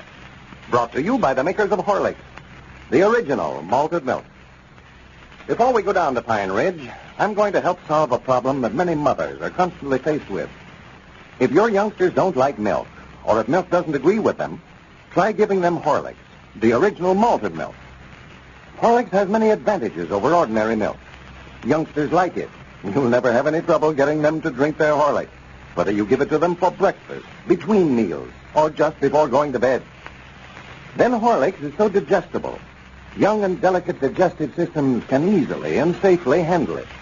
That's why so many medical and child feeding authorities have always recommended Horlicks. Keep this in mind the next time your youngsters complain about taking their milk. Give them Horlicks. You can get a package, you know, from your druggist in either natural or chocolate flavor. Children like both flavors. And now, let's see what's happening down in Pine Ridge. Well, the disappointment over the fact that nobody put in an appearance at the unveiling of the statue Lum planned to present to the citizens of Pine Ridge was evidently more than the old fellow could stand. He left the store that afternoon and hasn't been seen nor heard from since. Searching parties have been sent out, the mill pond is being dragged, and reports have been pouring in from all sections, and yet there is no definite word as to his present whereabouts. As we look in on Pine Ridge today, we find Abner and Grandpappy Spears down at the Jot 'em Down store. Abner is answering the telephone. Listen. Yeah, this is him. Huh? He is? Well, for the land's sake. When did he get in? Well, I do know. What is it, Abner? Well, tell him to get on over here. I just can't wait to see him, hardly. All right. Well, much obliged for calling, Dick. Well, that's sure is a relief off of my mind. And all right. Goodbye. I dog his Grandpap Lum's back. Yeah, I allowed he was. I heard you talking. When did he get in? Just a while ago, Dick said he come out on a mail hat. Well, where in the world has he been all this time? Why, Dick never said, and I never thought to ask him. I said he's coming right on over here, though. Well, I'm sure proud to hear he's back. Me too. I'd about give up all hopes of ever seeing Lum again. Yeah, well, sir, I just can't hardly believe it so. I've just worried so much over it. Well, we ought to go down and tell the boys to quit dragging the mill pond. Yeah, they're just wasting their time. He ain't in that mill pond now, I know. No. I'll send Cedric over there to tell him. I don't want to leave a store here till Lum gets here. Cedric! Yeah, Cedric can stack that feed some other time. Come here a minute, Cedric. We ought to telephone the sheriff, too, let him know we found it, or somebody did. Did you call me, Mr. Abner? Yeah, Cedric. Lum's here. Well, hello, Miss... Well, where? Well, he ain't here yet, but he's in town. He's been found. Was he in the mill pond like they thought he was? No, he's down at Dick Hutterson's store. Well, I sworn to goodness. Looks like Mr. Dick would have saw him down there, don't it? Oh, well, they never found him down there, Cedric. Well, how they know he's there, then? Why, Dick just now called up and said he was there. He come in on the mail hack a while ago. Yeah, he ain't been here all the time, Cedric. He just got in town a few minutes ago. Yeah, and I want you to go over to the mill pond, Cedric, and tell Ezra Seastrunk and that bunch over there to quit looking for him, because he's found now. Yes, Mom. Well, I'll tell them, but I know they're going to be mad when they find out they've been dragging that pond over there for nothing. Well, now, hurry up and get on over and tell them, for the longer they look, the madder they'll get. Yes, Mom, I'll tell them. I hadn't thought about that. That bunch is going to be aggravated at Lum, putting into all that bother. Yeah, it's going to make Ezra Seastrunk look awful foolish, for he's the one that was so sure that that's where they'd find him at. Yeah, he sure was. Now, Grandpap, we want to be sure now and not make no mention of that unveiling ceremony to Lum. Let's just try our best to make him forget about it if we can. Yeah, that's the thing to do. Yeah, he'll get over it in time. Well, I don't know, Grandpap. I'm just afraid that Lum will never be the same. He's going to feel like everybody in the community is down on him, because nobody never showed up for the ceremony the other day. Yeah. Somebody ought to tell him it was Mose Moose's fault for telling everybody that the thing had been called off. Yeah, well, I'll tell him one of these days, but don't want to tell him now, for we've got to cheer him up if we can. Yeah. Try to get him to take an interest in the business here again. Well, I'm feared, Abner, Lum will never do that, though. I know Lum too well. He's more than likely done give up. He's lost his ambition. Yeah, well, that's what I'm scared of, too, Grandpa.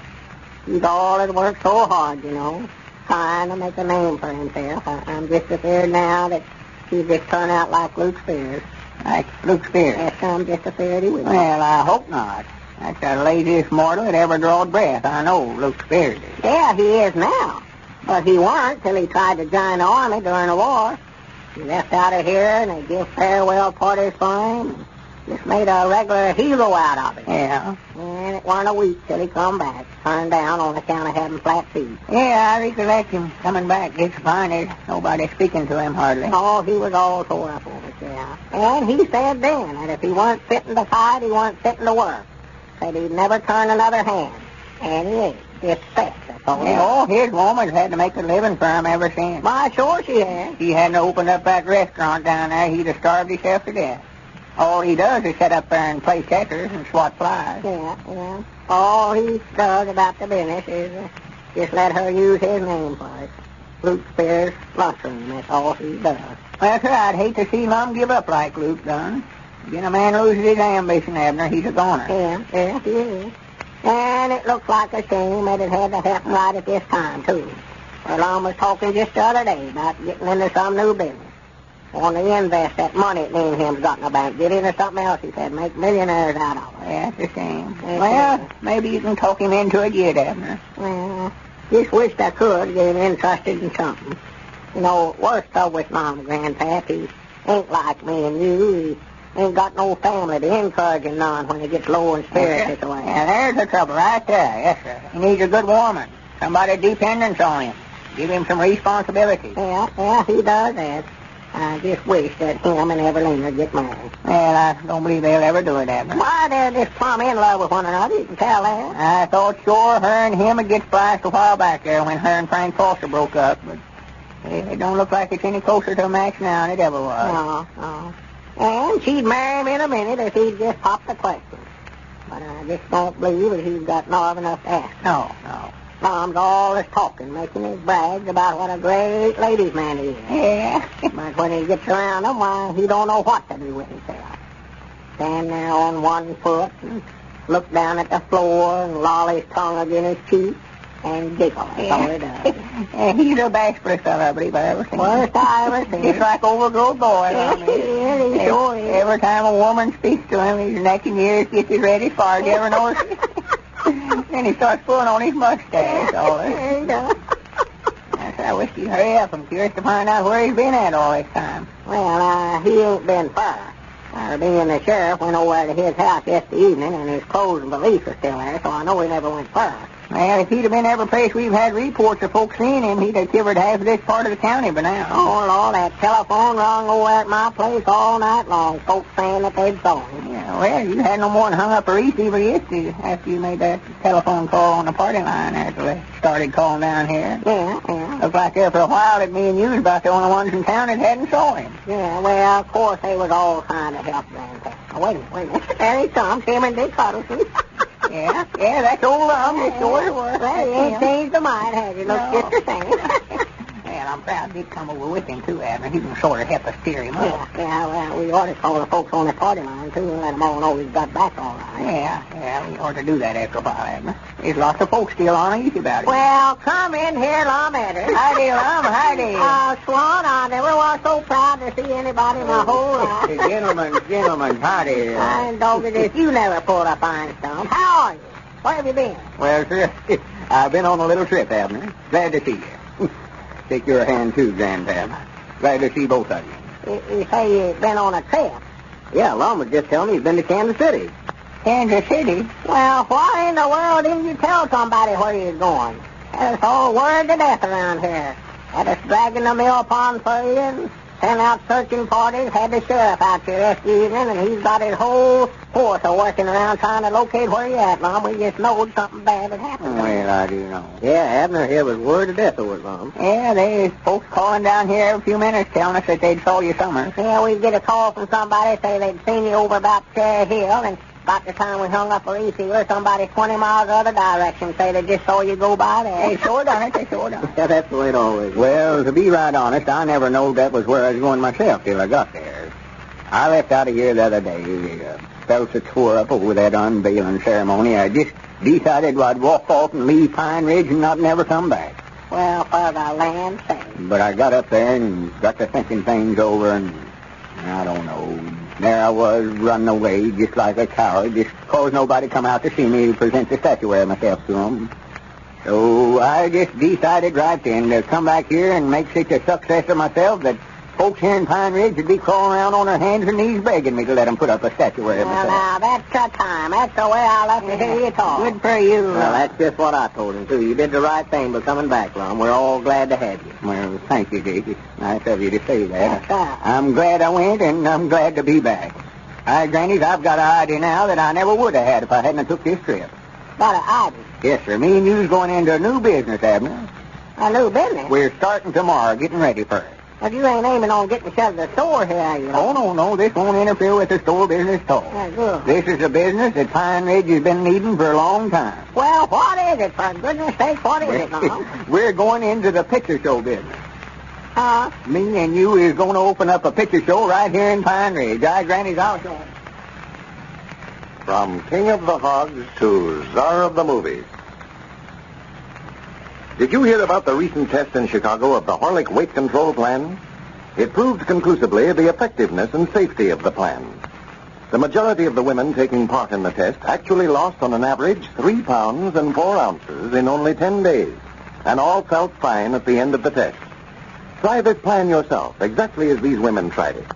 It consists very simply of substituting a glass of Horlick's malted milk for a heavy, hard-to-digest lunch. That's all there is to it. The plan is effective because it helps you cut down on the calories.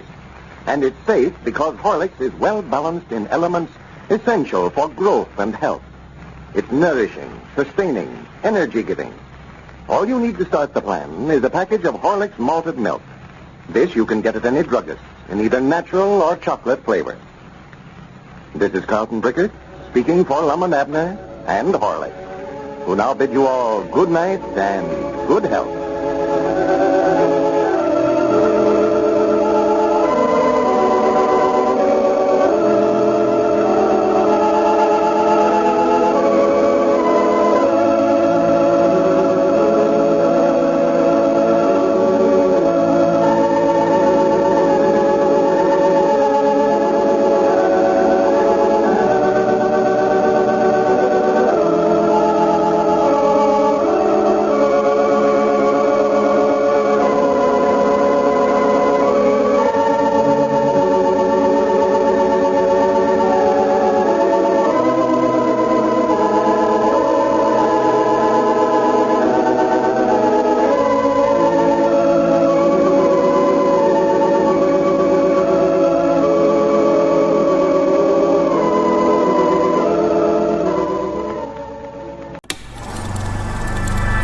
You are now tuned into Then Radio. If you enjoy our videos, we ask that you consider joining our Patreon to support our channel. Don't forget to like and subscribe so that you never miss a new video. We hope you enjoyed today's episode, and as always, thank you for watching.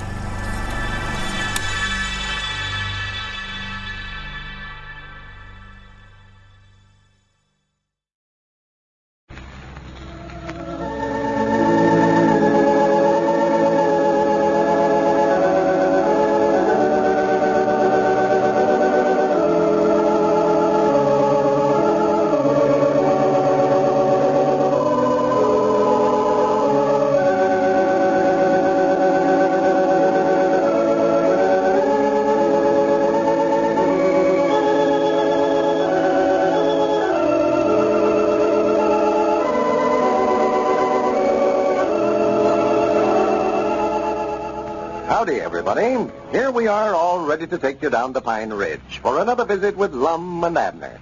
Brought to you by the makers of Horlicks, the original malted milk. From time to time, we have received a great many letters from people working in offices, stores, and factories, from people who enjoy smoking but are unable to smoke while at work. Now, these folks report that Horlicks tablets are especially fine for relieving that craving for smoking that so many smokers have. Here's the reason for that. Horlicks malted milk tablets are extremely sustaining and energy-giving, besides being palatable to eat.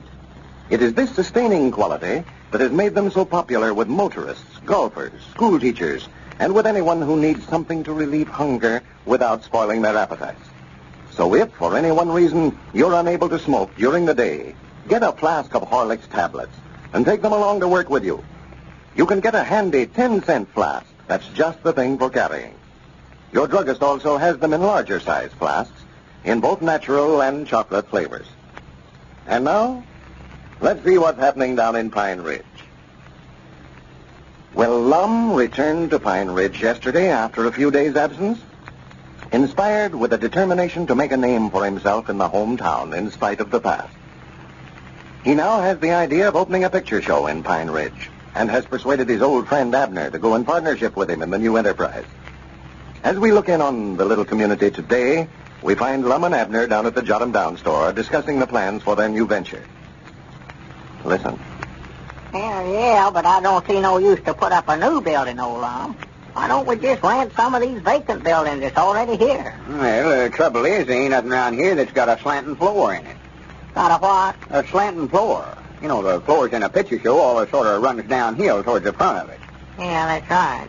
I never could see no use in it, though. Well, they've got to be that way. Well, them places is hard enough to walk in without having the floors so slanting that you trot 3 or 4 rows past where you aim to sit down there. Yeah, but you got to have that floor slanting that way so they can see over one another's heads, so they can see the moving picture. Yeah, that does help, I reckon. And another thing, we've got to have a high ceiling in it so the machine that shows the moving picture will be clean up over everybody's head. If you don't, every time somebody gets up to leave or somebody comes in, it'll show their shadow up there on the screen. And everybody will wonder where he come from all of a sudden. Huh? Like in there at the county seat, you saw them youngins down there that sits on the front row there making shadows on the screen. They're always holding their hands up and moving their fingers so the shadows look like some kind of animal opening and closing his mouth. Oh, yeah, I can do that. Just take your hand and hold it up twixt the lamp and the wall and work your fingers like that. I know how you do it. See, your thumb makes the ears long. Looks like a dog fixing to bite. Well, that's the way I make a horse there, though. I know how to make all them things. I used to could make a rabbit somewhere or other. Let's see, what had I done there? Oh, yeah, you set one fist up on top of the other and somewhere. Well, I don't care nothing about how you make them shadows. It looks like animals. What'd you ask me for then? I never asked you. I just said the youngins at the picture show in there at the county seat always does that. Well, now, Lum, there ain't no use to get them to do it when I can do it just as well as they can. Yeah, but we don't want them to. That's just it. That's the reason we'll have to have a high ceiling so as we can get the picture machine up high enough to keep them from doing it. Oh, well, I'll keep them from it. I'll be down there on the front row anyway. Front row? I'm going to have a special seat for me right there on the front row every night. Oh, no, you're not. Oh, no. No, you've got to be back there in the back to take up the ticket. Now, Lum, I told you this morning that the only way I'd go in this with you is for me and Pearl and Elizabeth to see the show free every night. Well, you can see the show, all right. Just get you a chair and set it back there by the door, and you can watch the picture and take up a ticket every time anybody goes by you both. You want me to make them give me a ticket every time they come by me, huh? Well, sure. That's what you'll be there for. Well, you'll have to make everybody buy 2 tickets then. Buy 2 tickets? Why, yeah, they'll have to give me one when they go in and one when they go out, too, if they hand me one every time they pass me. Well, why in the world would you want to take up a ticket when they're going out for? Why, to keep them from slipping out. No, that's right. Yeah, 1 ticket will be enough, I reckon. We'd make just twice as much money, though, by selling them 2. Well, ain't nobody going to buy 2 tickets to see no show. I wouldn't sell them 2 tickets if I could. Well, what if some fella brings his wife down there? You going to make her stand outside and wait till it's over? Why, of course not. Well, now, the men folks ain't going to stand outside and wait. I'll tell you that right now. Well, nobody ain't going to stand outside and wait. If a fella brings his wife down there, you buy 2 tickets. I thought you said that you weren't going to sell nobody 2 tickets. Well, what I mean, Abner... What? You just leave the ticket selling up to me. All you got to do is take them up when they get in the door there. Yeah, all right, but I still don't What we got to do now is decide where we're going to build that building at, and what kind of a building we're going to put up, and all that stuff. Get this thing started here. We're losing money every day by not having this thing open. Losing money? Why, sure. If we do the kind of business we ought to, we're losing at least $25 a day till we get the thing opened up. Well, for the land's sake. Well, we better hurry up then, Lum. We'll have all the money we got there in the bank lost before we get started. Well, that ain't the money we're losing, though. Well, that's the only money I've got. It'll have to come out of there. Well, what I mean, Abner, we're losing it, but we ain't losing it. Well, which? Well, we ain't losing none of the money we've got there in the bank, but it's costing us $25 a day till we get opened up. That's profits that we ain't making by not being open. Well, who are we going to have to pay that to? Pay what to? Why, that's $25 a day that we're losing. Why, nobody in particular. Bet that blamed Squire Skimp's mixed up in it somewhere. No, Squire ain't got a thing to do with it. We're losing it, but we won't never have to pay it, Abner. Oh, well, that's all right then. No, I don't care how much we lose, we don't have to pay it. Well, the thing to do is first to get started as quick as we can. We've got to organize. We've got to get somebody to run the moving picture machine. I thought about Cedric's. Yeah, Cedric's be all right, I reckon, if he gets to feel all that by that time. Yeah, he ain't. Well, I never have found out what's wrong with him. Why, he might not have founded himself down there the other day on all that barbecue that Clave Foster had cooked up that the folks never ate up on account of nobody coming out. Did Cedric eat all them sandwiches yes, himself? Yes, now every one he had stacked up down there. He's been sick ever since. Yes, sir. We've got to get the thing started, Abner. I'm worried of that. We don't want to lose no more than we have to, you know. Well, what difference does it make, Lum, as long as they ain't going to try to collect it nohow? I don't care. As long as this is a new kind of business on me. Oh, this is a good idea, opening up a picture show. It'll just save these folks here in Pine Ridge from driving 20 miles to the county seat to see a show. They'll save the price of admission on gasoline. They will? Oh, easy that much. It'd take more than a quarter's worth of gasoline to drive clean into the county seat and back. And I bet old Uncle Henry Rossford will be glad to hear that. Uncle Henry? Yeah. He ain't got no car. Well, no, but he's got that gasoline engine over there that he saws wood with all the time. Well, he couldn't drive that to the county seat. Why, of course not. He couldn't drive it no place. It ain't even got no wheels on it. Well, how's he going to save anything on gasoline then? Why, he has to buy gasoline for the engine all the time. Yeah, but the only way they can save anything is by driving into the county seat. Oh. They got to drive clean into the county seat before they can save anything, huh? Oh, wait a minute now. You're getting me mixed up. No, that's wrong. It's the ones that don't drive in there that saves on gasoline. Yeah. Oh, well, I'll tell Uncle Henry that then. He can just quit going in there. Start trading over at Mount Ida. Well, it's just fur over to Mount Ida just to the county seat. Does it work on Mount Ida, too? Well, sure, it works on any place. Well, when did they start that? Abner, what I mean, if the folks goes to the show out here instead of going to the county seat to the show, they'll save at least a quarter on the gasoline it would have took them to drive in there. Well, if we just charge a quarter and they save a quarter, well, it ain't going to cost them nothing to go to the show then, is it? That's just what I've been trying to explain to you. Dogged, we ought to do the business then, Lum. Everybody be going to the show if it don't cost nothing. I don't see how in the world we're going to make any money out of it, though, letting them in free that way. Well, only ones that'll save anything, though, is the ones that aim to go into the county seat but never. Yeah, but how are we going to tell who aimed to and who didn't? Oh, well, it ain't up to us about that. They'll know where they aim to go into the county seat or not. Yeah, but now they'll catch on to that, Lum. They'll all be coming down there and claiming they're aiming on going to the county seat just to get in free. Get in free? Yeah, if they're going to let some of them in for nothing, you may as well just open the door and let them all in to start with. Don't you worry about that. Ain't going to be nobody getting that picture show free. I'll see to that myself. Oh, yes, they is, too. No, they ain't either. That's one thing that we ain't going to start All right, now. Ken, I just won't go in on it with you. Well, what's your idea in wanting to let folks in for nothing? We can't make no money. You said this morning that me and Elizabeth and Pearl could get in free for nothing every night, and I don't if you don't let us, I ain't going to have nothing to do with it. You drive a body clean out of his head. I'll swan to goodness. Get me some mixed up. I don't know where I'm at, even. Why, you're sitting right here in the store. I know where I'm at. Yeah, but you never till I told you. Abner, so you don't shut up, I'm going to whop you one. I've just stood about all this. Argument about it. Well, Dick, howdy, come in. Yeah, hello, Dick. I'm just trying to explain the picture show business to Abner here, but I can't get nothing through his head, looks like. Well, that's what I came over to talk to you fellas about. You was talking yesterday about putting up a new building here, and I got to thinking a while ago, why couldn't I rent you fellas that old cotton warehouse of mine over there? That'd be big enough for a show. Yeah, it'd be big enough, all right, but it ain't got no slanting floor in it. No. See, picture shows has got to have a slanting floor to them, Dick. Oh, well, it can be remodeled on. The whole thing would have to be done over, but it's a good location, and I'll rent it to you cheap. Granted, now, that might not be a bad idea to ask. We could get started a heap quicker that way. And not lose so much. Yeah. How much rent would you have to have for that, Dick? Yeah, you'll have to get that down pretty low the way Lum's got this thing figured out now. It's going to surprise me if we make anything anyway.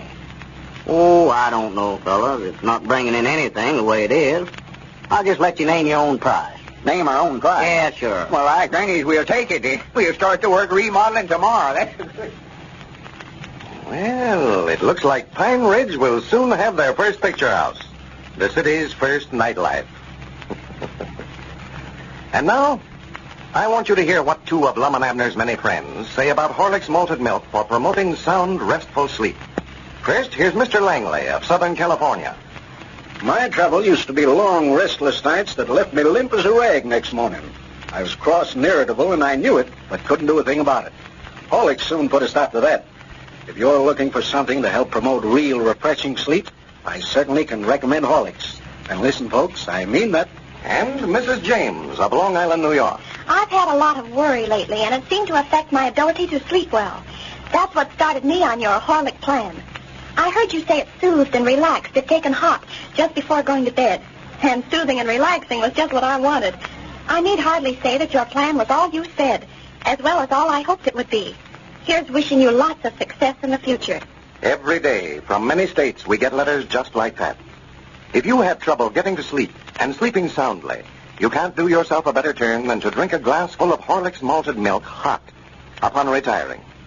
If you don't already have a package handy, get some from your druggist in either natural or chocolate flavor. This is Carlton Brickert, speaking for Lum and Abner and Horlick's, who now bid you all good night and good health.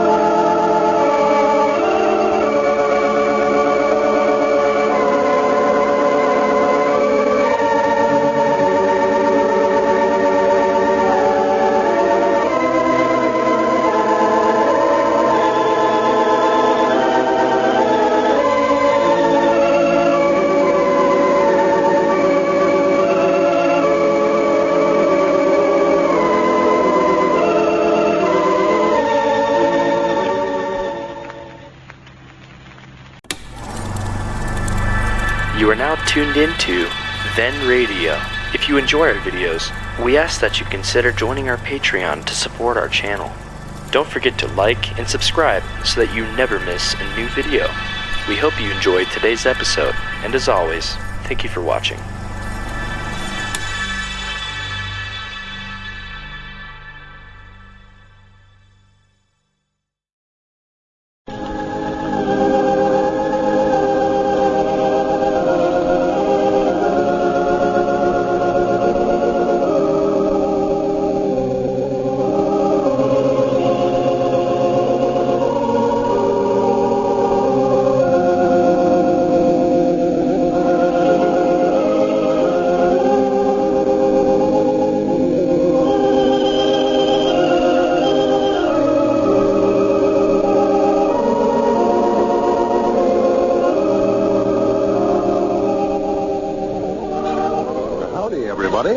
Here we are, all ready to take you down to Pine Ridge for another visit with Lum and Abner.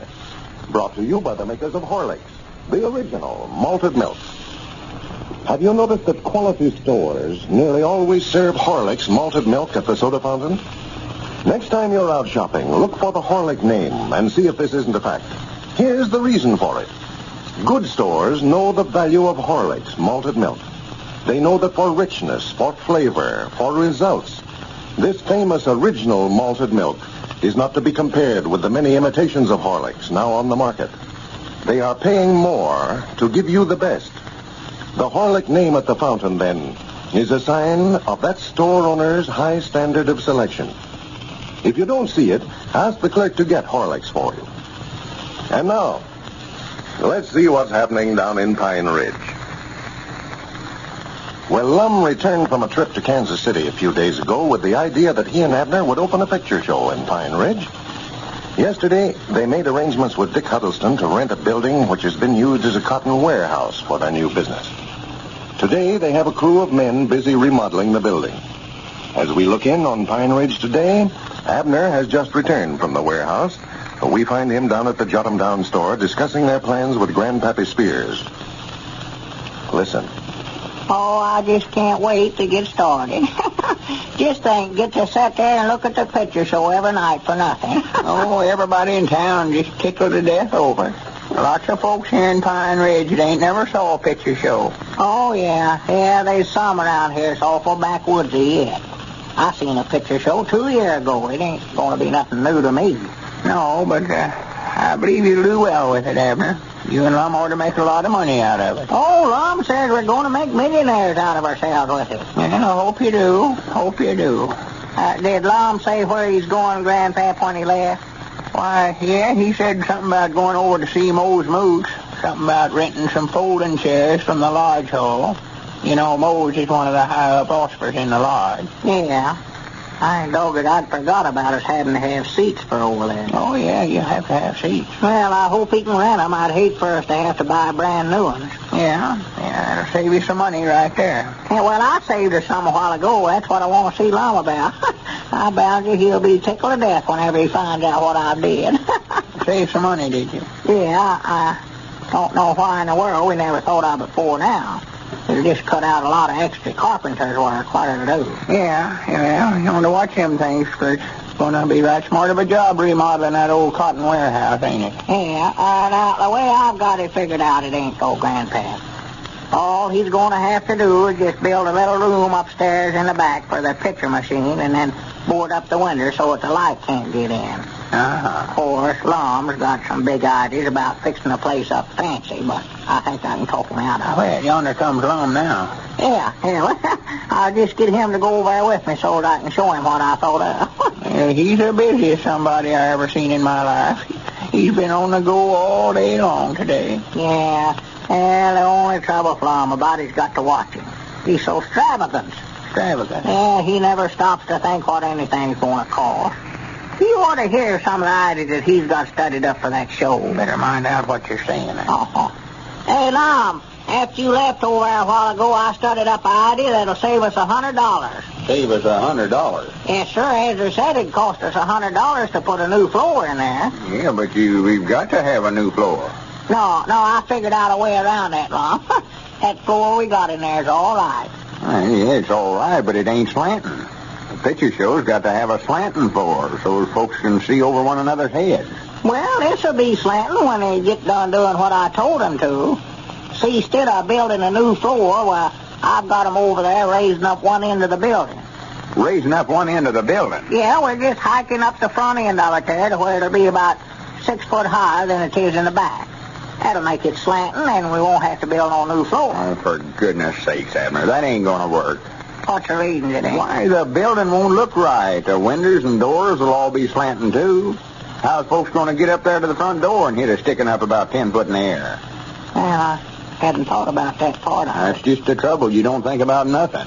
We could build a stairway up there to it. Could do that. Well, that little room we was aiming on using for the box office, it'll be slanting, too. Yeah, everything will be slanting. Well, that ain't gonna do. Front door will be pinting right up in the sky that way, and every time it rained, I'd flood the building. Just rain right in the front door. Yeah. Grandpap, I wish you'd go over and tell Ezra to hold off on that raising the building. Tell him to go ahead and put that floor in there like I told him to. Yeah, all right, Lum, I'll tell him. I still think that idea of mine's a good one. Well, Abner, it just won't work now, so just forget about it. And don't be going around over there telling Ezra to do one thing after I've told him to do something else. Well, I just trying to save us some money was all. That's all right. I just want to get started over as quick as we can. You're just making matters worse. Did you rent the chairs from the lodge hall? Yeah, I had to give a little more for them than I wanted to, but I told Mose we'd rent them for a month anyway. Yeah, why couldn't we just put some benches in there, Lum? Benches? Yeah, set some candy buckets in there, upside downers, and then just lay some boards across them. Candy buckets with boards across. We've got to fix the place up nice, make them feel comfort in there. We're going to have folding chairs in there or nothing. Well, all right. I just hope we don't spend all our money before we get started, though. Well, Abner, it's like I've always told you, you've got to spend money to make it. Spend it to make it?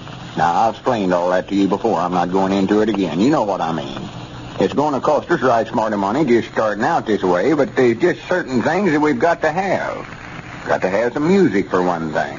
Music? Yeah, somebody to play the piano. You know, like they do in there at Matinee. You mean that we've got to buy a piano, too? Well, if we can't rent one summers, I reckon we'll have to. Well, what's there use to have music in there, Lum? They ain't going to dance or nothing. No, but you've got to have music along with the picture. Do? Why, sure. If it's a sad picture, we'll have them play some sad music. And if the hero's got to catch the villain, why, we want to play some real fast and exciting music. Well, there's some more expense. Got to get somebody to play the piano. Well, you don't expect it to play itself, do you? Well, no, but... Huh? Wait a minute here. Why couldn't we get a player piano like that in the Grandpap Spirit has got? I think that's right. I hadn't thought about that. Mike could just rent that off of him, Lum. I don't think him and Charity ever played the thing unless they got company. Well, sir, that might be just what we're looking for. Sure. We'd have to get some new rolls of music for it, though. He ain't got but 3 rolls that I ever heard him play. Casey Jones and Steamboat Bill and some other, and I don't recollect. Yeah, Star Spangled Banner, that's what it is. Yeah. Well, I know he's always trying to stand up and pump them pedals at the same time while he plays it. I saw him. Yeah, we don't want that down there in the picture show. Well, as he likes that tune, he'd have the folks standing up about half the time. Yeah, wouldn't need no seats anyway. Wouldn't need but half as many. Well, when Grandpap gets back, I'll speak to him about that, see if we can't rent that pioneer from him.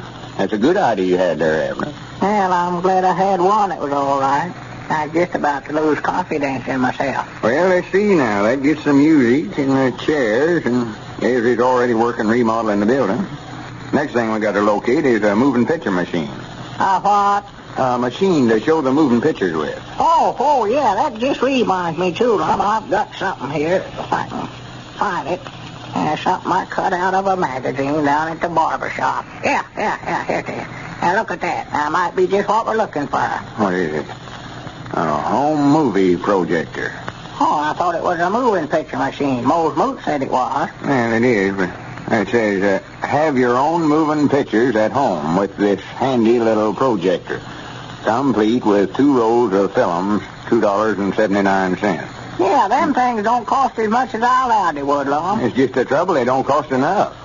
Don't cost enough? Oh, this thing wouldn't throw a picture over 20 or 30 feet. We're going to have the machine setting upstairs there clean at the back of the building. At the back? Why, sure. Well, Ezra's sure mixed up then, Lum, for he's building that room in front. In front? Yes, sir, right up there over the box office. Well, yeah, that's right. That's the back of the house. You see, when you get inside of a show that way, you go in the front, but when you get in here, you're in the back of the house. When you get inside of a show that way, the front starts being the back, and the back starts being the front. You mean you're going to turn the building around? No, but things just changes. Well, I'll be dead blamed. I never had noticed that. Well, now, when you come in the front door of a picture show and sit down quick as you get inside, you ought to say you're sitting in the back of the house. But you just come in the front. If you want to sit down there in front, you've got to go clean to the back. Well, I've been turned around them things and never even noticed them. I always sit on a front row if I can find a seat that ain't tough. But I've been sitting in the back unbeknownst to myself, ain't I? Well, just quit studying about it, Abner. You're getting yourself mixed up, and me too. Regardless of which is the front and which is the back, the screen's going to be at one end of the building, and Ezra's building a booth for the picture machine at the other, so this little machine here wouldn't work on account it wouldn't throw a picture that far. Well, why don't he just build a booth about 6 feet from a screen? Then this machine will work all right. No, I've got a better idea than that. I'm going to call up that feller that runs the Lyric Theater in there at the county seat and ask him where I can buy one. And I bound you he can't tell you where you can buy one any cheaper than this and here and on. I know. I hope I can find him around there this time of the day. Central, ring me the Lyric Theater, please, Mom. All right. I ain't got the least idea what his name is. I thought his name was Mr. Lyric. No, that's just the name of the show. Our name ain't Mr. Jot 'em Down. Just wait a minute. Hello? Mr. Lyric? Oh, dad blame it, Abner. Who am I talking to? I mean, are you the fellow that runs the picture show? Don't even know who he's talking to. Well, this is Lum Edwards out at Pine Ridge. Lum Edwards. Man, what, that's all he thinks of. Yes, sir. Why, me and my partner, Mr. Peabody, is putting in a moving picture show out here, and I just wondered if you could tell me where we could buy a moving picture machine at. Him and his fancy idea. Well, just as cheap one as I can find. How's that? You have? Well, that may be just what we're looking for. I still think we'd slant the we don't mind it being second-handed if it's in good shape. How much would you want for it? Well, I grant me and Mr. Peabody will be in there tonight to look at it then. There you go. Yeah, don't sell it till we get there. All right, fine. Much obliged. Goodbye. I grant you, Abner, he's got a machine in there that he'll take $20 or $75, I believe he said. Said he used to use it there himself. Well, at this rate, the old fellow should soon be open for business. Ladies and gentlemen, before we leave the air tonight, I'd like to say a few words about the value of Horlicks malted milk after an illness. Horlicks is used regularly in hospitals all over the world for a number of reasons. It's especially easy to digest, making it more desirable in many cases than ordinary milk. It's extremely palatable. Patients don't tire of the fragrant malt flavor, however finicky they are. It agrees with the weakest stomach, and it contains the necessary vitamins and minerals for helping build weakened bodies back to health, for giving strength and weight and energy. If you know of any persons who are convalescing, don't fail to suggest Horlicks malted milk to them. Medical authorities have been specifying Horlicks for over 50 years. You can get it, you know, at any druggist in both natural and chocolate flavor. This is Carlton Brickert speaking for Lum and Abner and Horlicks, who now bid you all good night and good health.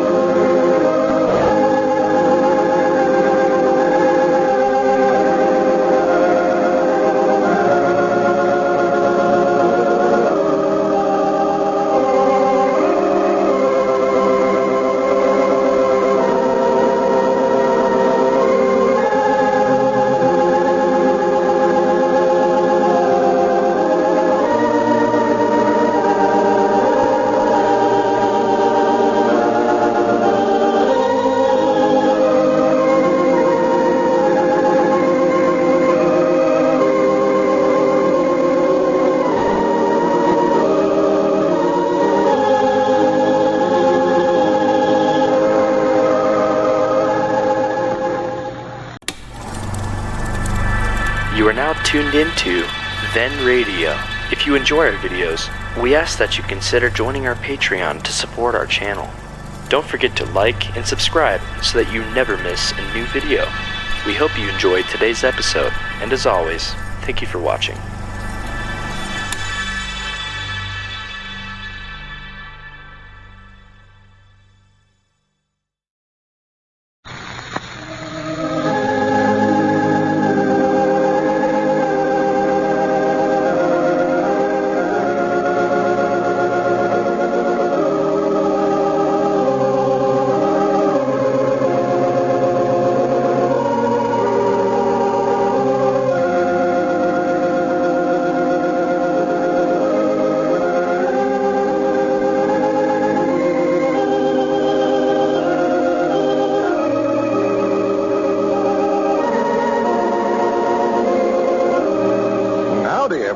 Here we are, all ready to take you down to Pine Ridge for another visit with Lum and Abner, brought to you by the makers of Horlicks, the original malted milk. First, here's a special message for all the youngsters who listen to Lum and Abner. How many of you youngsters drink Horlicks malted milk? Quite a lot, I'll bet. It sure is a grand summer drink. If your mother doesn't have Horlicks in the house, here's what to do to get her to buy some. Just tell her that Horlicks malted milk is as fine a drink for children as she can possibly find. That it will make you big and strong and healthy, just like thousands of other youngsters who drink their Horlicks every day. And if that doesn't convince her, tell her that Horlicks malted milk is a mighty nourishing drink and so much easier for you to digest. Just tell her that, and I'm willing to bet that she'll get you a package right away. She can get it at her druggist, you know, in either natural or chocolate flavor, whichever you prefer. And now, let's see what's happening down in Pine Ridge. Well, Lum and Abner's picture show is progressing nicely. They have a crew of men remodeling the old cotton warehouse into an up-to-date theater. And last night they made a trip into the county seat and purchased a second-hand projector with which to show their films. As we look in on our old friends today, we find them down at the Jot 'em Down store making plans for the opening. Listen. Well, that gets everything but piney now. Yeah. I wish we could get along without that thing, Lum. That's going to run into money. Well, I ain't going to buy one, Abner. I'm going to rent that player piney from Grandpappy Spears if I can. Yeah, but I'm just afraid you're going to run into trouble there, though. He's awful close to Tater's Grandpap. Yeah, but I've got a way studied up to handle him all right. When I get through talking to him, you'll be wanting to let us use it for nothing. Yeah. Well, he's back there in the feed room now if you want to talk to him about it. Yeah, call him up here. Now, just let me do the talking. Grandpap's pretty hard to deal with, you know. Got to handle him just so. Yeah. If he knowed how bad we wanted it, why, he'd ask us 3 or 4 prices for it. Well, you got to use psychology on him. Got to use what? Nothing. I'll use it. You just get him up here. Hey, Grandpa. Come on up to the front of the store here. Me and Lum wants to see you about... Don't tell him what you want with him. Something. Just let me handle it now. Oh, I ain't going to say nothing. Was you hollering at me, Abner? Yeah, come on up here a minute. Yeah, I want to have a little talk with you, Grandpap. Sit down. Yeah, Lum's going to use some psychology, don't Just you? hush up, Abner. What's the matter? Ain't my work been satisfaction? No. Your work has been fine, Grandpap. You're by far the best clerk we've ever had in the store here. And I was just thinking, what a shame it is. Here you are, getting along in years and still working for wages. Yeah, you don't expect me to work for nothing, did you? No, but I mean you're just living from day to day, you might say. You ought to have a regular income, something you could depend on in case you was laid up to where you couldn't work. Yeah, that'd be nice. Nice something to have, all right. You just had something you could rent to somebody. So no matter where you worked or not, you'd still have money coming in all the time. Yeah, but I ain't got nothing nobody'd want to rent. Only thing I've got's my house, and if I rented that, I wouldn't have no place to live myself. Well, let's see. You ought to have something over there you could rent. Let's see. What have you got somebody might have some use for? Let me think. Well, don't you know, Lum, it's that player pine he's got over there. Abner, will you please, Hags? Yeah, Granny, that's right. I hadn't thought about that. Glad you brung that up. What was that, Lum? Why, Abner here just now suggested you've got a player piney over there you might could rent. Yeah, Yeah, I've got one over there, but I don't know who in the world would want to rent it. Well, now there ought to be somebody around here that'd have some use for that. Let me study. I'd love to help you if I can, Grandpa. I know somebody, Lum. Will you stay out of this, Abner? All right, but I could save you all that thinking if you just let... Wait a minute. I believe I'm getting out of it. Yeah. Granny's, Abner. We ought to have some music of some kind down at the picture show of ours. Well, I'll be dead blame, Lum. You're the forgetfulest fella I ever seen in my life. Yeah, I'm glad I thought of that. Yeah, me and Abner might find some use for that piney down there at the show, Grandpap. We've got to have some music of some kind down there. Yeah. Of course, we couldn't pay much for that, but if it'd help you any out, why, we'd be glad to rent it off of you. Wouldn't we, Abner? Yeah, reckon so. I don't know what to say now. You got me so mixed up. Mixed up? Why, yes. Me and you sat here and talked about the same thing not 10 minutes ago, Lum, and now you don't appear to recollect a thing about it. How much would you, how little would you want to rent that for, Grandpa? Oh, I don't know, Lum. I never had thought nothing about renting it. Now, think about it. You don't know what it's worth, hardly. Who was you aiming on getting to play it? Well, I was talking some to Evalena about getting her to play it for us. Her school's about out, and if she could find something like that to do, she could stay here all summer instead of going back over to Belleville with her folks. Well, Lum, I was figuring on getting Pearl to play it. Well, I don't believe I'd want to let it out that way unless I done the playing of it myself. See, everybody's got to play one of them player pioneers just so or it don't sound right.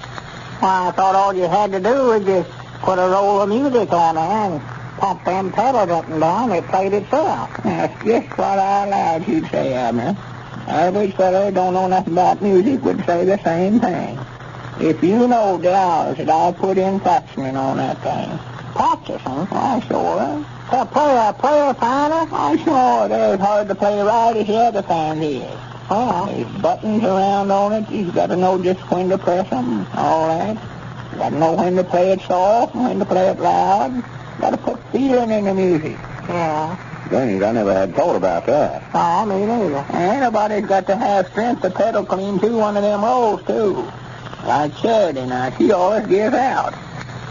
She's playing along to last, it gets so slow, the music sort of drags, sort of. She ain't got no talent for it, looks like. No. Granny, I believe Grandpap's just right about that, Abner. We want that music to sound right. Yeah, sure, yeah. Never knowed there was so much to it.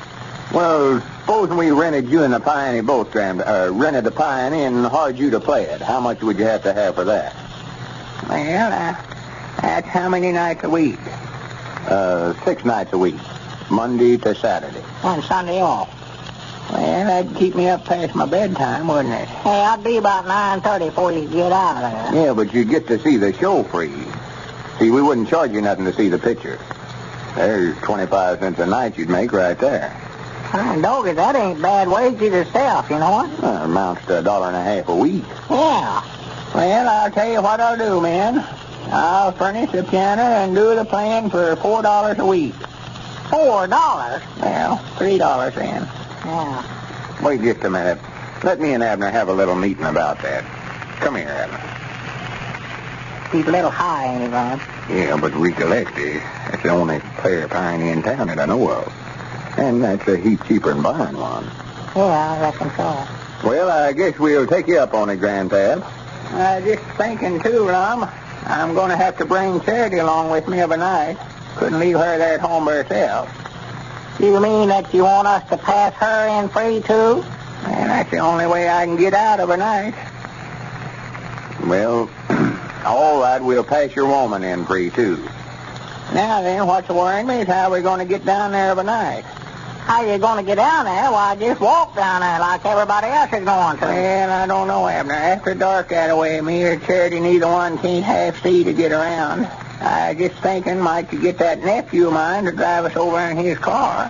Why, yeah, sure. Well, that's just the thing to do. Just get Luke to drive you over every night. Yeah. Well, that straightens that situation out. Well, Piney deal's all settled in.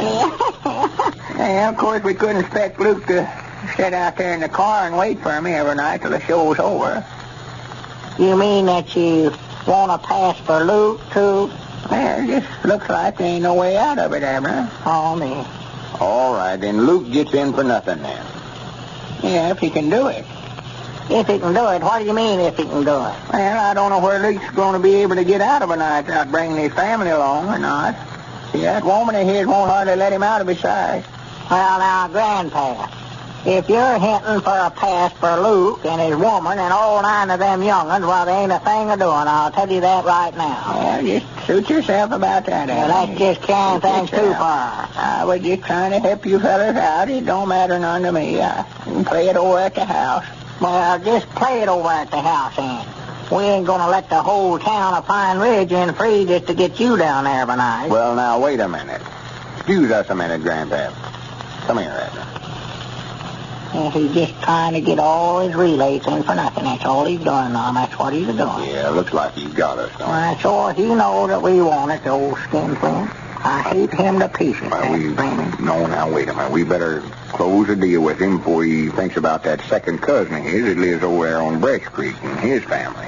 Yeah, that's right. I forgot about them. Well, it just looks like that we're going to have to bazaar the first 2 rows down there every night for the pine affair. Well, that's a heap cheaper than buying one. Yeah, well, all right. Just do what you like about it. I don't care. Yeah. Wish we could get him down a little bit, though. Well, I know it. He just got his head set. He knows that we want it. He knows that's the only one in town. That's the way that old man deals with you. I'll be quiet. He's listening. I wish he'd hear me. I can't stand him at all. Well, Grandpap, me and Abner talked it over, and we'll take it. You're hard. I still think, though, you're a little high on your prices. I know Dad blame well here. I don't think nothing about it. Well, it's like you said a while ago, I never had thought about it just that way, but man get up my age, working for wages, just living from day to day, you might say. He ought to have a regular income, something he can depend on in case he's laid up to where he couldn't work. Yeah, there's that Dad blame psychology you was talking about, Lum. If Lum makes many more deals like this, they won't have seats for the cash customers. Just a minute, folks, before we close. I brought along tonight a letter I think you should all hear. It's from Mr. J.B. Googe of Kingsport, Tennessee. He writes, I thought that you'd all like to know just what I think about your Horlicks malted milk tablets. I'm a fireman, and I'm exposed to an excessive amount of heat.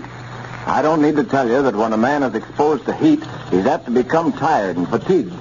That's what I like about Horlicks tablets. 1 tablet every so often braces you up and makes you feel keen and refreshed. I always carry a flask along wherever I go. Well, thank you, Mr. Googe. Your letter, I think, speaks for itself. It's typical of many that we receive about Horlicks tablets from folks in all parts of the country for all kinds of needs. You can get Horlicks tablets, you know, in 2 flavors, both natural and chocolate, from your druggist. This is Carlton Brickert, speaking for Lum and Abner and Horlicks, who now bid you all good night and good health.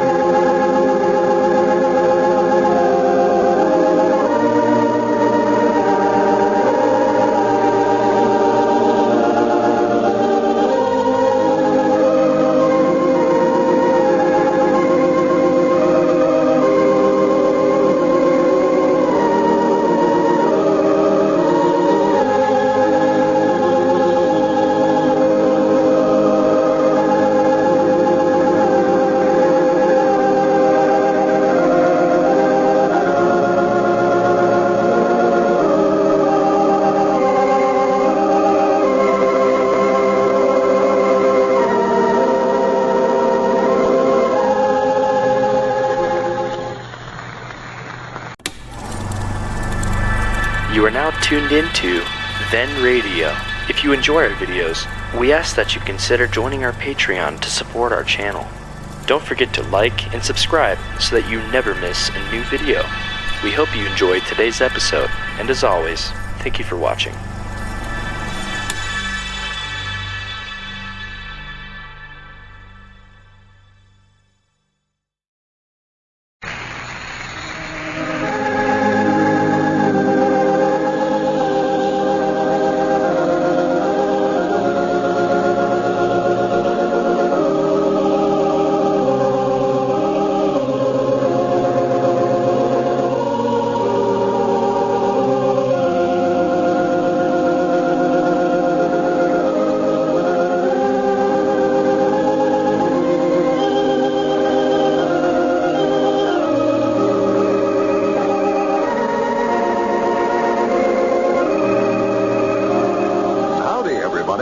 Here we are, all ready to take you down to Pine Ridge for another visit with Lum and Abner.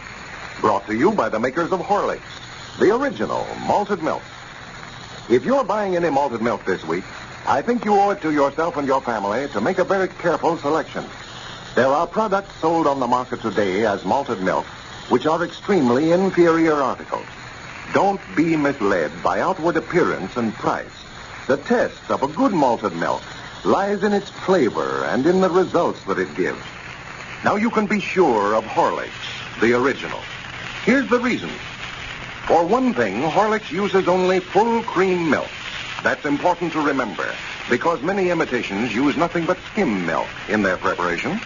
Again, Horlicks uses only choicest wheat and their own malt barley, prepared under the supervision of experts, instead of the inferior malt powder, cocoa, and ordinary sugar that many imitations contain. Last but not least, the ingredients in Horlicks are not just mixed up together by mechanical means only. They are specially processed to preserve the minerals and vitamins and flavor. So, be sure it's Horlicks you buy, and you'll be sure it's the best. Your druggist has it, you know, in both natural and chocolate flavors, whichever you prefer. And now, let's see what's happening down in Pine Ridge. Well, Lum and Abner have a crew of carpenters busy remodeling the old cotton warehouse, which they plan to use as their new theater. They purchased a second-hand moving picture projector from the theater over at the county seat, and Cedric Weehunt, the future operator, is being sent there to learn how to operate the machine. As we look in on Pine Ridge today, we find Abner down at the Jot 'em Down store. Lum has just returned from getting Cedric started on his journey. Listen.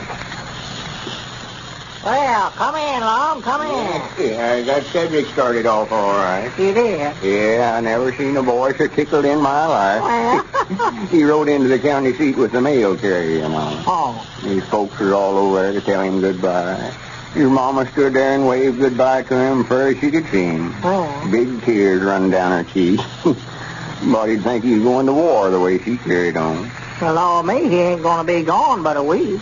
Well, it ain't but 20 miles in there, nohow. No. Guess who come in on the bus a while ago? Who's that? Pauline Usray from Conway. She come in. Well, for the land sakes, I'd love to see her. Oh, the first time I saw her in a long time. No.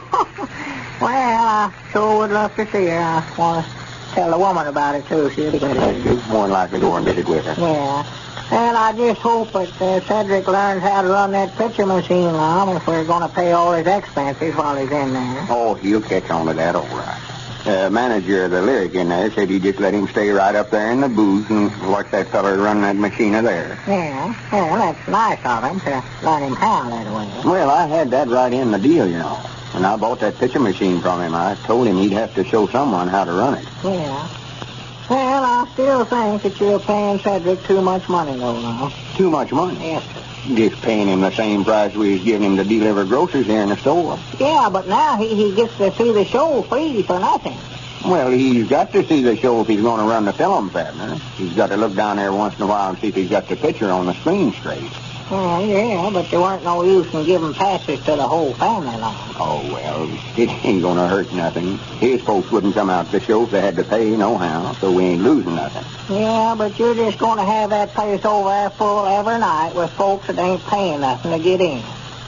Started out and said that you weren't going to give no passes to nobody. Well, I did say that. Here you give Grandpappy Spears and all of his relations some, and Cedric and all of his family. Well, Grandpappy's a piney player, though. Yeah, but I was over there talking to them carpenters a while ago. They said you promised all them a pass if they'd rush that work through. Did I tell them that? That's what they said. Yeah, it seemed like I did say something like that yesterday. But that'll just get it done a heap quicker, Abner. And Mose Moose was telling me down at the barber shop that you give him one. Oh, yeah. Yeah, I had to give him one. See, I rented them chairs from the lodge all over there, and he had charge of them. That's better than giving the whole lodge a pass. Just give one to Mose. That was sort of a bait I used on him. Yeah, I know, but his wife and little Moses, they never had charge of him, too, did they? Well, no, but you can't give a man a pass and expect him to leave his family at home. Well, I don't know. Everybody I see and ask them if they're coming to our show when we get it opened up, why they say, sure, they've got a pass. It looks like to me we ain't going to have room for the cash customer. Oh, there's plenty of room over there. Now, don't you start worrying about that. We rented 200 chairs. Yeah. I know I ain't give out over 50 passes anyway. See, these folks that's getting in for nothing will be good advertisements for us. Advertisement? Yeah, we'll use them for decoys.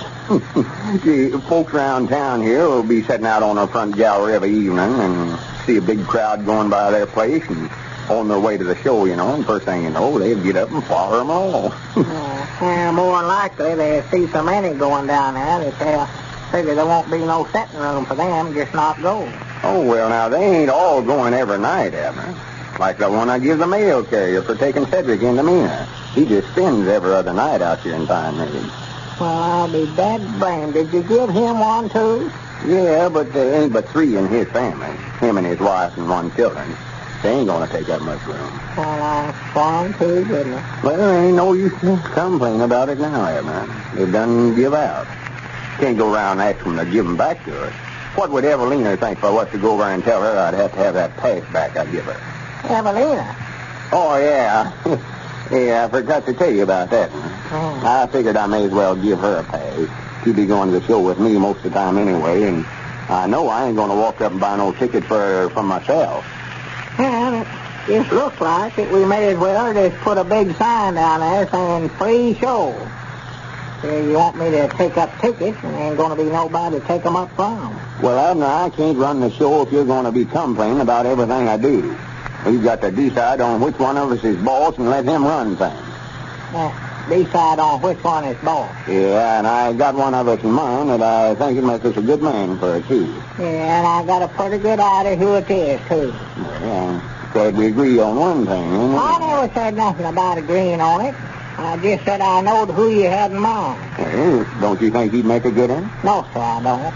I don't think he knows a thing about running a picture show, and I ain't going to stand for it 1 minute, neither. All right. That's the way you feel about it. Well, that's exactly the way I feel. I reckon we'll just have to let the other one have it then, for there ain't but 2 of us, you know. Yeah, well, that's the time. Just let the other one have it then. I just figured that you'd make a better man than I would, but if you don't want it, I will take it. Anything to be agreeable. Huh? You was the one I had in mind to run it, Abner, but if you've got your head set on me doing it, well, I just do the best I can with it. Well, I'll be dead blamed. But I don't want you butting in on every little thing I do now. Won't I ever learn to keep my big mouth shut? I reckon that'll be better anyway, though, especially if we call it Lum's Lyric. Call it what? Lum's Lyric. I studied that up last night while I was laying there in bed thinking.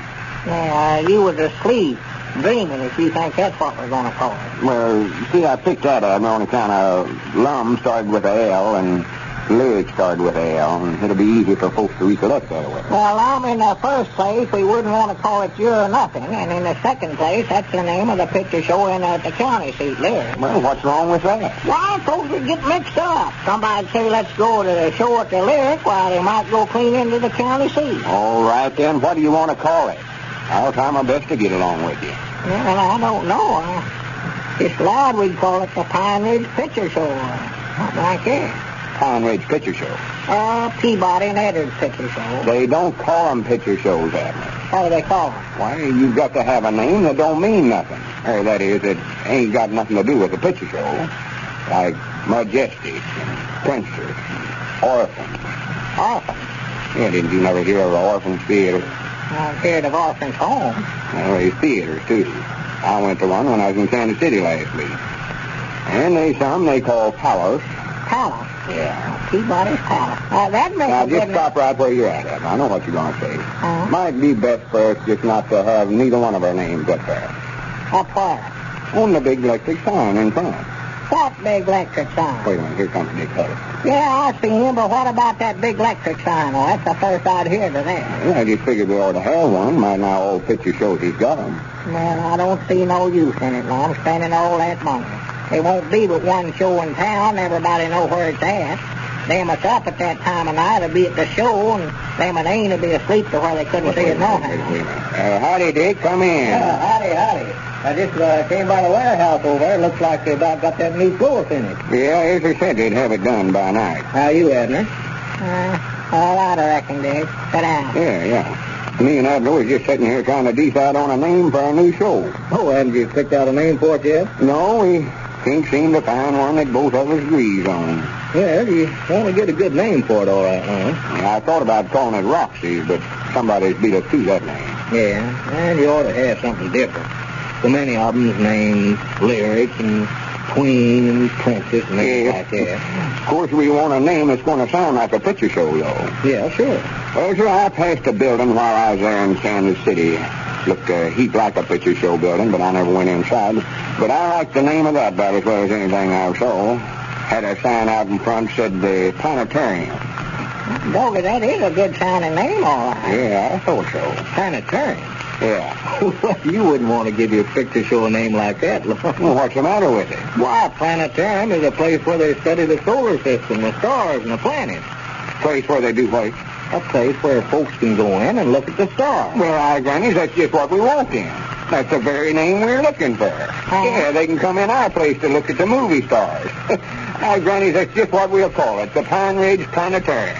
I'm sure proud you explained that to us. Here, Dick, here, take these. I'll give you passes for your whole family. Oh, my goodness. Well, if Lum keeps this up, the Pine Ridge Planetarium is going to do a big business with free admissions. We still have a minute or so left, folks. Let's listen to what Mr. M.C. Wood, our Phillipsburg candidate, says in a recent letter to Lum and Abner. For a long time, I've been an ardent admirer of your product, Horlick's Malted Milk. I always say that it saved the life of my two twin daughters. Here's the story. For months, it seemed they wouldn't live. After 6 months of anxious worry in which my wife and I tried food after food, we put them on Horlick's Malted Milk. They seemed to take to Horlicks just like a duck takes to water, beginning to gain immediately. They're 2 years old now, fine, strong, healthy girls, and are never without their Horlicks. I know that lots of mothers would be interested in Horlicks if they only knew its value. Well, thank you, Mr. Wood. Just as you say, if only all mothers knew the value of Horlick's malted milk in infant feeding, there would certainly be that many more healthy babies. Horlicks, you know, is sold at all druggists. This is Carlton Pickard, speaking for Lum and Abner and Horlicks, who now bid you all good night and good night.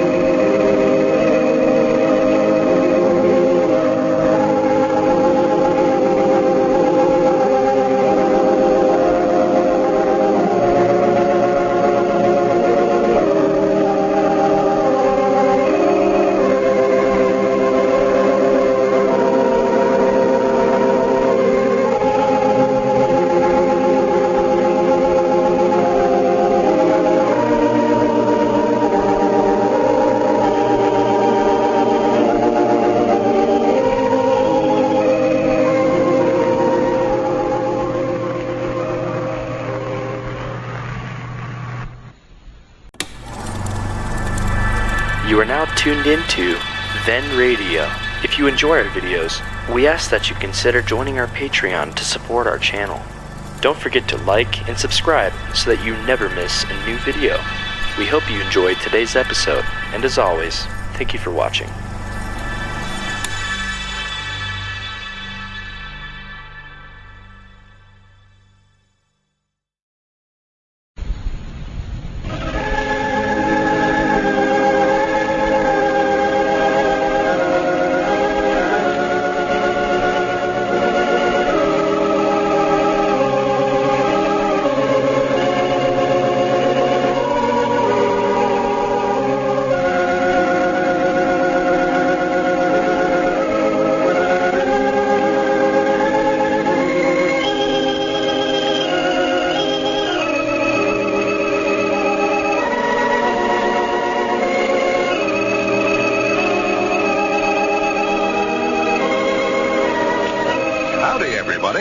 Here we are, all ready to take you down to Pine Ridge for another visit with Lum and Abner.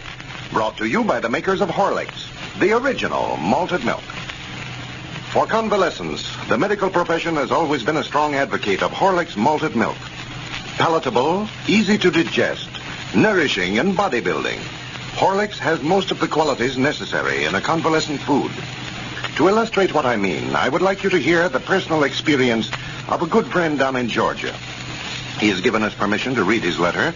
Here's what he says, quote, I'm glad to say that Horlicks has been of great value in my wife's run-down condition.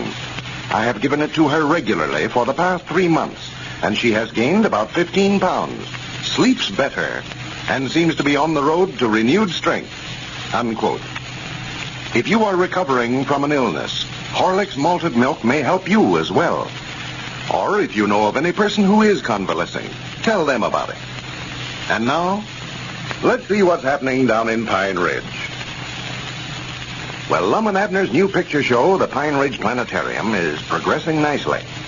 The old fellows have been busy for the past few days remodeling the old cotton warehouse, converting it into a theater. As we look in on our old friends today, we find Lum and Abner down at the Jot 'em Down store, discussing plans for the opening.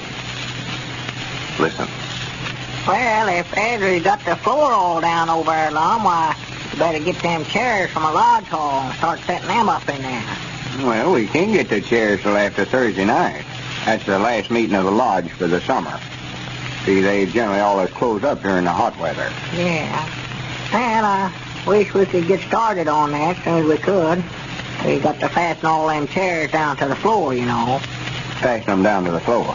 Yeah, that slanting floor we put in there, why, them chairs will slide right down to the front unless we nail them down some way or other. Yeah, that's right. Why, sure. My granny says a heap more to this opening up a picture show than I ever allowed there was. That feller that runs the lyric in there at the county seat says a bed sheet won't do for a screen to show the picture on. Says it won't. No, but he knows where we can get a second-hand one awful cheap, he thinks. Yeah, I dogged it just looks like the farther we get into this thing, the more money it takes. Well, that feller Roy Bruder's a pretty nice feller in there at the lyric, though. Yeah, but Lord me, Lum, that $3,700 will be gone before we know it this rate. Yeah, I don't know what to do. I've studied it over, Abner, and I believe, though, we can make that $3,700 come out all right. Well, we ought to. That's all the money we got. We got to make it come out somewhere or another. But, Lord me, Lum, if you buy that electric sign and all this other stuff that you're talking about, why, no telling where we wind up at. Well, another thing, we've got to have some sceneries. Some what? Sceneries. Curtains to hang back there on the stage with all sorts of pictures painted on them. You saw them. Well, what do we need them for? Well, if we ever want to put on a play of any kind, we'd have to have something for the actors to stand in front of. Yeah, well, Lord me, Lum, we ain't going to have no plays. We're going to have moving pictures. Well, no, but someday we might have one. Well, we don't have to have all this stuff in there right at first, Lum. Let's wait till we need it. And if we've got to have it, why, we can get it. Well, I know we've got to have a curtain for the front, but that ain't going to cost nothing. We'll make money on that. A curtain for the front? Yeah, you know, to roll down in front of the screen before the curtain opens up. We've got to have something to cover up the back end there while we ain't showing the picture on the screen. Well, how are we going to make any money out of it, though? Why, I aim to paint some signs on there and sell them to fellers here in town. Advertisements. Oh.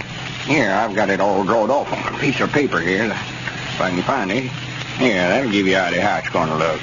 Are you aiming on painting the signs on there yourself? Well, I figured that'd be cheaper than hiring somebody to paint them. Yeah. See, here's where the sign is going to be at, in them spaces there. Of course, the whole thing will be a heap bigger than this.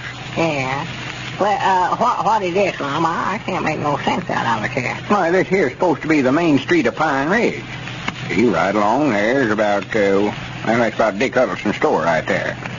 And here's Moe's Moots Barber Shop right about in there. Right there? Yeah. Well, who's that standing out in front there? Where? Right there, that fellow with his back turned towards us. Oh, that's the barber pole. Yeah, see, I'll paint red and white stripes on the curtain there. Oh. That is, if Mose takes a space on it. If he don't, well, we'll change that into something outside the barber shop. Yeah. Then I'll just make a man out of that instead of the barber pole. Well, that don't look like Pine Ridge to me, Lum. We ain't got no buildings that big here that I know of. Well, I exaggerated it a little, I reckon. Sort of making Pine Ridge look like a city there. That'll make everybody proud of the hometown, you know. What's this here? Oh, that's Caleb Weehunt's blacksmith shop there. Man, it sure don't look like it. No. That old building that Caleb's in over there is might not ready to fall down. Yeah, but that's just the point right there. Maybe see, Caleb will jump at a chance to get his name put on the front of a building like that.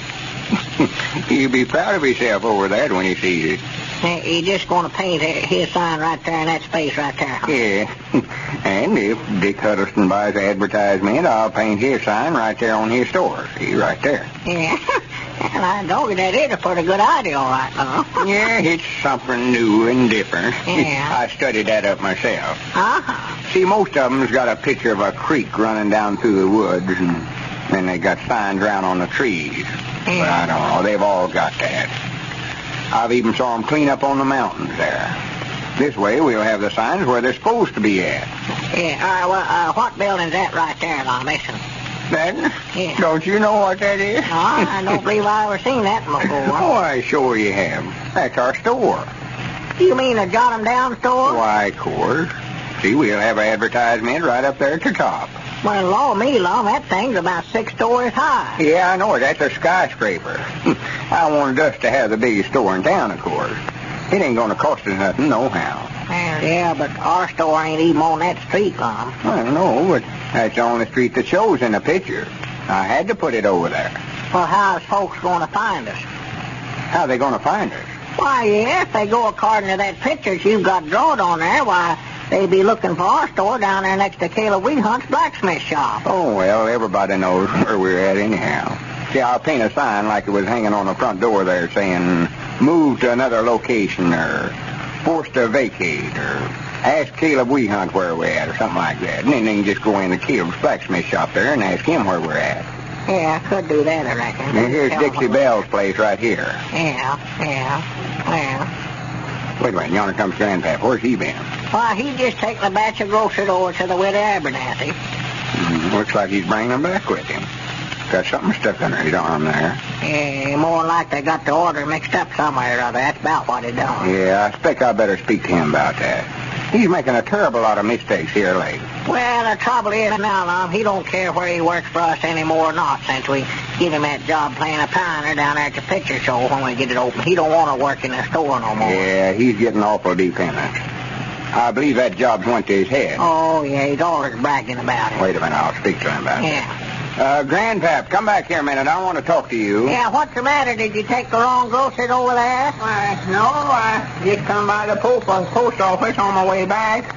This is some new rolls of music I ordered for my player pioneer. Well, I'm proud to hear that. Yeah, I'm glad you done that, Grandpap. I'm feared they'd have got tired of hearing Casey Jones and Steamboat Bill over and over again. Why, sure. Well, I wanted to show them that I knowed how to play more than just 2 tunes, too. Did you say you want to talk to me, Lum? Well, just let it go, Grandpap. I can see you some other time. Let's see what pieces you got there. Yeah, I wish you had the pioneer over here. I'd love to hear him right now, Grandpap. Yeah, well, you fellas come over to the house tonight, and I'll play them for you. These are some brand spanking new ones right here.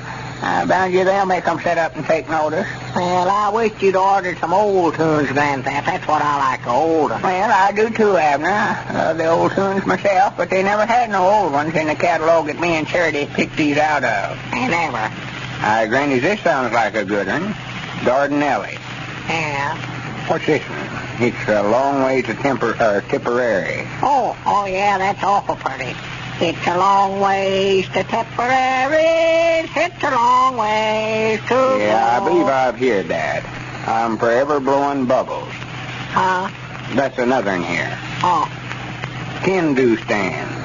Yeah, Charity says she's heard that and says it's awful pretty, Well, I still like them old pieces a heap better, though. Like, she's more to be pitied than censored. And a picture that's turned towards the wall. Yeah. There's a mother's heart that's broken. There's a name that's seldom spoken. There's a picture that is turned against the wall. That's my favorite right there. It'll make me cry every time I sing it. You know, it's about a girl that left home, and then when she come back, why, folks wouldn't let her in the house, and it was snowing and all that. I know how it goes. Poor little thing. Poor little thing. Here's one that sounds good. My Little Margie. And Jada. Well, that must be right new ones. I don't recollect ever hearing neither one of them. Well, Grandpap, I'm glad you got these. We're going to have everything right up to the minute. I can see that right now. It's just about everything, don't it, Lum? Well, yeah, as far as I know. I think we've thought of everything. As far as I'm concerned now, I'm ready to open up any time now, quick as we get the machine. Yeah. Well, what about the pictures, Lum? Have you got them all bought? The pictures? Yeah, the film. You mean, Granny, I forgot about that. I know that's right. We got to have some pictures to show, Lum. Why, sure. Did you get any with that picture machine that you bought? Wait a minute here. It's a good thing you thought of that, Grandpap. Reckon where a feller buys them things at? Yeah, I don't know, but we ought to have a good one to open up with. Yeah, we ought to have a big picture of some kind. Let me see. Whereabouts do you buy them things at, anyhow? I say, where do you get them pictures from? I don't know. From the feller that makes them, I reckon. Yeah. And that fella in there at the county seat, he ought to have some Lum in that he's already used for the lyrics, you know. Yeah, I reckon he's got all them that he's ever used in there. But we want to get some new ones or nothing. There's a big picture I've heard of a while back, if I can think of it. Yeah, that's what we ought to have, special for the grand opening, ought to have a good one. Yeah, wait a minute. Wait, I've got it right on the end of my tongue, if I get... Huh? Yeah, I know now. Why, sure, The Birth of a Nation. Aye, Granny, that's the picture we want. Now, if I can just find out where to get that at... Well, there's no question about it. The Pine Ridge Planetarium is going to be an up-to-date picture show. I don't think there's anything more annoying than not being able to fall asleep easily at night, especially now that warm weather is here. Many of you have had that experience, I'm sure, know just what sleeplessness is and what it can do. Completely ruin your disposition as well as impair your health. Now, a good way to help get all the healthful sleep that you need is to drink a glass full of Horlick's malted milk, hot, just before going to bed. It'll relax and soothe you, and that's just what light sleepers need, relaxing and soothing. So if you have any trouble at all getting to sleep nights, just try the Horlick plan for restful sleep and wake up in the morning as fit as a fiddle, completely refreshed. You can get Horlicks, you know, at every druggist in either natural or chocolate flavor. This is Carlton Bricker, speaking for Lum and Abner and Horlicks, who now bid you all good night and good health.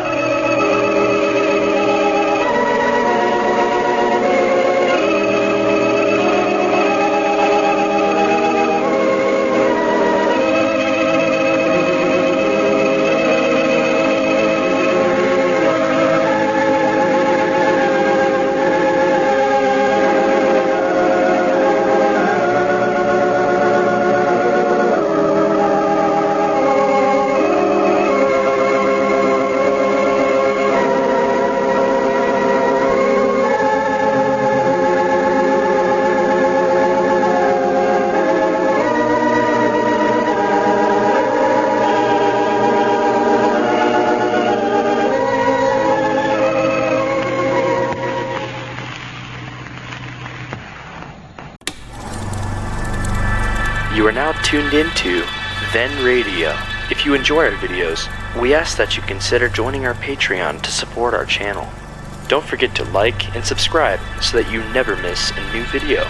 We hope you enjoyed today's episode, and as always, thank you for watching.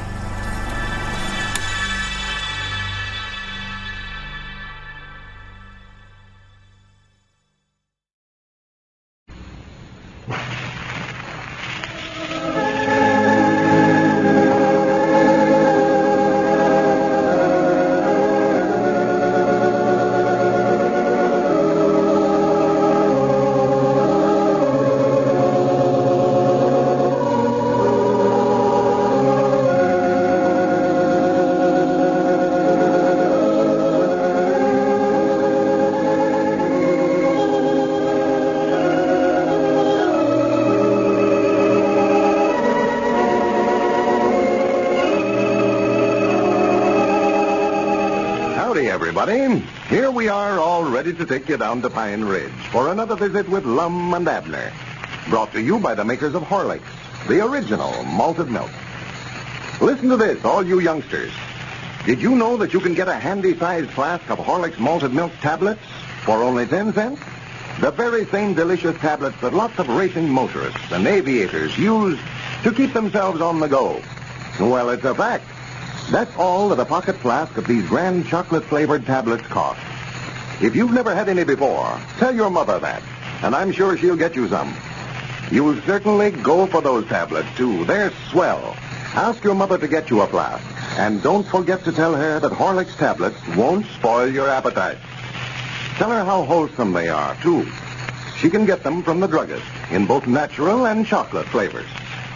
And now, let's see what's happening down in Pine Ridge. Well, it looks like Lum and Abner have finally hit upon a good idea for a new business venture. The Pine Ridge Planetarium, their new picture show, is progressing nicely and should soon be open to the public. As we look in on the old fellows today, we find them down at the Jot-'em Down store discussing final arrangements for their formal opening. Listen. Well, we better be getting some ordered from someplace. First thing you know, we'll have the picture show all ready to open up, moving pictures. Well, Abner, I told you I don't know where to order them from. I've looked through all the mail order catalogs over there at the house, and none of them ain't got them for sale. Or I can't find none. Well, it'd be a shame now if the building's about finished if we couldn't find out where they sell them. You know, I believe the best thing for us to do, Abner, is to call up that fella in there at the county seat and ask him where he buys his net. Yeah, I could do that, I reckon. I hadn't thought about that. Let me step to the phone here. I'll just call him up right now. Yeah, I asked him how Cedric's getting along too long. Huh? I asked him how Cedric's getting along too. Oh, yeah, he ought to have learned all about running them machines by now. And I don't know. Cedric's pretty slow about picking stuff up, or he might not have no talents for that picture show business. Hello? Central? Will you ring the Lyric Theaters, please, Mom? All right. Tell him what we named their show, too, while you're at it, Mom. Yeah, I believe we've got them skinned on the name. Oh, yeah. Hello? It is? Well, good. Just who I was calling. Let me speak to the manager, please, Mom. Yeah. Mom? Oh, this is Lum Returns, manager of the Pine Ridge Planetarium. Planetarium? Why, it's a picture show. Yes, Mom. All right. Go on, she's got to know everything. Acts like she's scared to death something's going to happen that she ain't in on. Curiosity, I reckon. Every time I call up, she wants to know who I am and all about me. Yeah, well, women is awful curious critters. They're best the same way. Hello? Why, tolerably well. How's yourself? Uh-huh. How's Cedric getting along in there? He is? Well, that's fine. I'm proud to hear it. Says Cedric's catching right on to running that machine there. Well. Why, what I called you up about, where do you buy your moving picture shows at? Well, I mean the films. The pictures. Yeah. Yeah. Oh. Uh-huh. Uh-huh. You're looking for him in there today, huh? Well, I wish you'd send him on out here. Tell him we've got to buy some moving pictures from somebody. Yeah. All right. Much obliged to you. All right. Goodbye. He said there's a regular drummer that sells them things. Yeah. Says he's supposed to be in there today, and if he shows up, he's going to send him on out here to see us. Well, fine. Regular drummer sells them, huh? That's what he says. I figured there must be some way to get them without writing to the actors firm. Oh, yeah, that'd be a nuisance. Well, let's see. We better be deciding what pictures we want before that fella gets here, then. Well, maybe we better wait and see what he's got first, huh? Well, he'll have all kinds of them, more than likely. We just have to tell him what we want and let him get them first. See, different actors is in different pictures. Yeah, well, let's be sure and get one with Charlie Chaplin's in it, Lum. He's my favorite. Oh, yeah. Yeah. Yeah, he's a case, that fella. He's always struck me funny for some reason. Gets yourself in the worst mix-ups, looks like. You don't use no judgment to trouble with him. No. I hate to laugh at a fella's troubles that way, but I'll swan he'll do some things that looks like anybody with just half sense would know better. Yeah, I wanted to laugh, too. Special that Walker here. Yeah. But I reckon a body oughtn't to make fun of how anybody looks, so. No, fella can't help how he looks. No. Well, sir, I seen out doing this thing in Kansas City while I was in there. I ever seen in my life. They had a picture show in there with a mouse acting in it. A mouse? Yes, sir. Mickey Mouse, they call it. And it's downright astonishing what they've learned that little rascal to do. Just acts might not like a human. Well, I do know. Talks and everything else. Talk?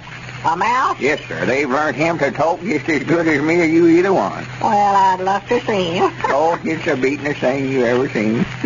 Walks around on his hind legs all the time. Wears clothes and everything. Got a little suit for him. Well, shoes.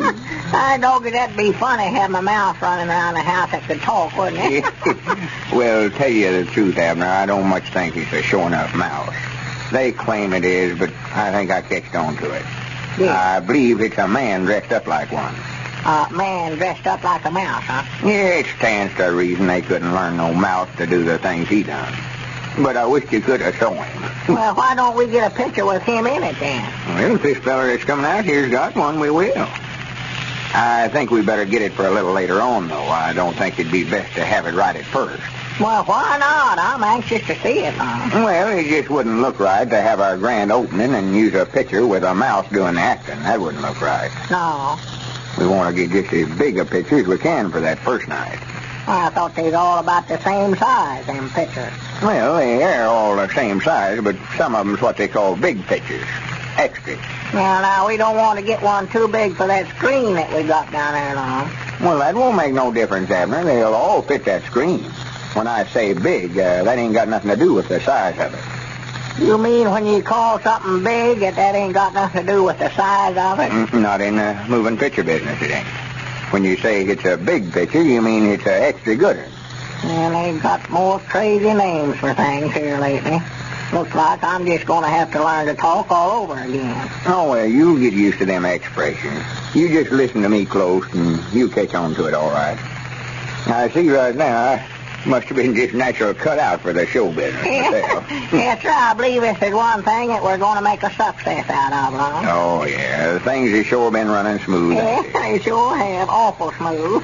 It ain't been over a week hardly since we first decided to go into it. Here we might not ready to open up already. Well, for the land's sake, look who's coming in out there. Oh, well, for goodness sake. First time I saw him since I got back from Kansas City. No, he ain't been coming around much here late, thank goodness. You get up and wait on him, Abner. Him and me can get along with him. Well, howdy, Squire. Yeah, come in, Squire, come in. Good evening, gentlemen, good evening. And what can we do for you, Squire? Why, not a thing, Abner, not a thing. Keep your seat. Just thought I'd drop over and loaf with you men for a while. Well, sit down, Squire, sit down. And drag up that box. Yes, thank you, Lum. They tell me that you fellers are going to open up a picture show here in Pine Ridge. Yeah, we'll have her going in a few days now, I hope. Yes, well, I was just over there where they're remodeling the building for you. It's going to look all right, too, yes. You think it's all right? Oh, yes, I believe it is, Lum. Well, thank you, Squire. I think it's going to look right nice myself. Well, sir, you know, you men just beat me out of an idea there. Beat you out of an idea? Yes, I had the same thing in mind myself. You know, that's my old business, theater. I was in the show business long before I came to this part of the country. I opened up the first picture show in Centralia, Missouri, years ago. Put it in the old opera house there. Well, I do know. Well, that's one business I never knowed you'd been in, Squire. Oh, yes, I know the picture show business from A to Z. You know it where, Squire? Why, what was it, Abner? Nothing, Squire. Go ahead. What was it you started to say? Well, I was just wondering, how would you men like to have a third partner in this picture show that you're putting in? You ought to have somebody in the business and know something about it. Well, I don't much think we'd want to take in no third partners. No, I know that blame well we would, and I don't think nothing about it. You see, Squire, we get to dividing them profits 3 ways, and they wouldn't be nigh as much for none of us.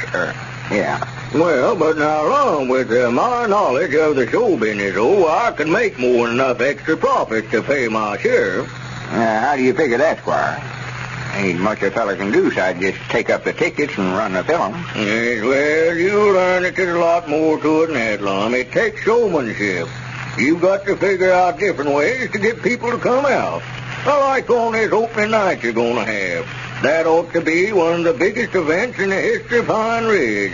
The opening of our first picture show. Oh, yeah. Why, you ought to have this whole countryside plastered with advertisements. If I had charge of that thing, I'd have the SRO sign out every night of the week.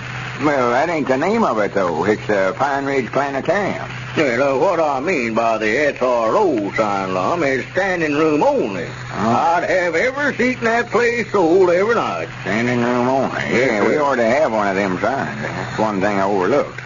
I don't know, Granny Squire, but what you would make us a good third partner. You brung up some points there that shows you know what you're talking about. Well, now, just a minute there, Lum, before you go any farther. I've got something to say about that. I'm a partner in this thing myself. Oh, yeah, and of course it'll have to be satisfaction with Abner. Well, it ain't satisfaction with me, I'll tell you that right now. In the first place, I don't want no third partner. And if I did, I wouldn't want Squire. Why, Abner, you'll hurt Squire's feelings. I don't see any reason why you should feel that way, Abner. Well, maybe you can't, but I can. I've had all the dealings with you that I want to have, and I don't want to have a thing to do with anything that you're mixed up in. Abner. Well, now, I'm just trying to do you men a favor, Abner. Well, you ain't going to get no third in charge in our picture show, so you may as well just get that idea out of your head right now. Well, all right, if that's the way you feel about it. But I gave you a chance. I'll tell you right now, if you men don't let me in with you, I'm going to open up a picture show right here in Pine Ridge and run competition to you. I'll run you out of business. I'll close that show of yours up for no other reason why. And just as things were running so smoothly, Squire Skimp had to put in an appearance. And now, ladies and gentlemen, here's something I especially want you all to hear about. It's an actual advertisement of the Peacock Soda Fountain, which recently appeared in the Daily Courier of Oxnard, California. Here's what it said. Listen. Peacocks express appreciation. Months ago, after critical investigation and analytical tests, we were fully convinced Horlick's malted milk is vastly superior to the cheaper brands of malted milk because Horlick's is made of fresh, full cream whole milk, wheat and barley malt, and does not contain any cheap foreign ingredients. Since using Horlick's, the original malted milk, our malted milk sales have more than tripled, proving our customers are discriminating and appreciative of our efforts to supply best quality exclusively. We serve a better malted milk, and despite the fact that we are obliged to pay more for this quality product, we do not charge you anymore. Well, I think that advertisement speaks for itself, doesn't it? It exactly coincides with what I've always said about Horlick's malted milk. If your favorite soda fountain doesn't feature it, ask them to get Horlick's for you. This is Carlton Brickert, speaking for Lum and Abner and Horlick's, who now bid you all good night and good health.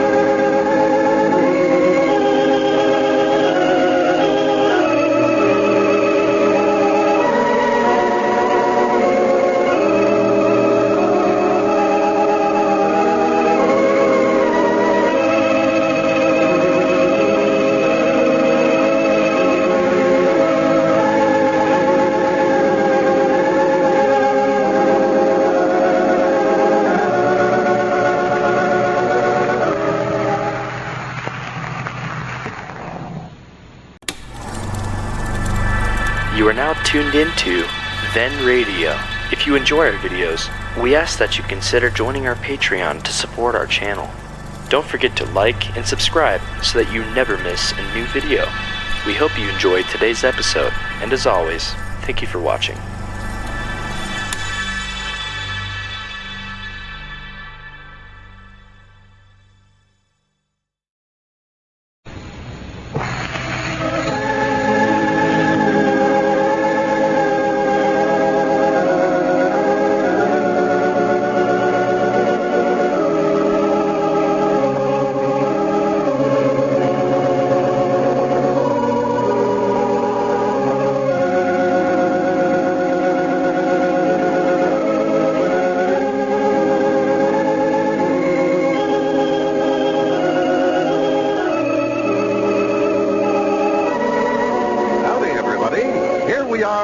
To take you down to Pine Ridge for another visit with Lum and Abner, brought to you by the makers of Horlicks, the original malted milk.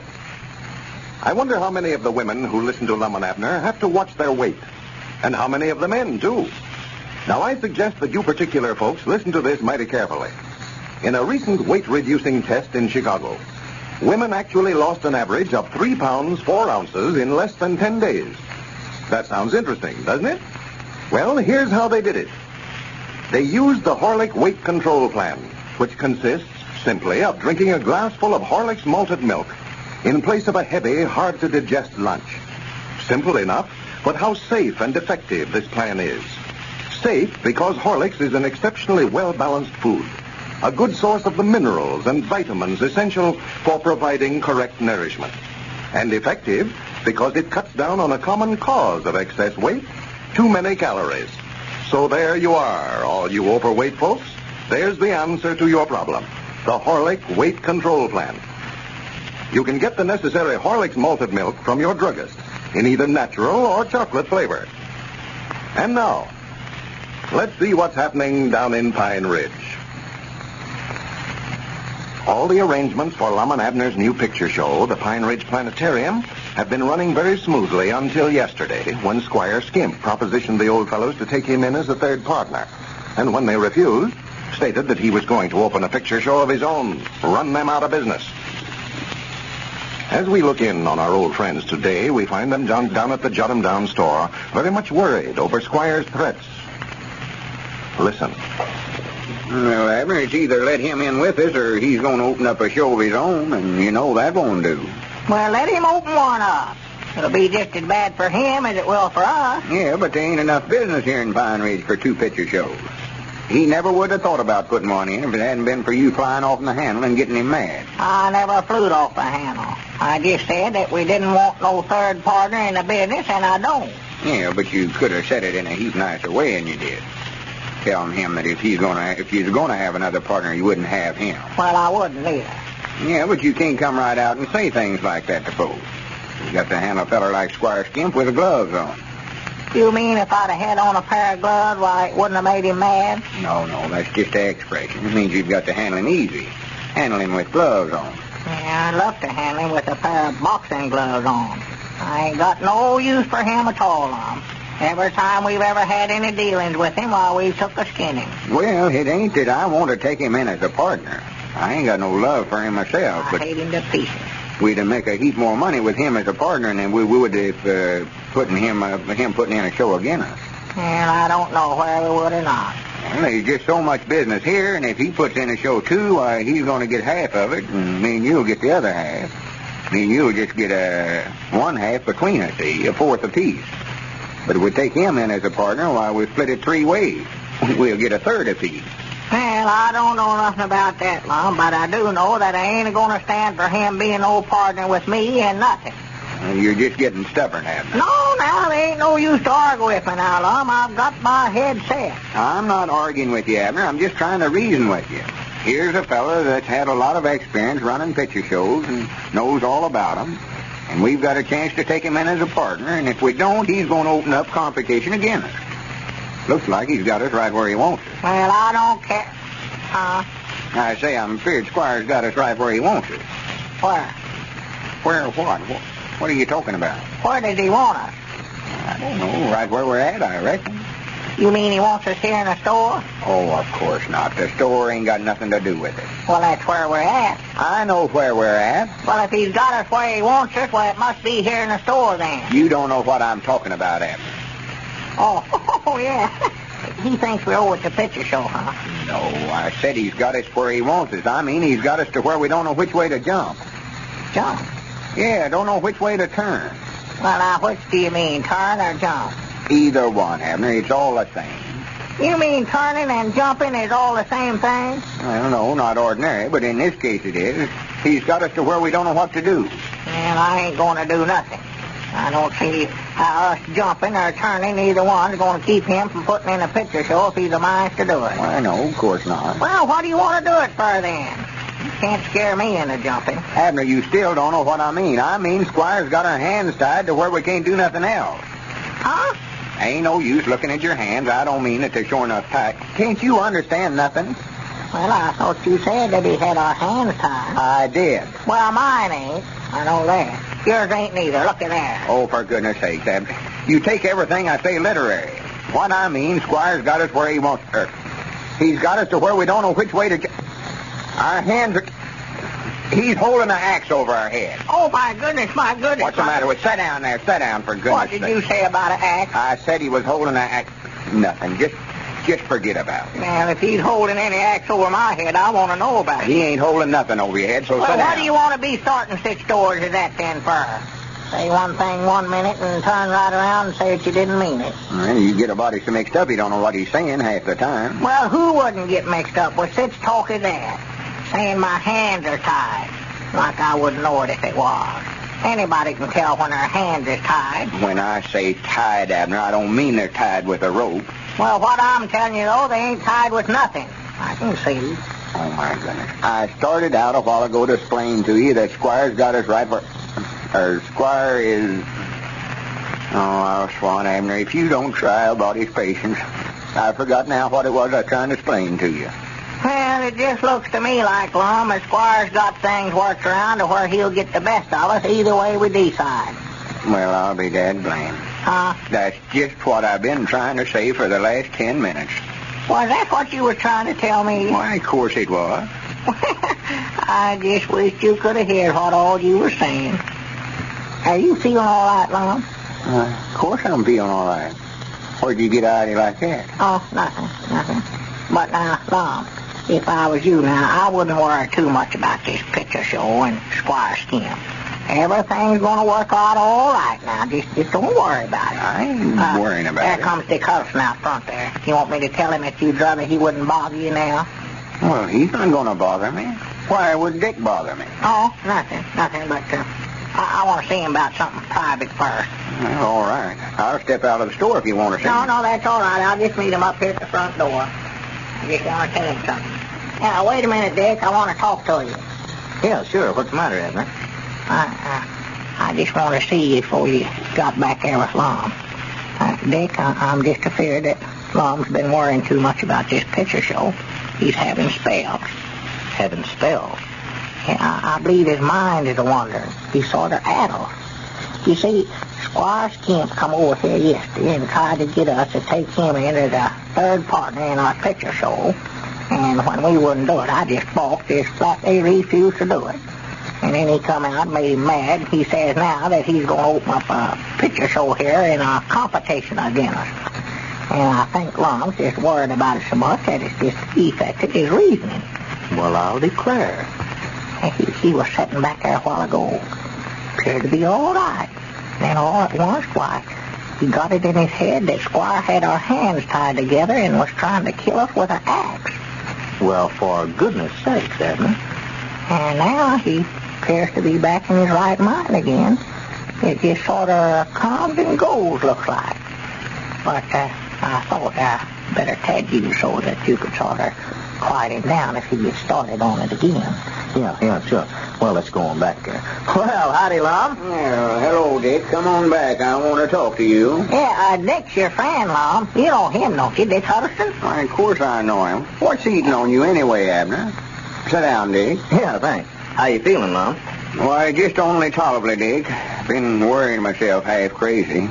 That's what I want to talk to you about. Oh, now, you're all right. Now, you just been worrying too much, you know. Squire Skimp's been trying to buy a third interest in our picture show and says if we don't sell it to him, he's going to open up another in here in Pine Ridge and complicate to us. Oh, well, I wouldn't let that worry me, Lum. He's just bluffing. Just trying to force you to sell. Well, that's just the trouble about it. Can't tell where he's bluffing or not. He's got me to where I don't know which way to jump. Got our hands tied, looks like. There goes it. Change the subject. Get him to talk about something else quick. Sort of holding an axe over her head. Oh, my goodness, my goodness. Abner, what are you whispering about? What's the matter with you? Nothing, not a thing. Now, don't get excited now. Just sit down. I can't talk to Dick, and you over there whispering in his ear all the time. What would you do, Dick, if you was us? Why, he won't go through with it, Lum. Just let him pop his whip. In the first place, where would he put it? There's not another vacant building in town that he could rent. No, that's right. I don't believe there are. Not a thing. And if he puts up a new one, why, it'd be a couple of months anyway before he could get it ready. That's a big job putting up a theater building. Granny's, I hadn't thought about that. Why, sure. You fellas just sit tight now and let him do the worrying. Well, sir, I believe you're just right about it, Dick. I hadn't thought about that, having to put in a new building and all. Why, sure he'll have to. He couldn't put in one if he wanted to, could he? Well, no, I don't believe he's got the money left. I don't believe there's a thing in the world to it. Well, in the first place, as long there wouldn't be any point neither in taking him in as a partner. Just a minute, Dick. I believe that was our ring, man. Yeah, sure. Go ahead. Yeah. Hello? This is him talking. You don't know what he's doing right now. Who? Oh, howdy, Mose. Mose moves. Well. How's that, Mose? I'm just good. What was it? Well, what's the reason you came? Oh, it's good to have plenty of sense. Well, here now, I done made a deal with you, firm. That is up till today. Why, you said the lodge would be closed all summer and they wouldn't have no use for them chairs. I bet he don't know what he's saying right now. Squire Skimp. Well, what's he renting the whole lodge hall for? Huh? Oh, my goodness. Granny's Mose says they've rented them chairs and the lodge hall and all. The Squire Skimp says he's going to put in a moving picture show in over there. Well, it looks like that axe that was hanging over Lum and Abner's head is about to drop. Did you know that the state of your children's teeth has a large bearing upon their health? Every dentist will tell you that this is an actual fact. So you can see how important it is that you look after their teeth as carefully as you can. There are two things to remember on the care of the teeth.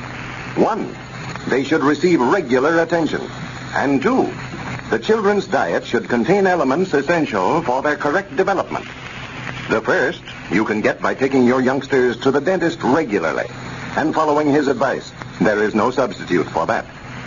The second, the essential elements including minerals and vitamins are to be found in Horlicks malted milk. Just remember these two things and you'll have little to worry about your children's teeth. You can get the Horlick malted milk from your druggist in two flavors the children love, natural and chocolate. This is Carlton Brickert, speaking for Lum and Abner and Horlicks, who now bid you all good night and good health.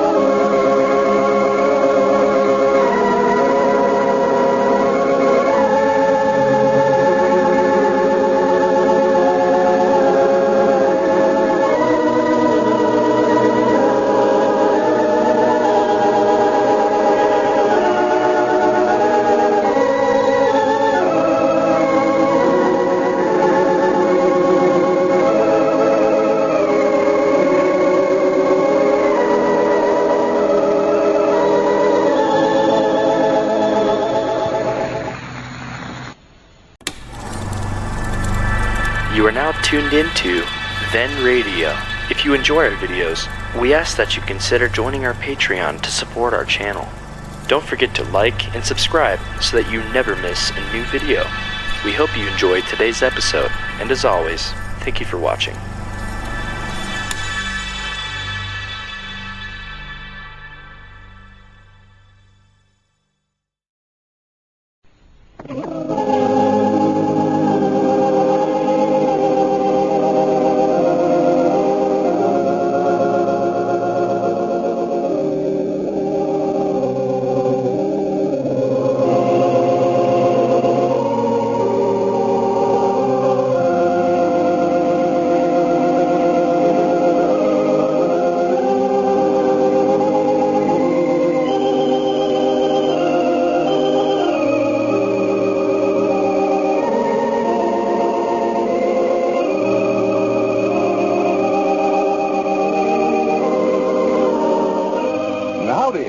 Here we are, all ready to take you down to Pine Ridge for another visit with Lum and Abner.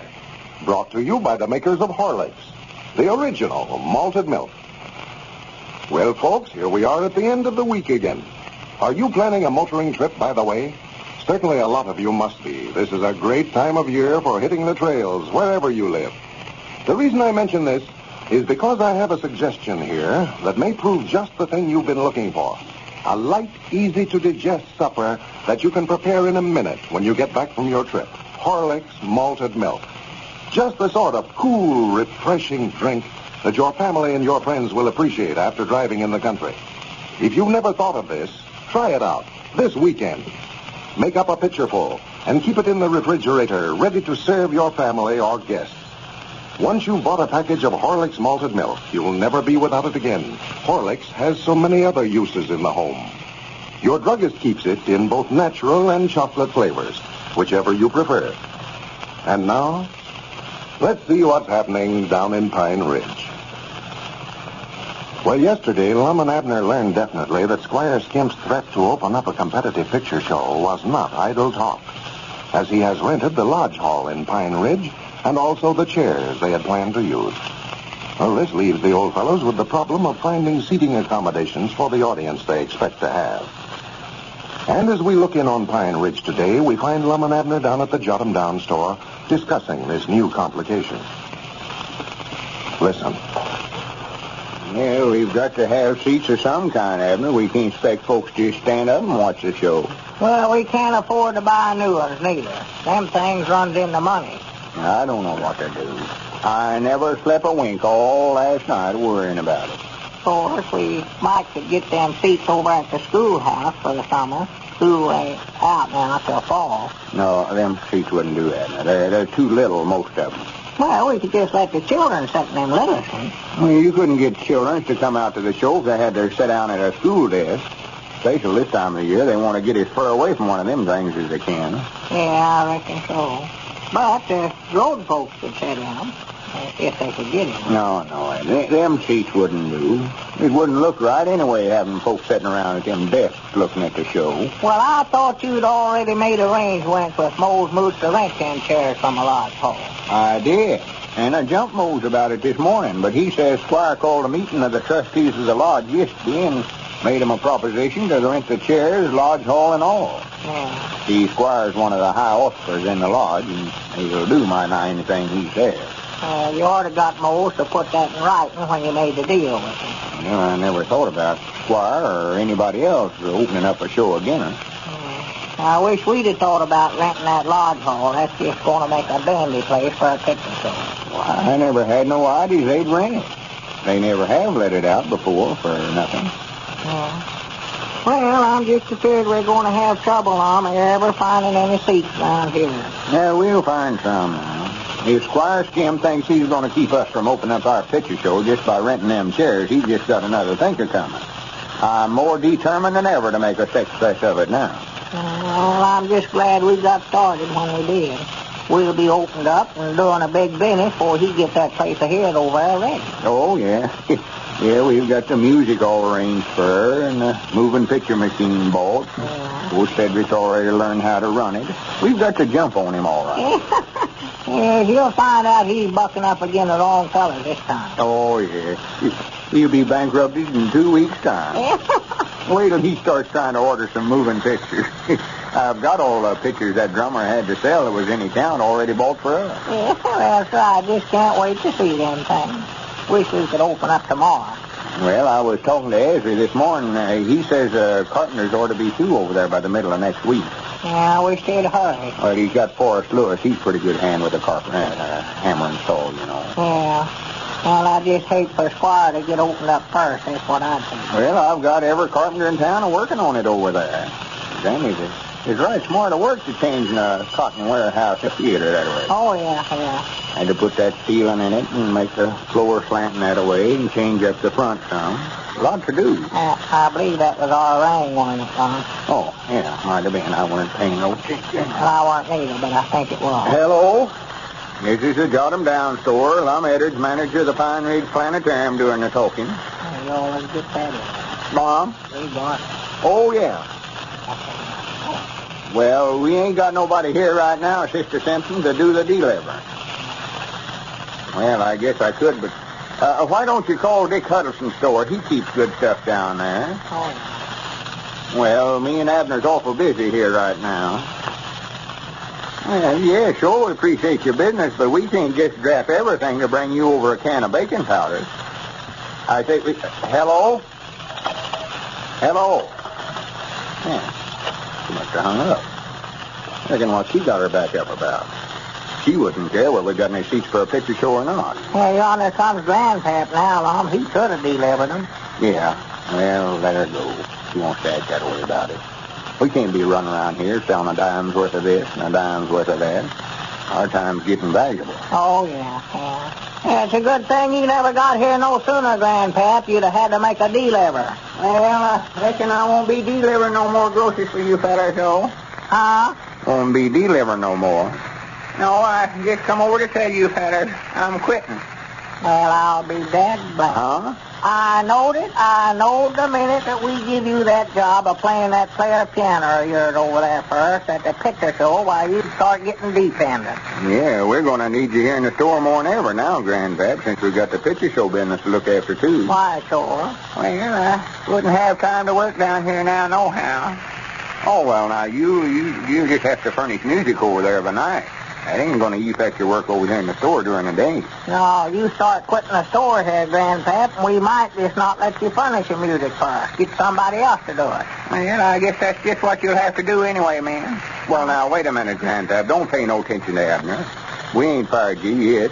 No, not yet. Well, you ain't going to get a chance to fire me, Abner Peabody, for I ain't going to work down there. I've got a job paying me better money. Doing what? Playing the piano, same as I was going to do for you fellas. I'm starting to work for Squire Skimp tomorrow. Squire Skimp? Yeah, he's putting in a picture show over there in the lodge hall. Well, we know about that. Yeah. I hate to quit you fellas, especially before I even get started, but I've got to look out for myself, get the best I can for my talents. Talent? Playing a player piano. Well, I don't blame you for that, Grandpap, but how much is Squire giving you? $6 a week. Just twice what you fellas offered me. Well, I'll respond to goodness. Did he know that you was aiming on furnishing the music for us? Yeah, he said that was the reason he was paying me such wages as that. Well, that sounds just like him, yeah. Supposing we raise them wages a little, Grandpap, give you a little more than he did. Yeah. Well, it's $200 now, Lum. I signed an agreement. Contract to furnish the music at that price for 3 months. Well, I'll do it. He'd do anything. God, is him making a man like you sign agreement. If I'd have had any sense, he'd have did the same thing with us. Well, I expect I better be going, fellas. I hope you boys don't feel hard at me over it.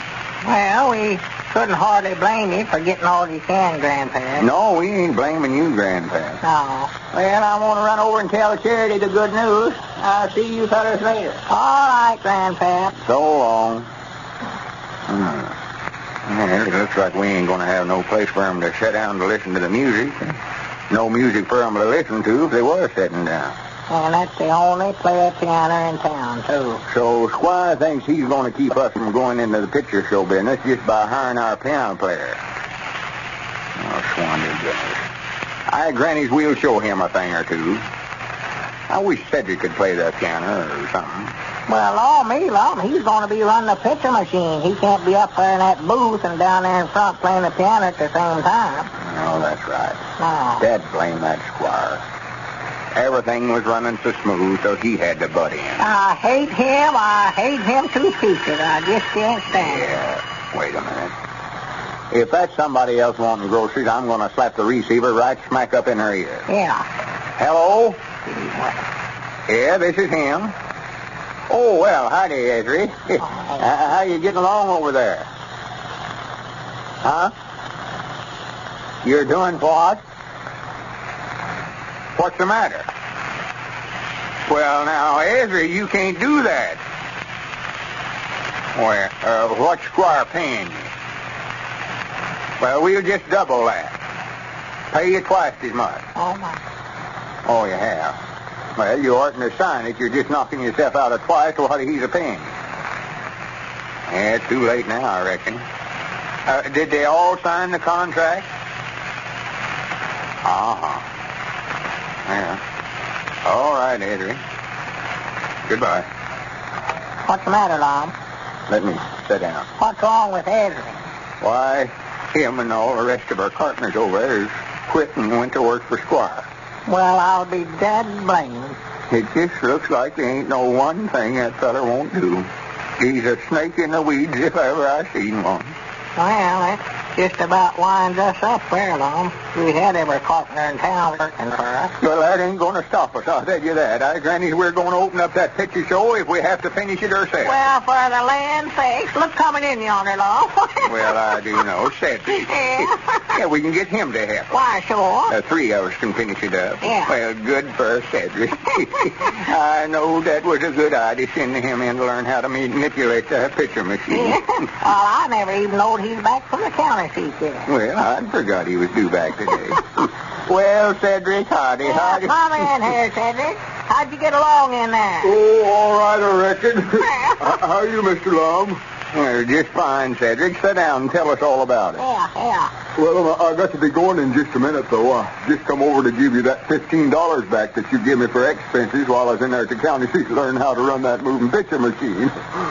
Well, you don't have to pay that back, Cedric. We give you that. Why, no, Cedric. You keep that money. Well, I'd rather give it back, though. I wouldn't feel like letting you all pay my expenses in there, especially when I'm going to work for Mr. Squire, running that moving picture machine for him.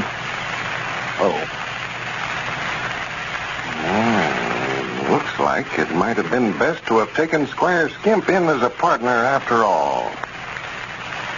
And now, with summer vacations near, I'm pleased to let you hear what Mrs. Emma Foreman of Indianapolis, Indiana, says about a recent motor trip of hers. We enjoy Lum and Abner and Horlick's new announcer each evening as we're eating our dinner. Consequently, when we planned an automobile trip to Cleveland, we thought a bottle of Horlick's malted milk tablets an essential. From Indianapolis to Cleveland is a long and tiresome trip for one lady and 2 wiggly, giggly children. Well, 120 miles from Cleveland, I became so sleepy I was afraid to trust myself to drive. And the children were tired and cross. So I stopped the car in a small Ohio town, and we all ate some tablets. Lo and behold, I was no longer sleepy, and the children were rested and happy. On we went, arriving in Cleveland in plenty of time for dinner. In the future, we're always going to have Horlick's malted milk tablets. Here's wishing you and Lum and Abner and Carlton Brickett the best of success in the future. Well, thanks for your letter, Mrs. Foreman. I think your experience will interest a lot of our listeners who haven't yet tried Horlick's tablets. These tablets can be bought at any druggist in either natural or chocolate flavor. This is Carlton Brickett speaking for Lum and Abner and Horlick, who now bid you all good night and good health.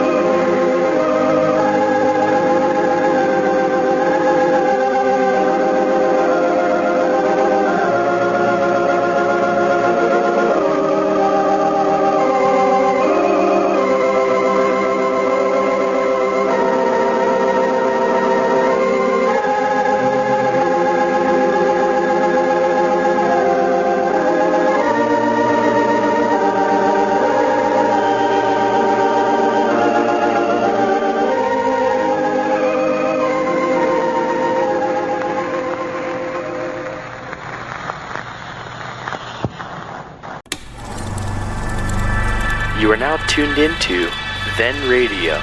If you enjoy our videos, we ask that you consider joining our Patreon to support our channel.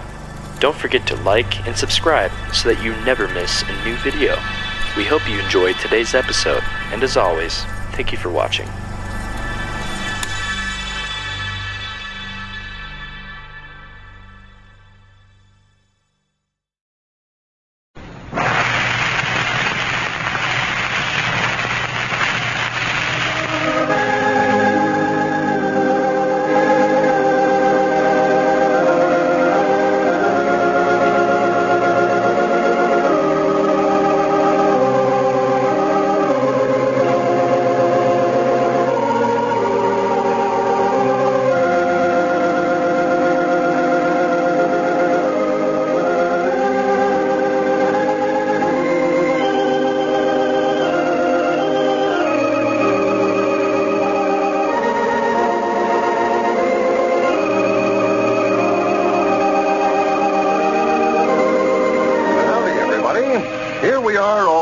Take you down to Pine Ridge for another visit with Lum and Abner.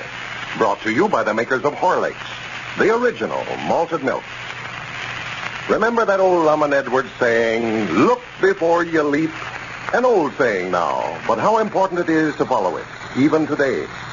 Especially when you're buying a food product, such as malted milk. With many inferior articles offered as malted milk everywhere at cheap prices, it is more important than ever that you look well before you buy. Is that cheaper brand really as good as Horlicks, the original? Does it contain the rich, full cream milk that Horlicks does? Or is it made with skim milk? Does it, like Horlicks, contain only choice selected wheat and fine malted barley, specially processed to preserve minerals and vitamins? Or is it just a mixture of inferior malt powder, raw cocoa, and ordinary sugar? Satisfy yourself on all these points, and you'll soon see that no cheap imitation can begin to compare with Horlicks. For quality, for flavor, and results, Horlicks malted milk is known round the world as the finest there is. Remember that, and when next you buy malted milk, get Horlicks, the original. You can get it, at your druggist in either natural or chocolate flavor. And now, let's see what's happening down in Pine Ridge. Well, things look a little blue for the Pine Ridge movie magnates. First the musician, then the carpenters, and finally the motion picture operator have joined the payroll of Squire Skimp, who is opening up an opposition house. Since the help deserted, Lum and Abner have been forced to take over the job of getting the theater ready. And as we look in on them tonight, we find the old fellows substituting for the carpenters, who ought to be rushing the Pine Ridge Planetarium toward an early opening date. Listen.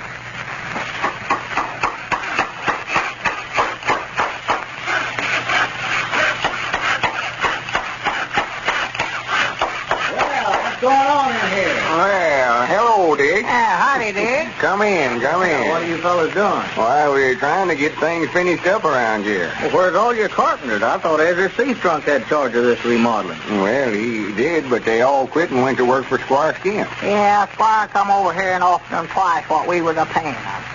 You mean they just walked out and left things half finished here? Yeah, me and Abner's put in 2 days now. Working day and night, you might say.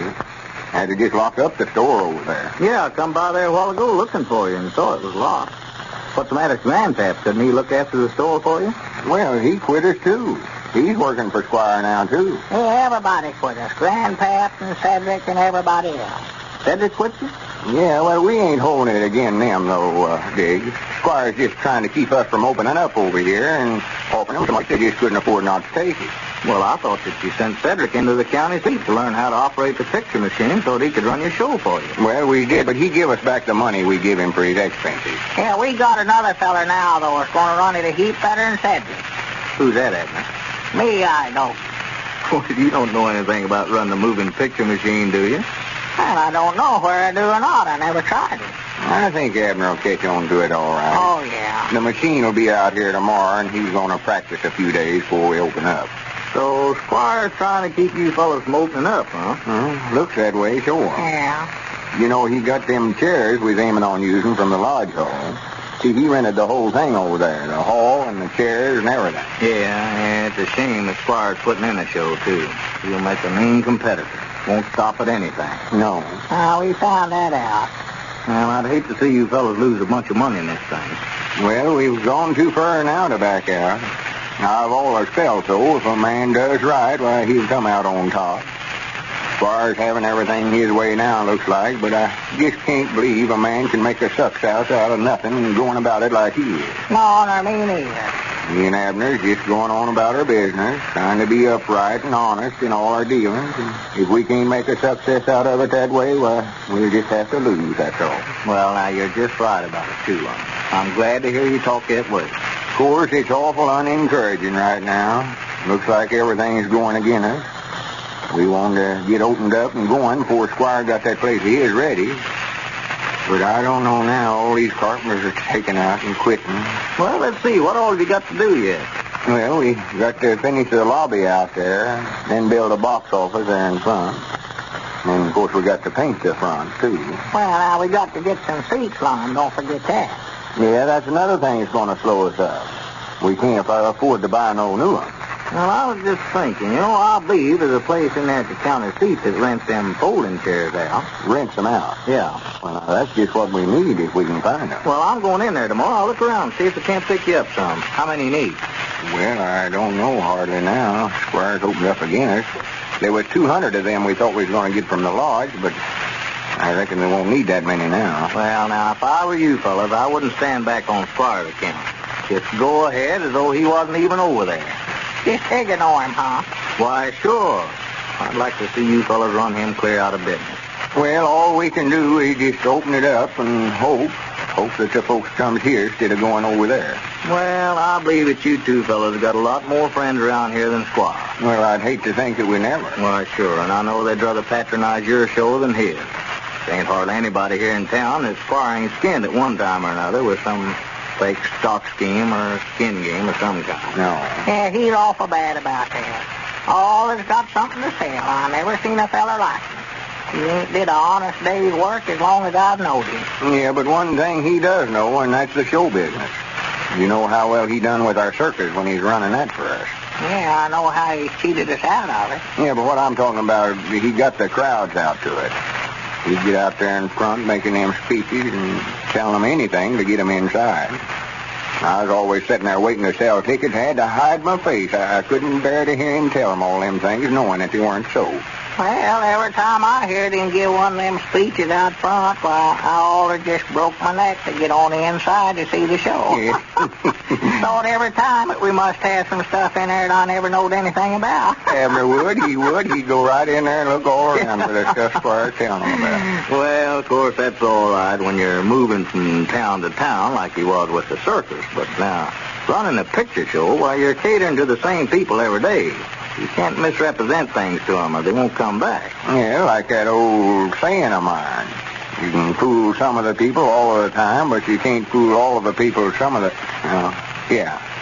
Well, for the land sakes, talk about the devil and his image will appear. Look oh, my goodness alive. Now, what's he doing coming over here? I hope he ain't going to try to hire me and you now, Lum. No. Well, maybe I better run along. He'll more likely want to talk business with you. No, now, sit still, Dick. We ain't going to talk nothing with him. I don't know what he wants, but I know I ain't going to do it, whatever it is. No, me neither. Wait a minute. Well, howdy, Squire. Come in. Well, good evening, gentlemen. Good evening. Hello, Squire. How you, Squire? Why, all right, I reckon, Dick. Lum, I just wondered if I couldn't see you private on a little business matter here. Well, whatever you've got to say, Squire, you can just say it right out in front of Dick here. Well, all right. It don't make a lot of difference to me, I don't guess. Well, I can step outside while you fellas talk. No. Sit still, Dick. What was it, Squire? Well, I just noticing you men aren't getting along very fast with your remodeling here. Yeah, we're getting along all right.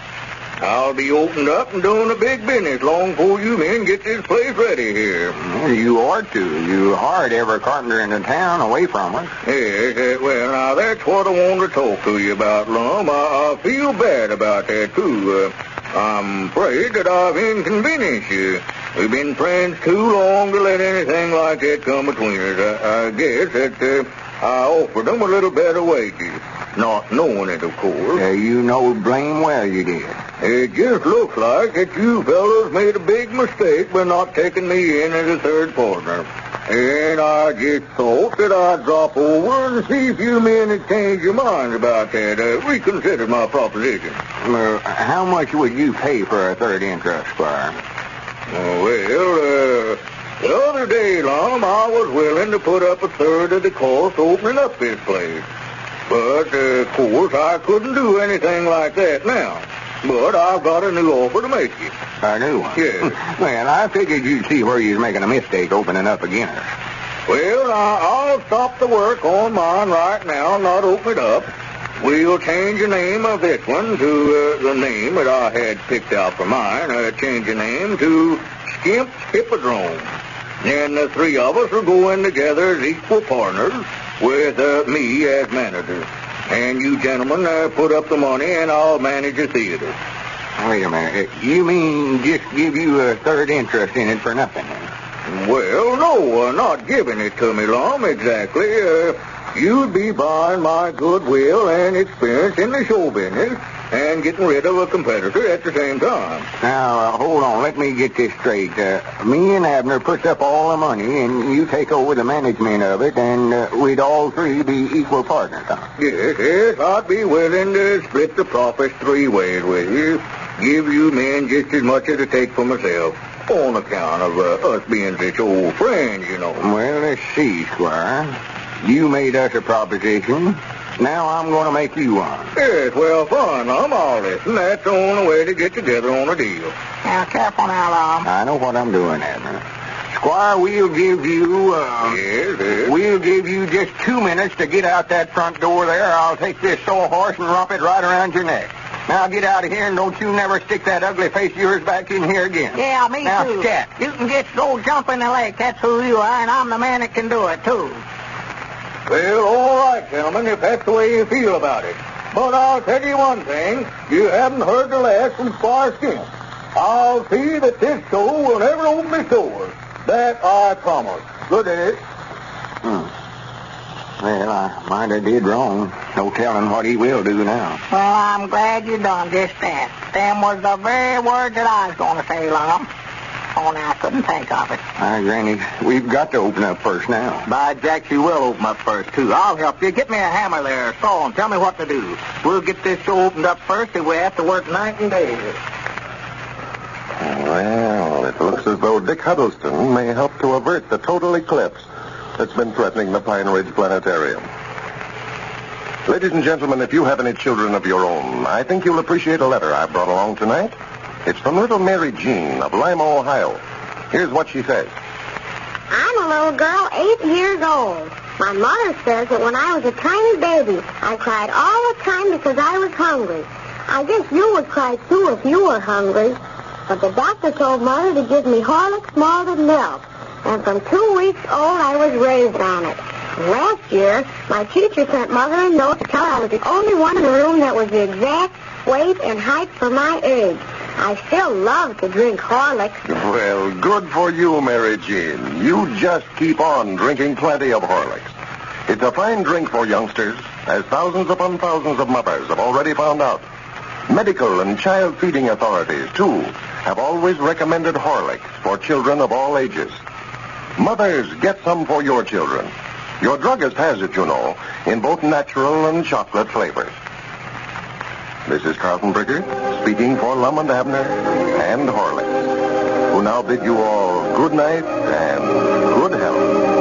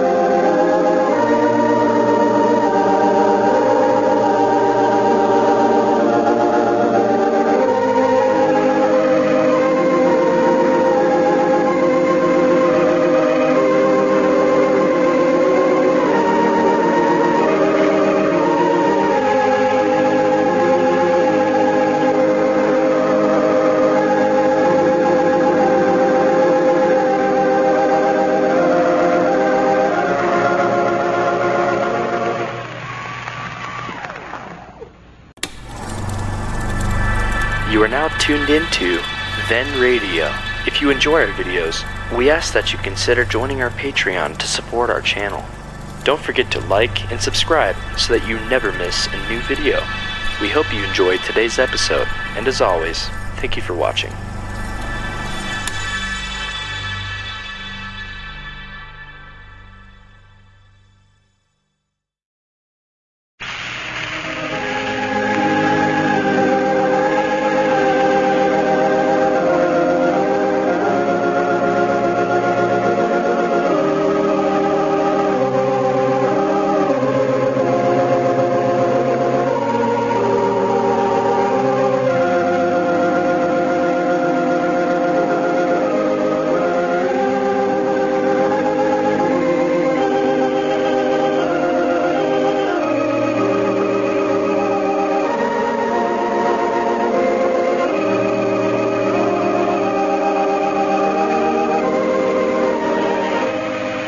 Howdy, everybody. Here we are, all ready to take you down to Pine Ridge for another visit with Lum and Abner. Brought to you by the makers of Horlicks, the original malted milk. Ladies and gentlemen, if you wonder why day after day I tell you about the superiority of Horlicks malted milk over all imitations, here's the reason. Every day, thousands of new users of malted milk are being created. Now, these new users don't know about the many cheap imitations of Horlicks that have recently appeared in some stores. They don't know that where Horlicks uses only full cream milk, these imitations often use just skim milk. That where Horlicks uses only choice selected wheat and finest malted barley, these imitators use raw cocoa, inferior malt, and a lot of ordinary sugar. And that whereas the ingredients in these imitations are just mixed up together, Horlicks uses a special vacuum process that preserves the minerals and vitamins. That's why I always say get Horlicks, the quality malted milk that really gives results. Horlicks can be obtained at any druggist in either natural or chocolate flavor. And now, let's see what's happening down in Pine Ridge. Well, it seems that nothing can avert a movie war in Pine Ridge. Yesterday, after Lum had threatened him with bodily harm over a new partnership offer, Squire Skimp declared that he would prevent the Pine Ridge Planetarium from ever opening its doors. Well, at the last moment, Dick Huddleston joined forces with Lum and Abner. And in spite of Squire's threats, as we look in on the old fellows today, we find them hard at work trying to get their theater finished just as soon as possible. Listen. Come on down, Abner. Here comes Dick Huddleston. He must have just got back from the county seat. Well, it's time to go eat supper anyway.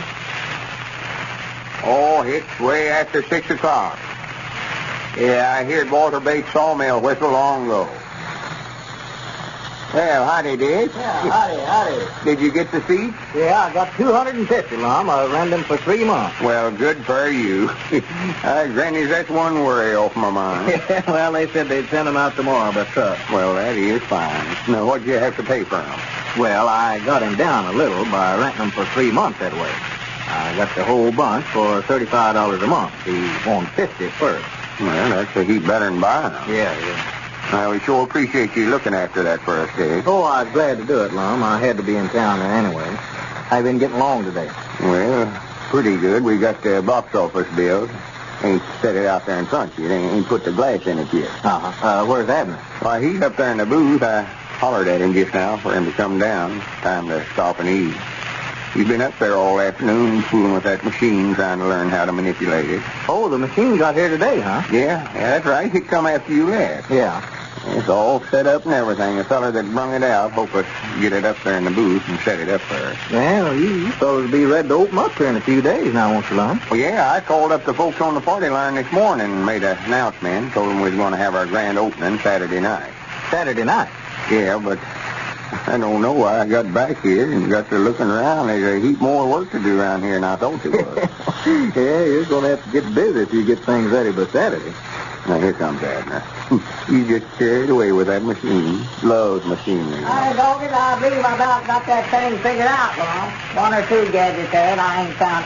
Oh, well, howdy, Dick. Hello, Abner. Dick was just telling me you got the chairs for us today, Abner. Coming out tomorrow. Well, good. Never had to buy them neither, just rented them. Well, old Squire'll have a fit when he sees them coming out here, won't he? Yeah, he's going to have a lot of fits before this thing's over, bound you. What all you got to do now, Lum, to get it ready? Well, we've got the front to paint. Of course, that don't have to be did before we open up, but it'd look a heap better if it was. Yeah, sure. Yeah. And we've got to set the chairs up when they get here. Well, that won't be much of a job. And you might get the truck driver to set them up where you want them as he unloads them for you. You mean just set them down through the house here? Yeah, as he brings them in, you might as well just set them up along where you want them, get them extra, you know. You can do that, sure. Well, now, we ain't got them wires put in here for the electricity neither, Lum. Yeah, Granny. I know there was something. I meant to call the light company there at the county seat today when I was over at the store using the phone. Yeah, well, you better get started on that, Lum. That might be quite a job getting this place wired up. Yeah, I'll call him up when I get over to the house. Well, you better just come over to the house and eat supper with me, Lum, if we're going to come back down here and work tonight. Ain't no use for you to take time to cook your own victuals. Oh, no. No, Abner. It's nice, but I wouldn't want to put Elizabeth to all that bother. Why, it won't be no trouble. She can just lay an extra place. Might not have no fancy victuals. She's been in the field all day, but now you're welcome to what we got. No, I wouldn't want to impose none on you. I can fix myself up a little snack over at the house or some kind. Yeah, all right. Of course, if you're just bound and determined for me to go, I reckon I could. Well, just do as you like about it. We'd love to have you, you know that. Well, you put it that way, I reckon I'll just have to go, I reckon. What time are you fellas going to be back down here? Oh, it's ordinary to take us over an hour, will it, Abner? Why, no. If it's after 6 o'clock, why, it's more than likely ready right now. Sort of depends on how much food Elizabeth's got cooked up for. You mean how long it takes you to eat, Lum? Well, I'll tell you then. I'll come back over here tonight and help you folks. Well, now, that's awful thoughtful of you, Dick. I tell you, I want to tell you, me and Abner appreciate you helping us this way. Yeah, we sure do, Dick. I don't know what we would have did if we hadn't had a friend like you to help us. Oh, now, don't start that stuff. I'm just helping you because I happen to know some of the low-down stunts that Squire Skimp's been pulling on you. I'm just anxious to see you get the best of them if you can. Yeah, it does look like he's done everything he could to be a hindrance to us, all right. Yeah, well, you and Abner had this idea first, opening up a picture show here in Pine Ridge, and I want to see you make a go of it. I'd just like to see you get so much business that Squire'd have to close his doors over if he does open up. Yeah. Well, we both can't make us upset of them. Why, no. There are enough people here in Pine Ridge to support two shows. Why, no. That's why it's important to get this show open and started before Squire gets ready. Yeah, just hope he's here, that announcement that Lum made this morning over the party line. If he won't go higher than a kite. What all did you say, Lum? Oh, I don't know. I just told him that we was showing our confidence in the future of Pine Ridge by opening up a theater to provide entertainment for them. And we're going to have the best pictures that we could buy. Yeah, that's the thing. Of course, I started out with that same speech all us give down for the opening of the school exercises, you know, heartstrings of memory strikes the tender chord. Yeah, that's your old standby, Lum. Well, I don't know. The minute I get up on my feet to give a speech, I know it. I'm right off into that. Yeah, I don't care what subject Lum's going to talk on. He always starts out the same way. I always just sit there and stop up my ears about the first 30 minutes every time I hear him. Well, I never talked that long on the party line. Well, no, you never today, but I say generally when you go to make a talk, I do that. For I know you're going to give that same one that you gave for years on. Well, I got down to cases with them, though. I told them we wanted them all to come out to our grand opening Saturday night, and that the admission price would be 25 cents for adults and 10 cents for children. 25 and 10, huh? Yeah, I made us right long talk about it, all right. Yeah, well, now, you done a good job, too, Lum. Just as good a job out loud talking as I ever heard you do. Made me sort of anxious to be there myself. Yeah. Well, now, that first impression is going to mean a lot. So you want to have things looking as good as you can. I'll be glad to help you. I can get the wife to stay in the store most of the time this week. She's anxious to help any way she can, too. Well, Abner, you might get Elizabeth to stay down in the Jot 'em Down store. That just gives me an idea. Well, I reckon I could. She's awful busy on the farm right now. She's got a lot of plowing to do, but I'll make mention of it to her and see if I can't get her to stay down there for her. Yeah, and thought about that. Well, Dick, this is sure nice of you helping us this way. No, I'm glad to. Like that old lettered saying of mine, a friend in need is a friend indeed. Huh? Nothing, Abner. I ain't got time to explain nothing to you today. I hate to bring up the subject myself, but if we're going to eat supper over at your house, we better be getting started. Yeah, well, I just want to run over and see how you're getting along and see if you're going to work down here tonight. Yeah, we'll meet you back over here by 7:30 at the latest. We got to figure out some different ways of advertising the opening. Yeah, sure. Now, you want to get that well advertised, Lum. You know, it might not be a bad idea to run an ad in the county paper. That comes out Thursday, and most everybody out here reads it from cover to cover. Manny, that's a good subject. Yeah. I thought we might paint a big banner saying we're opening Saturday and get somebody carried around town for the next few days. Yeah, about the best way I know of to get the word passed around, Lum. Just call up Sister Simpson and tell her we're going to open up Saturday night, but we don't want nobody to find out about it. Yeah, she'll let them know about it, all right. Say, now, that's not a bad idea, Dad. Granny, I believe I'll just call her as quick as we get over to Abner's house. Tell her it's a big secret not to tell a soul. Well, I do know. Look, coming yonder. Well, reckon what Cedric's doing coming over here. That's right, Bounty. Him and Squire's had a falling out, and he's coming over here to try to get his job back. No, wait a minute. I know. I bet you Squire's heard that announcement of mine over the party line this morning and seen where we was going to beat him opening up and just decided not to start no picture show. I don't think he wanted to in the first place. You suppose that's it, sure enough? Well, I wouldn't be surprised if he weren't just bluffing all the way through. Never even aimed to open up one. Just figured he'd scare us into giving him a third interest in ours. Yeah, and then yesterday when he come over here and seen it weren't going to work, why, he just taken out and give up the idea. Yeah. Well, I hope you're right. More than likely had to let Cedric and Grandpap and all them carpenters go, too. Well, we oughtn't to take them back. They quit us, and I doggy, they can just stay quit. No, I wouldn't harm them back. No, sir. Granny's maybe that'll learn them a lesson. They'll know next time to stay with a feller when he hires them. Just wait, I'll have some fun out of Cedric here. Don't let on now. We just let him stand there and squirm. Yeah, I'll make him think it first, Mom, and maybe you'll hire him back. Wait a minute. Well, what do you want, Cedric? Yeah, why don't you stay over there with Squire Skimp if you think so much of him? Well, Mr. Squire told me to come over here, but he told me not to let you all see me. Not to let us see you. No, he just said to leave some of these handbills over here and then leave right quick, but I reckon you've done saw me now, ain't you? What handbill is that, Cedric? Let me see one of them. Oh, it's just some handbills he had printed up this afternoon. I don't know what it says, but I reckon I better leave before he sees me talking to y'all. Well, now, if you think you're going to get your job back, Cedric, you got another guest coming. Oh, I can't quit Mr. Squire now. If you made me sign a contract or something. Well, for goodness sakes, Lum, look at this. Look at it. Huh? Announcement. Pine Ridge's new theater, Skimp's Hippodrome, will have its grand opening Friday night. Friday night? Hey, doggy, that's the day before us, Lum. Well, I'll be dead. Yeah, but look down here. Look there. Admission, 5 and 10 cents.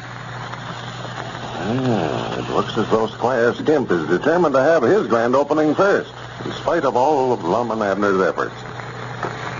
When your child's appetite fails, especially during the hot days to come, try letting him drink cool, refreshing Horlicks malted milk.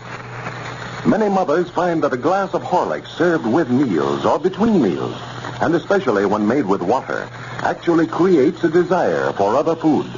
This is because Horlicks contains a goodly amount of the appetite-producing vitamin B.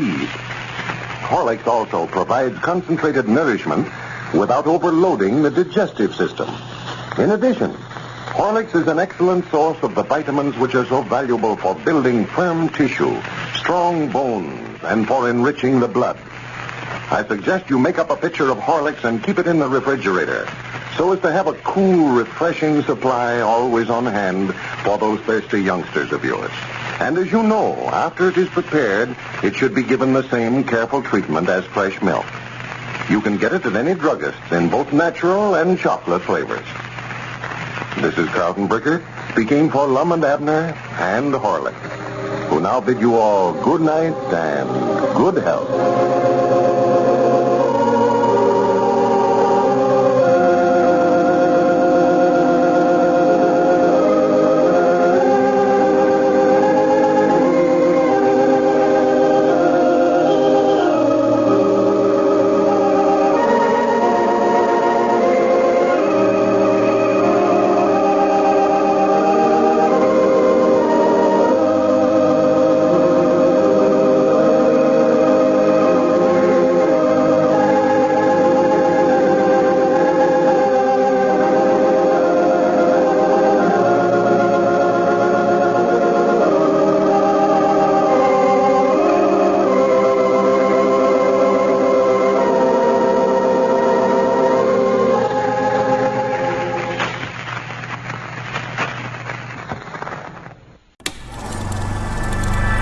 You are now tuned into Then Radio. If you enjoy our videos, we ask that you consider joining our Patreon to support our channel. Don't forget to like and subscribe so that you never miss a new video. We hope you enjoyed today's episode, and as always, thank you for watching.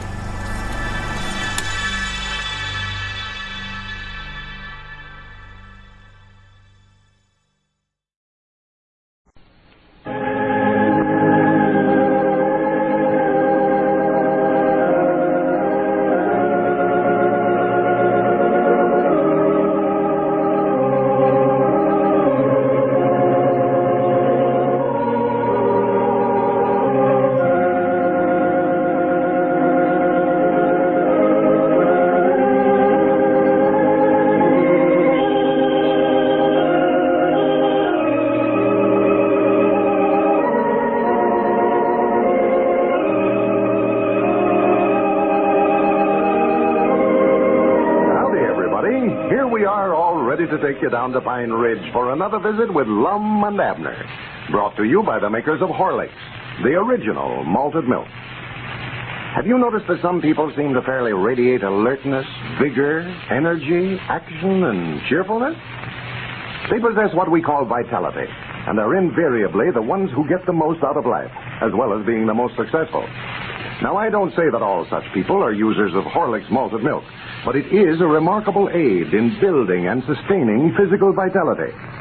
As many of you know, it's a good source of vitamins and of the valuable energy-giving minerals, carbohydrates, and protein. That's why so many medical authorities have always favored Horlicks, the original malted milk. Try Horlicks this summer. It's as cool and refreshing a drink as there is, and sustaining, too. But that, of course, you'll want to find out for yourself. So get a package from your druggist.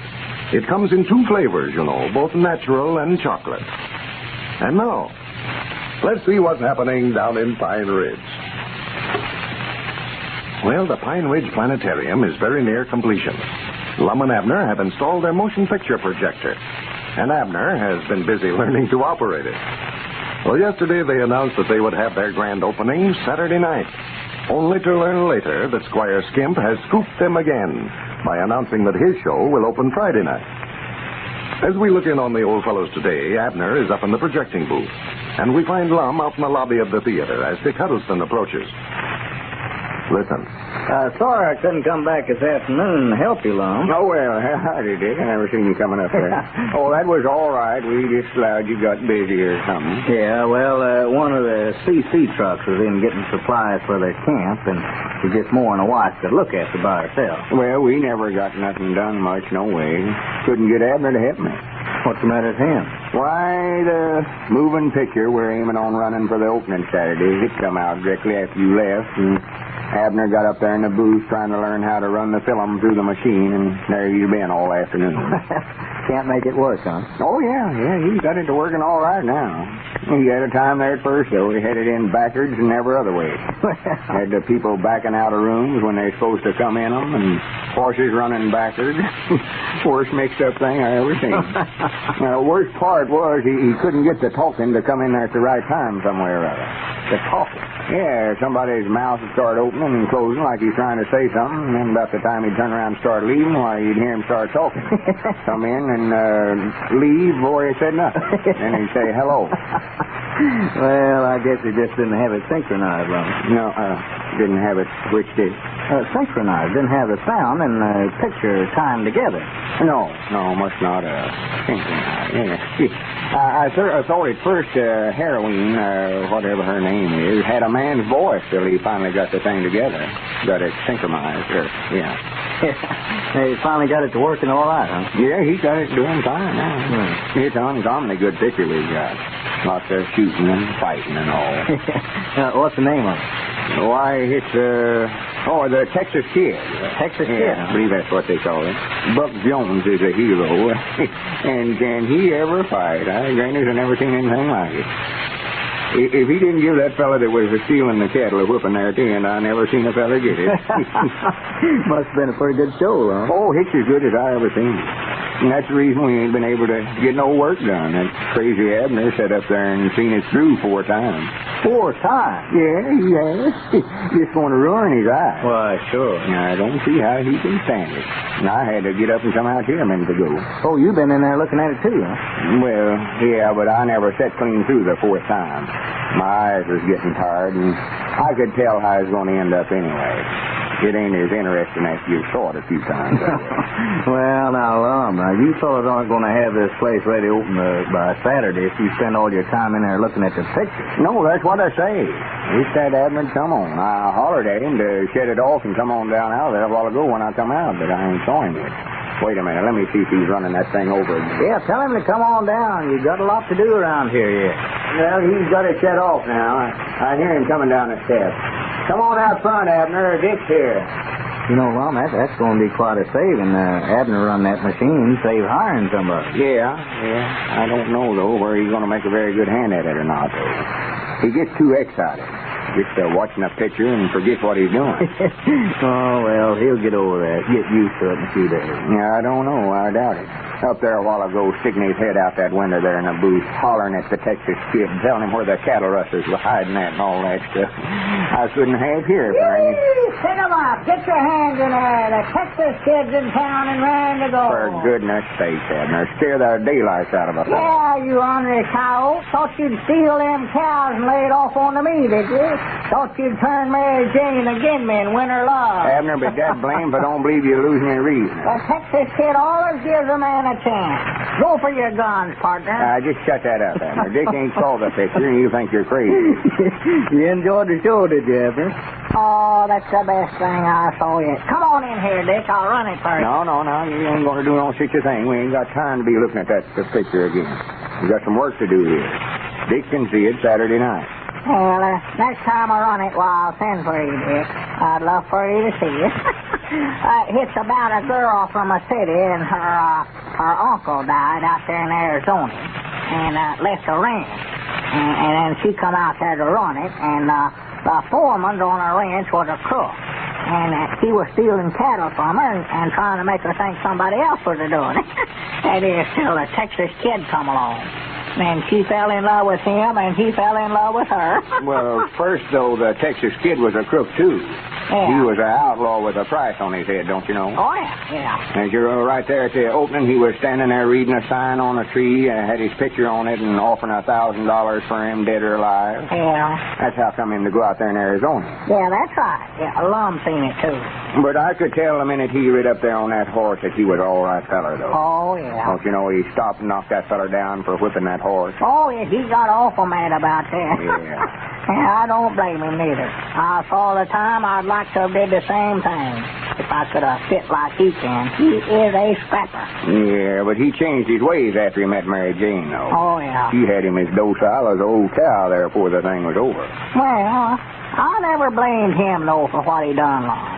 Don't you know, there at first, recollect when he was reading that reward sign and he got to sort of recollecting back what all had happened, and you could just see his mind working there. Yeah, sort of thinking out loud. Anyway, it showed a picture of what he was studying about. Yeah, Don't see how he done that, neither. No, I don't either, but it just all come out there, just what had went on before. I wish I could do that. Showed just what started all. Some cattle rustlers killed his papa. And there was 3 of them, and he swore right then that he'd get revenge. Well, you know, he'd already got 2 of them when he got out to Mary Jane's ranch. Yeah. And this foreman was the other. Yes, he was, that blamed ornery hide. But it turned out in the end all right. He never killed this fellow, though, or Mary Jane talked him out of it. Yeah, that's right. Just love to know how that all turned out. And didn't you see the end of the picture, Lum? Yeah, but it didn't show them getting married and living happy ever after or nothing. Well, no, but it showed them walking arm in arm up to the Justice of the Peace's house. I just allowed that's what they's up to. Yeah. I hope so. That little Mary Jane is as fine a little woman as ever drawed breath. Yeah, I had an idea they'd get married all the way through. So I guessed that right at the start. You did? Well. You know, when he come up on the horse and she was leaning over picking them flowers. They had that sunbonnet on her arm there. Yeah. Dick, you sure want to see that picture now. Well, it sounds good, all right, Abner, but there's not much use for me to see it now. Well, there's a good lesson to it, though, Dick. Everybody ought to see it. And I just wish all the young children in town could see it. Well, say now that gives me an idea right there. If you're trying to think of some way to beat Squire opening up his theater over there, why, he's going to open up Friday night at 5 and 10 cents admission. Why don't you have a preview Friday afternoon and let the children in free? Have a what? A preview, an advance showing of the picture. Well, the only trouble we've done advertised that we'd have our grand opening Saturday night, though. Well, that won't interfere with your opening, Lum. You can go ahead and have your grand opening Saturday night and then have this preview Friday afternoon. Get to jump on Squire Skimp. Granny, that's a good idea. You mean have a picture show? Listen here about the Texas Kid, have that Friday afternoon? Yeah, put it on Friday afternoon and then put it on again Saturday night. Oh, well, good. And doggies, I'd love to see that. Well, now, we won't say nothing to nobody about it. Just keep it a secret, Tricks, the three of us. Keep it a secret? Yeah. If Squire Skimp finds out about that, he'll more likely try to have one himself. Put his on Thursday night so as to get ahead of it. Well, here, though, Lum, you've got to let everybody know about it or you won't have anybody out to see it. Yeah, that's right. Well, if we're going to let the children in for nothing, why, it don't make no difference whether they find out about it or not. Well, but here you want a big crowd, though. There wouldn't be any point in having it if you didn't have a big crowd down there. Yeah. You want them all to see your theater and see what a nice place it is. I wish there was some way of advertising without Squire finding out about it. I'll tell you what we could do, Lum. What? Let's advertise it for Saturday afternoon and then have it Friday. That'll fool him. Yeah, that'd fool him and everybody else. Yeah, yeah, just fool them all. Well, who would we get to come out to the, what'd you call that thing again, Big? Preview? Yeah, who'd come out to that?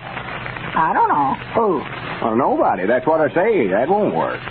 Well, I don't care when we have it, just so it ain't Friday night. That's all I care. What's the matter with Friday night? Well, nothing, except sort of aiming on carrying Elizabeth and Pearl over to Squire's picture show Friday night. Over to Squire's picture show? Yeah, I've been reading them handbills that he passed around. Doggies, if that show's half as good as he claims it to be, Lum, I don't want to miss it. Well, for goodness sakes, Abner, that ain't going to look right. No, I don't think it will either, Abner. If I was you, I'd just stay away from over there. Why, sure. Well, why not? Well, in the first place, it ain't going to look right for me and you both to be over there on his opening night, and I promised Evalena I'd take her. She's seen one of them handbills. Even Lum and Abner don't seem to be able to resist the lure of Squire Skimp's advertising. Overheard in a drugstore. The following. Can I help you? Yes, please. Oh, where's the list, Alice? Will you have it? I? Oh, so I have. Let's see now. Oh, malted milk. Mm-hmm. Half a pound? Please. All right. Here you are. And the next, please. Just a minute, Anne. You're not going to buy that kind. Yes, why not? Why don't you get Horlicks? I always do. Well, isn't it more expensive, though? Sure it is. And this kind is just as good, madam, I assure you. Don't you believe it, Anne. I've tried them all, and they're not a patch on Horlicks. You take my tip and try some. Well, all right. Change it for me, please. Surely, madam. Anything else? No, that's all just now, thanks. Oh, how about you, Alice? Nothing for me. Gee, Anne, I'm glad you bought the Horlicks. You sure are going to be glad. Alice is right. It does not pay to experiment with cheaper imitations of Horlicks. They don't give the same satisfaction. Good druggists know this and do not substitute. Smart shoppers know it, too, and always insist on Horlicks, the original malted milk. This is Carlton Brickert, speaking for Lum and Abner and Horlicks, who bid you all good night and good health.